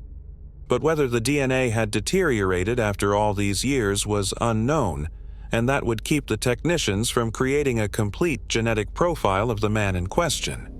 Again, the Fort Worth Police Department might have to spend up to $20,000 on Carla's clothing for DNA testing, money that would have been better used on open investigations. Wagner and Bennett knew the odds were stacked against them, but they were determined to follow at least one strong lead. Their investigation then went in an unexpected direction. Vincent Strange, a Fort Worth aerospace technician and enthusiast for true crime, was 40 years old. He started a podcast about unresolved Texas cases in 2017. He had been researching Carla Walker's case online and decided to write her narrative as his first. He spoke with several of Carla's acquaintances and her siblings, Jim and Cindy. Diane Kuykendall was one person who gave it some attention. Diane had attended the same school as Carla. In the corridor, Carla never failed to smile at her, even though they were strangers. Diane expressed her gratitude to Carla and wished there was a way she could repay her. Diane made the decision to take a plane to Nashville to go to CrimeCon, a 3-day real crime convention that takes place every year and recently drew 5,000 attendees. 80 copies of a leaflet she had written on Carla's plight were brought by her. She distributed the booklets to celebrities like Nancy Grace of Fox News, Keith Morrison of Dateline, and Paul Holes, an Oxygen Network retired investigator. Intrigued, Paul Holes persuaded Oxygen to shell over $18,000 for the expense of having Carla's clothing tested for DNA. Technicians in a California lab discovered some undamaged, pure body fluid. They created a complete DNA profile from that fluid, which they then submitted to CODIS, a national law enforcement database that houses the DNA of millions of criminal defendants. But CODIS was unable to locate a match. Paul Holes and his team reached out to a Texas-based lab that specializes in genealogy mapping, but the technicians there were likewise unsuccessful. The Othram CEO, David Mittelman, then reached out to Paul Holes. He expressed optimism that his specialized DNA identification technique, which made use of genome sequencing, would be able to locate a match. Officer Bennett received a call from David Mittelman early on July 4, 2020. He remarked, "We've linked the DNA to a specific family tree. The surname McCurley is used." Following more examinations and investigations by the police, Mittelman and Bennett finally identified Glenn Samuel McCurley Jr., who was residing in Fort Worth at the time of Carla's death. Bennett saw that Glenn McCurley Jr., the truck driver, had reported his Ruger 22 as stolen to the police in 1974. After conducting a background investigation on McCurley, Wagner and Bennett found not much information. He had no run-ins with the law as far as they could determine, save from his 1961 felony conviction for automobile theft at the age of 18. By then, McCurley was no longer a full-time truck driver. He worked part-time as a fitness club maintenance worker and as a handyman. Bennett and Wagner made the decision to see him. They showed up at the McCurley's house without warning. McCurley and his spouse Judy greeted the detectives with a smile and cordially invited them into their living room.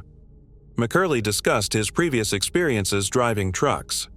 Judy stated that she had worked at the Ridgely West Baptist daycare program for 32 years, resigning in 2004 due to health concerns. She also disclosed that her spouse had diabetes and had just undergone liver surgery to remove a tumor the size of a quarter. Judy replied, "We're not ready for this, especially with his cancer." At last, McCurley questioned the investigators, "What do y'all want to talk about?" in a hoarse voice. Wagner declared, "We're going to take you way, way back." In 1974, to be exact. "You might have heard about it because you guys were residing here at the time. A young woman was abducted from a bowling alley." Judy answered right away, "I know exactly which one you're talking about. Walker Carla." Judy then admitted to the detectives that she could recall the Williams Road address of the Walker family. She replied that they had left her room exactly how it was. For years and years, they left her automobile sitting in the driveway. It was simply so incredibly painful to see that car sitting in the driveway when you would pass by. According to Detective Wagner, Bennett and she had revived the inquiry and were getting in touch with people who had been questioned by police in 1974. She said that it's a big case. "And we noticed that they had spoken with you before, Mr. McCurley." Wagner requested that McCurley provide a DNA sample. She emphasized that it would be the simplest way to rule him out as a suspect. McCurley paused. Then he picked up a pen, signed a consent form, and parted his lips to allow Wagner to use a Q-tip to dab the inside of his cheek. Judy begged the cops, "I hope you find out who is responsible," as she continued. "It is important to remember that girl as someone who was important." Members of the U.S. Marshals North Texas Fugitive Task Team visited McCurley's home 11 days later with the intention of apprehending him after lab technicians confirmed that the DNA extracted from his cheek precisely matched the DNA discovered on Carla's bra strap.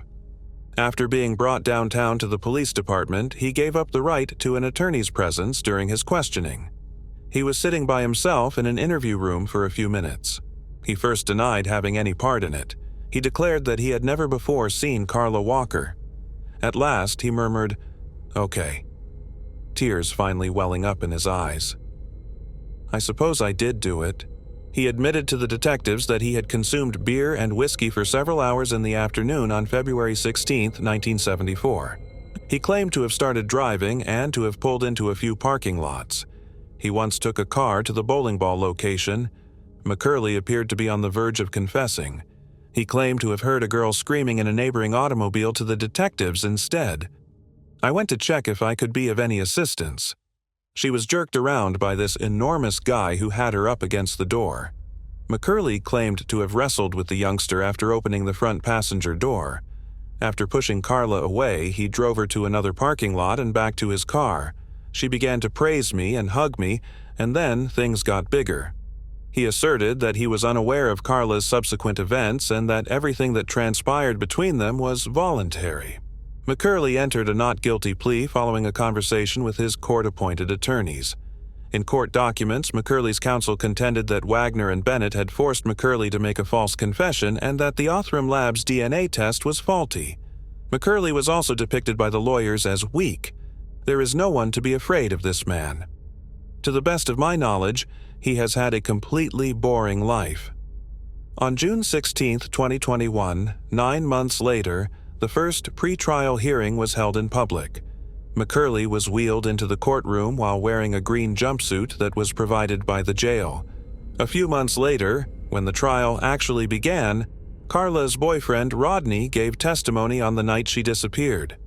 Jim Minter, a retired investigator, spoke about the preliminary inquiry into Carla's case while Wagner and Bennett gave testimony regarding their own law enforcement assignments. The jury was shown the powder blue dress that Carla had been wearing the night she was kidnapped by prosecutors Emily Dixon and Divignon. 3 hours of the videotaped interview that Wagner and Bennett had done with McCurley following his arrest were also shown. Subsequently, the prosecution presented an unexpected piece of proof: McCurley's .22 Rummer handgun, which they asserted had been pilfered. It had been tucked away in a compartment above a door when police searched his house. Naturally, the case was over and done.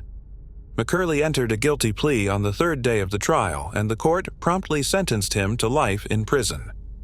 Many unanswered questions remained in the wake of the trial. Why would a man without a history of violent crimes like Glenn McCurley have perpetrated such a cruel crime? Was McCurley a sadistic serial killer who previously killed other young Fort Worth ladies? Or was it just an impulsive drunken act? Furthermore, why did he abruptly cease in the middle of the 1980s if he was a serial offender? Had he really had a change of heart? Was there any chance of that happening? Investigations into McCurley's involvement in numerous additional crimes are still ongoing, according to investigators. Moving on to the next case. Danielle Ashton Walker. What if a calm morning trip abruptly descended into a terrifying nightmare? How does a well-liked member of the community end up the victim of an unprovoked violent act? And what happens when justice eludes us for over half a century? Danielle Ashton Walker was well-liked and well-respected in his community for his kind disposition and always readiness to provide a helping hand to those in need. But the peacefulness of his life was suddenly upended on that tragic October 1, 1974 morning. He had no idea that a gloomy cloud was gathering over his peaceful existence. Daniel's day began as any other, with little indication of the disaster that would befall him. Daniel went about his everyday activities, not realizing that his life was about to take a drastic shift as the sun rose higher and higher in the sky, illuminating the heavens in shades of orange and pink. Daniel's Volkswagen van was parked in San Bernardino County, California, alongside Interstate 40, some 60 miles west of Needles. Ken Robinson, an 18-year-old hitchhiker, accompanied him on the ride. They had made the decision to pause their travels and recuperate for a bit. He packed up his van and departed from his family in Santa Ana the previous day, heading back home. The vastness of the California desert opened up in front of them, providing a brief break from the routine of their everyday existence. Daniel and Ken settled down to get ready for a little break in their journey as the clock reached 6 in the morning. They lay back in the van, enjoying the quiet before the storm, as the serene tranquility of the early morning hours engulfed them. The abrupt crackling of gunfire startled Daniel, shattering the peace of their little rest. A shooter who was yet unidentified had come out of the shadows and ripped through the still morning air with a hail of bullets. Daniel was struck several times while unprepared and at a loss for protection. Fearful and driven by survival instinct, Ken avoided the onslaught as the mayhem spread. They ran from the scene, running into the darkness of the early morning as they prayed for rescue. They eventually managed to stop a passing driver who immediately called the police. As soon as emergency responders arrived, they got to work moving Daniel to a local hospital. Daniel's life was sadly cut short as a result of his injuries, despite the medical team's best efforts to stabilize him. On the verge of turning 22, Daniel Ashton Walker was a cherished young man who had passed away. With unyielding devotion, law enforcement searched the site painstakingly for any evidence that would provide light on the identity of the elusive attacker. Detectives first believed that the shooting was motivated by robbery as they investigated Daniel's terrible death, but confusing facts surfaced that called into question this theory. The thieves had surprisingly only taken $80 from Daniel, mysteriously leaving behind travelers' checks totaling a sizable $600. The fact that the attackers had left Daniel's motorcycle, stereo, and luggage in the back of his vehicle undisclosed further complicated the situation. Law enforcement officers in California, Nevada, and Arizona were alerted and stopped each gold van that fit the reported description after receiving a detailed description of the suspect's vehicle. When the suspect's gold van got trapped in the sand earlier that morning, the delivery man told investigators that the suspects waved him down. One of the suspects informed the delivery man that they were traveling to Indiana and that, in case they were stranded, they would use the sagebrush and shotgun to shoot down poles to provide traction for their tires. The delivery man assisted with the van's towing but declined to be paid for his work. The fact that law enforcement authorities from other states coordinated highlighted how serious the issue was. This demonstrated their dedication to obtaining information and making sure that the person or people responsible for this senseless act would face consequences.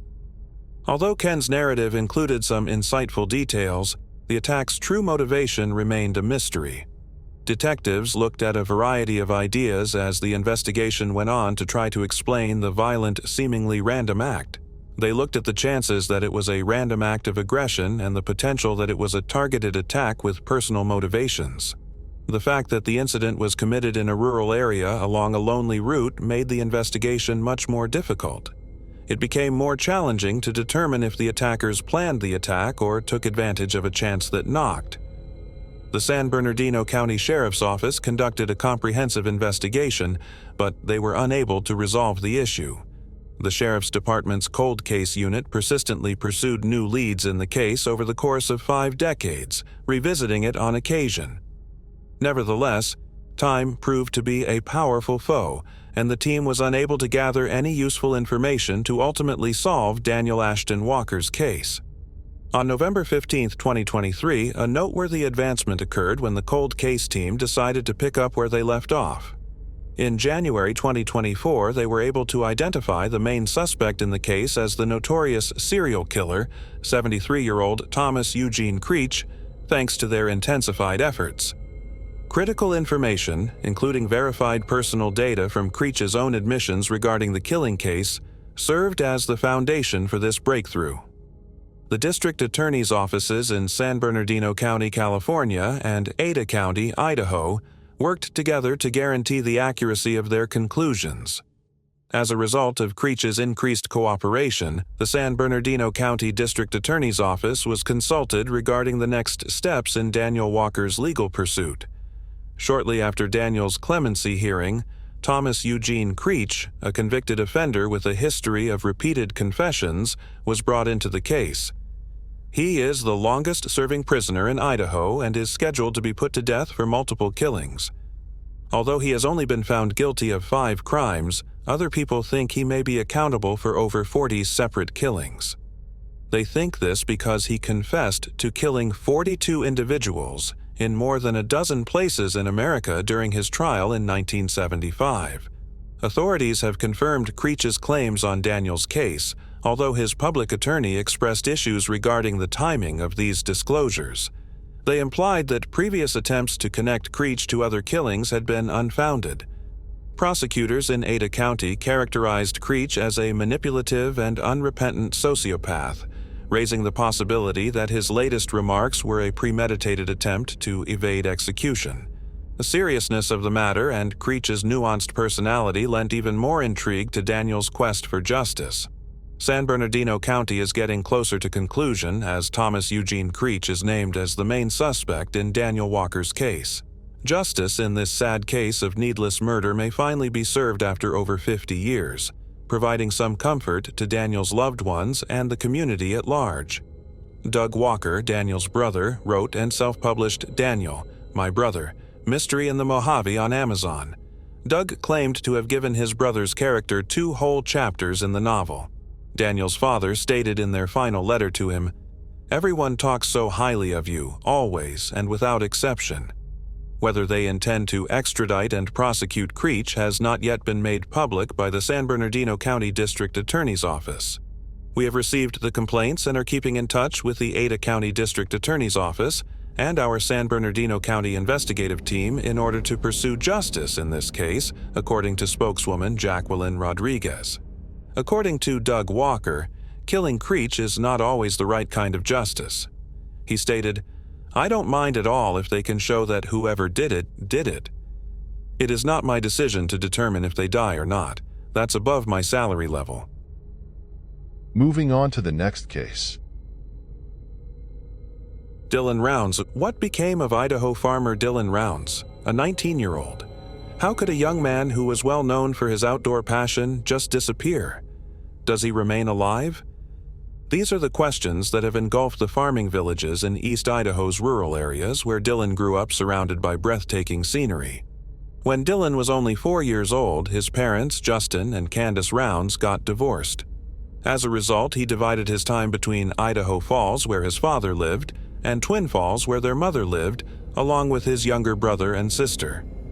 Even though they were far apart, Dylan felt a strong connection to the outdoors, a fundamental part of Idahoan culture at both places. He was deeply in love with the wilderness at an early age, finding pleasure and comfort there.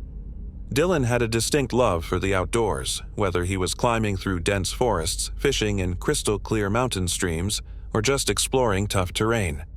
On May 28, 2022, the young man, who was well known for his love of the outdoors and his spirit of adventure, was reported missing.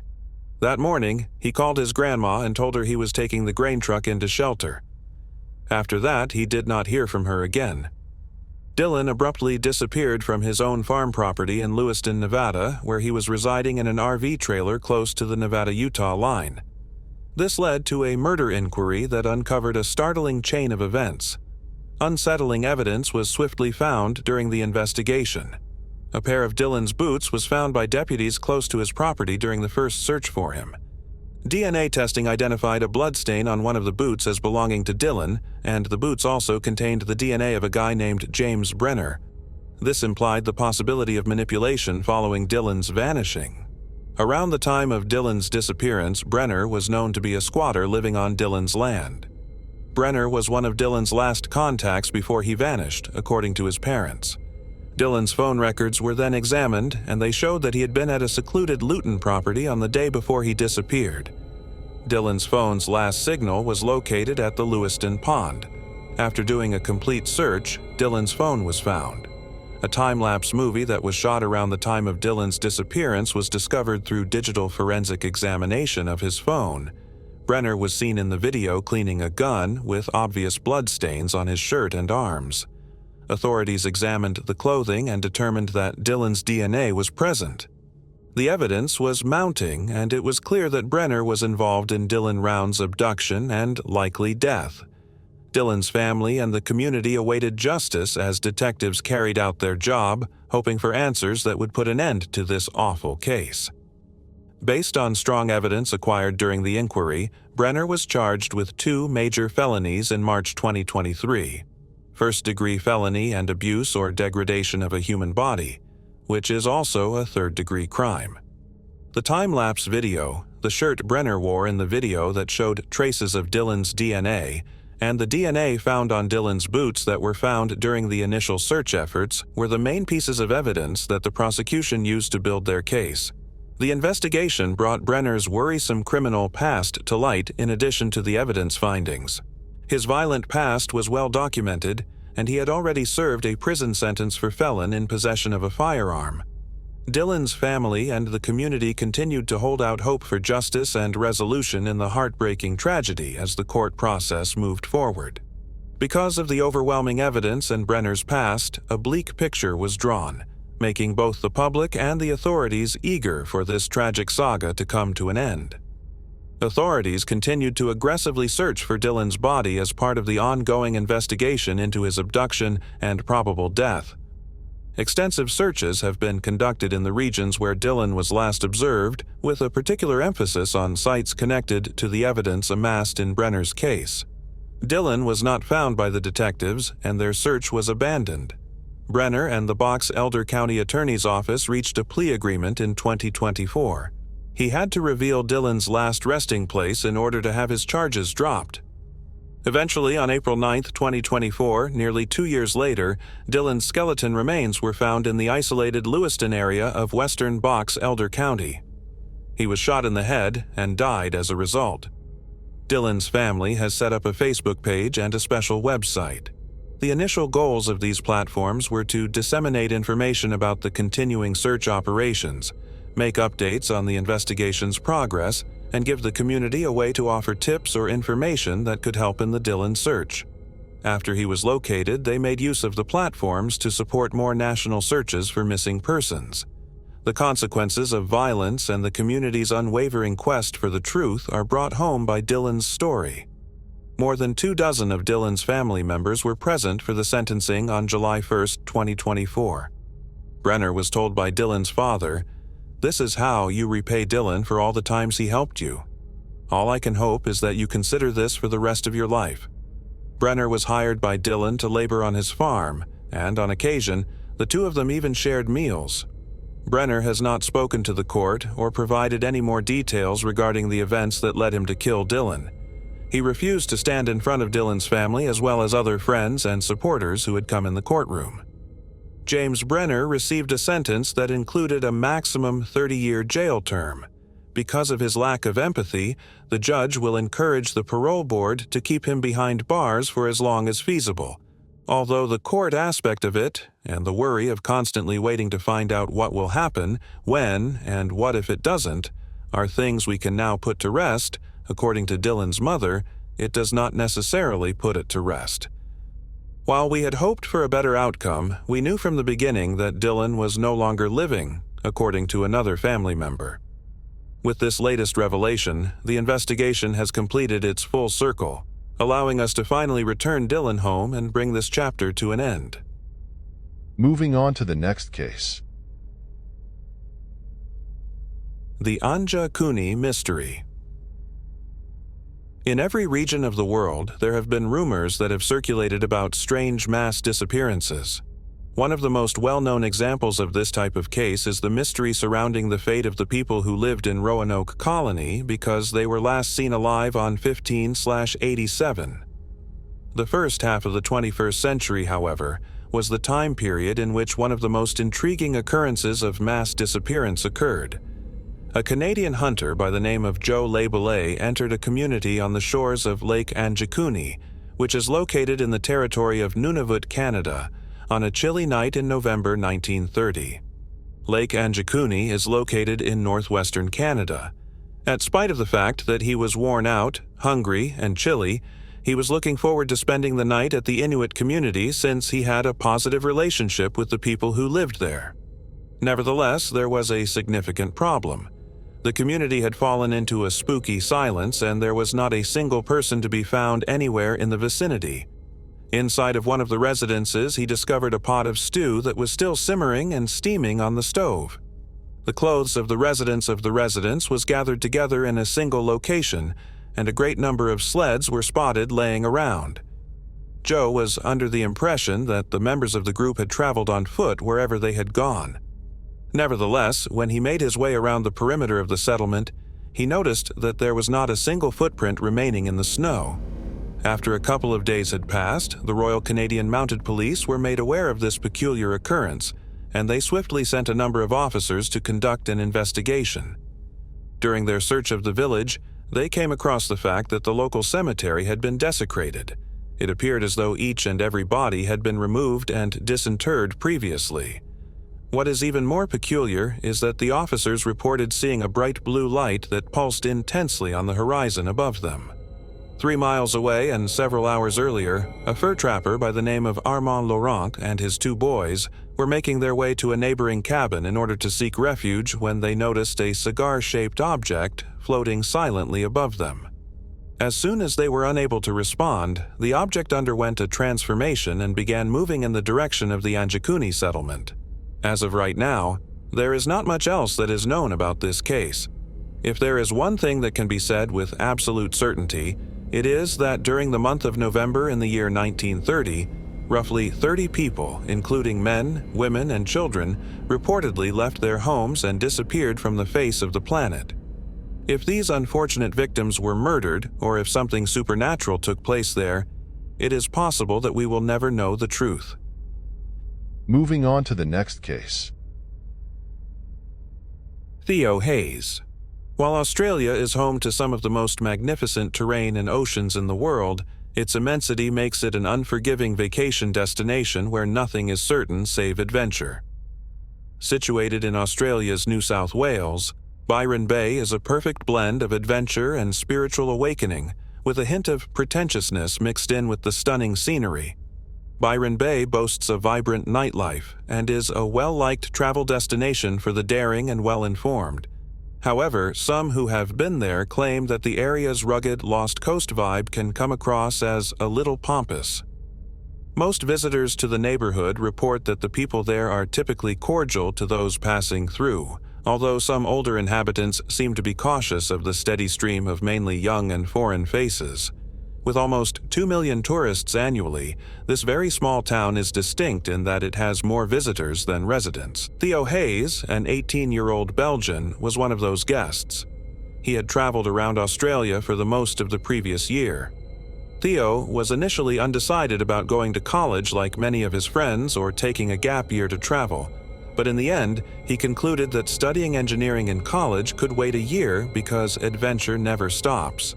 But as his gap year would soon come to an end amid dire uncertainty for friends and family, he would soon discover that misadventure is just as impatient and fickle a creature.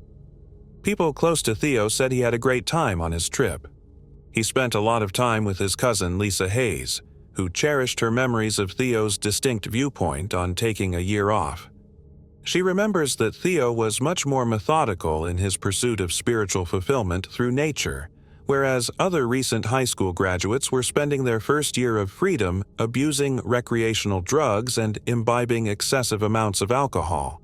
According to friends who knew him in Belgium as well as Australia, Theo was the kind of person who genuinely cared about having a meaningful conversation and made an effort to build relationships with people wherever he went.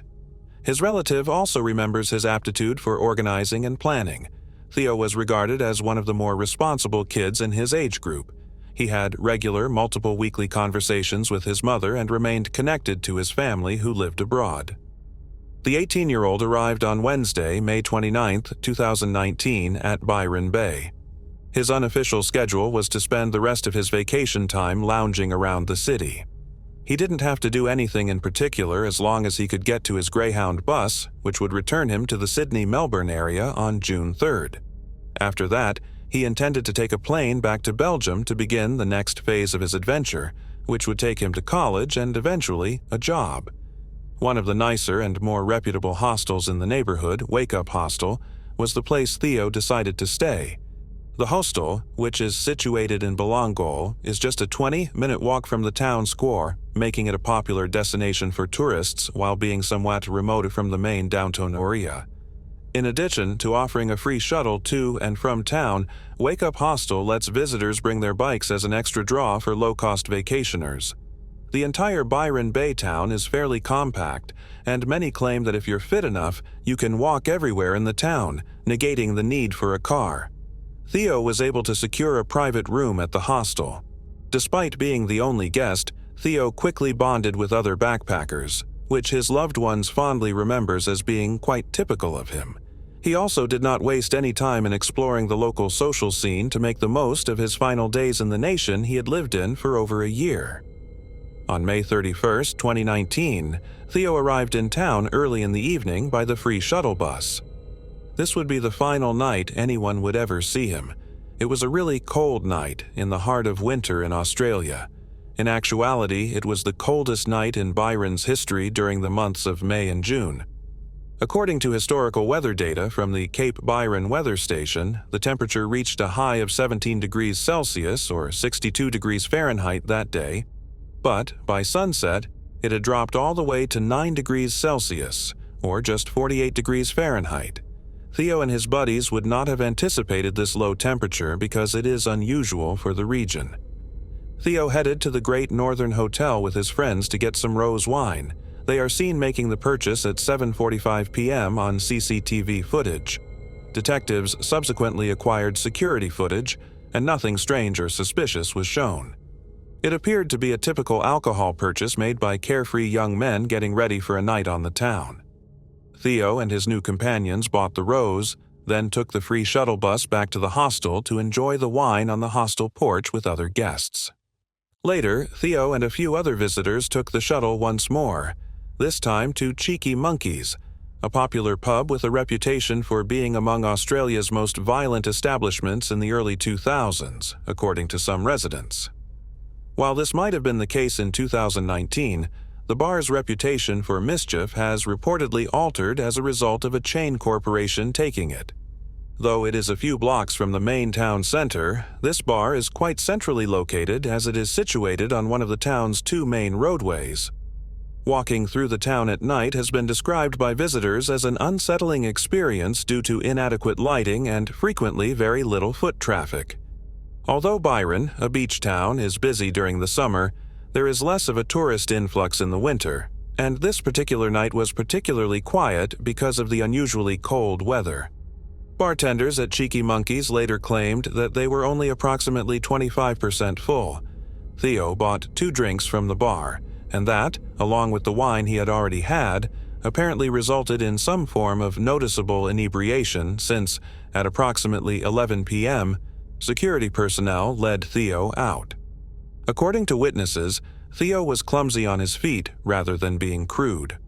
Although there is disagreement over how he was led out, CCTV shows him leaving the bar. The final known moment Theo Hayes was seen alive would be captured in this video. It was easy to return from the bar to the hostel. Even at night after a few beers, locals claim that finding Wake Up Hostel would not be too difficult if you just followed the neon signs and bright lights.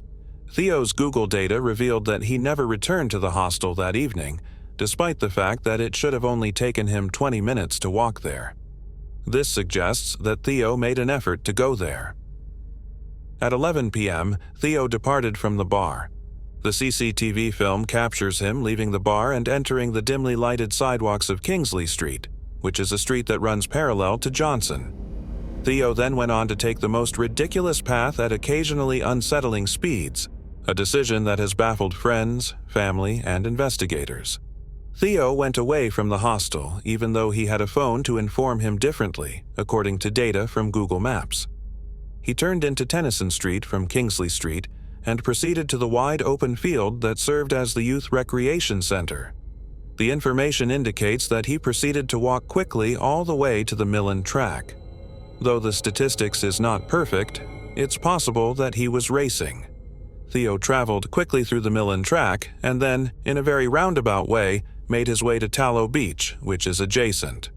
Investigators claim that if you weren't familiar with the location, it would have been very impossible to navigate through the dense undergrowth that this trail would have brought him through at such high speeds. For this reason, among others, there are conjectures that Theo was not by himself. His route was peculiar to relatives and residents alike. The hostel was the other way, as anyone with eyes could see. Theo had been walking with someone, so where was he heading, and was he alone?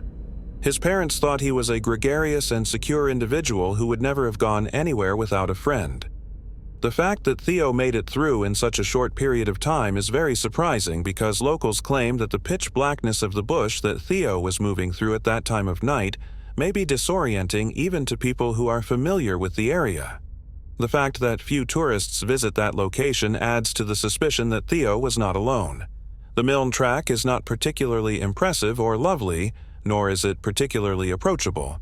The track merely heads out to the shore of Talos Beach from Milne Street, passing through thick, harsh vegetation. The place is neither noteworthy nor exceptional. According to data from Google Maps, Theo swiftly left the bushland and walked in the direction of Cozy Corner Beach. Theo continued to message people while all of this was going on. From there, officials obtained Theo's cell phone records, which indicate that throughout this period, he texted several buddies. Because the texts were in French, his native tongue, and were written in his syntactically expressive manner, his pals are adamant that he was the one sending them and not a fraud. According to police reports, Theo messaged a buddy on Facebook at 12:50 in the morning about a forthcoming YouTube tour that was scheduled to take place in Australia. At 12:55 a.m., Theo texted his stepsister his last text message. The prior text, CIE, which is the French word for thank you followed by an emoji of a kiss, was not made public by the police. The message was on WhatsApp. This was the final message he ever sent to anyone that we are aware of. Theo also watched an unidentified YouTube video during this time, according to Google data that the authorities obtained. Information taken from his Google account indicates that he used Google Maps several times to find the way back to his backpacker hostel, but it's unclear why he chose to stray from the straightforward instructions the Google Maps program would have provided. And then, just before midnight, Theo lost connection. On June 1st, the next afternoon at 1:42 p.m., Theo's cell phone signal rang. Theo's phone was on at that specific moment, but no one knows for sure how long or why. The police have not released this information because this ping, which differs from internet data usage, is simply a connection of the cell phone talking to a local cell tower, something even non-smartphones do. The Cape Byron cell tower, which is near Cozy Corner Beach, was the tower to which it was connected. Theo's phone was never able to establish a cellular connection again after this 142-meter ping. Even after Theo's checkout date had passed, the hostel refused to report him missing for a few days. The setting and location of this specific backpackers hostel are often overlooked by critics and media stories, despite the fact that some were extremely critical of the decision for delaying the crucial 48 hours of a missing person investigation. The hostel had no first cause for concern because of the vast volume of young guests that arrive and depart from this area without notice. Tourists who came to rediscover their spiritual side via nature frequently used drugs and alcohol. Thus, this kind of conduct was not abnormal and was typically the result of wanderlust rather than bad luck. Eventually, Theo's mother contacted the local authorities after nearly 72 hours had passed without hearing from him. An investigation into missing persons was launched, but by then, a lot of people had complained that the trail had dried up. When investigators investigated his hostel room, they discovered it to be unaltered, free of any indications of a struggle or that Theo had made an attempt to pack up and leave. His passport, hygiene products, and bags were all still in their original locations, and it appeared that he had brought along just enough for a one-night out. Authorities searched the area around Byron Bay thoroughly, combing through the air, land, and water. In an attempt to locate Theo, the search and rescue team sent dogs, drones, helicopters, climbers, and divers. Theo's parents arrived at Byron Bay on May 10th and started looking for him with the help of neighborhood volunteers. They posted flyers for missing persons all around the town, but despite their best efforts, they were unable to locate Theo. Officially, the police canceled the physical search on July 3rd. Volunteers kept looking for the 18-year-old missing for almost a month after he was reported missing. A volunteer search team discovered a cap a few days later, on July 7th, which seemed to be the same as the one that Theo was last seen wearing in the CCTV film that the police had gotten. The location of the lighthouse where his phone had last rung was where the cap was discovered. Although a DNA test result has not yet been made public, Theo's family is positive that his hat was discovered.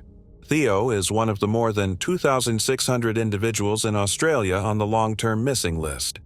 Those who haven't been seen or heard from in 3 months or more are placed in this category. Only a few kilometers from Byron Bay, 6 people on the list vanish, and their enigmatic disappearances remain unsolved. The fatalities occur over a 3-decade period, and although the police claim they do not believe there is a link between the deaths and age, race, or gender, they are unable to rule out any linkages at this time, either generally or within patterns or subgroups of previous missing victims. 3 weeks after Theo vanished from sight, a Byron local discovered a big stick bearing a menacing message and a disturbing suggestion while strolling around the Clark's Beach dunes. There looked to be bloodstains on the big stick. The wife of the guy who found the stick remembers that her husband saw the blood-like smears and the weird lettering first, then the obtrusive object while he was strolling. While she waited for the police to come get the stick, she shared a photo of it on social media. She claims that although the authorities did remove the stick from her, they did not process the area like they would have a crime scene or take any pictures of the surrounding area. The words, "The Judge," are in large black characters on a pole that is thick in the girth and measures about 1.5 meters, or about 5 feet, long. Duct tape is used to wrap one end of the stick. Although there has been no update on this case, investigators frequently conceal test data to rule out fake confessions or avoid impeding an arrest. Shortly afterward, a woman reported to the police that she had seen 2 guys on the Pacific Highway on June 2nd, 2 days after Theo vanished. About 4:30 a.m., one of the males, who looked to be in his 40s, flagged her down close to Coffs Harbor, which is about 240 kilometers south of Byron Bay.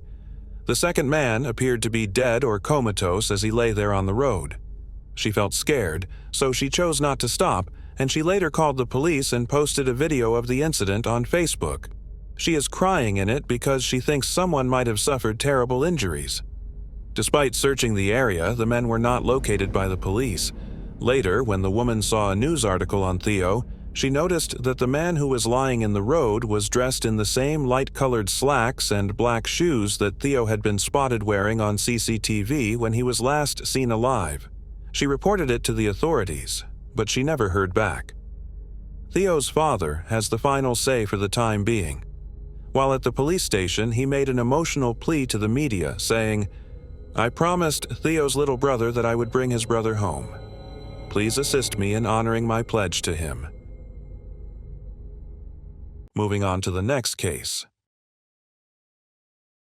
Beverly Lanfer. After spending the previous evening out, 24-year-old Beverly Lanfer arrived back at her new shared apartment around 1:30 a.m. on July 20th, 1971. She was ready to call it a night after taking in the late-night revelers in Burlington, Vermont, a close-knit and energetic college town.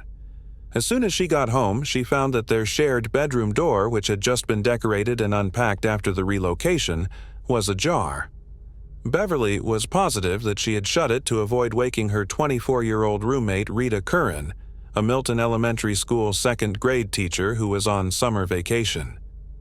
Rita declined her 3 other roommates' previous invites to go out to parties at the neighborhood bars because this was her first time living without her parents, and Beverly wanted to give her some time to herself. Beverly was surprised to discover her roommate lying on the floor, her body already scarred and her face assaulted, when she entered their bedroom. Beverly alerted the other 2 housemates right away, but they weren't aware that anything was wrong in the second bedroom of the flat. Beverly didn't call the police straight away since, 3 years earlier, 911 had only become established as the primary emergency number for the American public. Rather, she used a phone operator to contact the emergency room at the medical institution. The hospital promptly contacted the nearby ambulance dispatch when Beverly informed the nurse on the other end that she thought her roommate had passed away in their apartment. The ambulance team from the Burlington Fire Department arrived at 17 Brooks Avenue in response to a medical distress call, and they immediately requested police presence since they believed a heinous crime had occurred. Along with paramedics, Officer Richard Garrow of the Burlington Police Department responded. The police officer confirmed that Rita had regrettably passed away by the time they arrived, and the entire apartment was now the scene of a homicide rather than a medical emergency. Before we continue, we want to remind you that only a small percentage of people who watch our videos are actually subscribed. So if you enjoy our content, consider subscribing. It's free and you can always change your mind later. Now, let's move on with the video. The cop asked for additional help over the phone to his lieutenant. He was told to lock the area and keep the victim's room closed off from the other residents while he waited for help. In addition to Beverly, the victim's other roommates who were present at the incident were Carrie Duane, 19, and Paul Robinson, 23, who had recently started dating. Rita and her roommates lived in a 3-story duplex apartment building. The first-floor apartment, which was accessed from the left side of the building, had the address 17 Brooks Avenue. The second and third floors, which had 2 apartments each, were represented by the address 15 Brooks Avenue and were accessed from the right side. Rita and Beverly's bedroom was located down the short corridor behind the other, while Carrie and Paul's bedroom was located directly off the living room. Officer Garrow was ordered to canvass the neighborhood to see if anyone had heard anything as he remained stationed at the door until 7 a.m., when investigators arrived on the site to start their formal investigation. Officer Guerra went to the 3rd level and spoke with 31-year-old William Darius and his new wife, Michelle Darius, after he was unable to get in touch with anyone on the 2nd floor. Michelle informed Officer Geraus that until she noticed the police cars, she had neither heard nor seen anything and had no idea that anything sinister was happening. When questioned further, Mrs. DeRue indicated that she had been up since around 1 in the morning and that she had not heard any strange sounds, despite the couple's adamant claims to the contrary. William, her spouse, made the same comment. After being questioned, other nearby witnesses remained silent. Soon later, at around 4:20 a.m., the medical examiner doctor was joined by police. When Harris composed his first report, he mentioned how provocatively the body had been arranged. When Rita was found, she was on her back, her legs wide and her arms outstretched, forming an X shape. She had suffered from severe head trauma, mostly on her left side, leaving her with multiple dried blood-stained cuts and contusions. Multiple blunt force injuries to the face and head were evident. Detectives saw that Rita's hair was strewn all over her head and that torn hair strands were visible on the floor nearby, as if they had been torn from her scalp during the assault. Rita had severe bruises on the insides of both her right and left legs, as well as one above her right knee, according to the medical examiner. An autopsy later on would determine that the cause of death was manual strangulation asphyxia. It was also discovered that the murderer had recently injured and bruised her lower body, suggesting that she had also been sexually attacked. According to toxicity studies, she had no alcohol in her bloodstream. Rita was wearing a housecoat with buttons on it that had been ripped apart at the front during the struggle, leaving several buttons missing and strewn all over the floor. In order to preserve the physical relics on the victim's hands and arms, the housecoat was severed from the body. Rita's nightgown was ripped open from front to back, with the lower portion located in the closet doorway and the upper portion wrapped under her shoulder and back. Her underwear was torn from her corpse and discovered under her left leg, together with an unidentified paper bag. Moreover, an afghan, a bedspread, and a white bedsheet were placed underneath her and knotted around her left leg. The handmade afghan blanket and the bleeding sheet and bedspread were bagged by the police. They discovered that Rita had one long strand of hair in her right hand and several strands in her left. In addition, they collected several hair strands off Rita's head for preliminary comparison and bagged the hair that was discovered on the ground. Rita's right elbow had a Lark cigarette butt below it, which was discovered when her body was examined. There were indications on this cigarette that it had been abandoned and spontaneously burned out. It lay buried deep in its own ash. Later, blood samples were extracted from a section of the flooring by crime scene technicians.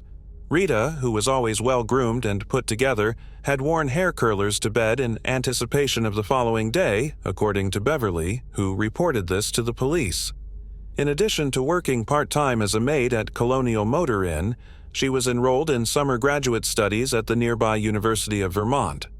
Rita, trying to be more social, had joined a neighborhood barbershop quartet and was practicing with them until roughly 10 o'clock every day, just like she had on July 19th before heading home and into her final bed. The curlers Rita had painstakingly applied were discovered thrown in the room's corner close to the stereo. There were numerous broken and damaged hair strands in the curlers, which led the detectives to conclude that the curlers had been roughly pulled from her head. Police speculated that during the attack, the killer, whose motive was unknown, yanked Rita's hair curlers off of her head and hurled them into the corner. The stereo belonging to the roommate was upside down in the rear left corner, close to the speakers and the broken hair curlers. The drapes that had been hanging in the window near the same part of the room where the hair rollers were discovered with such pride had been pulled off their rod and were now resting on the stereo. On the otherwise spotless floor, there was also a noticeable amount of grime. To compare the dirt on the victim's room floor with the dirt in the shared residence's cellar, a sample of the latter was collected. Furthermore, a sizable piece of wood that they thought contained blood was taken from the bedroom door. The hard flooring was also examined by police for fingerprints. Rita's roommates all stated that after checking their acquaintance, nothing further was touched, but as per police protocol, their prints were obediently obtained for exclusionary purposes. Beverly knew their shared room well, and she estimated that the bed had been pushed about a foot towards the left wall. Based on this information, the detectives concluded that the most of the altercation had place on the right side of the bed. Beverly had a desk on the right wall and a shared dresser was on the other side. But nothing interesting turned up on either. On the door leading out of the room, blood was found. There was apparent blood on the exterior of the kitchen door, but other than that, there were no disturbances in the living room, kitchen, or bathroom areas where Paul and Carrie had been. There were no indications of trespassing or fighting in the shared rear yard and porch area of the duplex. On the lower panel and top center of the rear door, however, blood drippings were discovered by the police. It was believed that this blood belonged to the murderer, who was most likely bleeding out as he fled after suffering an injury during the attack. When police looked into the right side driveway, they couldn't find any footprints in the sand, which would have meant that no one had entered since the precipitation the night before. No footprints or other evidence was found in the grassy area of the driveway. The cobwebs were still hanging from the cellar windows, suggesting that they had not been opened. It had been a while since anyone had opened the back entrance of the cellar. Whether someone had been in the backyard or not was unclear from the state of the grass. After that, they looked over the left side of the home, but they were unable to locate a potential entrance. Police stated that it was improbable that the murderer would use the bedroom window near to the front door, even if it was unlocked and extremely difficult to open. The storm door was open, and the back door was determined to be closed but unlocked. Investigators noticed a gray wastebasket in the porch area and shed that was knocked over and looked like it had been trodden on. The basket's contents were strewn all over the floor. There was also another wastebasket, white in color, but it was empty. Investigators questioned whether the roommate's presence had been observed via the windows using the wastebaskets as a means of peering in. Roommate Paul Robinson went back to the apartment around 6 in the morning to talk with cops while the scene was being examined. He clarified that the numerous trash cans that had been discovered toppled had been left outside on the back porch the previous evening with the intention of emptying them later. With a guilty smile, he said that he had also propped up their storm door with the wastebasket for unidentified reasons. He expressed concern that this could have made the killer's entrance easier. He continued, nevertheless, by stating that it was the roommate's common understanding that all apartment doors remained unlocked. He claimed throughout the chat that all of the housemates were close, but he didn't know that Rita or Beverly smoked cigarettes. Paul was positive that neither he nor Carrie had ever smoked Lark's brand, even though he and Carrie admitted to occasionally smoking Winston's or Benson and Hodges. Because such a brand of cigarette is unique, this was a question that was raised several times. Investigators were hoping that such an oddity might identify the assailant. Paul acknowledged that the flat was vulnerable since the front door's chain lock was broken and has been for a while when asked about other people's access. With evident enthusiasm and anxiety that their own behaviors might have contributed to the security breach, he readily acknowledged all of this. Paul was questioned by detectives to get more information about his past activities with his girlfriend. After some time, Paul was released without being questioned further because his account corroborated the information in his signed statement and the statements of his roommates, who were interviewed separately in accordance with police protocol, which states that suspects should not be questioned together to prevent cooperative deception. Carrie reported that evening at 7:30 p.m., Paul picked her up from work. They then drove around for a while, coming home to change clothes, and then going again at about 8:50 p.m. for dinner at Harbor Hideaway. At approximately 11:15 p.m., they called Rita's roommate Beverly from that pub and invited her over for a drink. Rita was sleeping in their shared room, according to Beverly, so she walked out without waking her and proceeded to the pub with the others. At 11:20 p.m., Beverly departed from the flat. The last person to saw Rita alive was her. After Beverly arrived at Harbor Hideaway for about an hour, Paul mentioned that he was exhausted and that he and Carrie were going home to sleep. They remember returning to the apartment at 12:30 a.m. and spending some time in the living room before going to their bedroom to spend the night. Although they claimed not to have seen anything strange, they did note that Rita and Beverly's room door was slightly ajar, about 12 inches. Since Rita was sleeping, Beverly claims she closed the door on her way out of courtesy. Based on this scenario, investigators came to the conclusion that Rita was murdered between around 11:20 p.m. and 12:30 a.m. during the 70 minutes that passed between Beverly's departure and Paul and Carrie's return home. According to detectives, Rita's roommates' comings and goings were natural, thus there were no preparations for the killer to utilize to trap her. Rita was left alone for just 70 minutes, which meant that it was unlikely that the culprit happened to happen upon the victim by accident. It took that long to go home. They believed that the crime was more likely to have been committed by someone who lived close by and was aware of the residents' driving habits and routines, making it possible to keep track of who was coming and departing. Despite the thin connection, detectives investigated all the guys named in the initial allegations because they thought Reardon knew the criminal. Re-examining the data, investigators found that William Darius, 31, lived on the third floor of Rita's apartment and had at least 3 prior contacts with the police on unrelated matters. He and his spouse exchanged an alibi, saying they were both at home and had not heard or seen anything, despite the fact that he had also been referenced multiple times throughout the neighborhood canvass. William Darius was also suggested as a potential person of interest 9 days after the murder on July 28th.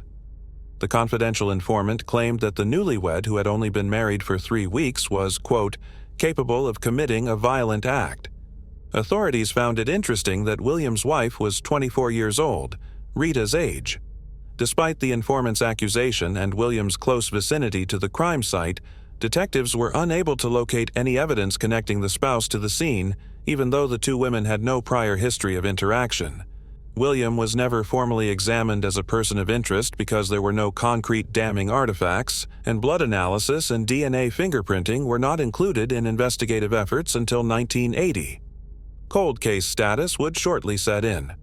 A team of cold case investigators investigated Rita's murder more than 40 years later with the goal of using new DNA technology to identify a potential culprit. As is becoming more and more common, carefully maintained artifacts for future generations to interpret and decode served as the evidence that ultimately identified the murderer. The task team was forced to separate the physical evidence into 2 categories due to the high cost of the testing required to separate and identify the artifacts from the crime scene. The items in Group 1 are the most likely to yield DNA results. A piece of linoleum with blood stains, Rita's underwear, a portion of her nightgown, the housecoat, 2 pieces of wood, and 2 cloth drawstrings from the housecoat she wore both during and after the attack were among the encouraging pieces of evidence. While the blood samples from 1971 were too diluted and degraded to create profiles, the distinct presence of the used Lark cigarette would prove to be the break detectives needed. Group 2 contained items that were less likely to provide a complete suspect DNA profile, mainly the hair curlers and the rest of the bedding. In 2014, the Chief Medical Examiner's Office in New York City received samples of the cigarette butt, fingernail scrapings, and bodily fluid slides taken during Rita's autopsy for DNA analysis. Cold case investigators learned of the recovery of a male DNA profile from the cigarette butt around the end of October 2014. It was added to the databases of OCME, the NDIS, and the SDIS when it was determined to be appropriate for comparison. It had also been added to the CODIS system, according to confirmation from the Office of the Chief Medical Examiner in New York. There was not enough DNA present on 4 of the 8 tested slides to allow for testing. For unknown reasons, possibly financial, the fingernail scrapings were not examined. Ultimately, a new lead was found in 2019 during the reinvestigation of an almost half-century-old cold case. Witness testimonies and the case file follow-up led police to conclude that William DeRouse should be added to the suspect pool so they could compare DNA samples from the cigarette butt due to his close proximity to the murder and tenuous alibi. Now that the known DNA profile was available, a large number of suspects were evaluated and eliminated via CODIS exclusion, direct comparison, or familial comparison. Prior to the arrival of the first detective, Rita's roommate Paul Robinson and other first responders were also compared to the cigarette sample. Everyone was left out. They even ran Ted Bundy's DNA profile against the cigarette located under Rita's arm. Even though Bundy's method of operation differed from Rita's indoor attack, it was impossible to overlook his relentless hold on American women in the 1970s. And for many years, some people suspected that Rita was one of his early victims. Rita's sister even sent a letter to Bundy's prison on Florida's death row, inquiring as to whether or not he had murdered her sister. The FBI responded by telling her that Bundy had chosen not to admit or deny his involvement. When FBI officials questioned Bundy on the eve of his execution in 1989, he categorically denied any participation in the case. His DNA was later compared to Rita's bedroom profile, but there was no match. To create the DNA profile from the cigarette butt, the cold case detectives collaborated with top genome sequencing company DNA Labs. In 2022, they sent the DNA profile and the cigarette butt to Parabon Nanolabs, where it was successfully sequenced and uploaded to Family Tree DNA and GED Match for genetic genealogy forensics. William DeRouse was included on the list of suspects that Parabon Nanolab officials requested in August 2022 because of the information uncovered in the 2019 investigation update. The genetic makeup of his family was contrasted with that of the sample.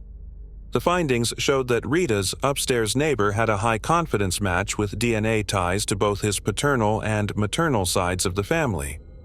Eventually, the team was able to confirm a familial relationship by doing additional DNA tests against Douglas McGinty, the surviving half-brother. The confirmation yielded a certainty of 100%. To find out if the remaining housemates knew William or his wife Michelle at the time, investigators conducted follow-up interviews with them. Police were saddened to discover that Beverly Lanfer had gone away and never heard of any new case developments, even though Paul and Carrie had been found and remembered having no substantial interactions with the upstairs neighbor. Detectives traveled to Oregon in September 2022 to meet with William's ex-wife Michelle, who was known by her legal name at the time of the crime but is now known as Kailis Nagarjawan. She was reminded, now in her mid-70s, that she and William had first met in 1970, less than 2 years before to the murder. Although she acknowledged that she didn't know as much as she should have about her husband, she remembered that he had told her that he had served 2 to 3 years in prison for armed robbery, the longest sentence he had ever received. Only 2 weeks had passed since the couple's marriage to their downstairs neighbor's house. The ex-wife of William claims she has no memory of ever knowing or even seeing the neighbors. She claims she didn't recognize Rita when shown a picture of her. She says that although William was bossy and overly protective, he wanted her to get pregnant as soon as possible. However, the now elderly woman remembered almost warmly that William's main objective was to operate a barbershop and have a big family with her. She insisted that the man who is now believed to have fatally strangled a young teacher had never physically abused her and that she had never been terrified of him. She said that since he was a devout Buddhist and a teetotaler, such a change in personality could not be explained by drink or drugs. In 1971, she recalled seeing police officers at the flat. She claims that the morning following the murder, before going door to door, her new husband, William, warned her not to bring up the fact that he wasn't home since the police might try to incriminate him due to his earlier criminal record. She claims that the two got into a fight the night of the murder, but she was unable to recall the specifics of the argument. Contrary to her first and persistent public assertion, she acknowledged that her then-husband had actually briefly left their flat during a period of time when Rita's housemates were also absent. She remembers that William departed for what he claimed to be a cool-down walk, but upon his return, he warned his wife not to mention that he had left the house at all, claiming that the police would go after him due to his criminal history. She does not provide a reason other than spousal loyalty for her decision to withhold such important and relevant facts. She remembers that she might have slept off while William was gone and didn't know how long he had been gone. She slept next to him later that night and noticed he slept in later than normal the following morning, but she did not remember anything unusual. She was also unable to recall what he had on that night or whether he had shed any clothes. She claimed that she would have called the police if she had been confident that William had been involved.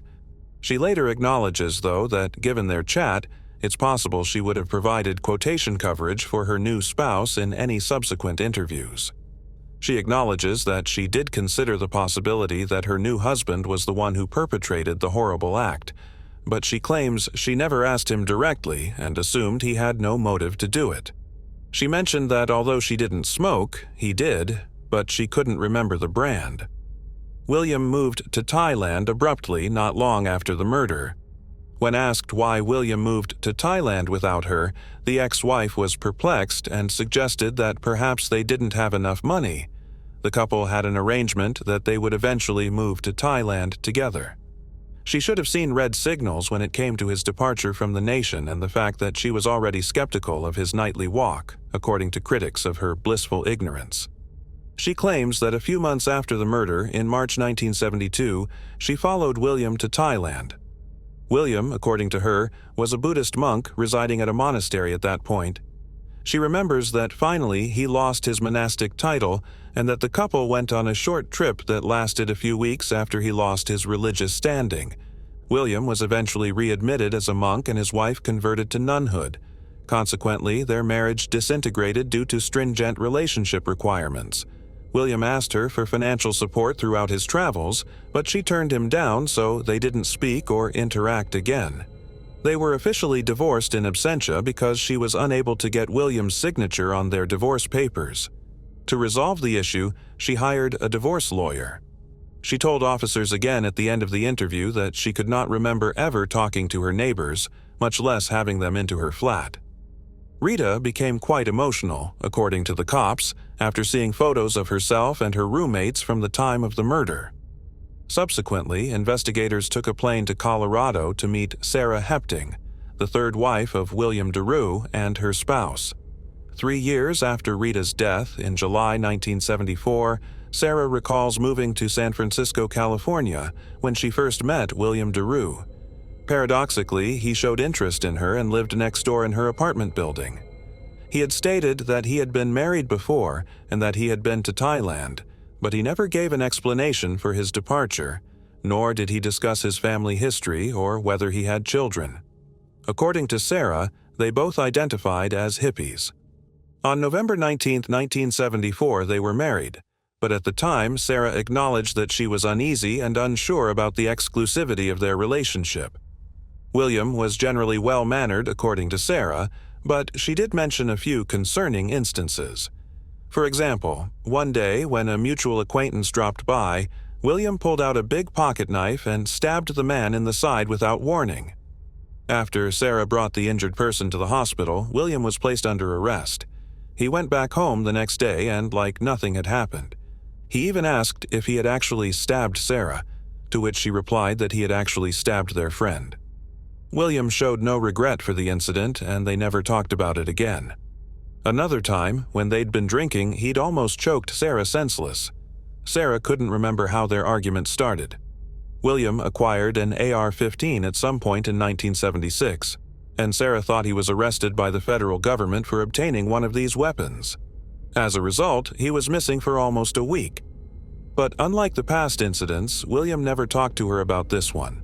Sarah could not remember his ever having mentioned Vermont as his home.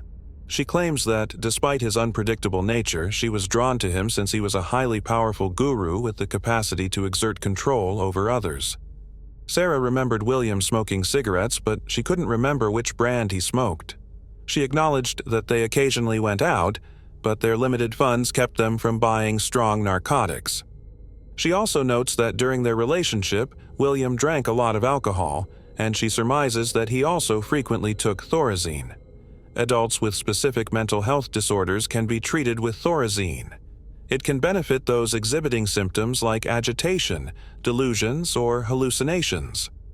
Thorazine improves mental health by altering the chemical equilibrium in the brain. Yet, if dosage is not taken correctly, the opposite effect may occur, causing William to act irrationally and boldly. When Sarah discovered William was having an affair in 1978, she decided to break up with him. She moved and began living with a new partner in a matter of months. She remembers William acting suspiciously when he unexpectedly showed up at her house one day. Sarah claims that because she didn't know how he got her new address, she felt uncomfortable. Fortunately for her, he moved on the next day and she didn't see him again. In 1986, William overdosed severely on morphine and died in San Francisco. His body was incinerated and there is no testable biological evidence from him. He would have been 83 years old when the media was informed of his guilt. He was let to pass away by the means of his own choosing rather than facing criminal charges for his horrible actions. Although Rita's surviving family members and friends would have preferred justice to be served in court, they recognize that family members frequently cannot receive such answers because forensic genetic testing is so exclusive. As a result, they are appreciative of the closure that the cold case detectives brought about, even after decades of searching for answers. Grace and patience are two qualities that Rita Patricia Curran is recognized for. She is praised by both students and co-workers as the ideal teacher, someone who was always eager to assist others. When the identity of Rita's killer was finally revealed in late February 2023, she would have been 76 years old. Rita was born in the summer of 1947 and was tragically removed from this world too soon in the summer of 1971. After over 50 years, the oldest cold case in Vermont was concluded. Moving on to the next case. Maury Troy Travis. Maury Troy Travis, age 36. His murders were so awful that anyone who would even view the recordings of his victims would have to undergo psychological counseling, according to the local police chief. He would entice victims down his cellar, where he would perform strange rites and subject them to unspeakable torment. What motivated Maury Travis to carry out such heinous deeds? How did he get his victims to enter his basement undetected? Maury Travis, the main character of today's tale, was born on October 25, 1965. He went by the moniker Toby and resided at Carr Square, a public housing development in St. Louis, Missouri, with his parents, Sandra and Michael V. Travis. Later, in April 1976, they purchased a home in Ferguson at 1001 Ford Avenue. The early years of Maury Travis appeared to be somewhat typical. He was unquestionably shy and reclusive, but he was also renowned for his extraordinary civility and respect. Those who worked with him as adults thought highly of his manners and social conventions. Maury was described by one teacher as an exceptionally peaceful adolescent who even went so far as to trim his neighbor's grass. Teachers, parents, and peers who knew him all at school noted his average manner, never thought he was violently inclined. Many of the people who lived close to Maury or went to school with him were unaware of his identity when police questioned them afterward. He didn't make an impact that would stick. The only possible trauma he may have had during his entire known childhood was the separation from his parents. Following his 1985 McClure High School graduation, he participated in the Army Reserve for 2 years. After that, he was employed as a dental and medical assistant. He also succeeded in landing jobs locally with college-affiliated businesses and even performed volunteer work at a nearby assisted living facility. When Maury Travis, then 22, enrolled in Morris Brown College in 1986, it felt like a step in the right direction. But it was also in this exclusive facility in Atlanta that he came into contact with cocaine and developed an addiction to it, which turned his life upside down. His addiction cost him $300 per day since it soon reached a terrible degree. The following year, Maury's rapid descent into criminal activity to fund his habit caught the notice of law enforcement. Until then, he had an impeccable reputation. Therefore, it was rather unexpected that he would suddenly start acting illegally. His behavior changed dramatically and unexpectedly from what he had been doing before, instead of increasing gradually. During his college spring vacation in March 1988, Maury committed many high-profile robberies. He surprised everyone by aiming his gun at 5 St. Louis shoe stores in just 8 days. His choice of weapon gave these crimes a peculiar edge. To inspire terror, he utilized a plastic toy gun rather than a loaded one. It was somewhat surprising how quickly his behavior turned criminal, especially considering how spotless his record had been before these instances. This is the point at which Maury Travis's actions abruptly turned criminal. His first capture came about as a result of the armed robberies he conducted. Witnesses gave police information about his vehicle, which resulted in his apprehension. Maury didn't seem like the usual crook, which surprised the detective working the case. When he was caught, Maury blamed the drug's influence for his hazy memory of the crimes. He completed a drug rehabilitation program and declared himself to have recovered from his addiction while he awaited punishment. The court had taken into consideration his activities during proceedings, even with these efforts and his spotless record prior to this. Supporters of Maury's character rushed in, including one from a congressman and U.S. representative. These testimonies emphasized his efforts at rehabilitation and stated that his criminal behavior was an anomaly in his personality. On July 5, 1989, at the age of 23, Maury was sentenced to 15 years in jail in spite of this acknowledgement. His incarceration for his illegal acts began at this point. Maury knew right once that his stay behind bars wouldn't be simple. He spoke to the harsh circumstances, reporting regular beatings and a profusion of medicines that seriously jeopardized his chances of recovery. He was surrounded by narcotics in this difficult setting despite having effectively dealt with his dependency difficulties. Pouring out his heart in the hopes of a more merciful verdict, Maury addressed a letter to the court, pleading with him to rethink his sentence. Maury wrote to the judge in his plea, describing how his terrible living circumstances were a regular source of thoughts about ending his life. Finally, he begged the judge to give him another opportunity to succeed in society. After serving just 5 years and 3 months at the Farmington Correctional Center, Maury was given parole in 1994. His excellent behavior was the main reason for his early release. Despite having 13 conduct infractions, they were all very minor ones. After being released from prison, he moved into a duplex where the other residents thought he was a great resident who never bothered them. Following his original jail sentence from March 1989 to June 1994, Maury was incarcerated again for drug-related offenses from February 1998 to January 1999 as a result of persistently breaking his parole. After being released from prison, he worked in a few different eateries, generally by himself. He also showed an odd obsession with his 2000 black Mitsubishi Eclipse, putting a lot of time and effort into keeping and cleaning it. Maury's classmates and neighbors had no reason to suspect anything about him, but one of his ex-girlfriends had other ideas. A boyfriend I came to love, wanted to get married to, and wanted kids with. He threatened to hurt me severely. I knew he didn't know me, sweetheart. Did you consider that perhaps I didn't know him when he said, "You don't know me?" I knew I had to go immediately. He was an extremely lovely individual. He gave me encouragement and assisted me in regaining my self-worth. Following Maury's girlfriend's departure in March 2001, bodies of women started to appear in the area. Morey would aggressively pick up prostitutes along the long stretch of Broadway known as the Stroll, north of St. Louis, between March 2001 and May 2002.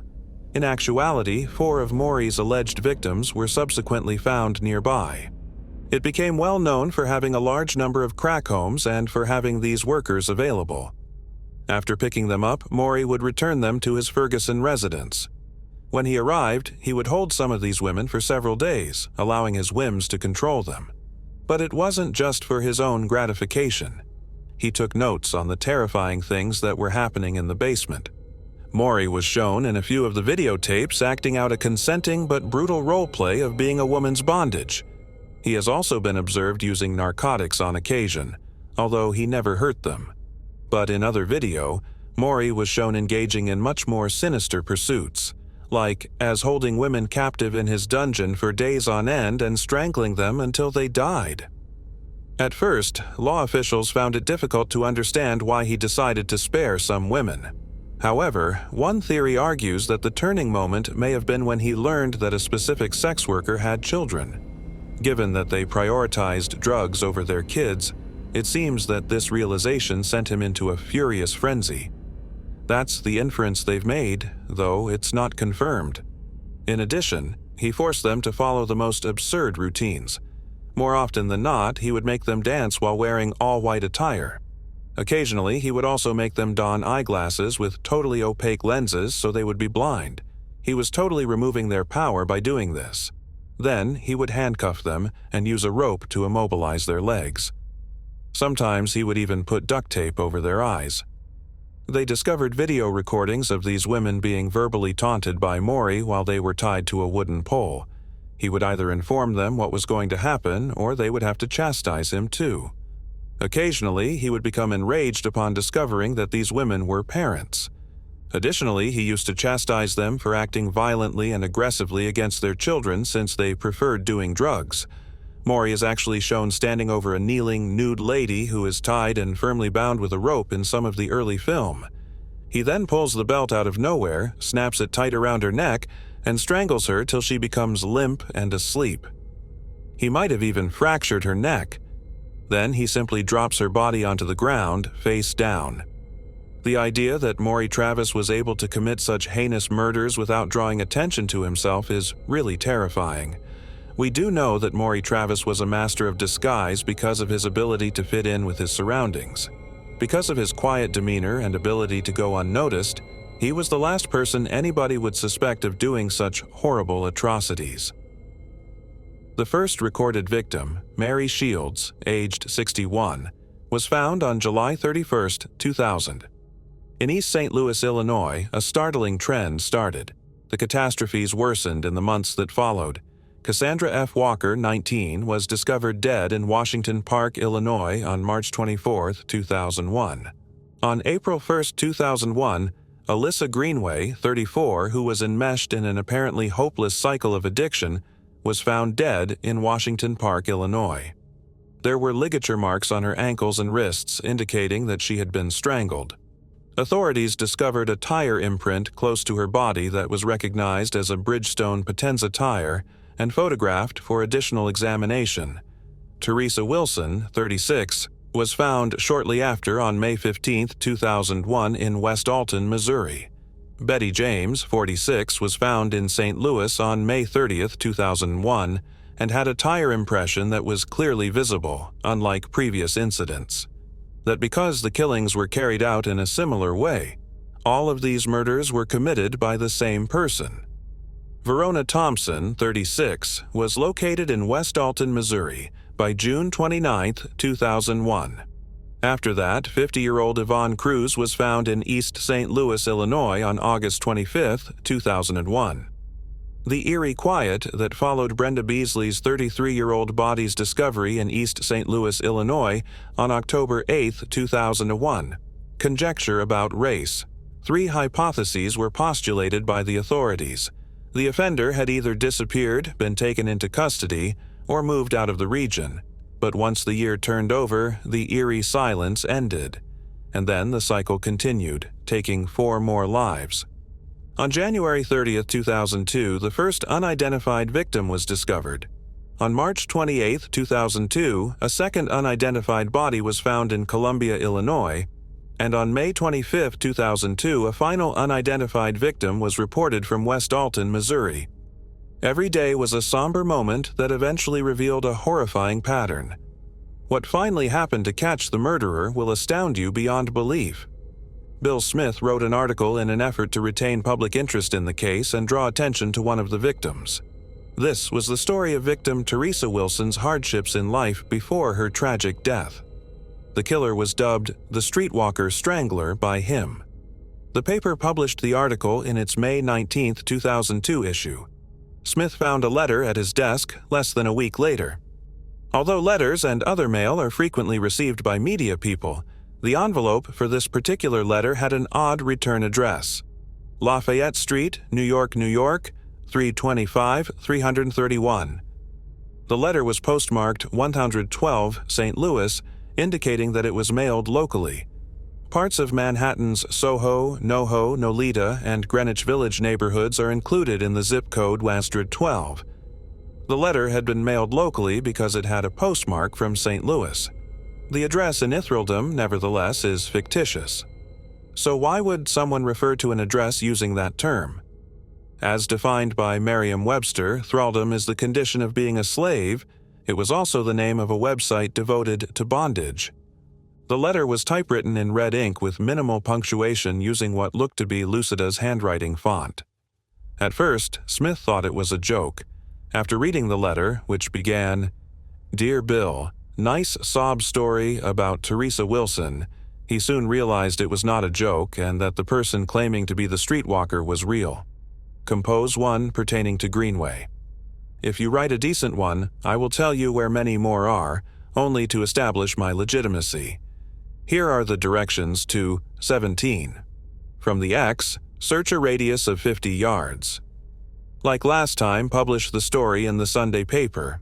The letter Bill got included a map of West Alton with a body's location marked with an X. This correspondent promised to disclose the whereabouts of more casualties and, as proof of identity, enclosed a typewritten map produced by the Internet and directions to number 17. Authorities concentrated on the map, which seemed to have been created using an online mapping tool after discovering a skeleton at the designated location. An FBI agent, Melanie Jimenez's affidavit, states that they discovered a potential match on Expedia.com. Expedia notified Jimenez on May 30, 2002, that Redmond, Washington-based Microsoft supplied the information for its map website. Any maps of West Alton created between May 18, 2002, the date of the newspaper article that sparked the letter, and May 21, 2002, the postmark on the envelope, were sought by the FBI. The response took 4 days to arrive. Microsoft stated on June 3, 2002 that throughout the allotted time, only one machine had accessed the map. The business also disclosed that it had access to the map on May 20, 2002 for the predetermined amount of time. After roughly 10 chronological zooms in on the West Alton, Missouri area map, the computer produced a map that was identical to the one that was given to the Post-Dispatch. Microsoft could only offer an IP address. They were unable to furnish a name. 65.227.106.78 is a string of numbers that most people find meaningless. The FBI contacted WorldCom Inc., which supplied local phone lines to link internet services to their dial-up customers, in order to convert the IP number into a name. For every internet session, WorldCom issues a temporary IP address to every customer. Finding the person who used 65.227.106.78 at the particular moment in question was just as difficult as figuring out who used it. Maury Travis, an MSN / was recognized as the user by WorldCom's internet division, UUNet. As a result, Maury Troy Travis of Ferguson, the user's true name, was discovered. Prior to this, in 2001, Maury also made hints to a coworker about his criminal activity. He informed him that because there were less police officers in East St. Louis, it was an excellent spot to hide items. He told the girlfriend of a coworker as well, who was employed by a TV station, that the corpses of prostitutes were disposed of nearby. Although Morey claimed to have learned of their deaths from a friend, he refrained from admitting to being their killer. Morey may have been an attention-seeking serial killer based on his taunting letter to the editor and his clues to colleagues. His behavior suggests a need to be discovered as well as a warped feeling of authority stemming from the terror he inspired in the neighborhood. This data served as the foundation for surveillance, an arrest warrant, and a search on June 7, 2002. The warrant resulted in the finding of evidence that connected 36-year-old waiter Morey to some of the killings, including tire markings and DNA. After conducting a thorough investigation of Morey's Ferguson, Missouri home, investigators discovered a horrific scene. They found a torture chamber hidden in the basement of his house. His house's ground level was neat and well kept. His roommate, who went by the name of his girlfriend, told the authorities she had never been in the basement and had no idea what it was like. Morey was questioned by FBI agents and other investigators in his living room for 2 hours, as police officers searched the home and basement. They discovered that the house belonged to his mother, who had given him permission to stay there. Instead, they asked how they had found him. When he was told they had arrived at his doorstep thanks to the computer-printed map, Morey lost his cool. Not long after being led outside and put in a car by the police, Morey agreed to go downtown with them to be questioned in more detail. When computer forensics specialists went to look through Morey's computer, they found early versions of the letter he had sent to reporter Bill Smith. A house of horrors was discovered by detectives. They discovered bloodstains on the carpet, furniture, walls, and ceiling. This contained terrifying torture devices, a scary stun pistol, and newspaper cuttings detailing his horrible actions. The most unsettling finding, though, was still to come. Video recordings of Morey's horrifying deeds of violence in which his victims are subjected to terrible acts. In addition to DNA research indicated that he was responsible for the deaths of 12 to 20 women. Between 2000 and 2022, he had been preying on gullible people in the states of Missouri and Illinois. Many of them were drug addicts and sex workers. Travis made a beverage request while being questioned. The can he drank from was then taken to the laboratory for analysis. DNA samples were collected from the vicinity of the can's opening. Travis's saliva contained epithelial cells that might be utilized in DNA testing. Next, the biological material discovered on 2 of the murder victims, Brenda Beasley and Yvonne Cruz, was compared to Travis's DNA profile. Investigators also discovered a rudimentary diagram in Morey's house that displayed blueprints for an addition to the basement, according to St. Louis Police Captain Harry Heeger. According to Heeger, Morey intended to construct 2 chambers in the basement where he could, and after that, he planned to construct vents to connect the inside of the basement to the exterior. Hager claimed that Morey had also compiled a list of necessities, including adult diapers, in order to hold the woman captive for a while. We discussed the victims who have been named, but let's now learn about a handful who are still unknown. The terrible St. Charles County Jane Doe case was made public on May 25, 2002. The woman's identity remained unknown for 21 years after her bones were found close to West Alton, Missouri, adding another victim to the list of people killed by serial killer Morey Troy Travis. Jane Doe's story in St. Charles County was revealed after an anonymous letter to local reporter Bill Smith on May 21, 2002, was received. The bones of Jane Doe, the St. Charles County resident, were discovered strewn over a 30-foot wide area to the west of Highway 67.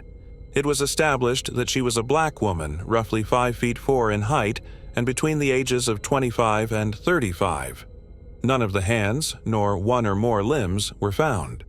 A black and silver V-neck stretch shirt with 3 quarter-length sleeves, a sleeveless coarse blouse denim dress with metal buttons, a black spandex top, a torn piece of blue jean-type material, a white cotton tube sock, a blue shoestring-type tie-up in the back, and a thin white cotton fragment were among the remains discovered at the crime scene.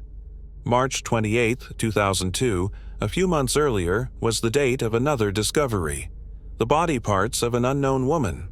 She became known as Monroe County Jane Doe, and she was one of the 3 people that infamous St. Louis serial killer Morey Travis killed. Her identity is still unknown. Her narrative veiled in silence.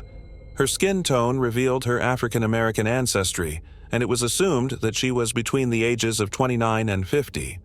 Her height was 5 feet 1 inch. She was quite small, standing at 105 pounds. Her forehead had a repaired fracture marked in her dark brown hair, which may have been from an injury sustained as a child. She had never given birth as far as was known. When they found her, all they could find were skeletal remnants, paired with an orange letter M and the word Mavericks printed on a green shirt. Khaki canvas shorts and a brown leather belt with a silver clasp finished off her outfit. The only indications of her identity that these plain clothes offered were as mute witnesses to her life. A few weeks prior to that, on March 11, 2002, Madison County Jane Doe's remains were discovered in Marine, Illinois.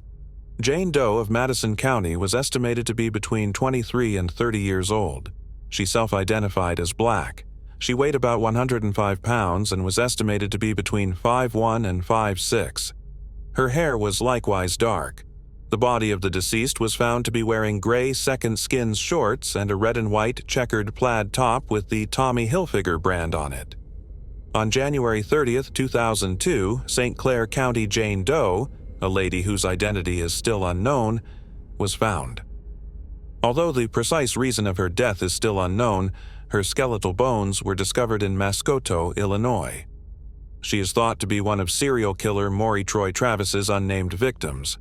She was thought to be of African American ethnicity and between the ages of 20 and 40 at the time of her discovery. Her 3 right ear piercings, a repaired fracture above her left ankle, and other healed fractures on her nasal bones, left second rib, wrist, and below her neck, were among the skeletal remnants that provided clues about her life. She was discovered with her legs fully extended and wearing a black velour sleeveless catsuit with the Jason Matthews brand on it. Her left middle finger had 2 yellow metal rings on it. People couldn't believe that such a charming man could be so smart. May have something to do with these horrible crimes. The mother of one of his former Pagedale girlfriends voiced her surprise and incredulity at hearing of Maury's arrest. He was characterized by her daughter, who dated him in 2001, as the epitome of a perfect gentleman who was always content and easygoing. She found it hard to accept that the man she knew could be someone else from the one who was being held indicted for such horrible acts. And 2 further charges of kidnapping were brought against him. Documents from federal courts connect him to these offenses. According to police detectives, Maury may have killed up to 17 women in all. After being detained for questioning on June 7, 2002, Maury was put on preventive surveillance until his trial for the accused offenses. After Maury was arrested on June 7, 2002, St. Louis believed that justice had been done. However, darkness returned to the city. On June 10, 2002, 3 days later, Maury made plans to evade his sentencing. In the most unbelievable way imaginable, he accomplished it. It was said that, in his Clayton jail cell on the 8th floor, Maury Travis penned a short note on a piece of paper. Another prisoner assigned to look over Maury tried to monitor him through a window outside the cell. Maury had no wish to be imprisoned for the rest of his life or to be put to death by injection. He explained to anyone who would read his parting remarks. Rather, he made the decision to pass away at his own discretion. According to his explanation, he left a note to prove that, "You guys didn't kill me." He wrote in his note, "Dear Mom, I apologize for the hurt this has caused you and your family. The only way out seems to be my death, and a quick method to put a stop to all the publicity. I've been mentally ill for a while, yet you were the best mother a man could have, since I was around 14 years old. I was just sick and I'm not sure why. Never in my life have I felt content or normal. I reflect on my life and the journey ahead of me. I won't have to spend the rest of my life in a cell or, worse, have a needle put to my head, so this seems like the wisest course of action for everyone concerned, including myself. I love you all very much, Grandma, Marina, James, and everyone else. You already know that I adore you the most. Toby Travis, you're my son forever." Prison rules prevented the prisoner assigned to the anti-self-harm vigil from having a clear view of what was going to happen, and the guards broke the rules by skipping 2 15-minute checkpoints, giving Maury 45 minutes to execute his plan in peace. Maury painstakingly wove a ripped strip of bedsheet through tiny holes in a jail wall vent, 6 feet from the ground, according to Clayton police, then encircled his neck with the other end. He covered his head with a pillowcase, shoved more fabric in his mouth, and somehow tied his hands behind his back. The house where Maury perpetrated his heinous deeds in 2014 was still owned by his mother, Sandra Travis, 12 years after Maury passed away in prison. She didn't disclose the house's troubled past when she rented it to Katrina McGaw. McGaw watched a television documentary to learn about the history of the house. She asked to have her lease broken. Sandra declined. Sandra told News 4 that she had told McGaw about the history of the house. McGaw refuted this, saying that if Sandra had told her about the killings, she would have recalled them. In theory, landlords are not required to reveal details regarding the history of a property. Landlords are only required to disclose physical faults in this country. After acting, the St. Louis Housing Authority granted McGaw permission to vacate at the end of the current month, in spite of Sandra's protests.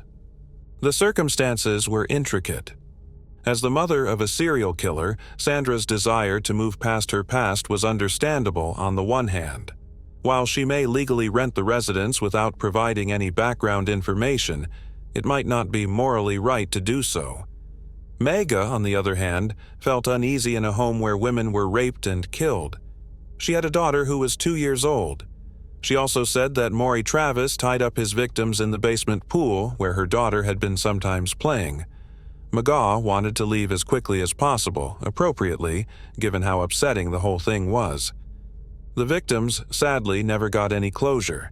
To further compound the tragedy of this case, a number of victims are yet unidentified. One thing becomes clear after seeing these sad incidents. You can never be sure who is living next door. This hideous person was committing these horrible deeds directly in front of everyone, going unnoticed even by those who were close to him. The enigma around his conduct is what's so puzzling. How on earth did he manage to carry out 17 killings in his basement without anyone knowing? Not even the girl he was seeing. And lastly, the greatest mystery. In that prison cell, why did he decide to take his own life? Were the suffering these women endured and the reality of incarceration more horrifying? Or was he such a narcissist that he found it intolerable for anybody else to determine the end of his life? There are more questions than answers in this instance. Post your ideas in the comments section below. Moving on to the next case. The Jividan family murders.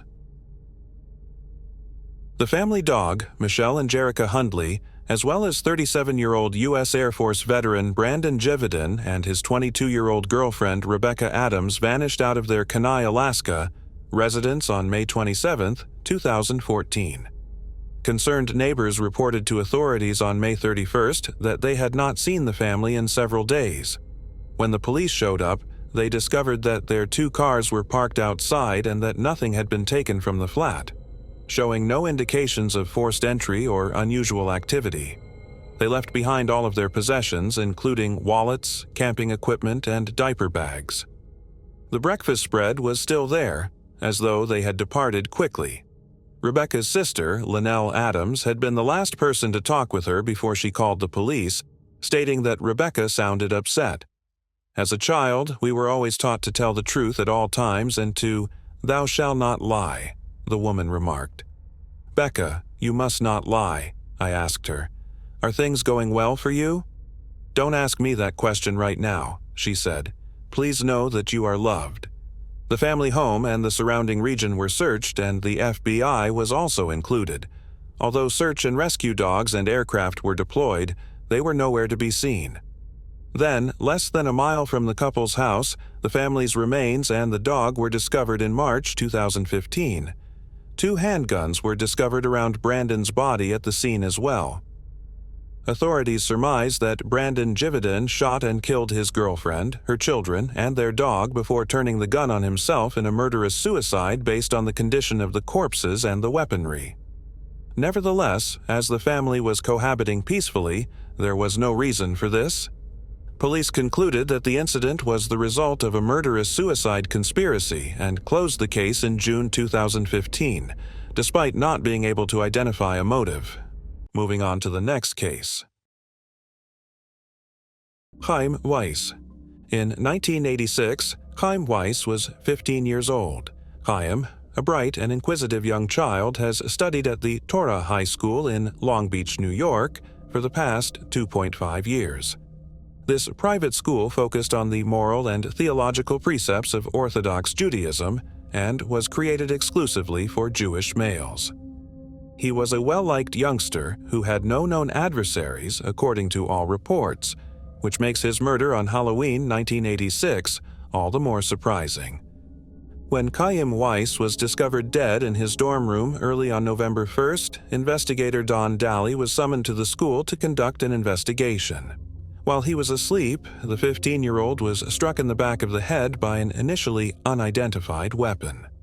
Nevertheless, subsequent reports mentioned that the little cuts on his scalp would suggest that something like a hatchet was used.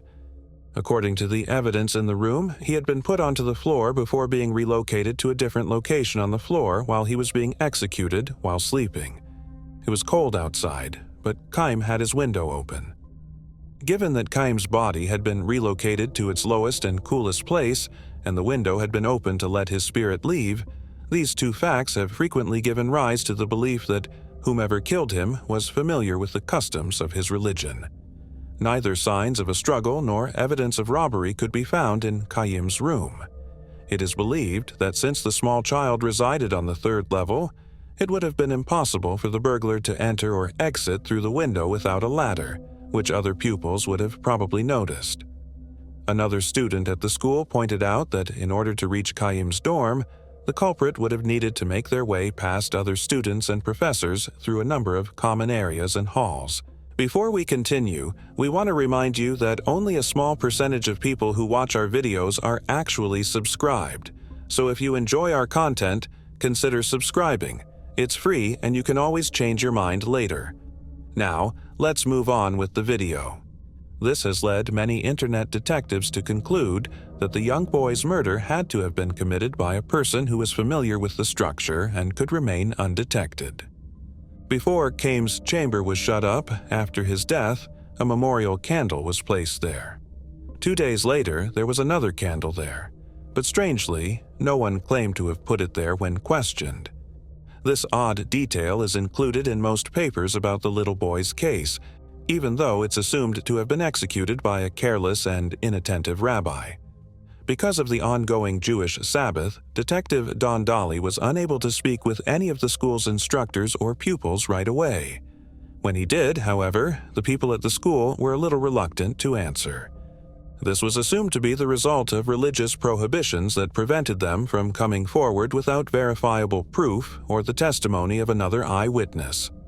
There was little that could be done about it, which must have been unbearably irritating for the local police enforcement looking into the issue. Even though there was not much advancement in this area, Don was able to reconstruct Chaim's final hours. The 15-year-old and his friends left class on Halloween night to go to services. After that, he went back to his dorm. Chaim was one of 2 boys who was not required to share a room, which is noteworthy. Chaim was an exception to the rule, as the majority of students shared with 1 or 2 other persons. It's unclear exactly what qualifies a student for this benefit. On October 31st, a few hours after the small child had gone back to his room, his friends noticed him reading in the hallway. This was typical, as during the Sabbath, students did not keep their lights on in their rooms. It was around 1 in the morning that Chaim was last seen alive. No students brought up any unusual or questionable activities. At one point throughout the night, one of the boys did notice that Chaim's dorm room was opening and closing frequently, but he assumed that this was only because his roommates weren't aware that Chaim resided there alone. Polygraph exams were given to about 40 students and rabbis in total, although this did not further the research. Polygraph tests are notoriously unreliable and seldom add value to an inquiry, as we have frequently stated. A jogger who saw the student on the boardwalk at around 7 a.m. on November 1st observed that the little child didn't appear right. This witness has never been identified, and it's unclear if he has any connection to the case at all. There was a relatively tiny list of suspects in Chaim's case. Police struggled to obtain answers and had very little evidence to work with to further their investigation because there was so little to go on. One suspect was a mentally ill guy who had attacked multiple elderly people in their houses close to the school that year, and the other was a former school janitor with whom Chaim was rumored to have had an incident. But both of these people were quickly ruled out. More than 100 former classmates were interviewed when the 15-year-old's case was revisited in 2013. Then, in 2015, authorities declared that they thought a faculty or student had committed the crime.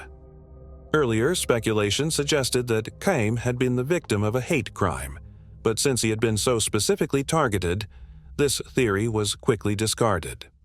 When a news station interviewed Chaim's father, Anton, in November 2017, he talked about a number of strange things that happened in the months before Chaim passed away. Just a few months before he passed away, in July 1986, Chaim called his father from summer camp and wanted to return home. Although Anton was away on vacation in Florida at the time and unable to come pick up Chaim, he stated that his son was weeping and appeared to be in great distress. He said that the 15-year-old seemed well and that everything seemed to be good when he stopped by the camp on his way home. Thus, he didn't give it any more thought. Then, in August, while Chaim was traveling to Europe to visit his grandparents, Rabbi Avraham Cooper, Anton's principal, called him more than once to inquire as to when his son would return. The rabbi invited Anton to bring his son by his house another time so they could have a private conversation. Chaim went back to his father after the 10-minute conversation, but he wouldn't tell him what had been discussed. These facts lead Anton Weiss to surmise that Rabbi Cooper knows something about Chaim's murder that he has not revealed. Given that it appears clear that the 15-year-old was not just the target of the murder, but also that someone inside the school caused his death, many internet sleuths assume he was involved in the crime. When the Weiss family filed a lawsuit against Torah High School for neglecting to protect Chaim, this line of reasoning gained more traction. This legal issue started after it was found that the dorm building's rear door lock was broken and had never been fixed, and that no dorm counselor had been assigned for that particular night. Rabbi Cooper reportedly advised Anton to think back on any wrongdoings he may have committed in order to understand why his family's misfortune had befallen them during this time. A former pupil has come forward in recent years, alleging that the school's rabbi physically mistreated him by beating him severely on a regular basis. He claimed that Rabbi Cooper was aware of this and took no action to put an end to it.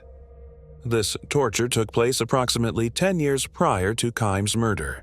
The 14-year-old student barely attended the school for a year before dropping out.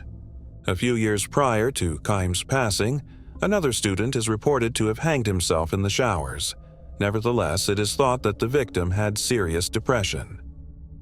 It's unclear whether the accusations of abuse were properly looked into or if this student had anything to do with them. Even with the best efforts of the local law enforcement, Chaim's terrible murder remains unsolved to this day. Moving on to the next case. Danielle Kramer. Early on June 14, 2006, Danielle Kramer disappeared from her Bloomfield, Connecticut home.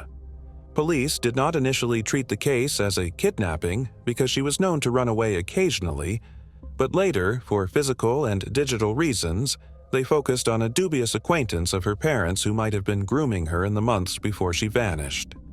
Danielle Erica Kramer, according to the National Center for Missing and Exploited Children, was 14 years old when she disappeared.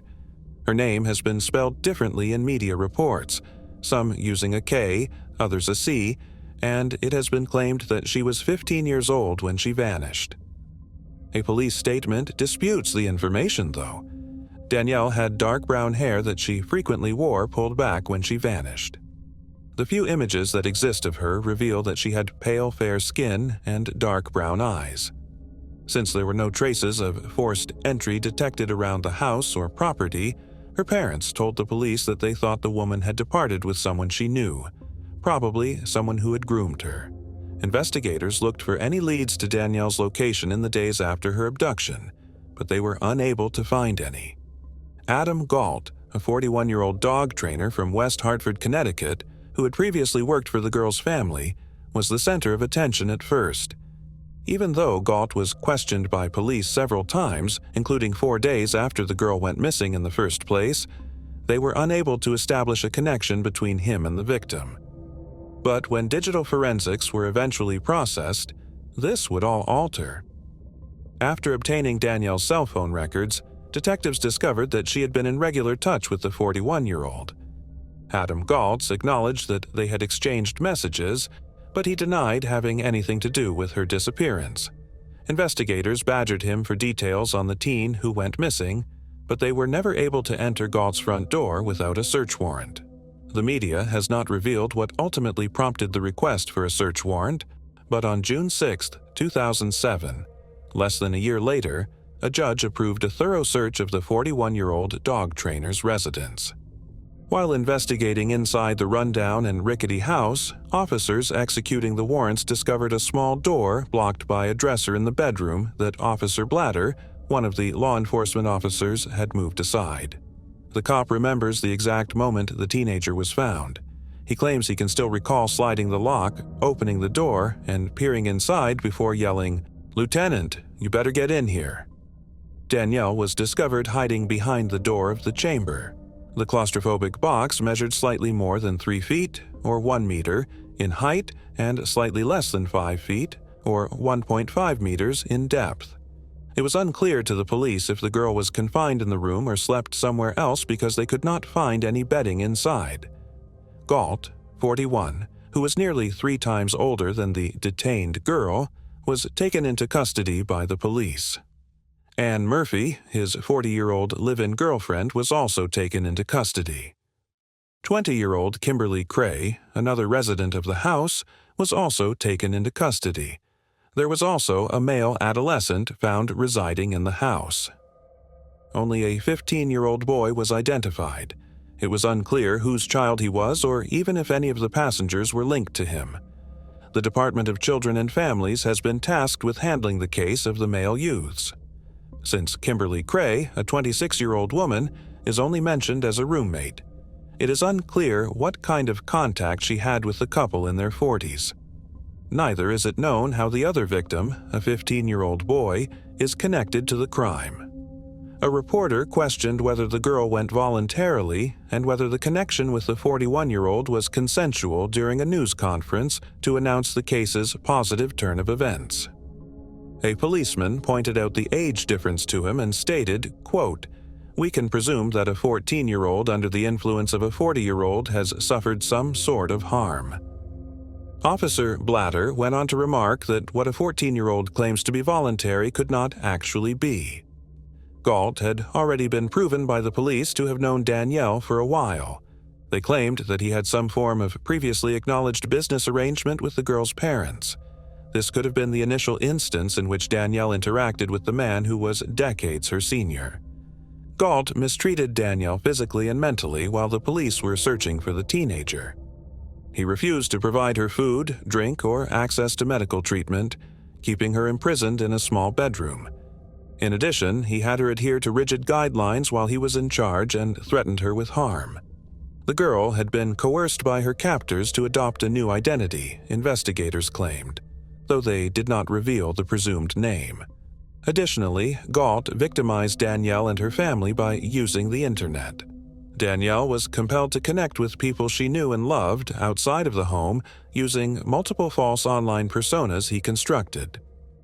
Subsequently, Galt utilized these exchanges as a means of coercion to strengthen his hold on her. Danielle wrote in her later found diary, which her mother gave to police investigators, that Galt had introduced her to drugs and alcohol and that he had even had illicit sex with her. Media outlets were able to get records that indicate Galt hired a commercial loft where police subsequently discovered a mattress and equipment for a video camera. Danielle was taken into protective care for a brief period following her rescue so that she could be treated medically and have her rights taken away. Police reported that Danielle was reportedly in a state of disorientation following her rescue. The girl has a history of running away from home, so the authorities stated they weren't sure if she was being held against her will. According to West Hartford Police Captain Lori Coppinger, Galt has a history of inappropriate interactions with young girls, which is strikingly similar to what's happening with this girl right now. The FBI will investigate Galt's alleged out-of-state travels with Danielle on at least one occasion. After considering the difficult search for her daughter, Danielle's mother remarked, quote, "I never thought that I would see her alive. I'm glad my daughter is back, and I'm also grateful that she's in capable hands at this time." Following her police interview, Danielle was placed under the care of child welfare officials, who were working with psychiatrists to determine the best way to reintegrate Danielle into her family. Second-degree unlawful restraint, second-degree reckless endangerment, second-degree custodial interference, interfering with an officer, second-degree forgery, and risk of injury to a minor were the charges brought against Galt. Charges against his longtime partner, Anne Murphy, included risk of injury to a minor, conspiracy to commit second-degree custodial interference, and conspiracy to commit second-degree reckless endangerment. The roommate, Kimberly Cray, age 26, was accused of reckless endangerment, conspiracy to interfere with custody, putting a youngster in danger, and conspiring to impose unlawful restriction. At first, each of the three was subject to a $1,000 bond. Galt is additionally charged with abduction because of a purported 1998 incident in which a runaway reported to authorities that she had been sexually raped by Galt multiple times while residing with him. She claimed that his principal place of business was the same location where he would attack her. There are rumors that Galt utilized some of the same equipment and methods for training dogs in his business to manipulate the teenage girls. The 1998 victim remained nameless during the case's media attention and did not come forward until Galt was taken into custody in connection with Danielle's abduction. Adam Galt was ordered by Superior Court Judge David Gould to be moved from the prison system to the Whiting Forensic Division of Connecticut Valley Hospital for a 60-day assessment. Galt was mentally depressed and unable to participate in his own defense, according to forensic experts. In contrast to his later court appearances, where he had a crew cut and seemed awake as he answered the judge's questions, his detractors claimed that, at the time, he looked down much of the time and had long, disheveled hair. Some with knowledge of the case described Galt's assertion that he was insane as, quote, a publicity stunt intended to move him from the general prison population into a state mental hospital. There, he would be able to enjoy amenities like television viewing and library access, which is far better than the general population. Although the judge accepted the psychological evaluation, he voiced his doubts about some of the conclusions, stating that Galt is an obvious predator who has persistently sought out, courted, and abused several young women who are vulnerable. The state prosecution claimed that Galt had deviously and skillfully made friends with his prior victim before she turned 16 in a similar way to how he would thereafter make friends with 14-year-old Danielle almost 10 years after his first victim was apprehended. The prosecutor went on to say that Galt moved the first female from West Hartford to Vernon, where they lived together for 6 weeks. According to court records, Galt is charged of robbing the 1998 girl sometime around April 22nd. According to the prosecutor, on June 2, 1998, she was given permission to vacate the Vernon residence. The prosecutor claimed that after she walked away, Galt shoved and grabbed her by the neck. The prosecutor added that there were plans for the girl to run away in case the police came looking for her. He mentioned that at one point the girl fled via the bathroom window when there was what appeared to be a knock on the front door. Galt entered a guilty plea alone to first-degree kidnapping related to the 1998 event. The fact that Connecticut law does not place a time restriction on kidnapping prosecutions, unlike other offenses that, at the time, only warranted a 5-year statute of limitations, is most likely the reason he was even charged. Since then, the state has altered the legislation to make it possible to prosecute child sexual assault cases that were reported at any point before the victim became 48. Galt entered a guilty plea to first-degree kidnapping, conspiracy to conduct kidnapping, danger of injury to a child, and 4 charges of second-degree sexual assault, also referred to as statutory rape in the more recent case. Galt was placed on bond for $350,000 after admitting to all of his offenses pending his trial. Adam Galt was given a 25-year prison sentence in May 2008 for kidnapping and sexually abusing Danielle. After his jail sentence, he will be subject to obligatory sex offender registration, a criminal restraining order against the victims and their families, and 20 years of mandatory probation. Judge David Gold of Hartford Superior Court gave the sexual predator remark during the sentencing hearing. He said, "You separated them from their families and friends and made them believe you were their only option. Someone who preyed on their anxieties imprisoned them." Community leaders claim that Danielle Kramer's kidnapping serves as a potent reminder of the terrible lengths to which some sick people would go in order to exert control and authority over another. It also acts as a crucial cautionary tale about the possible risks associated with contemporary technology. Moving on to the next case. Holly Klaas. The terrifying tale of Oklahoman Holly Klaas has emerged from the murky archives of a case that was unsolved for more than 40 years, exposing a horrifying sequence of events that brought the little village to its knees.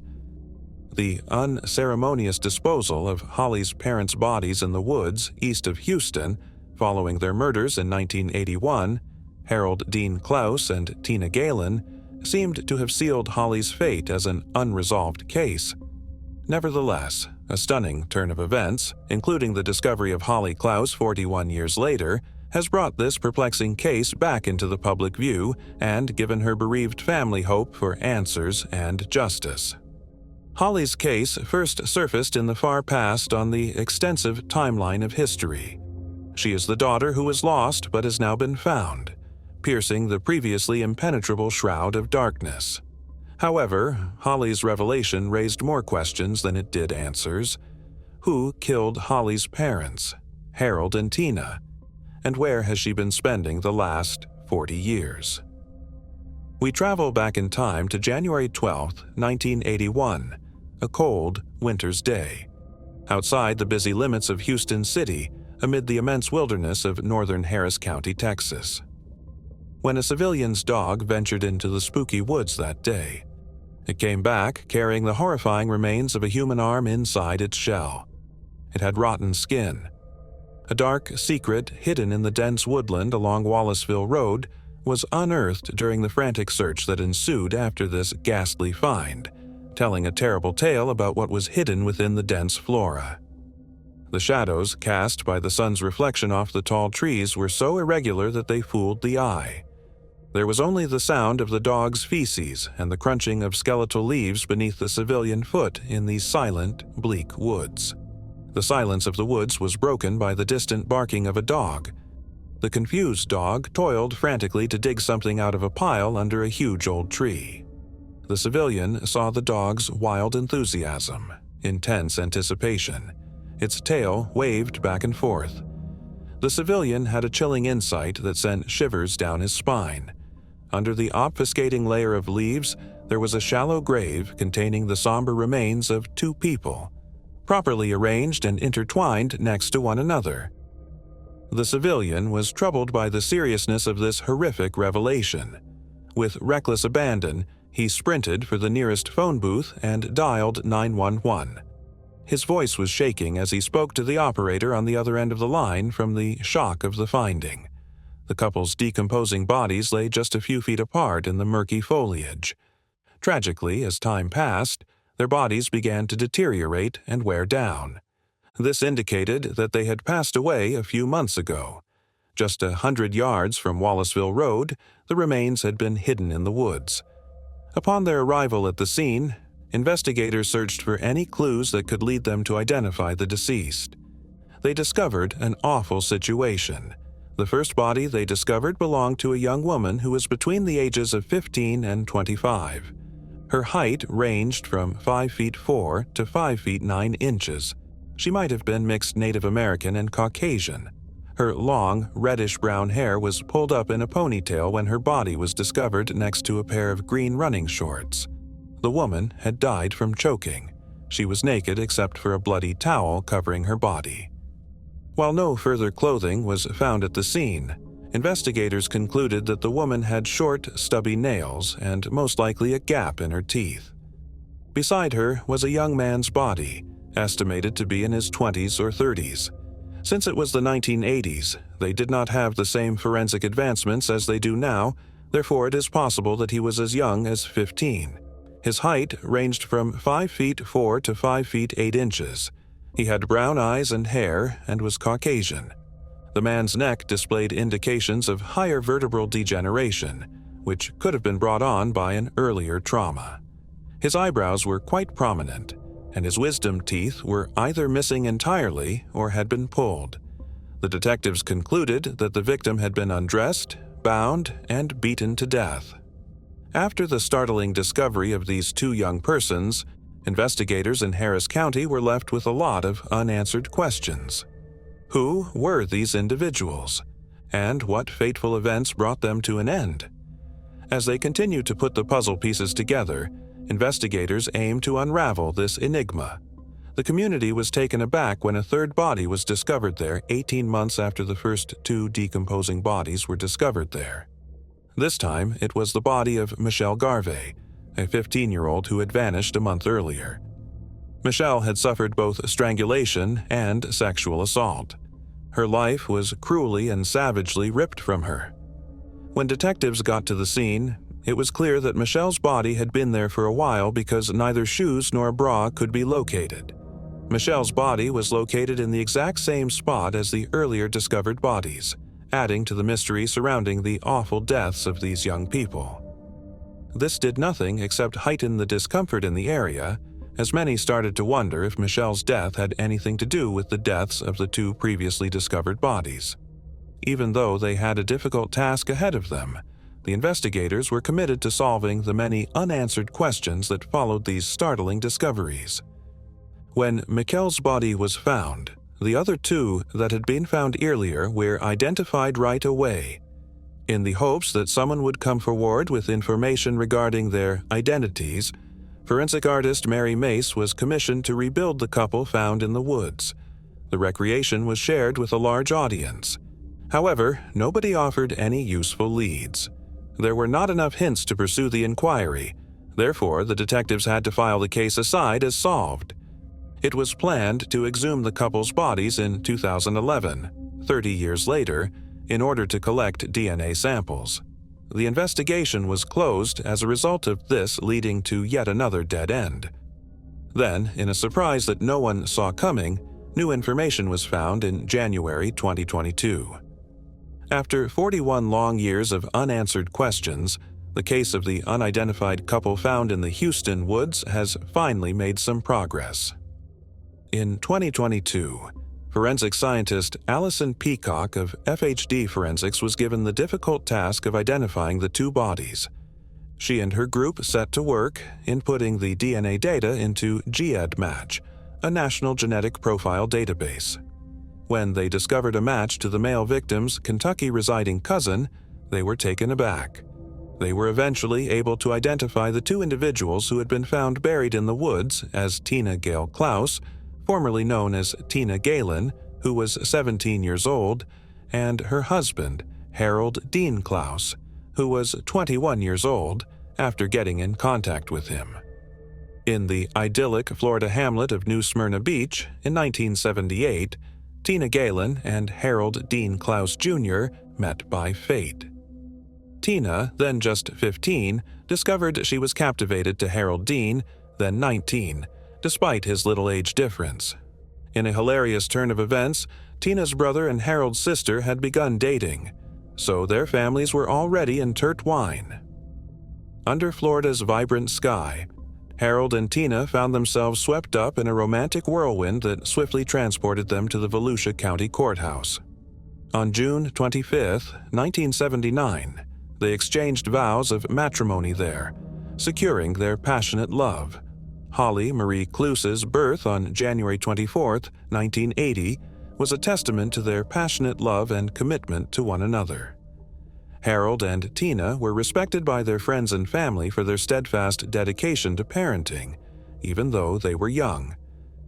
Harold and Tina wished the well-known Florida coasts a fond farewell as the 1980s got underway. They set their sights on a fresh start and headed into the oppressive heat of Lewisville, Texas, a burgeoning suburb teeming with opportunity for growth. Living in the dynamic energy of the Dallas metropolitan area, Harold was a great woodworker who was determined to capitalize on the construction boom that swept the region in the early 1980s. Harold's skill as a cabinet builder gave the couple great expectations for a successful future in the Texas commerce business. Their connection stayed flawless according to their loving family back home. Tensions or disagreements did not exist. A flawless harmony seemed to conceal the couple's bond. They regularly called their loved ones to update them on their messaging adventures. But as the fall foliage began to fall in October 1980, a disquieting quietness quickly enveloped the family phone lines that Harold and Tina were using to communicate with their relatives. The merry talk abruptly ended, leaving a startling silence that exuded a dark, enigmatic aura. What had happened to the couple in the months that followed was unknown. Their killer, or killers for that matter, remained unknown. But now that their identities had been verified, maybe the investigators would finally be able to discover the truth. It is believed that they died somewhere between October 1980 and January 1981. Harold's mother gave them their first clue when Allison Peacock got in touch with the families. She said that sometime in late December 1980, they received a call from a sister named Susan, informing them that Tina and Harold had joined their small religious group and had decided not to stay in touch with their relatives. After that, Sister Susan asked for $1,000 to have the couple's automobile transported. A 1978 AMC Concorde in crimson, returning to Florida in accordance with the group's admission standards. The family decided to notify the police since they were clearly worried about Harold and Tina's safety. The cops had ordered them to spoil Susan. At last, a guy and two women arrived at the racetrack Daytona in Florida to trade the car for $1,000. The moment the family acquired the car, the three individuals were taken into custody by the police. For this operation, a police report was issued at the time. Sadly, it has not yet been possible to uncover the 1980 police report, which presents a significant challenge to the research. Allison's heart fell when Harold's sister brought up the lost baby during the same chat. That was a detail that had never come up in their investigation. The case had already taken so many unexpected turns. And now there may be a child missing. Allison inhaled deeply and promised Harold's sister that they would do all within their power to find out what had happened to the baby. As Allison looked into the matter more, she discovered that Harold and Tina were in fact parents. A child named Polly Klaas. She was only a few months old when her parents vanished, and she was never seen or heard from again. Allison was determined to find out what had happened to Holly, but it seemed like too much work. Motivated to find the truth, investigators launched a comprehensive nationwide hunt for Holly, but not before they had to correct her name. While some investigators wrote it off as a small issue, Allison Peacock understood that finding her would depend on getting the name right. In order to ascertain the correct spelling, Allison and Harold's sister requested access to her birth certificate from Florida's Department of Vital Records. However, their request was denied. This sparked a challenging and uphill battle in which the records requests were consistently turned down by the authorities. But Peacock and her gang were uncompromising.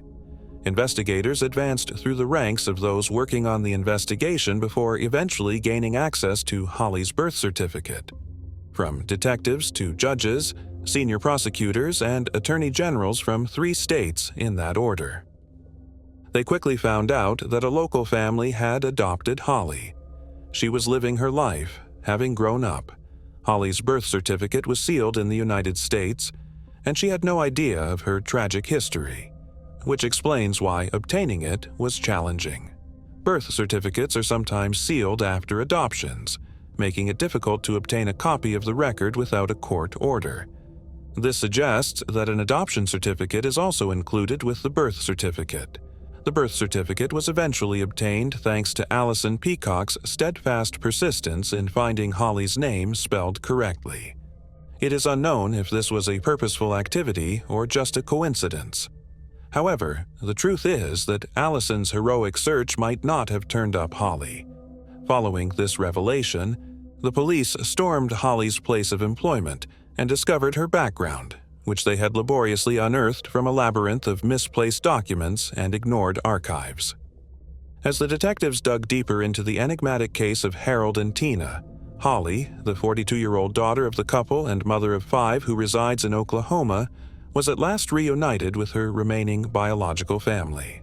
They had long since given up hope of ever finding her, so everyone involved was relieved and delighted. However, a lot of concerns remain over the circumstances of her adoption. Though thrilling in the moment, the case was far from done. Holly's parents were killed, and the killer's identity is still unknown. The circumstances behind Holly's adoption are also noteworthy. Investigators quickly discovered that Holly had been dropped up at an Arizona church by 2 ladies who were part of a traveling religious community. These women donned robes and went barefoot. The government refused to divulge any information, therefore their faith remained a mystery. They did, however, disclose that the group was vegan and felt that males and women ought to be kept apart.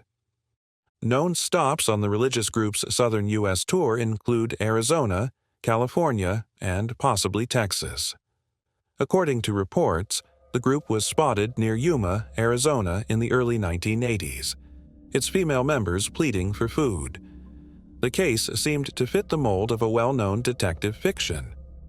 Holly's incredible finding had created more questions than it answered and resulted in dead ends, with many leads to follow but no clear answers. Holly's remarkable finding had unraveled a thread that led down a maze of questions, with no obvious solution in sight. The ambiguous role of a nomadic religious sect began to come into clarity as her convoluted adoption history unfolded. Despite this, investigators reiterated their commitment to the probe. Fortified by their conviction that the religious institution held the secret to solving this unresolved case, they demonstrated a resolute dedication to obtaining the truth in order to restore some measure of justice for Holly and her biological family. There are many intriguing secrets hidden behind the unknown that are just waiting to be discovered. We anticipate startling disclosures. The past's echoes are becoming more and more audible by the second. We have only just begun to delve into the past of the enigmatic and unexplained. Thus, there is still a lot to discover. Moving on to the next case. Michael Glover. In 2004, Michael Glover, then 36 years old, resided in Macon, Georgia. He was well known in the neighborhood and served as a pastor. He was shot and killed in the carport of his West Macon residence on March 29th. He was so well liked in the community that people were astonished. The crime suspect's DNA was obtained by investigators who preserved it for potential use later. Michael's family had to wait a very long time. Michael was unusual and unique, according to his father, Willie Glover, who also said that he would give anyone his shirt off to help them. In our family, we were really close. When we got together, he wasn't there. His family would finally hear some positive news in 2021. 39-year-old Terrence Dean of Macon was taken into custody in March of 2021. His DNA was found to match both the DNA from an assault case and the DNA from the crime site back in 2004. According to Bibb County Sheriff's Office investigator Malcolm Bryant, the investigators who initiated the case did a fantastic job of including the little things, which were crucial. In light of that, I believed there was a strong likelihood that this investigation would result in an arrest. That technology has come a long way since 2004 is fantastic news for us. That, in my opinion, is the overall approach law enforcement is following in the field of technology. In the near future, he thinks they will be able to solve a lot more situations. As of right now, Terrence Dean is being held without bond. The reason is not known to the public. On September 26, 1992, in Warren County, North Carolina, Faith Hedgenpeth was born. She belongs to the Hollywossapone tribe of Native Americans. Faith was a cheerleader, an honor student, and involved in numerous extracurricular activities throughout her time in high school. She performed so well that the University of North Carolina at Chapel Hill awarded her the Gates Millennium Scholarship. She had been an undergraduate student at the university for 3 years by 2012. Together with her friend Karina Rosario and Karina's boyfriend Eric Tacoy Jones, Faith shared an apartment off campus. Eric had to move out after his and Karina's relationship worsened. After he assaulted Karina, Faith and Karina went to court to obtain a protection order requiring Eric to keep away from them when he attempted to break into the flat. Because he thought Faith was the reason his relationship with Karina did not work out, Eric truly detested Faith. He once threatened to murder Faith over the phone. On September 7, 2012, just after midnight, Faith and Karina left their apartment to visit The Thrill, a nightclub in downtown Chapel Hill. The two exited the club just after 2 in the morning and went home. This is Faith's final sighting while still alive. Faith and Karina were back at their apartment by 3 in the morning. While watching TV in the morning, a woman who lived below them reported hearing thumping sounds. She compared it to the overthrow of furniture or the dropping of a large bag.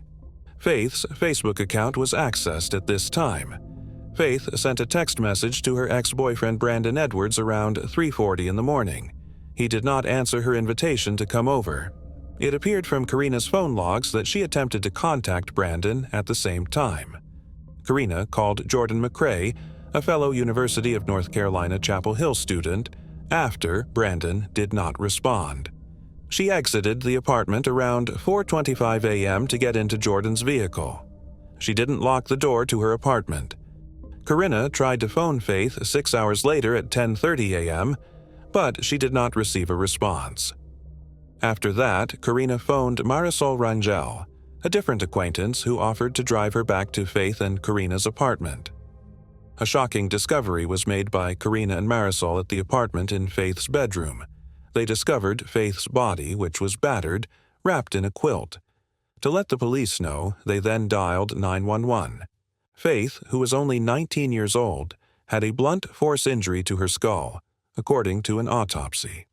Investigators were able to gather male DNA from the crime site and utilize it to create a DNA profile. Eric Jones, the former lover of Karina and roommate of Faith, emerged as a prime suspect fairly quickly.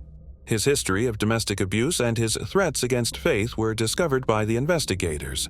It was also disclosed that he texted an acquaintance shortly before the act, pleading for forgiveness for what he was about to do. He updated his Facebook page's banner to say, "Dear Lord, forgive me for all my sins and the sins I may commit today," following the incident. "Keep the girls who don't deserve me away from me." Investigators asked Eric for a sample of his DNA. After some argument, he gave in. Remarkably, his DNA did not match the apartment sample, and he was excluded as a suspect. A note written in ballpoint pen on a white paper bag was found among the evidence at the crime site. The note was allegedly written by the person who killed Faith. When Faith Pocket called a friend the night she died, a friend of Faith's told investigators they had a lengthy discussion. Using his DNA, Parabon Nanolabs was able to reconstruct the suspect's appearance in 2016. Parabon was also able to state, based on his DNA, that the majority of his genetic markers suggested he was of Mexican, Colombian, and Iberian origin. Miguel Seguro Olivieres, 28, was taken into custody by the Chapel Hill Police Department on September 16, 2021, in relation to the case. He resides near Faith's residence in Durham, North Carolina. Miguel was taken into custody for driving under the influence in Wake County in August of 2021.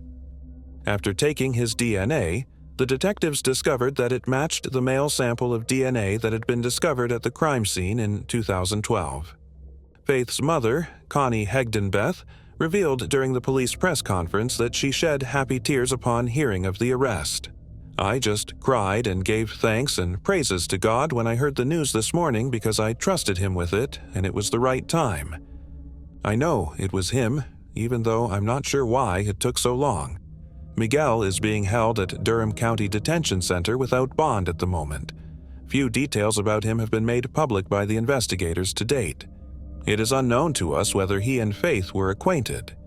Faith was only 19 years old. Being a college graduate, she would have been the first person in her family to do so. In order to assist others, her career goals were to become a teacher or a pediatrician. Sadly, though, she was never able to realize her aspirations." Moving on to the next case. Oscar Pistorius. On November 22, 1986, in Santen, Johannesburg, South Africa, Oscar Pistorius was born. He was born with fibula hemimelia, a congenital lack of the calf bone in both legs, and he was the middle child among 3 children. Pistorius lost the bottom portion of both of his legs when he was 11 years old, but it didn't stop him. He shone throughout his time at school that he was a star athlete by participating in wrestling, water polo, and rugby. He was an avid fitness fanatic who trained at a gym in Pretoria. The owner of the facility said that for 6 months, they were unaware that Pistorius was paraplegic since he was such a skilled athlete, engaging in workouts like boxing, skipping, and press-ups. At the age of 17, he had a knee injury playing rugby in 2003. He was introduced to jogging while receiving rehabilitation, and he picked up the sport fast. Soon after, he had his first racing blades fitted by a qualified prosthesis technician in South Africa. However, regular blades broke too easily, so he was eventually referred to Brian Fraser, an American prosthesis and Paralympic sprinter, to be fitted for custom blades made by an Icelandic company. Pistorius started competing in professional running competitions in 2004. At the 2004 Summer Olympics, he placed 3rd overall in the 100-meter event for amputees who were single and below the knee. In addition, he made it to the final of the 200-meter race, which he won in a pace that set a world record of 21.97 seconds. Pistorius continued to compete in professional running races for the next 8 years, winning multiple gold medals in addition to several silver and bronze ones. He participated in non-disabled sprinting amputee competitions in addition to below-knee sprinting amputee competitions. He also took part in sprinting competitions without a disability. He is recognized as the 10th sportsman to participate in both the Olympic and Paralympic Games. Additionally, he became the first amputee to win a non-disabled global track medal in 2011 at the Global Championships in Athletics. Known for his amazing athletic prowess, Pistorius was called Blade Runner by the public and media during this time in his life. He is now more well known for the tragic shooting death of his girlfriend. The police received a report of a shooting on Pistorius's property on February 14, 2013. Riva Steenkamp, a 29-year-old girlfriend, was staying with him at the time. Riva had met Pistorius in 2012. She was frequently involved in the Johannesburg party scene and was regarded as an A-lister on the South African celebrity circuit. Following her 2005 Bachelor of Law degree from university, she started a career as a paralegal and model, landing advertisements as the face of Avon Cosmetics, the lead actress in jewelry brand Savannah Diamonds, and the FHM magazine cover girl. It did not take long for investigators to discover that Riva had been shot at Pistorius's residence. She had been shot in the head and arm and was found dead. Later on, Pistorius would say that he fired 4 shots through a locked bathroom door because he thought his girlfriend was an intruder. 3 shots struck Riva. After using a cricket bat to smash through the bathroom door, Pistorius allegedly tried to revive the 29-year-old while phoning for assistance. A doctor and neighbor were among the first on the scene, and they tried to use a jaw lift procedure to open up Riva's airways.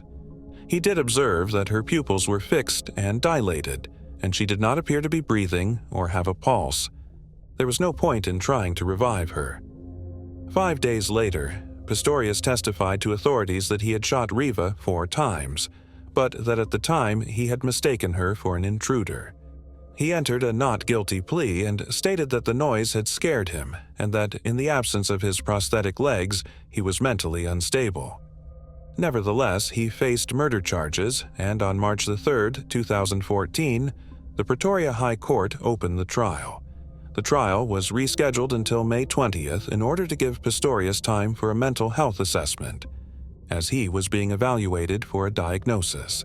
Despite his general anxiety disorder diagnosis, the trial was reopened on June 30th because it was determined that his condition would not distort his moral judgment and that he might be prosecuted for his acts.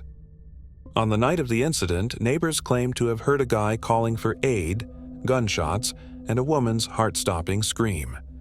The prosecution stated that Riva locked herself in the bathroom to keep herself away from Pistorius after they argued that evening.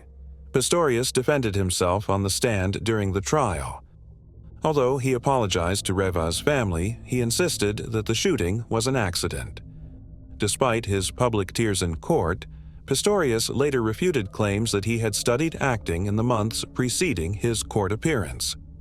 On August 7th and 8th, the case's closing arguments were heard. On September 12th of the following month, Pistorius was convicted guilty of culpable homicide. Like involuntary manslaughter in the U.S., culpable homicide in South Africa is defined as the unlawful and careless killing of a human being. Additionally, Pistorius was found guilty of one charge of reckless endangerment involving a firearm that stemmed from an incident in which a gun was fired in a restaurant. He received a maximum penalty of 5 years for culpable homicide on October 21st, along with a concurrent 3-year suspended term for the firearm conviction. But less than a year later, on October 19, 2015, Pistorius was freed from prison. After that, he spent the following 4 years under house arrest and probationary monitoring. I didn't want him to be thrown in jail and suffering because I don't wish suffering on anyone, and that's not going to bring Riva back, Riva's family said, speaking of forgiveness and empathy in the meanwhile.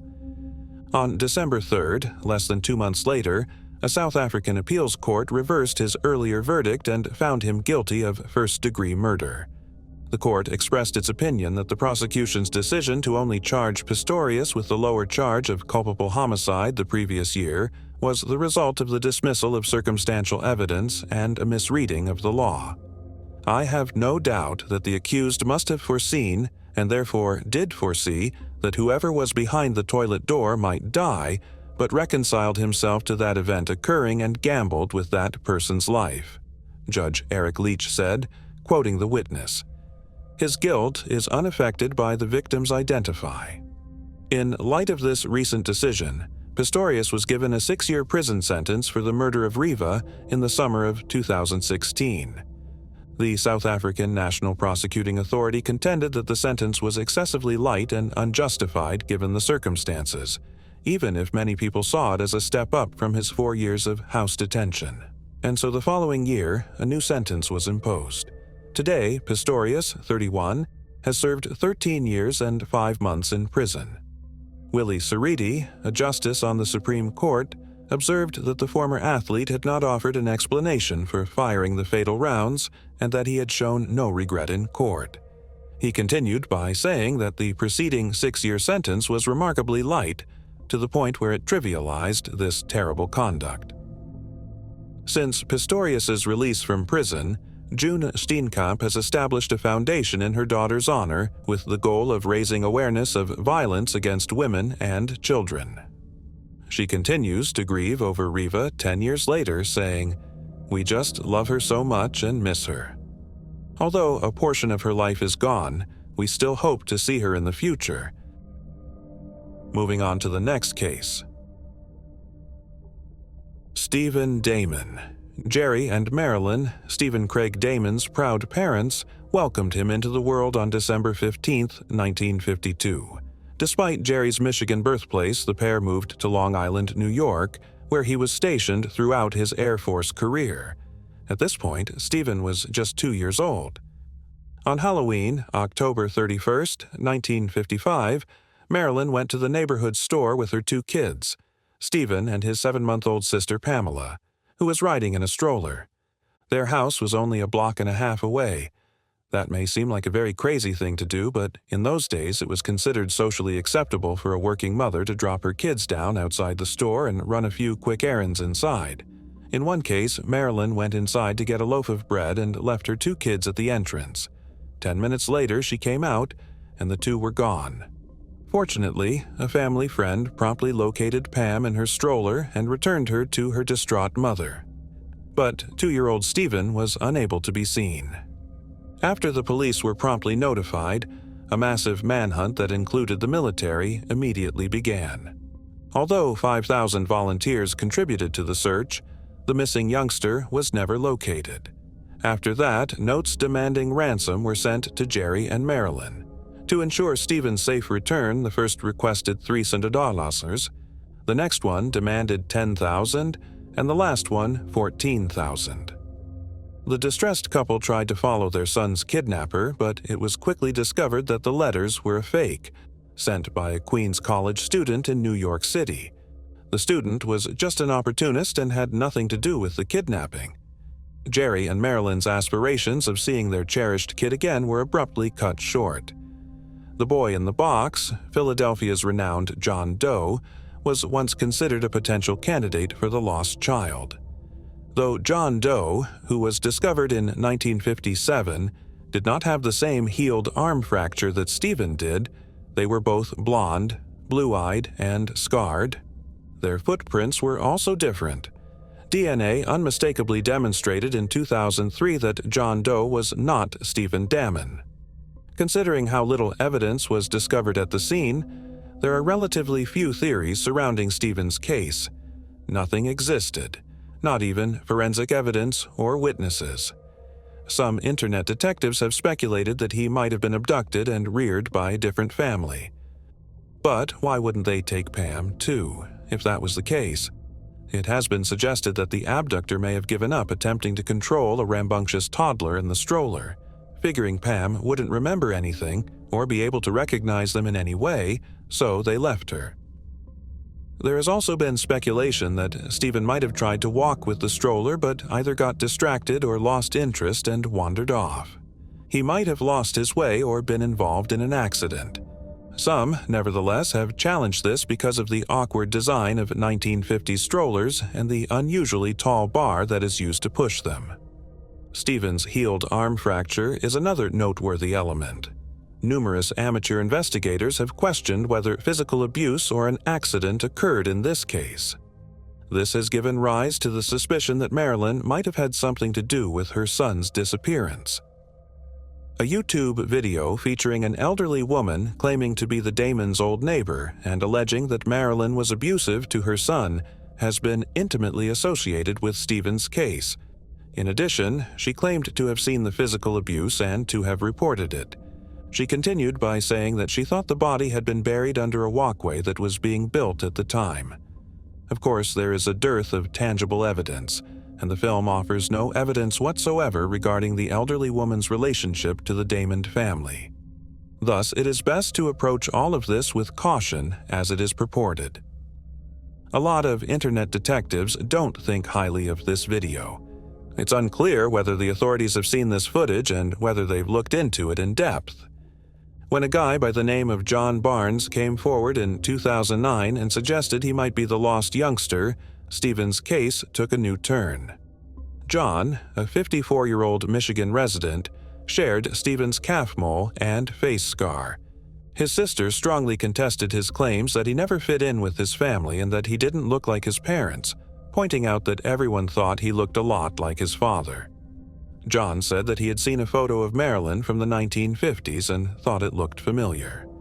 John claims that his mother's plea for him to come see her alone as she battled lung cancer piqued his interest. He complied, and even though she never explicitly stated it, he started to believe that she was attempting to inform him that she wasn't his biological mother. John claimed that although his mother was too high to really say it, he was certain that's what she was trying to imply. When he came over Stephen's details while doing research on missing children, his confidence grew even more. John maintained his confidence despite his father and sister being shocked that he didn't believe he was related to them. Upon meeting Pam, who is now an adult with children of her own, he learned that although she didn't consider him to be her brother, the two grew close. The FBI conducted a DNA test in that same year. Once again, the family was left in confusion when it was discovered that John was not the missing Stephen Damon. Stephen's case has received very little updates. Marilyn and Jerry Damon moved to Iowa following his abduction, and they later got divorced in 1957. Marilyn now resides in Missouri, while Jerry stays there and got married again, giving birth to 2 more kids. Jerry has expressed his ambition to learn what really happened to Stephen on that Halloween night in 1955. However, his case is still open as of right moment. Moving on to the next case. Daniel Ashton. What if a calm morning trip abruptly descended into a terrifying nightmare? How does a well-liked member of the community end up the victim of an unprovoked violent act? And what happens when justice eludes us for over half a century? Daniel Ashton Walker was well-liked and well-respected in his community for his kind disposition and always readiness to provide a helping hand to those in need. But the peacefulness of his life was suddenly upended on that tragic October 1, 1974 morning. His life of peace was being overcast by a gloomy cloud. Daniel's day began as any other, with little indication of the disaster that would befall him. Daniel went about his everyday activities, not realizing that his life was about to take a drastic shift as the sun rose higher and higher in the sky, illuminating the heavens in shades of orange and pink. Daniel's Volkswagen van was parked in San Bernardino County, California, alongside Interstate 40, some 60 miles west of Needles. Ken Robinson, an 18-year-old hitchhiker, accompanied him on the ride. They had made the decision to pause their travels and recuperate for a bit. He packed up his van and departed from his family in Santa Ana the previous day, heading back home. The vastness of the California desert opened up in front of them, providing a brief break from the routine of their everyday existence. Daniel and Ken settled down to get ready for a little break in their journey as the clock reached 6 in the morning. They lay back in the van, enjoying the quiet before the storm, as the serene tranquility of the early morning hours engulfed them. The abrupt crackling of gunfire startled Daniel, shattering the peace of their little rest. Before we continue, we want to remind you that only a small percentage of people who watch our videos are actually subscribed. So if you enjoy our content, consider subscribing. It's free and you can always change your mind later. Now, let's move on with the video. A shooter, who was yet unidentified, had come out of the shadows and ripped through the still morning air with a hail of bullets. Daniel was struck several times while unprepared and at a loss for protection. Fearful and driven by survival instinct, Ken avoided the onslaught as the mayhem spread. They ran from the scene, running into the darkness of the early morning as they prayed for rescue. They eventually managed to stop a passing driver who immediately called the police. As soon as emergency responders arrived, they got to work moving Daniel to a local hospital. Daniel's life was sadly cut short as a result of his injuries, despite the medical team's best efforts to stabilize him. Daniel Ashton Walker, a cherished young man approaching his 22nd birthday, departed from this life. With unyielding devotion, law enforcement searched the site painstakingly for any evidence that would provide light on the identity of the elusive attacker. Detectives first believed that the shooting was motivated by robbery as they investigated Daniel's terrible death. But confusing facts surfaced that called into question this theory. The thieves had surprisingly only taken $80 from Daniel, mysteriously leaving behind travelers' checks totaling a sizable $600. The fact that the attackers had left Daniel's motorcycle, stereo, and luggage in the back of his vehicle undisclosed further complicated the situation. Law enforcement officers in California, Nevada, and Arizona were alerted and stopped each gold van that fit the reported description after receiving a detailed description of the suspect's vehicle. When the suspect's gold van got trapped in the sand earlier that morning, the delivery man told investigators that the suspects waved him down. One of the suspects informed the delivery man that they were traveling to Indiana, and that, in case they were stranded, they would use the sagebrush and shotgun to shoot down poles to provide traction for their tires. The delivery man assisted with the van's towing, but declined to be paid for his work. The fact that law enforcement authorities from other states coordinated highlighted how serious the issue was. This demonstrated their dedication to obtaining information and making sure that the person or people responsible for this senseless act would face consequences. Although Ken's narrative included some insightful details, the attack's true motivation remained a mystery. Detectives looked at a variety of ideas as the investigation went on to try to explain the violent, seemingly random act. They looked at the chances that it was a random act of aggression and the potential that it was a targeted attack with personal motivations. The fact that the incident was committed in a rural area along a lonely route made the investigation much more difficult. It became more challenging to determine if the attackers planned the attack or took advantage of a chance that knocked. The San Bernardino County Sheriff's Office conducted a comprehensive investigation, but they were unable to resolve the issue. The Sheriff's Department's Cold Case Unit persistently pursued new leads in the case over the course of 5 decades, revisiting it on occasion. Nevertheless, time proved to be a powerful foe, and the team was unable to gather any useful information to ultimately solve Daniel Ashton Walker's case. On November 15, 2023, a noteworthy advancement occurred when the cold case team decided to pick up where they left off. In January 2024, they were able to identify the main suspect in the case as the notorious serial killer, 73-year-old Thomas Eugene Creech, thanks to their intensified efforts. Critical information, including verified personal data from Creech's own admissions regarding the killing case, served as the foundation for this breakthrough. The district attorney's offices in San Bernardino County, California, and Ada County, Idaho, worked together to guarantee the accuracy of their conclusions. As a result of Creech's increased cooperation, the San Bernardino County District Attorney's Office was consulted regarding the next steps in Daniel Walker's legal pursuit. Shortly after Daniel's clemency hearing, Thomas Eugene Creech, a convicted offender with a history of repeated confessions, was brought into the case. He is the longest-serving prisoner in Idaho and is scheduled to be put to death for multiple killings. Although he has only been found guilty of 5 crimes, other people think he may be accountable for over 40 separate killings. They think this because he confessed to killing 42 individuals in more than a dozen places in America during his trial in 1975. Authorities have confirmed Creech's claims on Daniel's case, although his public attorney expressed issues regarding the timing of these disclosures. They implied that previous attempts to connect Creech to other killings had been unfounded.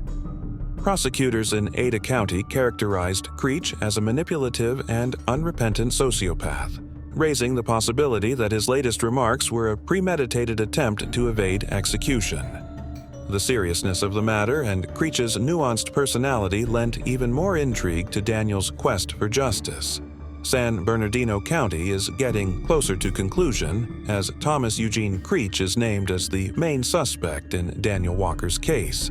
Justice in this sad case of needless murder may finally be served after over 50 years, providing some comfort to Daniel's loved ones and the community at large. Doug Walker, Daniel's brother, wrote and self-published Daniel, My Brother, Mystery in the Mojave on Amazon. Doug claimed to have given his brother's character 2 whole chapters in the novel.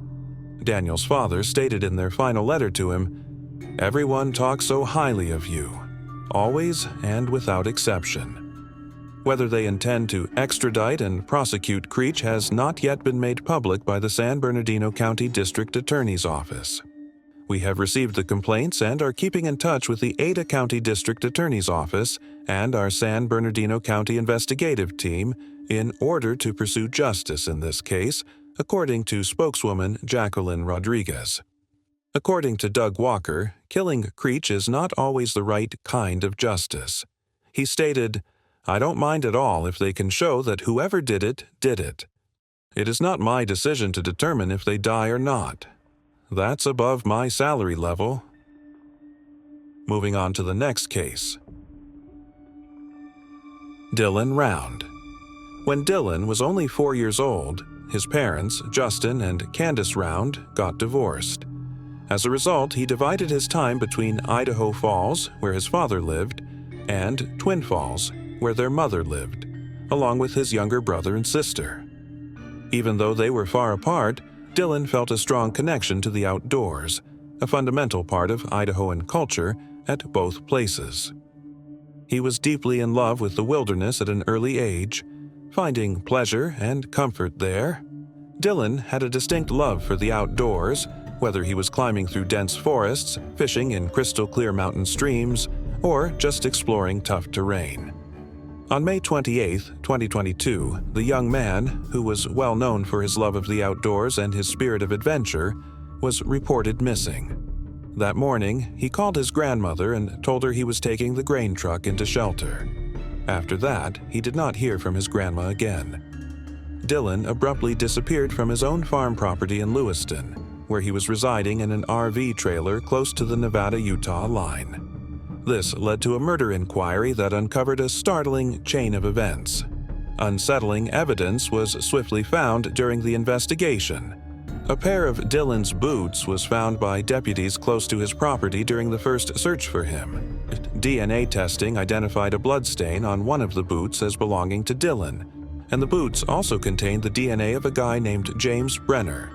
This implied the possibility of manipulation following Dylan's vanishing. Around the time of Dylan's disappearance, Brenner was known to be a squatter living on Dylan's land. Brenner was one of Dylan's last contacts before he vanished, according to his parents. Dylan's phone records were later examined, and they showed that he had been at a secluded Lewiston property on the day before he disappeared. Dylan's phone's last signal was located at the Lewiston Pond. After doing a complete search, Dylan's phone was found. A time-lapse movie that was shot around the time of Dylan's disappearance was discovered through digital forensic examination of his phone. Brenner was seen in the video cleaning a gun, with obvious bloodstains on his shirt and arms. Authorities examined the clothing and determined that Dylan's DNA was present. The evidence was mounting, and it was clear that Brenner was involved in Dylan Round's abduction and likely death. Dylan's family and the community awaited justice as the detectives carried out their job, hoping for answers that would put an end to this awful case. Based on strong evidence acquired throughout the inquiry, Brenner was charged with significant offenses in March 2023, including first-degree felony and abuse or degradation of a human body, which is also a third-degree crime. The time-lapse video, the shirt Brenner wore in the video that showed traces of Dylan's DNA, and the DNA found on Dylan's boots that were found during the initial search efforts were the main pieces of evidence that the prosecution used to build their case. The investigation brought Brenner's worrisome criminal past to light in addition to the evidence findings. His violent past was well documented, and he had already served a prison sentence for felon in possession of a firearm.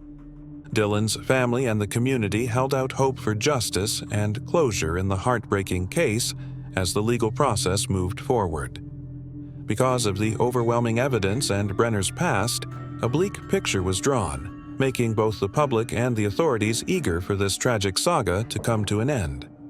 Authorities continued to aggressively search for Dylan's body as part of the ongoing investigation into his abduction and probable death. Extensive searches have been conducted in the regions where Dylan was last observed, with a particular emphasis on sites connected to the evidence amassed in Brenner's case. Dylan was not found by the detectives, and their search was abandoned. Brenner and the Box Elder County Attorney's Office reached a plea agreement in 2024. He had to reveal Dylan's last resting place in order to have his charges dropped.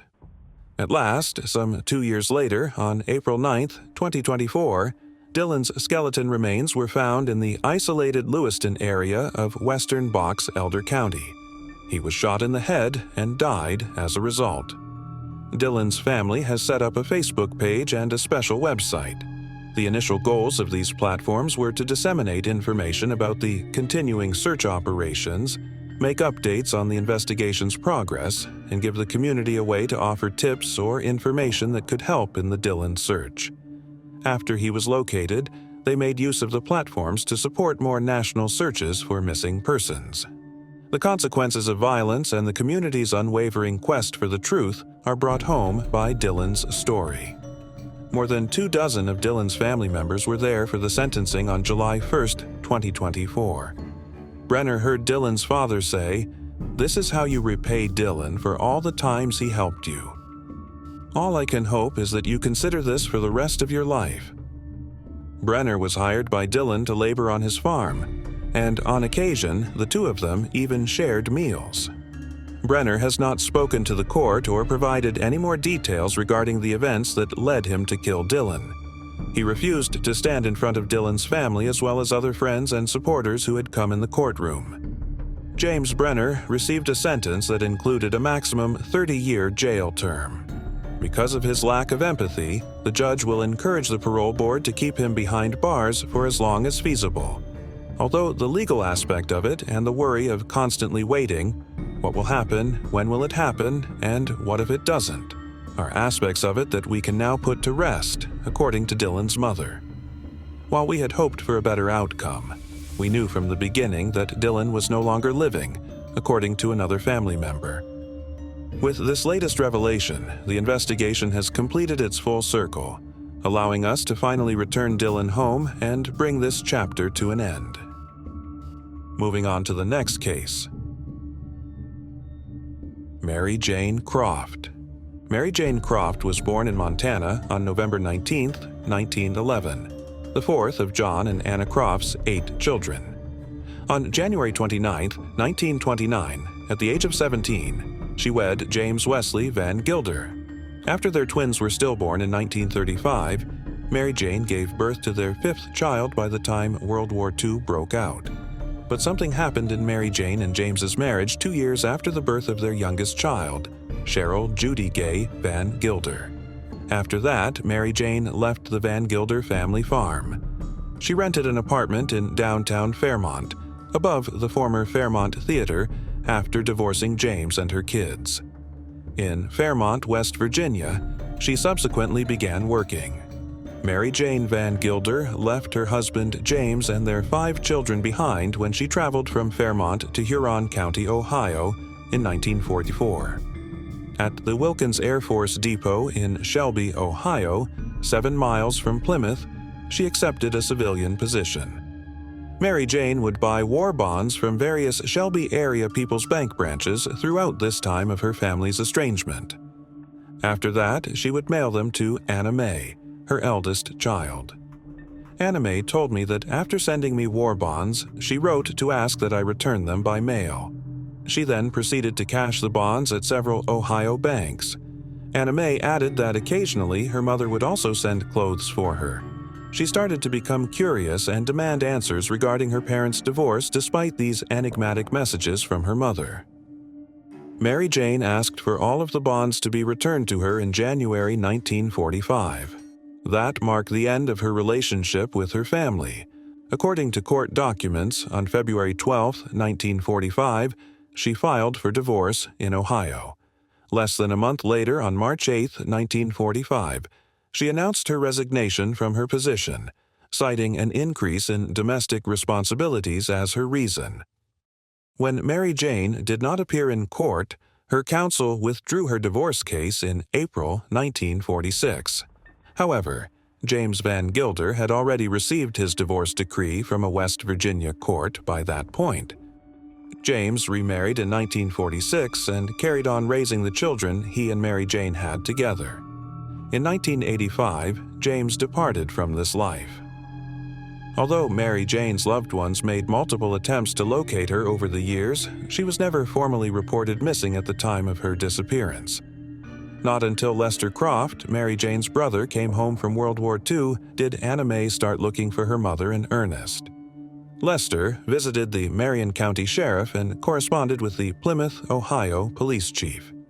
They corresponded during the 1960s and into the following decades, but they didn't discover their mother's previous life until 2004. One of her grandkids received a letter from William King the next month when an article about her appeared in a Plymouth newspaper in December 2004. He claimed to have worked with Mary Jane at the Ohio Depot but had lost contact with her during layoffs at the company. Up until 2018, the family search would linger at 2004 results. Mary Jane's granddaughter, Mindy Wilson, sent a Facebook comment to the Shelby Police Department in October 2018. Detective Adam Turner was given the case by Police Chief Lance Combs. He combed through Ohio's and the nation's unidentified descendant cases for years, looking for any that fit Mary Jane's description. He discovered a newspaper item about a Jane Doe that was discovered in Preble County, Ohio in the 1960s while conducting his investigation. The description of the deceased woman's remains seemed to fit Mary Jane. Late in 2019, the bones were dug up and transported to a state crime lab. Turner stated, "They informed me that the body was not Mary Jane Van Gilder based on some DNA testing they were able to perform. This is how the tale may have ended. I might have simply said, 'I'm done,'" Turner remarked. "This no longer belongs to me. Preble County is this." Nevertheless, he made the decision to move forward, working with Moxie Forensic Investigations to create a DNA profile and using investigative genetic genealogy to solve the case. After 3 years and a few delays brought on by the pandemic, they discovered Preble County. In the end, Jane Doe was not a woman. The closest related to the human remains, Tina Barrett of Cincinnati, a great-niece, has the same DNA. Tina had entered her DNA profile into the public genealogy database GEDmatch, where users may choose to grant law enforcement access to their personal data. Albert Frost, a Hamilton, Ohio resident who vanished sometime in the early 1960s, is the owner of the human remains. So when Albert's body was discovered in May 1968, why did the coroner think he was a woman? His bones, which were dispersed across roughly 75 feet, were severely decayed. Turner believes that the fact that Albert was short and extremely thin could have contributed to the error. The cause of death could not be ascertained by the coroner. Turner revealed that there was a rumor among his nieces and nephews, who are among his surviving family members, that Albert was fatally battered outside of an Eaton, Ohio pub. Turner solved another enigma when he contacted Tina. Tina expressed the following: "Because I had never heard of Albert before, I initially assumed they were discussing my great-aunt Clara. Nobody discussed it. It turns out that the same family has 2 lost siblings. Clara, Albert's sister, vanished also and was never found again. She went by the pseudonym Inez and disappeared 10 years before Albert did in the 1950s. She was in her early 20s. When the young mother vanished, she was residing in Cleveland, Ohio. Turner was informed by several family members that Clara's mother had sold her to a man who would go on to marry her. When she disappeared, their 2 children together were only a newborn and a toddler. Clara's family reported to the police that she had suffered physical abuse from her husband because they found her disappearance odd. Clara's husband reported to the police at the time that she had just fled. According to Tina, she wasn't the kind of person to simply get up and walk away.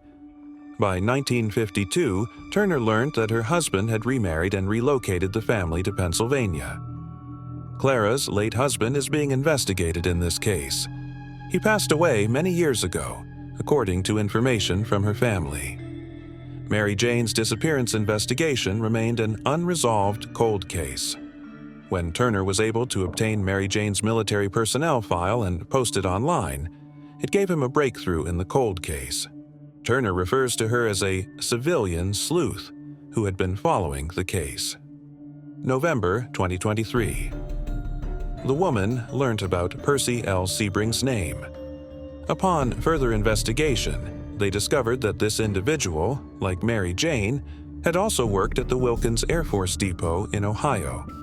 A few days after filing for divorce in February 1945, She was promoted to high-lift fork operator, according to employee records. She replaced Percy in the role and most likely learned from him. Turner discussed this breakthrough as follows.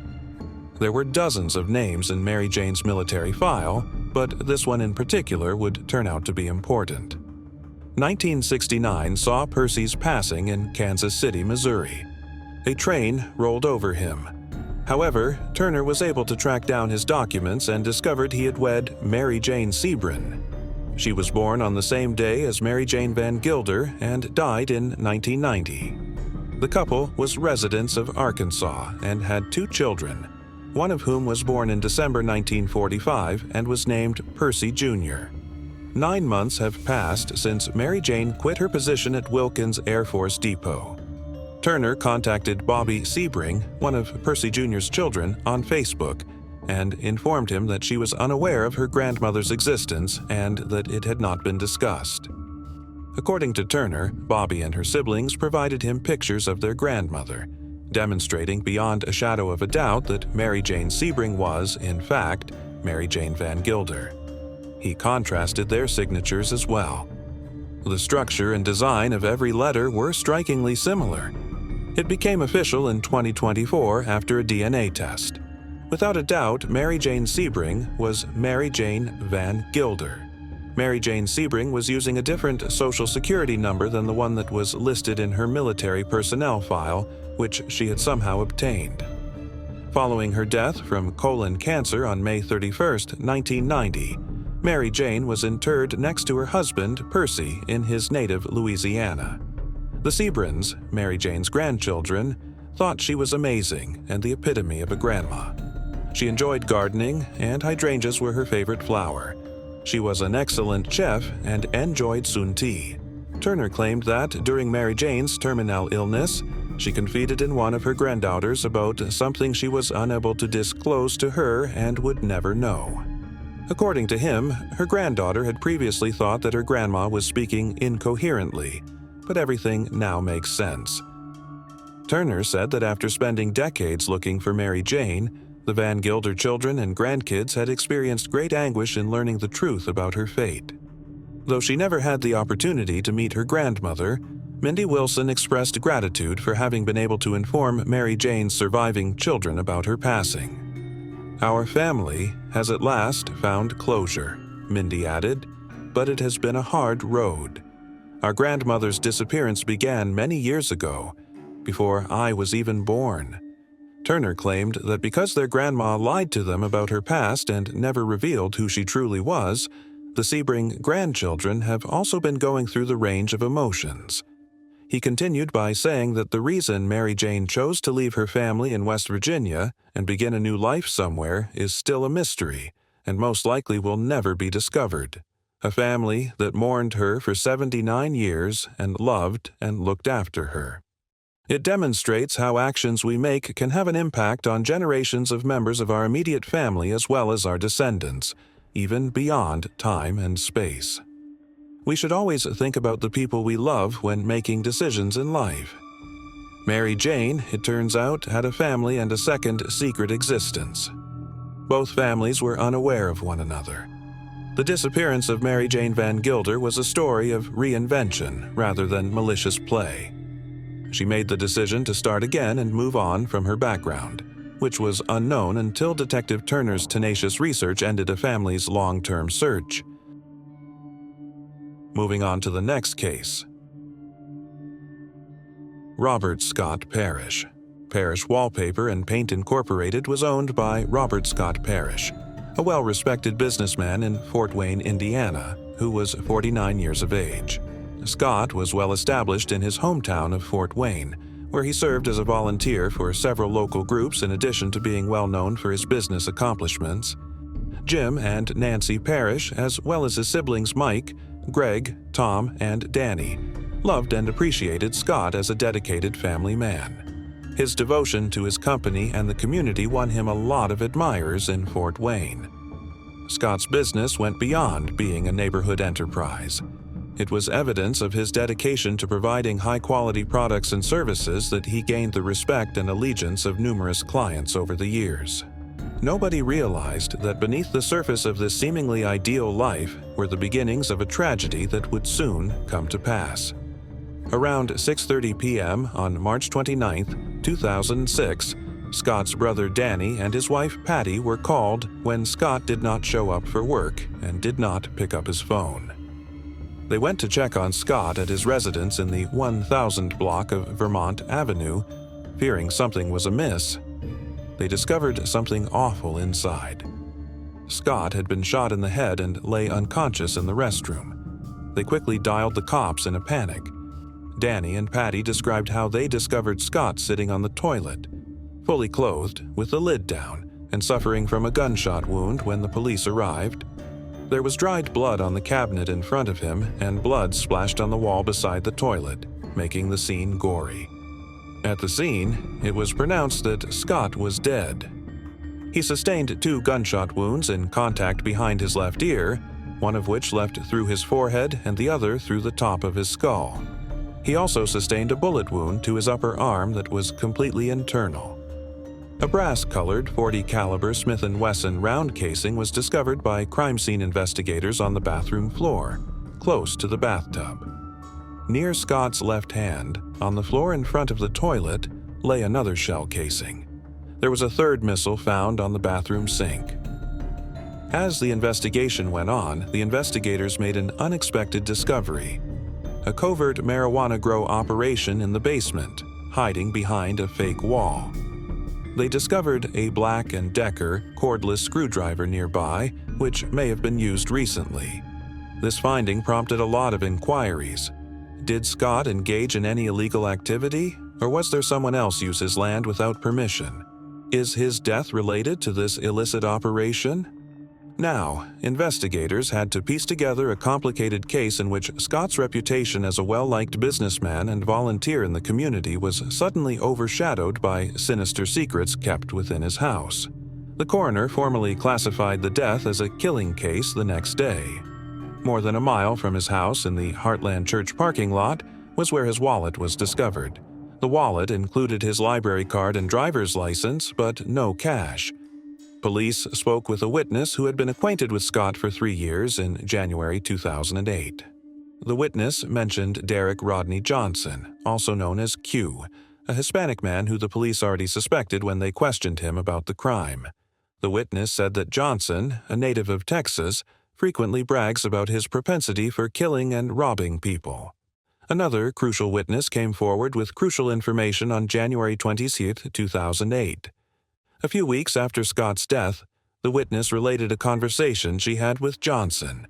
The witness remembered conversing with Johnson in his South Lafayette Street kitchen, where he demonstrated 2 pot plants growing in a closet. Subsequently, he stated that he had obtained the plants during a theft. According to the witness, Johnson acknowledged shooting Scott in the head as the robber tried to take a gun out of a safe in his restroom. Although Scott had multiple marijuana plants in his basement, according to Johnson, he only took 2 of the plants and a little quantity of marijuana. The witness went on to say that Johnson had once owned 2 .40 caliber weapons, but it was unclear where they were kept. Detectives spoke with Johnson at the Westville Correctional Facility on July 31, 2014. After entering a guilty plea to 2 charges of aggravated violence and 1 count of criminal negligence for shooting Leonardo Puentes in Fort Wayne in 2006, he was already serving a sentence of years in state prison. He received a 34-year sentence, with 2029 serving as the earliest potential date of release. He acknowledged knowing Scott through a mutual acquaintance, Witness 1, with whom he had worked on construction sites, after being advised of his rights and having to sign a waiver. Additionally, he disclosed that he first purchased marijuana from Scott through Witness 1 and then from Scott directly. Afterwards, he admitted to owning 2 Smith & Wesson firearms chambered in .40 caliber at the time of Scott's murder and to being acquainted with the design of Scott's bathroom due to his use of it for the acquisition of illegal substances. Johnson wrote a letter to detectives on July 1, 2015, when he was at the NCCF Annex in Newcastle. He wrote in the letter that Scott had been executed by his gang, Northern Vados Locos, for stealing money and marijuana. He claimed that even though he was aware of the offenders identify, the gang's rule of silence prevented him from telling anyone. Johnson clarified that he had ordered the hit after reporting Scott to his gang bosses. He further mentioned that the shooter had sent him pictures of Scott after the killing. Johnson explained that there wouldn't be any indications of resistance because the gang members had shot Scott after sitting him down on the toilet because they were angry at his lying. Although he acknowledged taking part in a few robberies, he maintained that he never intended for anyone to suffer harm. Johnson said the gun had been given to one of his crew members and then sold to an unidentified person. He denied ever possessing twin .40 caliber Smith & Wesson firearms, but he did characterize the weapons as a matching set, one left-handed and one right-handed. Johnson retracted after being informed by investigators of his earlier admission from July 2014, in which he acknowledged owning two Smith & Wesson firearms chambered in .40 caliber and being armed when doing business with Scott.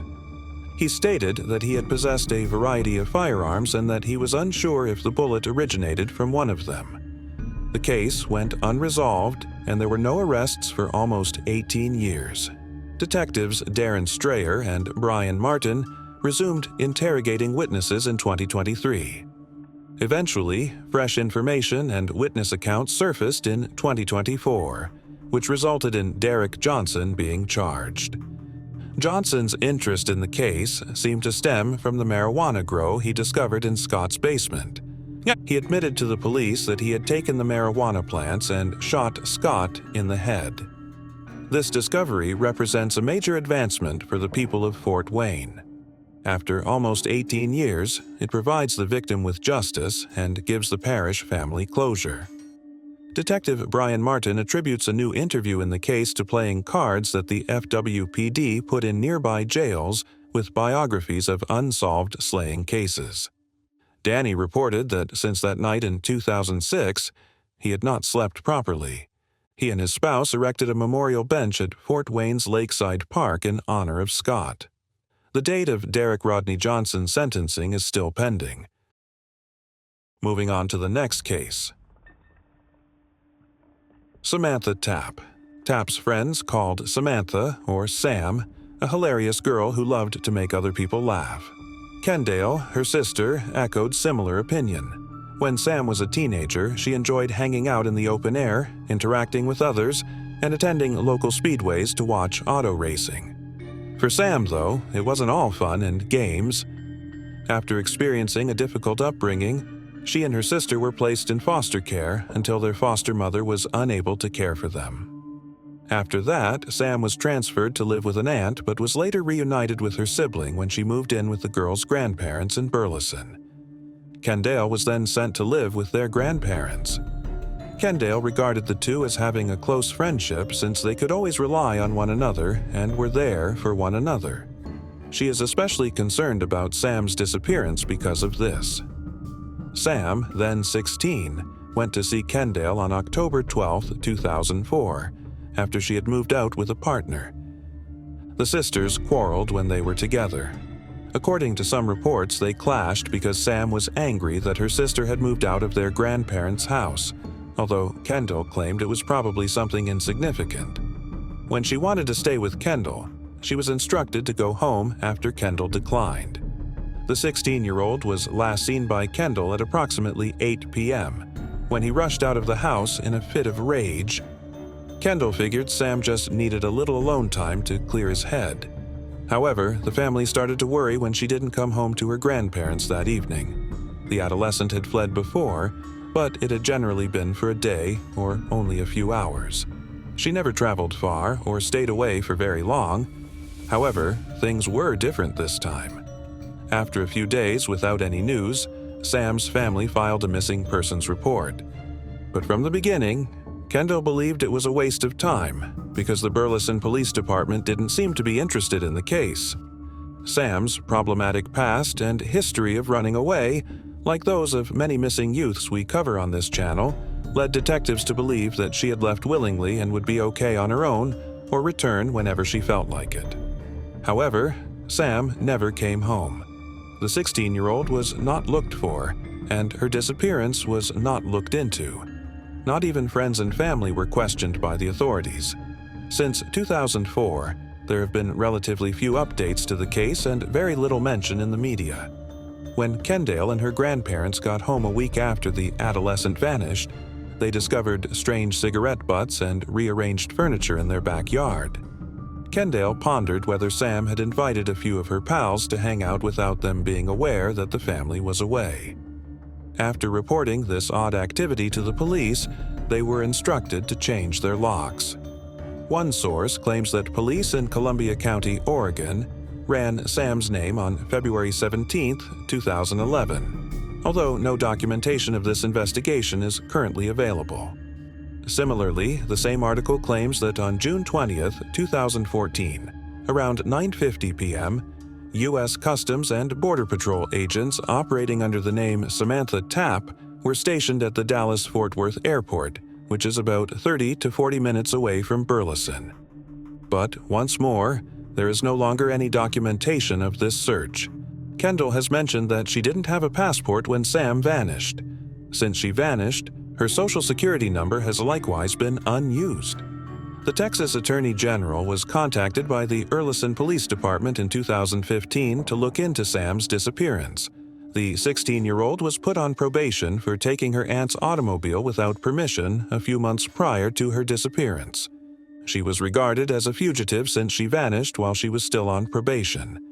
The police had hoped that the Attorney General's additional resources would aid in the search for the missing team, but they were unsuccessful. Sam was nowhere to be found. Kendall is still searching for information on her sister's whereabouts. In the hopes of finding something that may lead her to Sam, she has gathered the case files from the Burleson Police and the Attorney General. She has maintained the same phone number for the past 18 years in case her sister calls. She also said that if she could talk to Sam, she would reassure her that she is safe and that she doesn't need to be afraid to return home since there are people who care about her. We still don't know Sam's fate as of May 2022. On October 12, 2004, Samantha Tapp, then 16 years old, disappeared from Burleson, Texas. She is characterized as a 5'4" Caucasian woman with brown eyes and black hair.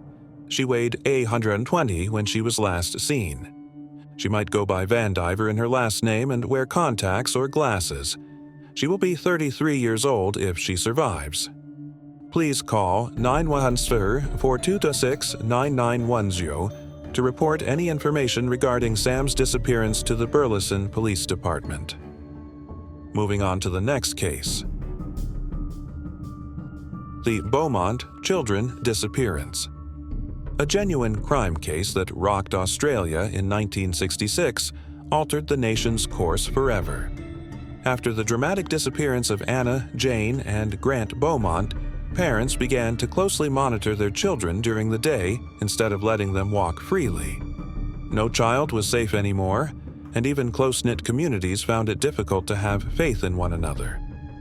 The devastating disappearance of the Beaumont children still has an impact nearly 60 years later. 9-year-old Jane, 7-year-old Anna, and 4-year-old Grant Beaumont requested their parents if they might go to Glenelg Beach early on January 26, 1966. They had been the previous day, but it was an even hotter day, and they were eager to return because they had had so much fun. At 8:45 a.m., they boarded the bus since it was too hot to walk. The kids agreed when their mother Nancy advised them to take the 12 p.m. bus back home. However, neither the 2 p.m. bus nor the 12 p.m. bus ever brought the trio back, which worried Nancy. When their father, Jim, got home about 3 p.m. from his trip and realized the kids weren't home, he drove straight to the beach, which was only a 5-minute bus ride from the family's Somerton Park, Adelaide, house on Harding Street. Jim couldn't find the kids on the crowded beach, so he went back home with Nancy and they started looking for them. They knocked on people's homes, searching the streets, but no one had seen Grant, Anna, or Jane. The couple called the police that evening at about 5 o'clock to report the disappearance.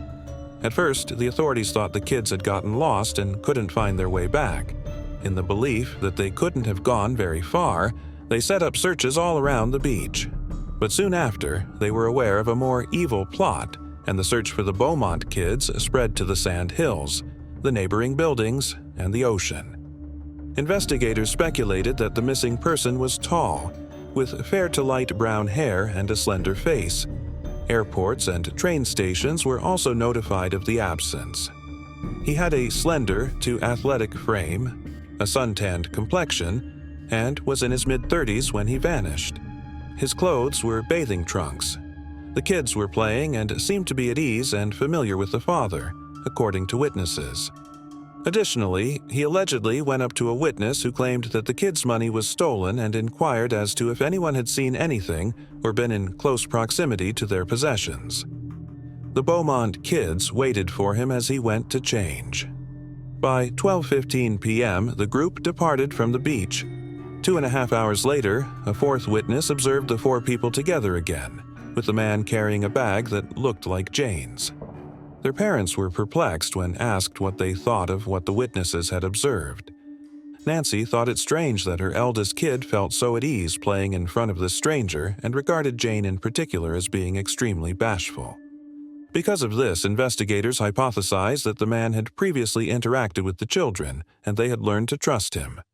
Interestingly, Anna revealed to Nancy in the final days before they disappeared that Jane, quote, had made love to someone at the beach. Nancy took the remark lightly at the time, assuming Anna was referring to a playmate of the same age. In the days that followed the children's disappearance, investigators discovered that they had visited Wenzel's Bakery on neighboring Mosley Street. The store owner, who saw the kids frequently, informed her that Jane had paid £1 for a meat pie and some pasties. Nancy hadn't given Jane even £1, so this was odd. She always handed the kids money in the form of coins. They had 6 shillings 6p on the day they vanished, which was plenty to pay for their lunch and bus expenses, but nothing more. They had never purchased a meat pie before, the storekeeper added. Authorities surmised that the children had probably received the £1 note from someone else, most likely the odd man they had been spotted with. On January 29th, a woman said that she had spoken with 3 youngsters who appeared to be the Beaumonts at the Patawalonga Boat Haven at approximately 7 teachers that evening, the night before they vanished. This provided them with yet another clue. After that, the haven was examined and emptied, but no proof turned up. It took months for another witness to come forward. A woman reported that she had witnessed a man with 2 girls and a boy enter what she thought to be an empty house on her street the night before the disappearance. Subsequently, she noticed the youngster strolling by himself, but the man pursued him and roughly seized him. However, there was no movement at the residence the next morning, and she didn't see the group again. It's unclear why this woman didn't disclose the information earlier, but it doesn't appear to have led to any fruitful leads. Only a few months after the children disappeared in November 1966, Dutch psychic Gerard Croce was sent to Australia to help with the investigation. Not unexpectedly, his attempt to advance the case was unsuccessful. He allegedly altered his account on a regular basis and provided the police with no credible leads or proof. He said the children were buried in a location at a warehouse close to their home. Despite their reluctance to dig, the property owners managed to gather $40,000 to have the building removed. However, a search quickly produced no results, including no human remains or kid-related items. In 1996, the property would be searched once more, but this time nothing turned up. Police never confirmed any of the sightings of the children that had been reported across the nation over the course of the next year. Nancy and Jim, the children's parents, received 2 letters in 1968, 2 years after the children vanished. One was allegedly written by Jane, the oldest of the group, and the other was penned by a guy claiming to be the children's guardian.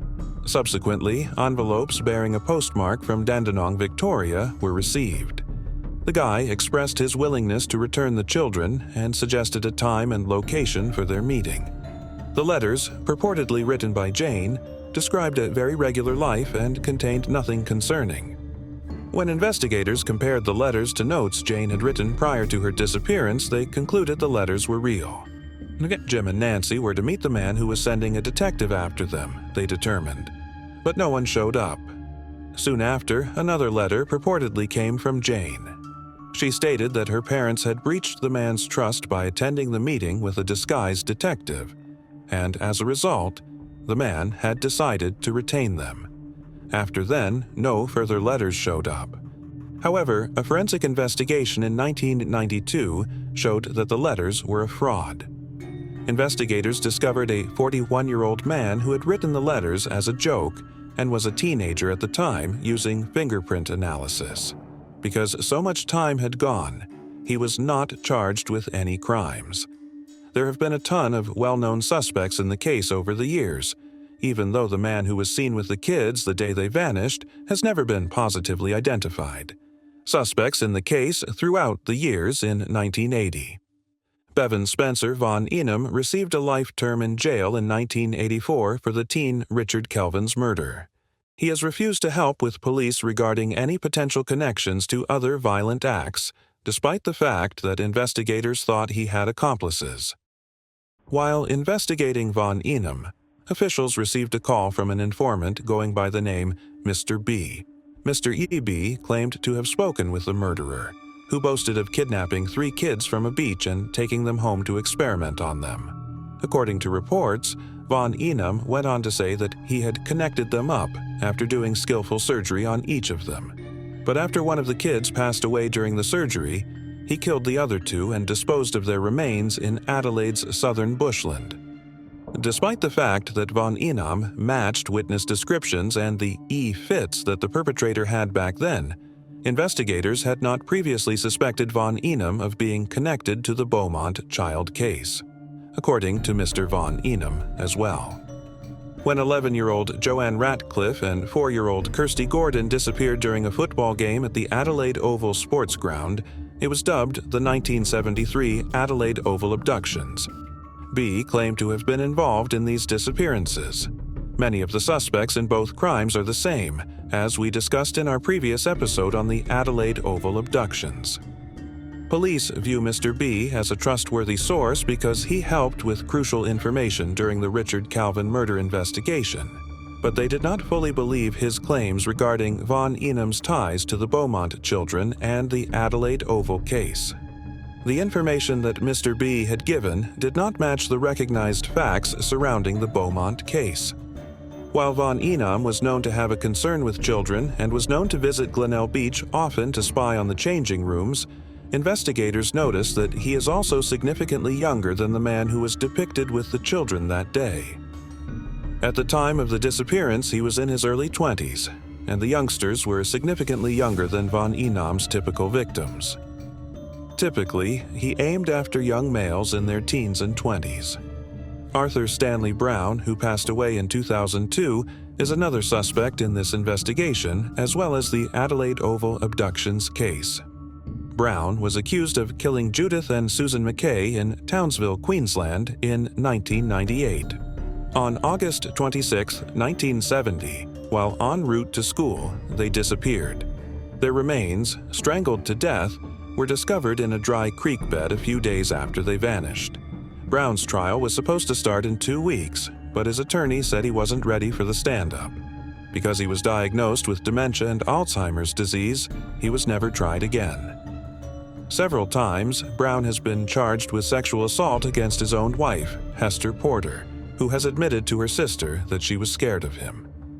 Hester told her sister that she had seen Brown appear to have a sexual interest in young girls and that she had once witnessed him abusing a child. In the 1980s, a number of other Hester's family members came forward and reported that Brown had mistreated them while they were little. In 1978, Hester passed away. Her arthritis kept her confined to her bed. Furthermore, many of her relatives think Brown killed her, despite his story that she had fallen and struck her skull. Interestingly, he wed the younger sister of Hester later that year. Although Brown was 53 in 1966, he would have been somewhat older than the man seen with the Beaumont children. He is said to bear a striking likeness to the E-fit made of the suspect in both cases. Because Brown's job records were missing at the time, detectives trying to follow his activities in the 1960s were unable to determine his whereabouts. Investigators observed that since Brown was employed by the Queensland Department of Public Works and had access to government buildings, it was possible that he destroyed his own files or that the data were lost in the flood that occurred in Brisbane in 1974. Derek Percy, a 2013 deceased child murderer, is the third suspect in the Beaumont children case. The Age newspaper in Melbourne made a suggestion about Percy as a suspect in 2007. He filed an insanity plea in 1969 after killing Yvonne Tuohy, in part because of a medical condition that prevented him from recalling the specifics of his acts. He purportedly said that because of this illness, he was unable to recall whether or not he had also slain the Beaumont children in 1966. In relation to the matter, Percy was questioned by Victoria Police in 2007. He would have only been 17 at the time, which is significantly too young to fit the description of the man observed with the kids on the day they vanished, according to investigators. It was also unknown whether he had access to a car at the time, even though authorities think the suspect would have needed one to leave the scene and dispose of the dead afterwards. Whether Percy remains a suspect in this case is unknown. Alan Anthony Monroe, a businessman, was one of the other suspects. Alan McIntyre, who had been questioned in relation to the Beaumont case, brought Monroe to the attention of the police. According to McIntyre's statement to the Adelaide Advertiser in 1966, Monroe, who remained unidentified at the time, visited his home carrying the Beaumont children's bodies in the trunk of his vehicle. Monroe, a scoutmaster, entered a guilty plea to 10 charges of child sex dating back to 1962. Additionally, McIntyre claims that she was wanted in Southeast Asia in the 1960s for additional charges of child abuse. He was sentenced to 10 years in prison with a 5-year, 5-month parole period after entering a guilty plea to his charges. In June 2017, after several decades, investigators obtained a 1966 child's journal. Monroe was in the Glenelg Beach region when the kids vanished, according to the diary's author. Despite Monroe's investigation in relation to the case, investigators have not discovered any proof of his involvement. Then, in 2013, after the book The Satin Man, uncovering the mystery of the missing Beaumont children was published, the last suspect in the case came to light. The Satin Guy is now recognized as Harry Phipps, a factory owner who passed away in 2004, despite not being named in the novel. Phipps belonged to Adelaide's social elite in the 1960s, and his son, who was alienated from him, revealed his identity soon after The Satin Man was released. Not only did Phipps seem like the e-fit of the man who was seen with the kids the day they vanished, but he was also extremely well off and frequently gave them £1 coins. Moreover, he resided about 250 meters from the shore in 1966. In 2007, Hayden, the estranged son of Phipps, came out.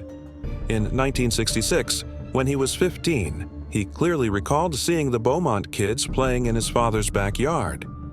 It wasn't until later that accusations that Phipps was a pedophile surfaced, with his own son, Hayden, among his victims. Wayne, another son of Phipps, has, however, come out against his brother and claims that his father was a ruthless child abuser. He asserted, quote, "This is wrong," claiming that Hayden, who passed away in 2016, had made up the accusations because of mental health problems. "It is causing pain to the people I love and the memories of the people I loved. We adored Harry and still think he was innocent." According to CNN reporter Frank Pangiello, Harry Phipps wasn't your typical predator. He was a prosperous man. He was a respected member of the community, a prosperous businessman, and an industry captain. He would not have been suspect in the first place.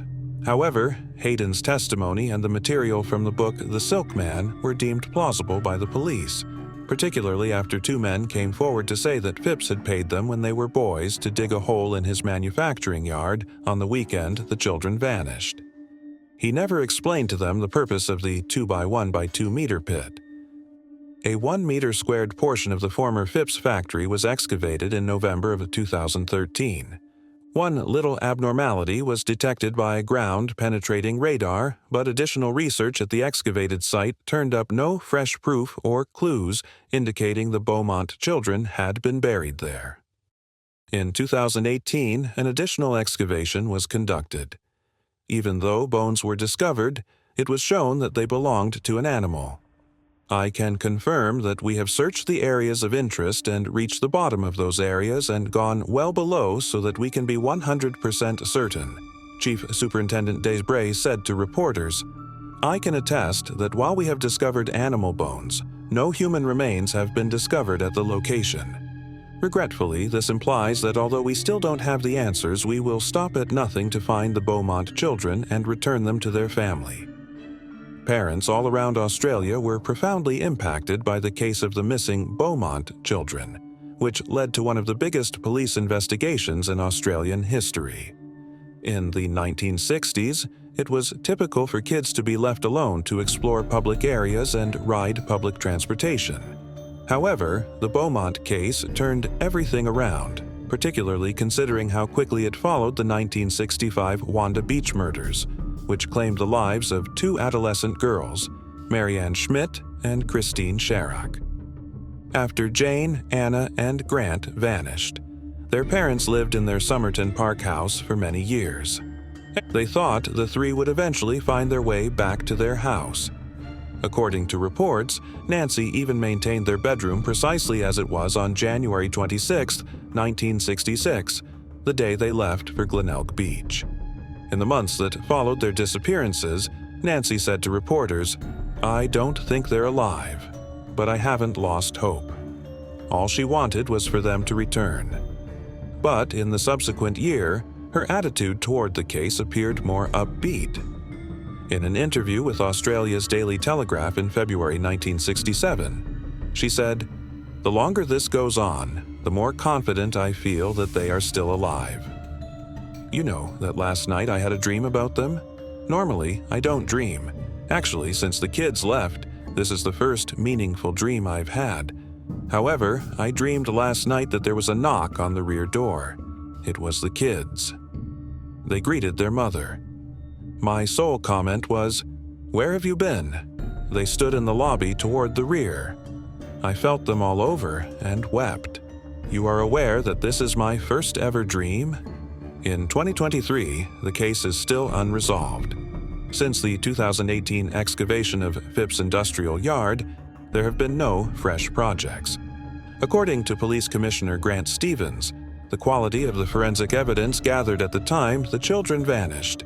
The memory of witnesses and the deaths of witnesses all contribute to the increased difficulty in concluding that specific investigation. He also noted that the likelihood of solving the case decreases with each passing year. He was quick to clarify, though, that the case is still ongoing and that any fresh information will be looked into in depth. Sadly, Jim and Nancy are no longer with us. Nancy passed away on September 16, 2019, at the age of 92 at an Adelaide care facility. 97-year-old Jim passed away on April 9, 2023. A reward of up to $1,000 is offered in this case to anyone whose information results in the kidnapper of the children being found guilty. You can reach Crime Stoppers at 1800 Udwise 333 if you have any information regarding the disappearance of Jane, Anna, and Grant Beaumont. Thanks for watching. We hope you enjoyed exploring these intriguing cold cases with us. If you found the video fascinating, don't forget to give it a thumbs up and subscribe to Cold Case Mystique for more deep dives into unsolved mysteries. Your support helps us bring you more compelling content. Leave a comment below with your thoughts or any cases you'd like us to cover next. See you in the next video, and remember, the search for truth never stops.